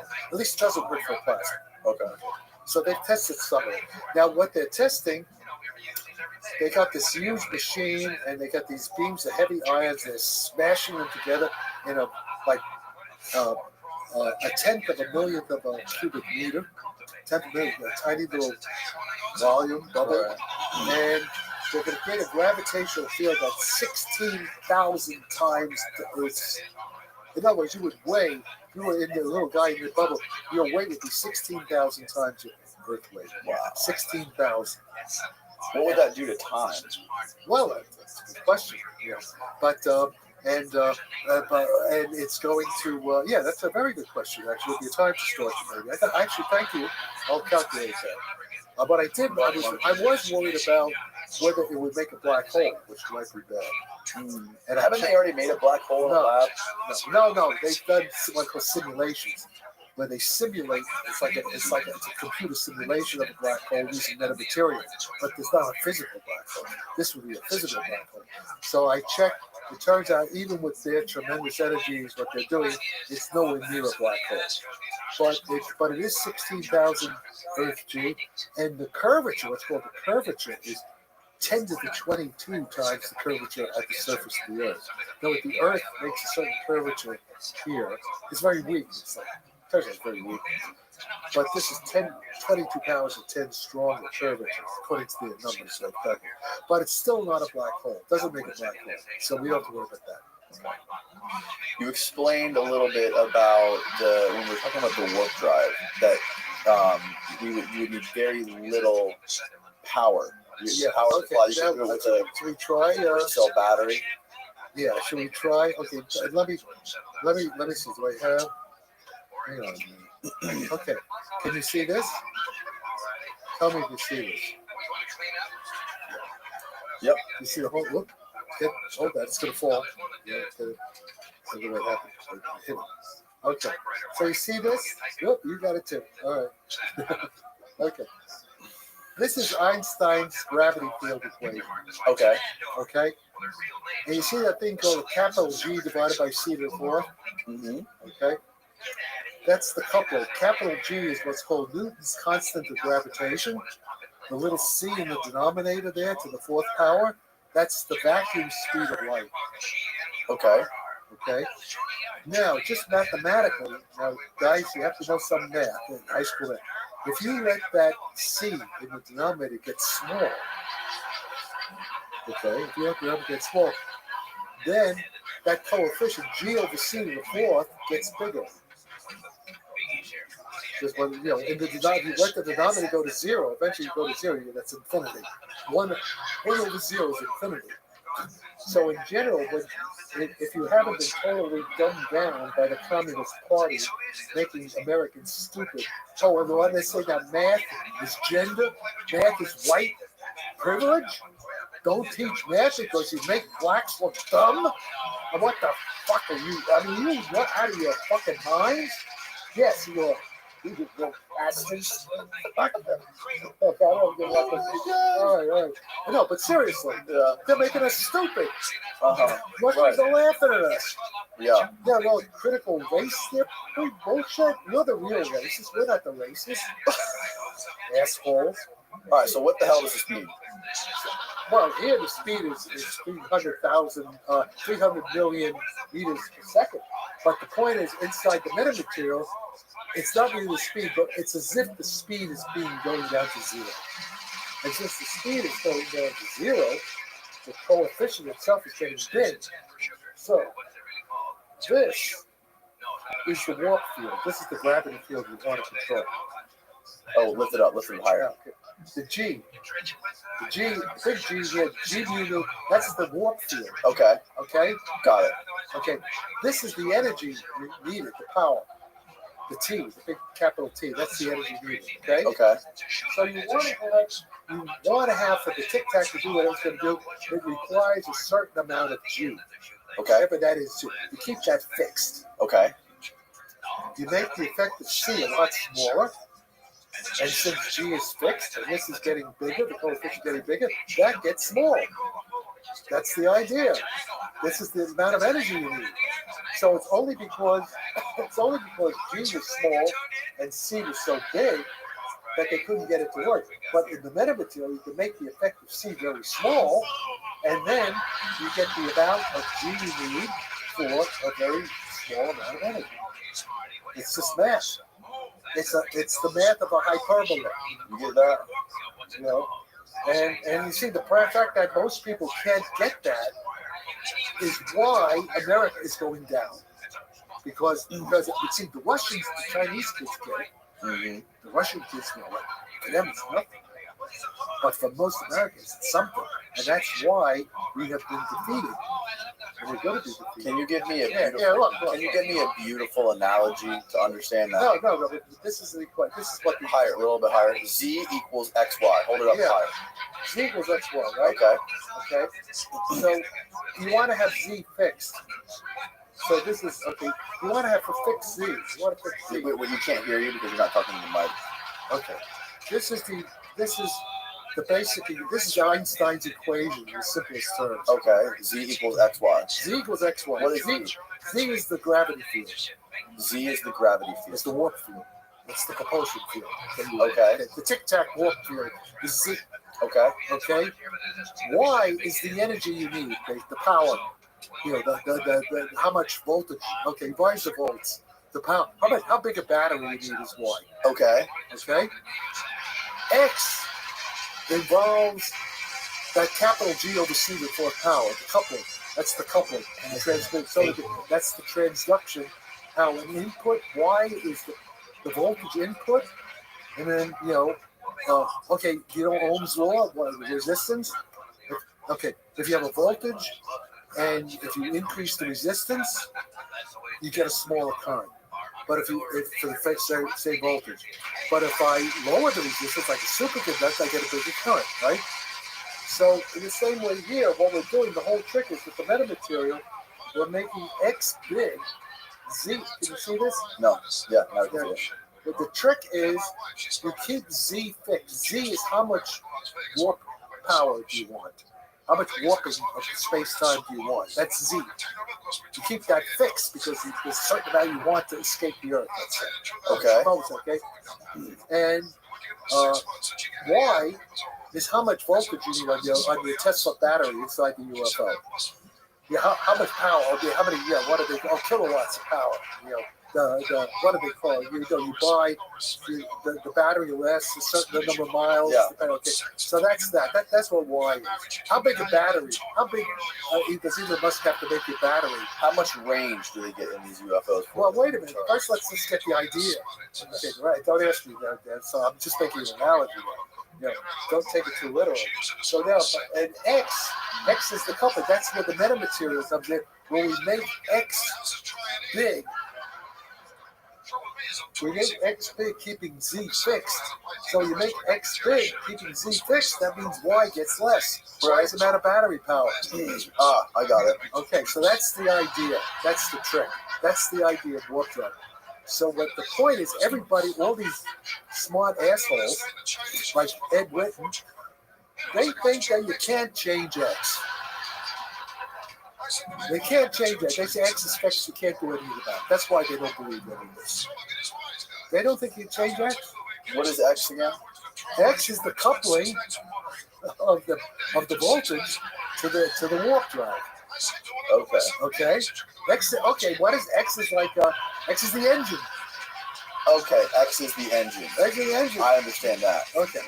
So okay. It's like the horsepower of the engine. Okay. Okay. And Y is how much gasoline you need. Okay. How much gas?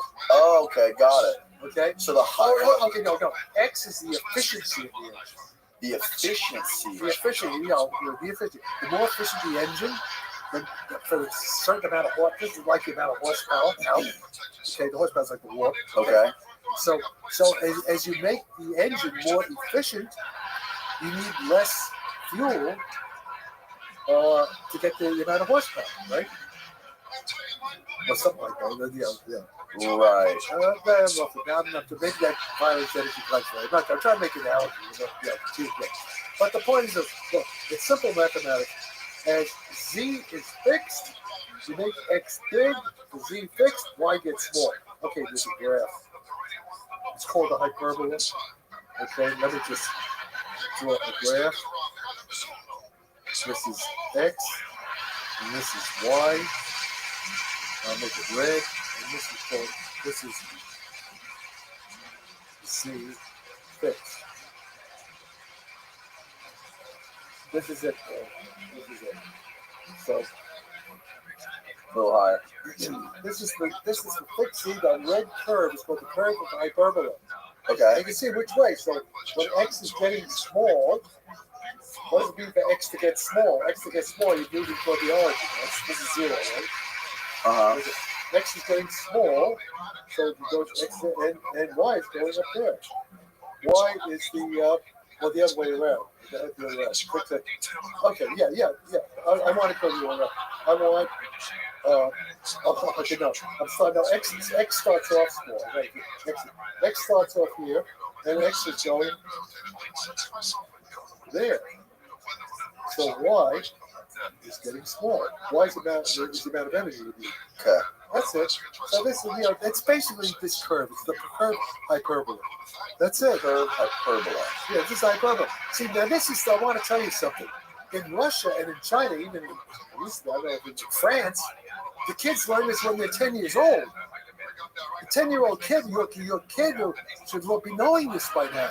By the time they're 11 or 12, for sure. Oh, okay. Okay? And the fact that most Americans don't know this is why we're going under. This is the biggest national security threat, is that the average American kid, like you guys who are pretty smart, don't know basic mathematics. And that's why the Congress doesn't know it. The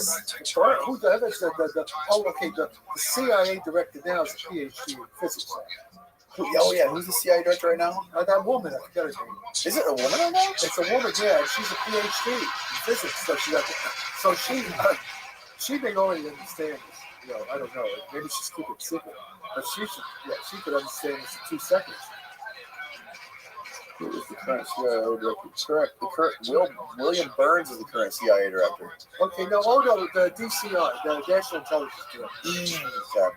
Who's that? Is that a woman? Check it. Yeah. What's it called? DCI director? The National Intelligence Directorate, National Intelligence Directorate or something. Yeah, she's like the boss, Oh, yeah, Avril Haines. Avril Haines, look at her, she's a PhD in physics. Oh, wow. Okay, so Avril Haines should be calling Jack stuff out in the goddamn telephone. Jack, sorry, let's do a Zoom and we'll have a discussion. Right. And Avril Haines, Ron Gaddafi used to work for these people, so this is they should do this. Yeah. Stop being stupid. Meantime, the Russians want me to go to Moscow. Right. You want the Russians to get it. Schmucks. And it's all, I blame Chris Mellon. Chris Mellon was Assistant Secretary for Intelligence at the Pentagon. Because he was doing, because he was a Mellon. And Mellon should have told him this. Mellon should have told him this. So he's not doing his job. Right. So that's the problem. That's the problem. The problem is, and we see it, what's happening in Ukraine. Everything we're doing is stupid. We have open borders. So now what's happening with the open borders? We have Chinese communists, Iranian, and God knows the North Korean special forces, sleeper cells, those young guys, these are military age men coming through, and they're ready. They get the order, bang, what happens? They blow up Hoover Dam. They blow up our nuclear reactors. They incapacitate our energy generators, oil refineries, and we're dead in the water. We have no home defense now. There's no home defense. They can take us over any time. Well, didn't you say we have that biodome that blocks all the nukes? No, we don't have it. I want to make it. We don't have it. That's what they're hoping. I'm not sure we can make it. I think maybe we can. because the Tic Tacs have it. We have some evidence, anecdotal, the Tic Tacs have this thing. They have a force field. Yeah, they can bounce. They try to shoot it down with missiles and it bounces off. They try to shoot it. They try to shoot a Tic Tac with missiles. Or other sort of the UN stuff coming out of the water. Yeah, they tried to shoot it down. What? Who tried to shoot it? Well, I can't tell you, but the guys who told me, that my guy would get in trouble. I was getting in trouble. And what happened to the they shot rockets at it? Yeah. What happened to the rockets? And they bounced back, and nothing happened. They can't get good. Well, they even have the thing when they have the UFO, and they take a set of torches and they try to. They can't vent it until they can't vent it until mentally, if it likes your brain wave, it'll obey your dreams. Really? Yeah. That's people can consciously tap into them. What? People can consciously tap into them. That's the only way you get someone to control. Because they're alive in a sense. They're artificial life. They are post-quantum artificial living conscious intelligence. They are chat AI. Oh, they are. What's happening? What Safari Corp is going to do if we're successful? If we get killed, it may not. What Safari Corp is going to do? You have an iPhone in which the AI is conscious AI. It's going to be as conscious as you are. Maybe not conscious, maybe like a dog or something. Dogs are conscious. Yeah. But it'll be able to talk. The dog can't talk. A dog has emotional consciousness just like us, maybe better than the dolphins, they all have. Right. We understand the physics of it. We actually solve the physics of it. We understand how to do it. With nanotechnology. That's what we're going to do here. And so I found a spacecraft. And so the point, how do you get into your Tesla car? I don't like electric cars. See, that's bullshit. I'm gonna get into my E-Pace Jaguar, my 2030 E-Pace Jaguar, and it's gonna have a conscious saying, let's say, Jack, where do you want to go? In a beautiful English lady's voice, like they have now. But something that's going to be much smarter than this, than what they have now. Because what they have now is a zombie. Right. But they also have conscious. But we also have to work is we have conscious robots. It's going to be like Blade Runner. You can't tell difference. You can have deep fake people. And there can be some problems there, but science fiction, Blade Runner and all that stuff. What are your thoughts on what Michio Kaku says about the multiverse? Where he says there's multiverse. I'm open-minded to it. I know I met Michio Kaku. We discussed why he's into flying saucers. Yes. And he's a very smart guy. And very good communicator. Great communicator. Yes. And whatever Michio says, he takes seriously. He's, as they say, in the KGB, Michio Kaku, serious person. Drinks of vodka. I drink vodka. Michio Kaku, he's a serious person. So you were talking to him. What is? Yeah, I was at a bar with him in Santa Fe. We spent like an hour drinking. He was telling me about this. This is when I got into the fight. Almost got into the fight with Steve Greer. Steve Michio was there. Oh wow! And after somewhere in Santa Fe, this hotel in Santa Fe, New Mexico, and we were sitting down at the bar, drinking, and he said he investigated the JAL. He's a Japanese American, and so he's interested in the JAL thing. And he said everything is real. He investigated everything, as far as he's concerned. What is the JAL? That's the close encounter of this Japan airline with this flying saucer. I don't know. I forgot the details, but back 20 years ago. Oh, really? Yeah. Just look up that. Just Google Michio Kaku JAL UFO flying saucer. Right. And so he's not even skeptical about it anymore. Yeah, I've heard him talk about this, and I've heard him mention like the concept of avatars. Yes, well, it's movie. Well, that's what I'm talking about. Right. Yeah, see, that's the other thing. See, the big thing. I should have it. Because all these Silicon Valley your generation assholes, they got put in, they want, Sam Altman's one of them. Yeah. So they want to live forever. They want to live forever. Safari Space Corporation has a chance to show you how to live forever. Because the CIA George Bush in 1975 named Jack. We want to know how consciousness works. So that's called the hard problem. Tom stopped and wrote a plate with the hard problem. So David Chalmers, scientific Americans, philosopher, they all pussyfoot around. Now, I solved the hard problem back even 20 years ago. It's one of the first. See, I said two problems: how does consciousness work, and how the UFOs fly. I basically solved the hard problem back in the mid 1990s. You know, people are stupid; they don't get it. Finally, a year ago, there's this guy Pavel Pilkin, he's a respectable cognitive site, it's kind of biophysics guy, philosopher. He gets grants from the Fetzer Foundation. You know, he's part of the in crowd.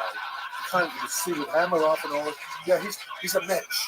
He's a serious person according to the establishment. Okay, and he is a Finnish guy. He's a professor in Helsinki and in Sweden.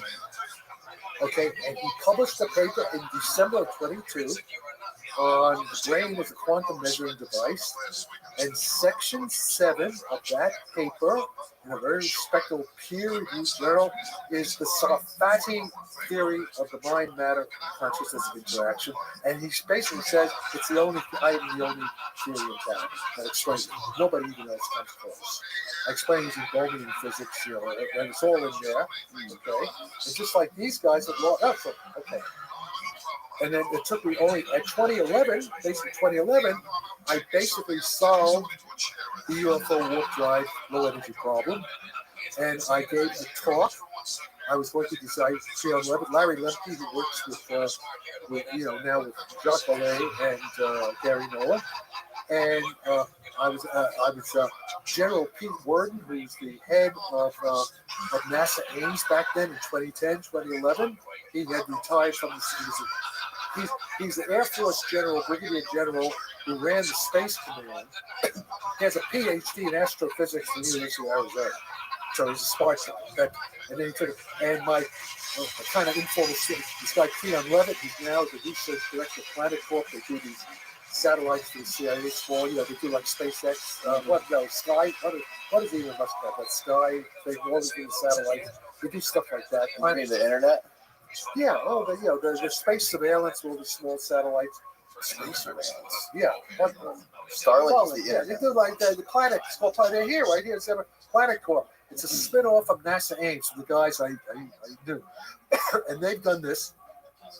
In any case, back in 2010, 2011, there's a big meeting of DARPA, Defense Advanced Projects Agency, NASA, and what they call the 100-year Starship, and General Pete Warren invites me to Orlando. This October 2011, and I sort of solved the problem by then.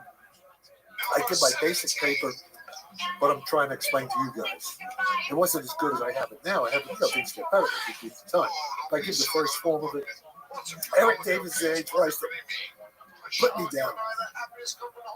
Even though he believes in it, I guess he was afraid that it was, too fringe. Mm-hmm. What was fringe about it? Who knows? You got to ask Eric Davis. Interview him. What do you think he thought was good? I think because he was after the money and he knew I think Ron Podolsky calls them crooks and loons. I don't know. But the thing is that Sharon Weinberger was there. Sharon Weinberger is a defense journalist. She writes, and she wrote an article about what happened, this whole thing, about me at this meeting, what happened. You can read the article, Creon Levinson, and she writes about the whole thing. It's on the BBC website, British Broadcasting Corporation. So everything I'm saying can be checked. So I solved the problem then, back then. And basically the last 10 years, I've been improving it. But I've been getting all this opposition from the Eric Davis, Chris Mellon, Louis Elizondo, Colonel Alexander crowd, mainly because of that they hate Donald. They have Trump derangement syndrome, so because of that, they have Sarfati derangement syndrome because I was supportive of Donald Trump. That seems to be it. Or they're trying to keep the real secret because they don't want anybody to know. But it's too late. The cat's out of the bag. So I don't know why they do it. But see, this is something now for you to find out. You can ask me. You should interview him. You should call up. You're a major guy now. You should get in touch with Chris Mellon, get in touch with John Alexander, get in touch with Eric Davis. In fact, I give you a list of people. They're the ones who are anti-Jack. But there's also Ronald Pandolfi, pro-Jack. Travis Davis, kind of pro-Jack. Larry Lemke. You get Jacques Bollet. You have a panel judges. They all get everybody in the same, on Zoom, do a Zoom, whatever the hell you want to do. And let's just get it all out in the air. All these guys that you're mentioning, they're all experts in different fields, right? Obviously, Christopher Mellon, he's a politician, he's a defense guy, right? He's not a politician. He's a, what is his title? I don't know what his title is. Okay, he was Secretary to Defense, right? For intelligence. For intelligence. Yeah, back during Clinton. Right. And a little bit under George Bush, but but he was young. His job, by definition, is not to understand physics, is it? Well, intelligence, you got to know something about it. He's now Chris and I agree on some very core issues. Chris says UFOs are real. Tic Tacs are real machines. Jack Safari says yes, UFOs are real machines. Chris Mellon says UFOs are a military threat. Jack Safari says yes, Chris knows UFOs military threat. And Elizondo agrees with him, and actually agrees. Eric Davis, we all agree on this. So on the important stuff, we all agree. When they start attacking me, is they say Jack Safari is a nutcase, conspiracy kook, everything, he's a nut, and he doesn't understand physics, and his physics is wrong. We got the physics. What do they say specifically is a conspiracy? They say you're a conspiracy kook. What part about what you say? Oh, because I support Donald Trump, and I believe that January 6th was a ripoff. It was like the Reichstag that they had, because I think there have been FBI and government agitators leading it on, and I think Trump was stupid to do it in the first place. He fell into their trap, So I think it's a lot of bullshit. All the indictments are bullshit. I basically, I'm on that wing. I'm with Matt Gaetz and some of the other guys. What's her name? They hate her.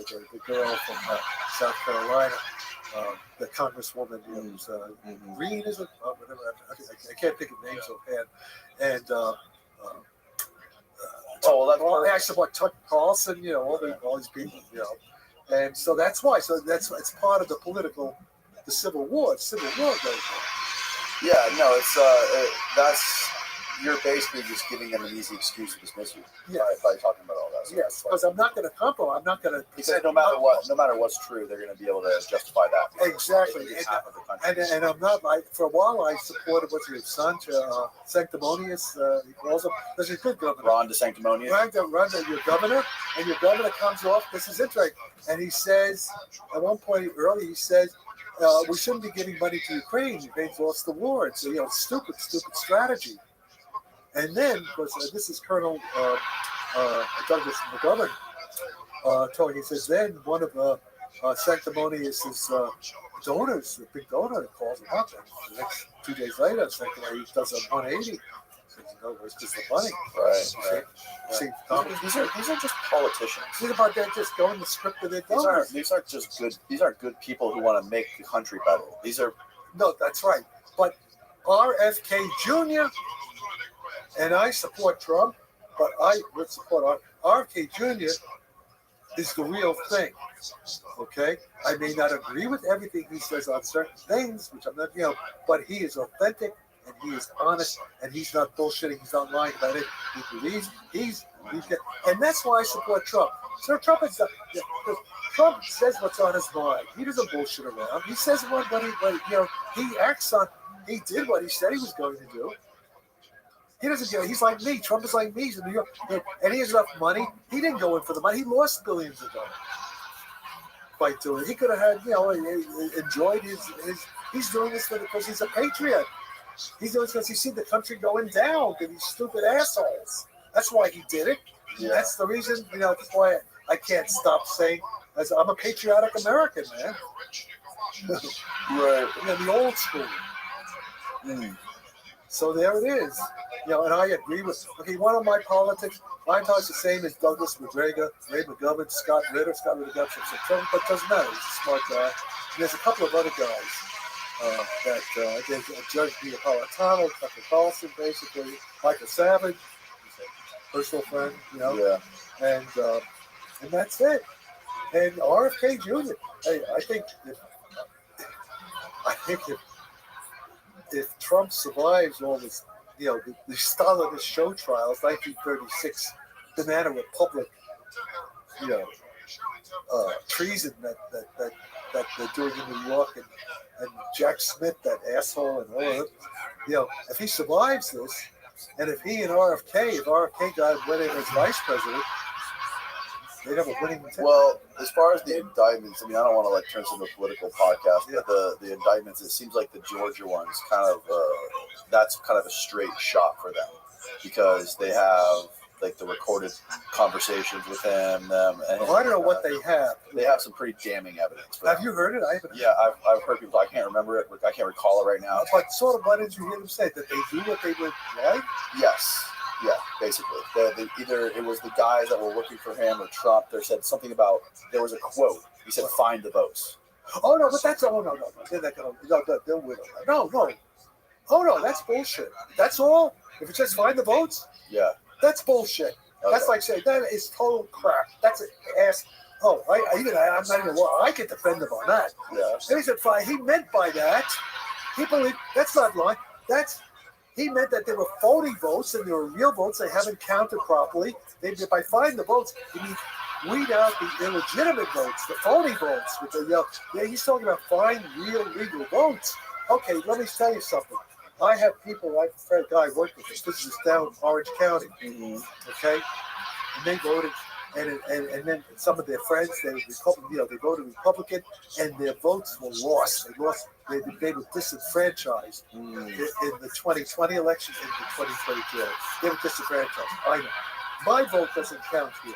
I don't know. I've lost my vote because they have all this bullshit thing about this graded thing. I'm a PhD theoretical physicist with IQ, God knows what. I can't figure. I'm not into it. No, you know what I'm saying? I can't figure the thing out. So what are all the dummies there? Right. So we don't have any voting here in San Francisco for locals. I can vote. I can vote for the for Trump or for somebody for RFK Jr. But then they still so we don't have any votes. California is a one-party rigged election state. We have no voting rights. My civil rights have been violated for a long time. So but why don't you move to Florida? What? Why don't you move to Florida? No, because I can't stand the weather. I know, I have beautiful weather here. Are you kidding? Look at where I'm living. So you'd give up some freedom for good weather? Yes. Fair enough. Well, of course. I live in a beautiful, and also I'm in London almost half a year. Okay. Half the year. Wow. Okay. Well, it's been 4 months. I plan to spend more. If this thing comes through, we have a London branch, London company. And my better half is British citizen. And we have I belong to a British club. They don't throw me out to politics because they're all pro-Ukraine and I'm not. But whatever, I'm with this very exclusive club, and the club world, and I just like London. Have you been to London? I've never been to London. You guys, if you have the money, if you want to do, maybe you come over to London for a couple of days. It's not that far from Florida. Fly over to London. Yeah. For a couple of days, and we could walk around. As long as I don't look the wrong way when I'm crossing the street. Like John Mack. Yeah, right. No, London is great. London is still, and even England's going downhill. Also, they have some of the same problems we have. Yeah. But still, the Londoners are just they're just more fun. And I'm with a very elite group of people in the theater world, the government world, the army, the police, my friend's assistant commissioner of the London Met, with dinner, and the playwrights. You're a big shot. Well, I'm involved. Yeah, I'm part of the. I'm integrated into Bohemian Grove. Yeah, all that shit. London. Yeah, right. Yeah. Well, no more Bohemian Grove because my guy died. Yeah. I could. Are you sure they don't do sacrifices at Bohemian No, Grove? they don't do anything like that.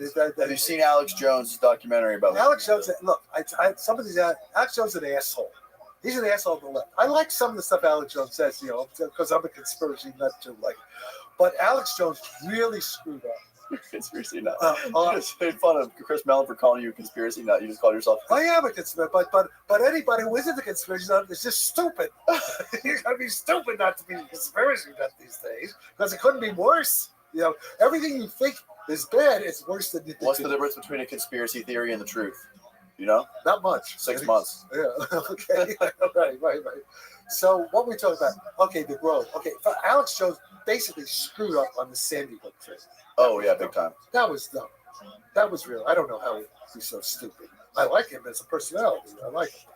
But and then he screwed up on the Bohemian Grove. That's stupid.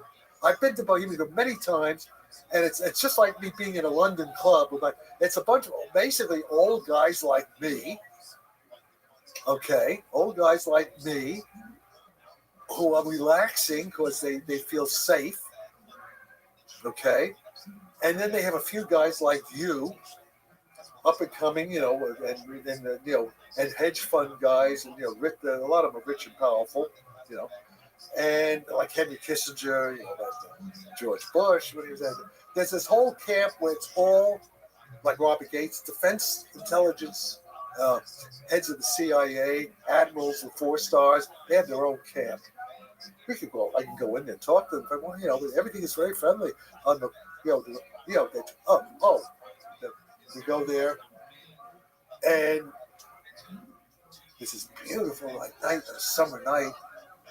There's 1,000 people there, tables, out, dinners, and there's young people. These beautiful young waitresses and young men like you, who are making, they summer jobs, college kids, stuff like that, who are the waiters and stuff like that.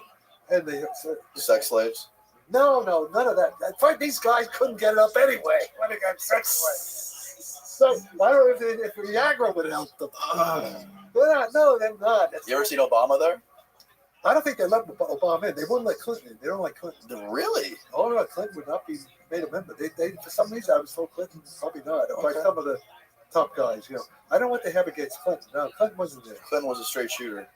I don't know. Maybe the guys I just spoke to didn't like. Well, maybe they were Republicans. I don't know. I don't know if Obama's been there or not. It's a good question.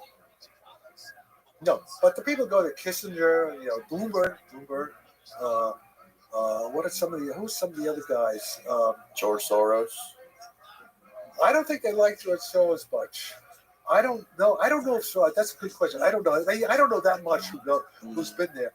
But let me put it down. Okay, being at the Grove is like when I was at Cornell at 16, coming in on the Cornell special with the band. Being at the Grove at times is like being back in the 50s. They have these plays, they have these performances, and everybody, the orchestras, everything, the opera, everything is done by members. They have a lot of talented people from Hollywood, from Broadway, very famous rock stars come, Wow. Okay, and it's very patriotic. It was just like when I was back at Cornell. So we go up there, there's this big amphitheater, and they're putting on a play, a show, and they play the Star Spangled. Everybody gets up, Pledge Allegiance to the flag of the United States of America. There's women, the families are there. It's all very American. It's all Norman Rockwell, and the bands and those old guys and the American flags, and then they play all the the Stanford song, the Berkeley song, the Cornell song, the Harvard, Yale. And these are all Ivy League people. These are guys I knew back at Cornell. They're all you go from the Ivy League, you go to Bohemian Grove. You make money. Okay. They have two classes of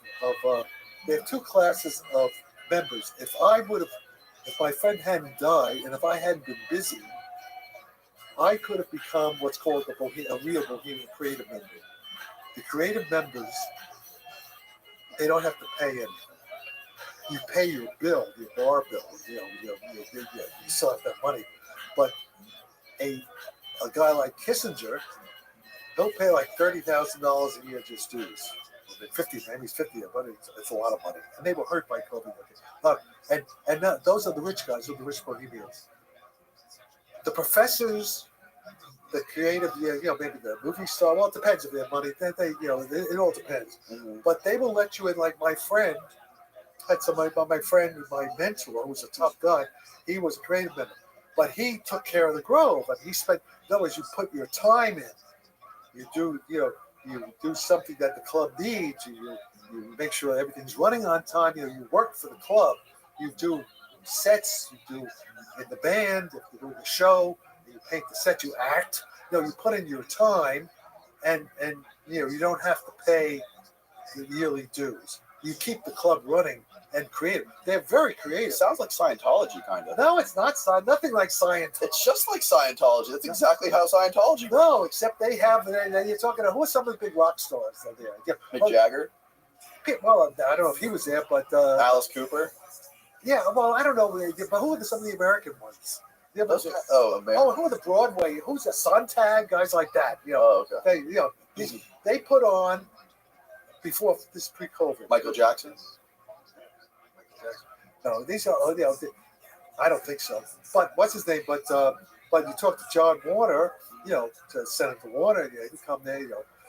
Richard Nixon, Oppenheimer, a lot of Berkeley professors.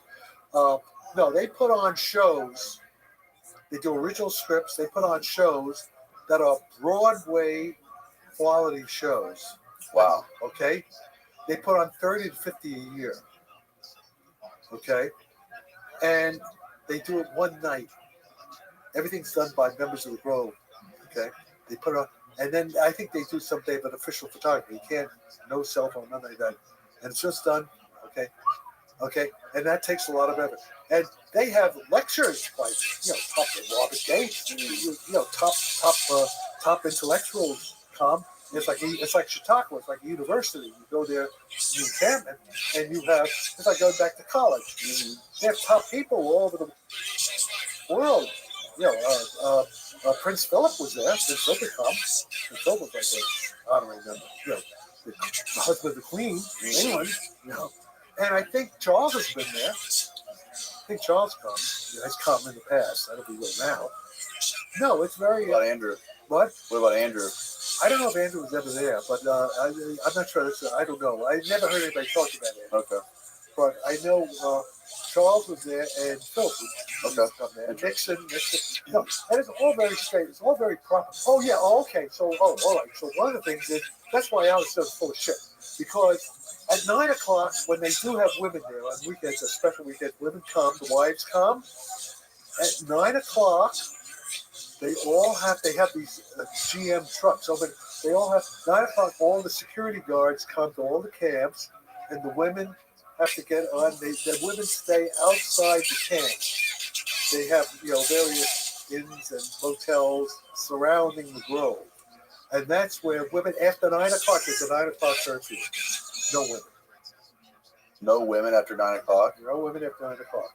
Only young boys. No, there's none of that. I was there. I was walking around all the time. I saw everything. No, it's guys drinking. Yeah, they drink. They sit. They'll pee on them. People. They don't have to go to bed. They get drunk. It sounds so weird. No, it's a fraternity. Have you ever seen? Oh, you never been to? I know. I went to an Ivy League school. It's fraternity. It's like a fraternity for super powerful billionaires. It's what these are all arrested development. Yeah, these are super powerful. The people who run the world. Not just like devil. Yeah, these guys. These are the big. These are the people that run the world. That go to the woods and they kick the women out at 9 o'clock. That's right. That's not, but it's not fun. It's because they are back. It's Arrested Development. Yes, they are back. Sounds very culty. Wow, I'm a call. Very cult. It's fun. Yeah, I mean, it's fun. It's like I'm back. It's an 80-year-old guy who feels like he's 20. He's back in college. He's back. He's back in the 50s.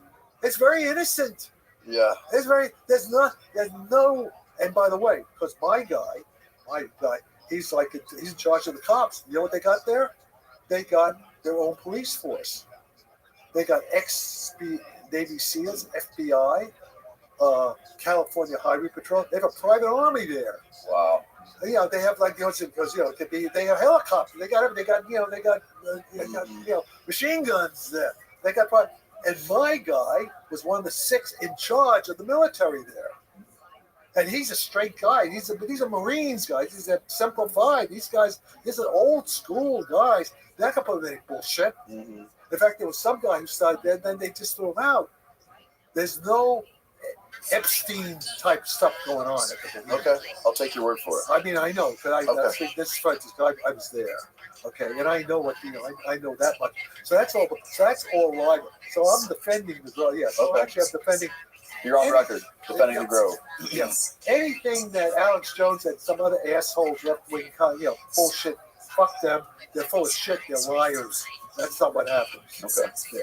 How should we wrap this up? What do you want? How do you want people to remember your legacy? If you don't live forever, if you don't find immortality. Okay, what do you want? Do you see Star Trek 4? Did you ever see Star Trek 4? I don't think when so. they come, that's Star Trek 4 when they come back in time to San Francisco to North Beach to save the whales. It's filmed at the Cafe Trieste, Star Trek 4. Really? Yeah. And Paramount Pictures, they have the director's cut, the CD. I don't know if you did. They have me, and, after the show is up, they have people come on, talk about the show. Mm-hmm. They have me lecturing on time travel. And in the plot, there's this crazy rocket scientist, like Back to the Future type guy, which is like me, building the warp drive to get them into time travel and able to come back to San Francisco. So I want to be that. I'm that guy. I'm Emmett Brown. I was actually involved in Emmett Brown. I want to be the guy who brought warp drive time travel to the world and saved the world from nuclear war. Superhero Jack Sarfati. I love it. Yeah, that's me. That's who I mean. Super Jew. That's a great. Super Jew. Super Jew Jack Sarfati. It was Jack Sarfati. I mean, you want the Mossad? To make me in charge of the Mossad. Well, Uri Geller's Well, that's a great way to end this podcast, man. Right. You can't. That was a very strong ending. Yeah. Where can people find more of your work on the internet? Where do they find you? Come on, just Google me. Just Google. Okay. Come on, I'm all over the place. All right. On Star Drive Report. Oh, did I send it? Just by email. I'll send you because you got to get back. Right? Yeah. I got to get back. Yeah. I got to get back. I got to fly back to Tampa. Yeah. Thanks again, Okay. Jack. Okay. We got to pack up all this shit. Okay. See if you can get some of these assholes I mentioned Yes. to debate me with you. Yeah. That would be great. Okay. And also think about if you want to come to London, or maybe you want to come to London and go to Italy too. Okay. And just remind me if you really want to do it, I'll put you in touch with the Italians. Okay. Okay. Okay. Then you decide if you want to do it. Get us in the Vatican. Well, Salo, actually, he's in charge of the Vatican jobs. One of the guys I work with. That would be incredible. I'll put you in the U.S. Okay. See if you can arrange it. Okay. All right, folks. Hey, that'd be fun for us all to go to the Vatican. That would be incredible. Because they have the astronomers there in the UFO. Yeah, if we could do it, if we could arrange us to do something in the Vatican. Now, you're talking, that's big bucks there. And then, that's. Let's make it happen. Good idea. All right. Good idea. Next episode will be held at the Vatican. Or whatever. The Tuscany. They definitely do it Tuscany. Oh, beautiful. Thanks again, Jack. Let's wrap it up. Let's wrap it up. Good night, everybody. I hope you enjoyed this wonderful marathon of an episode. Yeah, marathon. Good night, everyone. I feel like Jerry Lewis. He's to the marathons for the charity.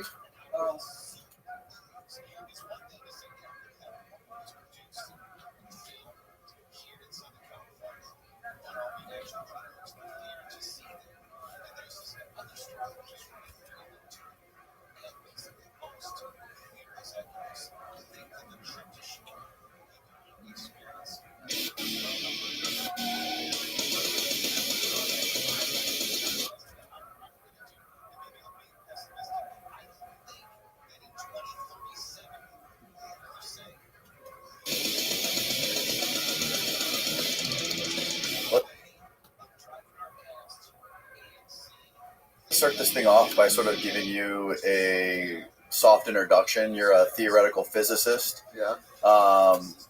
Been doing this your whole life. Yes. You were contacted by the CIA in the 70s. Is that right? To work on some stuff with consciousness and flying saucers and flying saucers in the 70s. Yeah, and actually even a little bit before that, but with a complex story. Right. And then your early childhood. Can you explain what was going on in your early childhood when you got that phone call that one night from who Yeah, well, I should go back before that. Okay. Because when I was about 7 or 8, I guess, my parents in Brooklyn got divorced, and I went to live with my maternal grandparents in the Bronx. And my grandfather was working for the U.S. Army, and he was just like a chauffeur. He would drive out of the Garment District, the Quartermaster Corps, and he would drive these officers around, whatever they were doing, acquisition of material, uniforms in the Garment District. So I would go down there a lot, and it was an interesting situation. In fact, I spent a lot of time there, and they gave me free reign of the place as a kid. Late 10-year-old kid. I went around. They had all these great laboratories, and they had cold weather lab and a hot weather lab and this and stuff. And I was like play there, and then I sometimes would drive around with my grandfather driving the car, sitting in the back of this army vehicle with these army officers, like talking. And I was a bright kid. They were like encouraging me to. I had been reading all the science fictions, pulp magazines coming out, 25 cents, astounding, amazing stories. And I knew about time travel, rockets to the moon. I wanted to be a rocket engineer and build the rockets. I was being encouraged by all that to do that. And they also, I remember the subject of flying saucers came up. So this is like maybe just a couple of years, 3, 4, at most 5 years after Roswell. Actually less than that, 3, 4 years after Roswell. And then much later, I guess in the 90s, when the book by Colonel Philip Corso, The Day After Roswell, came out, I opened the book and I looked at the photograph, and I recognized this. I can't be 100% sure because I could be like manufacturing a memory. You can't tell. This is something that happened over 70 years ago, right? Right. 73, 74 years ago, and. But I think it was Corso was the main guy who used to talk to me. Corso? Philip Corso, the guy who wrote, who he is? Do you know who he wrote The Day After Roswell, right? Yeah, but do you know what it's about? Do you know the story? I haven't read it, but I've heard about it. Okay. Well, Corso is the guy who claims that he was at Roswell and that he witnessed the aliens, dead aliens, and that he saw the saucer, and that he had them shipped to Wright-Patterson, I guess it was, back then. And then he also claims that later on, he claims that this general he worked for, he was in charge of the foreign materiel. He was in charge of all the retrieved material, crash material from Roswell. Okay. Mm-hmm. And there's, I can tell you a lot more. Look at this. Later we get into it because otherwise it'll be too disjointed if I just jump ahead. So there's more stuff I know about the Roswell material. I know a lot of stuff about that. Okay, so there we are. I'm like, a few years after Roswell happened, I'm with these guys. I'm with the military officer, I think, or was somebody like him, or somebody worked with him, because they were talking about flying saucers. I was being talked about flying saucers. And then, so then I moved back with my mother when I'm about 13 in Brooklyn, and that's when the phone call happened. I'm alone. And my mother's somewhere out. It's a summer night, it's a nice warm summer night, probably August. And phone rings, and I pick up the phone, and I hear, first, probably just like coordinates, like numbers, like 7, 6, but in a strange voice, but very low. And then I'm trying to listen. I'm quite, can't get it.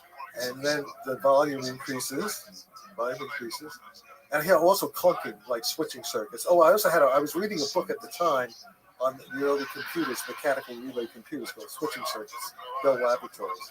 So I'm hearing like the clunking. So it's like a computer. Okay, what I thought, what people thought of computers in 1953, hardly anybody even knew what a computer was, but I did, and so and then gets louder, and then Stephen Hawking.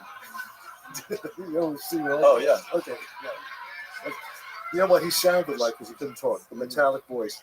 It's the Stephen Hawking voice in 1953. Okay. I'm hearing this right, and it says it identifies itself as a computer on board a flying saucer from the future. Back from the future. Okay. Verbatim. Well, I'm sort of paraphrasing, but I mean not. Paraphrasing.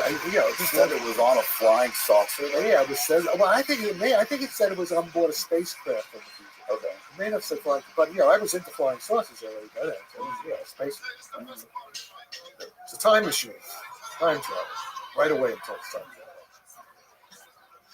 And they said they are contacting several hundred. I think they said even 400. They heard that 400 young receptive minds that they want to teach their technology to. Bear in mind what's happening now. They want to teach their technology. And at first I thought, because I was a pretty streetwise kid, and I thought it was, it's a joke. Because I'm not out of touch with reality. How old are you? I was 13, 1953, 13 years old. And I'm trying to think okay, I got the joke, who's doing this? And then suddenly it occurs to me, none of my friends in my age group were as smart as me in terms of science. They weren't into all this stuff. They were like normal kids. I was an abnormal kid. I was a nerd, but these kids, they're just all American, back. So it couldn't have been a kid. And also, none of them had access to the kind of technology that can make a cold metallic voice, right? And I guess I've got to be out of it. This is like going through my mind. And then so that could be dangerous. Maybe realize that. And but then it said, so let it continue. And it said I had to now tell them out of my own free will if I wanted to participate in this project. And then, did you ever see this thing with the little devil on one shoulder and the angel on the other shoulder and say, do it, don't do it. I'm thinking to myself, no. I think, internal dialogue, no. But then I feel like an electric shock go from the base of my spine to the back of my head here. Like, it's electrical feeling. And I hear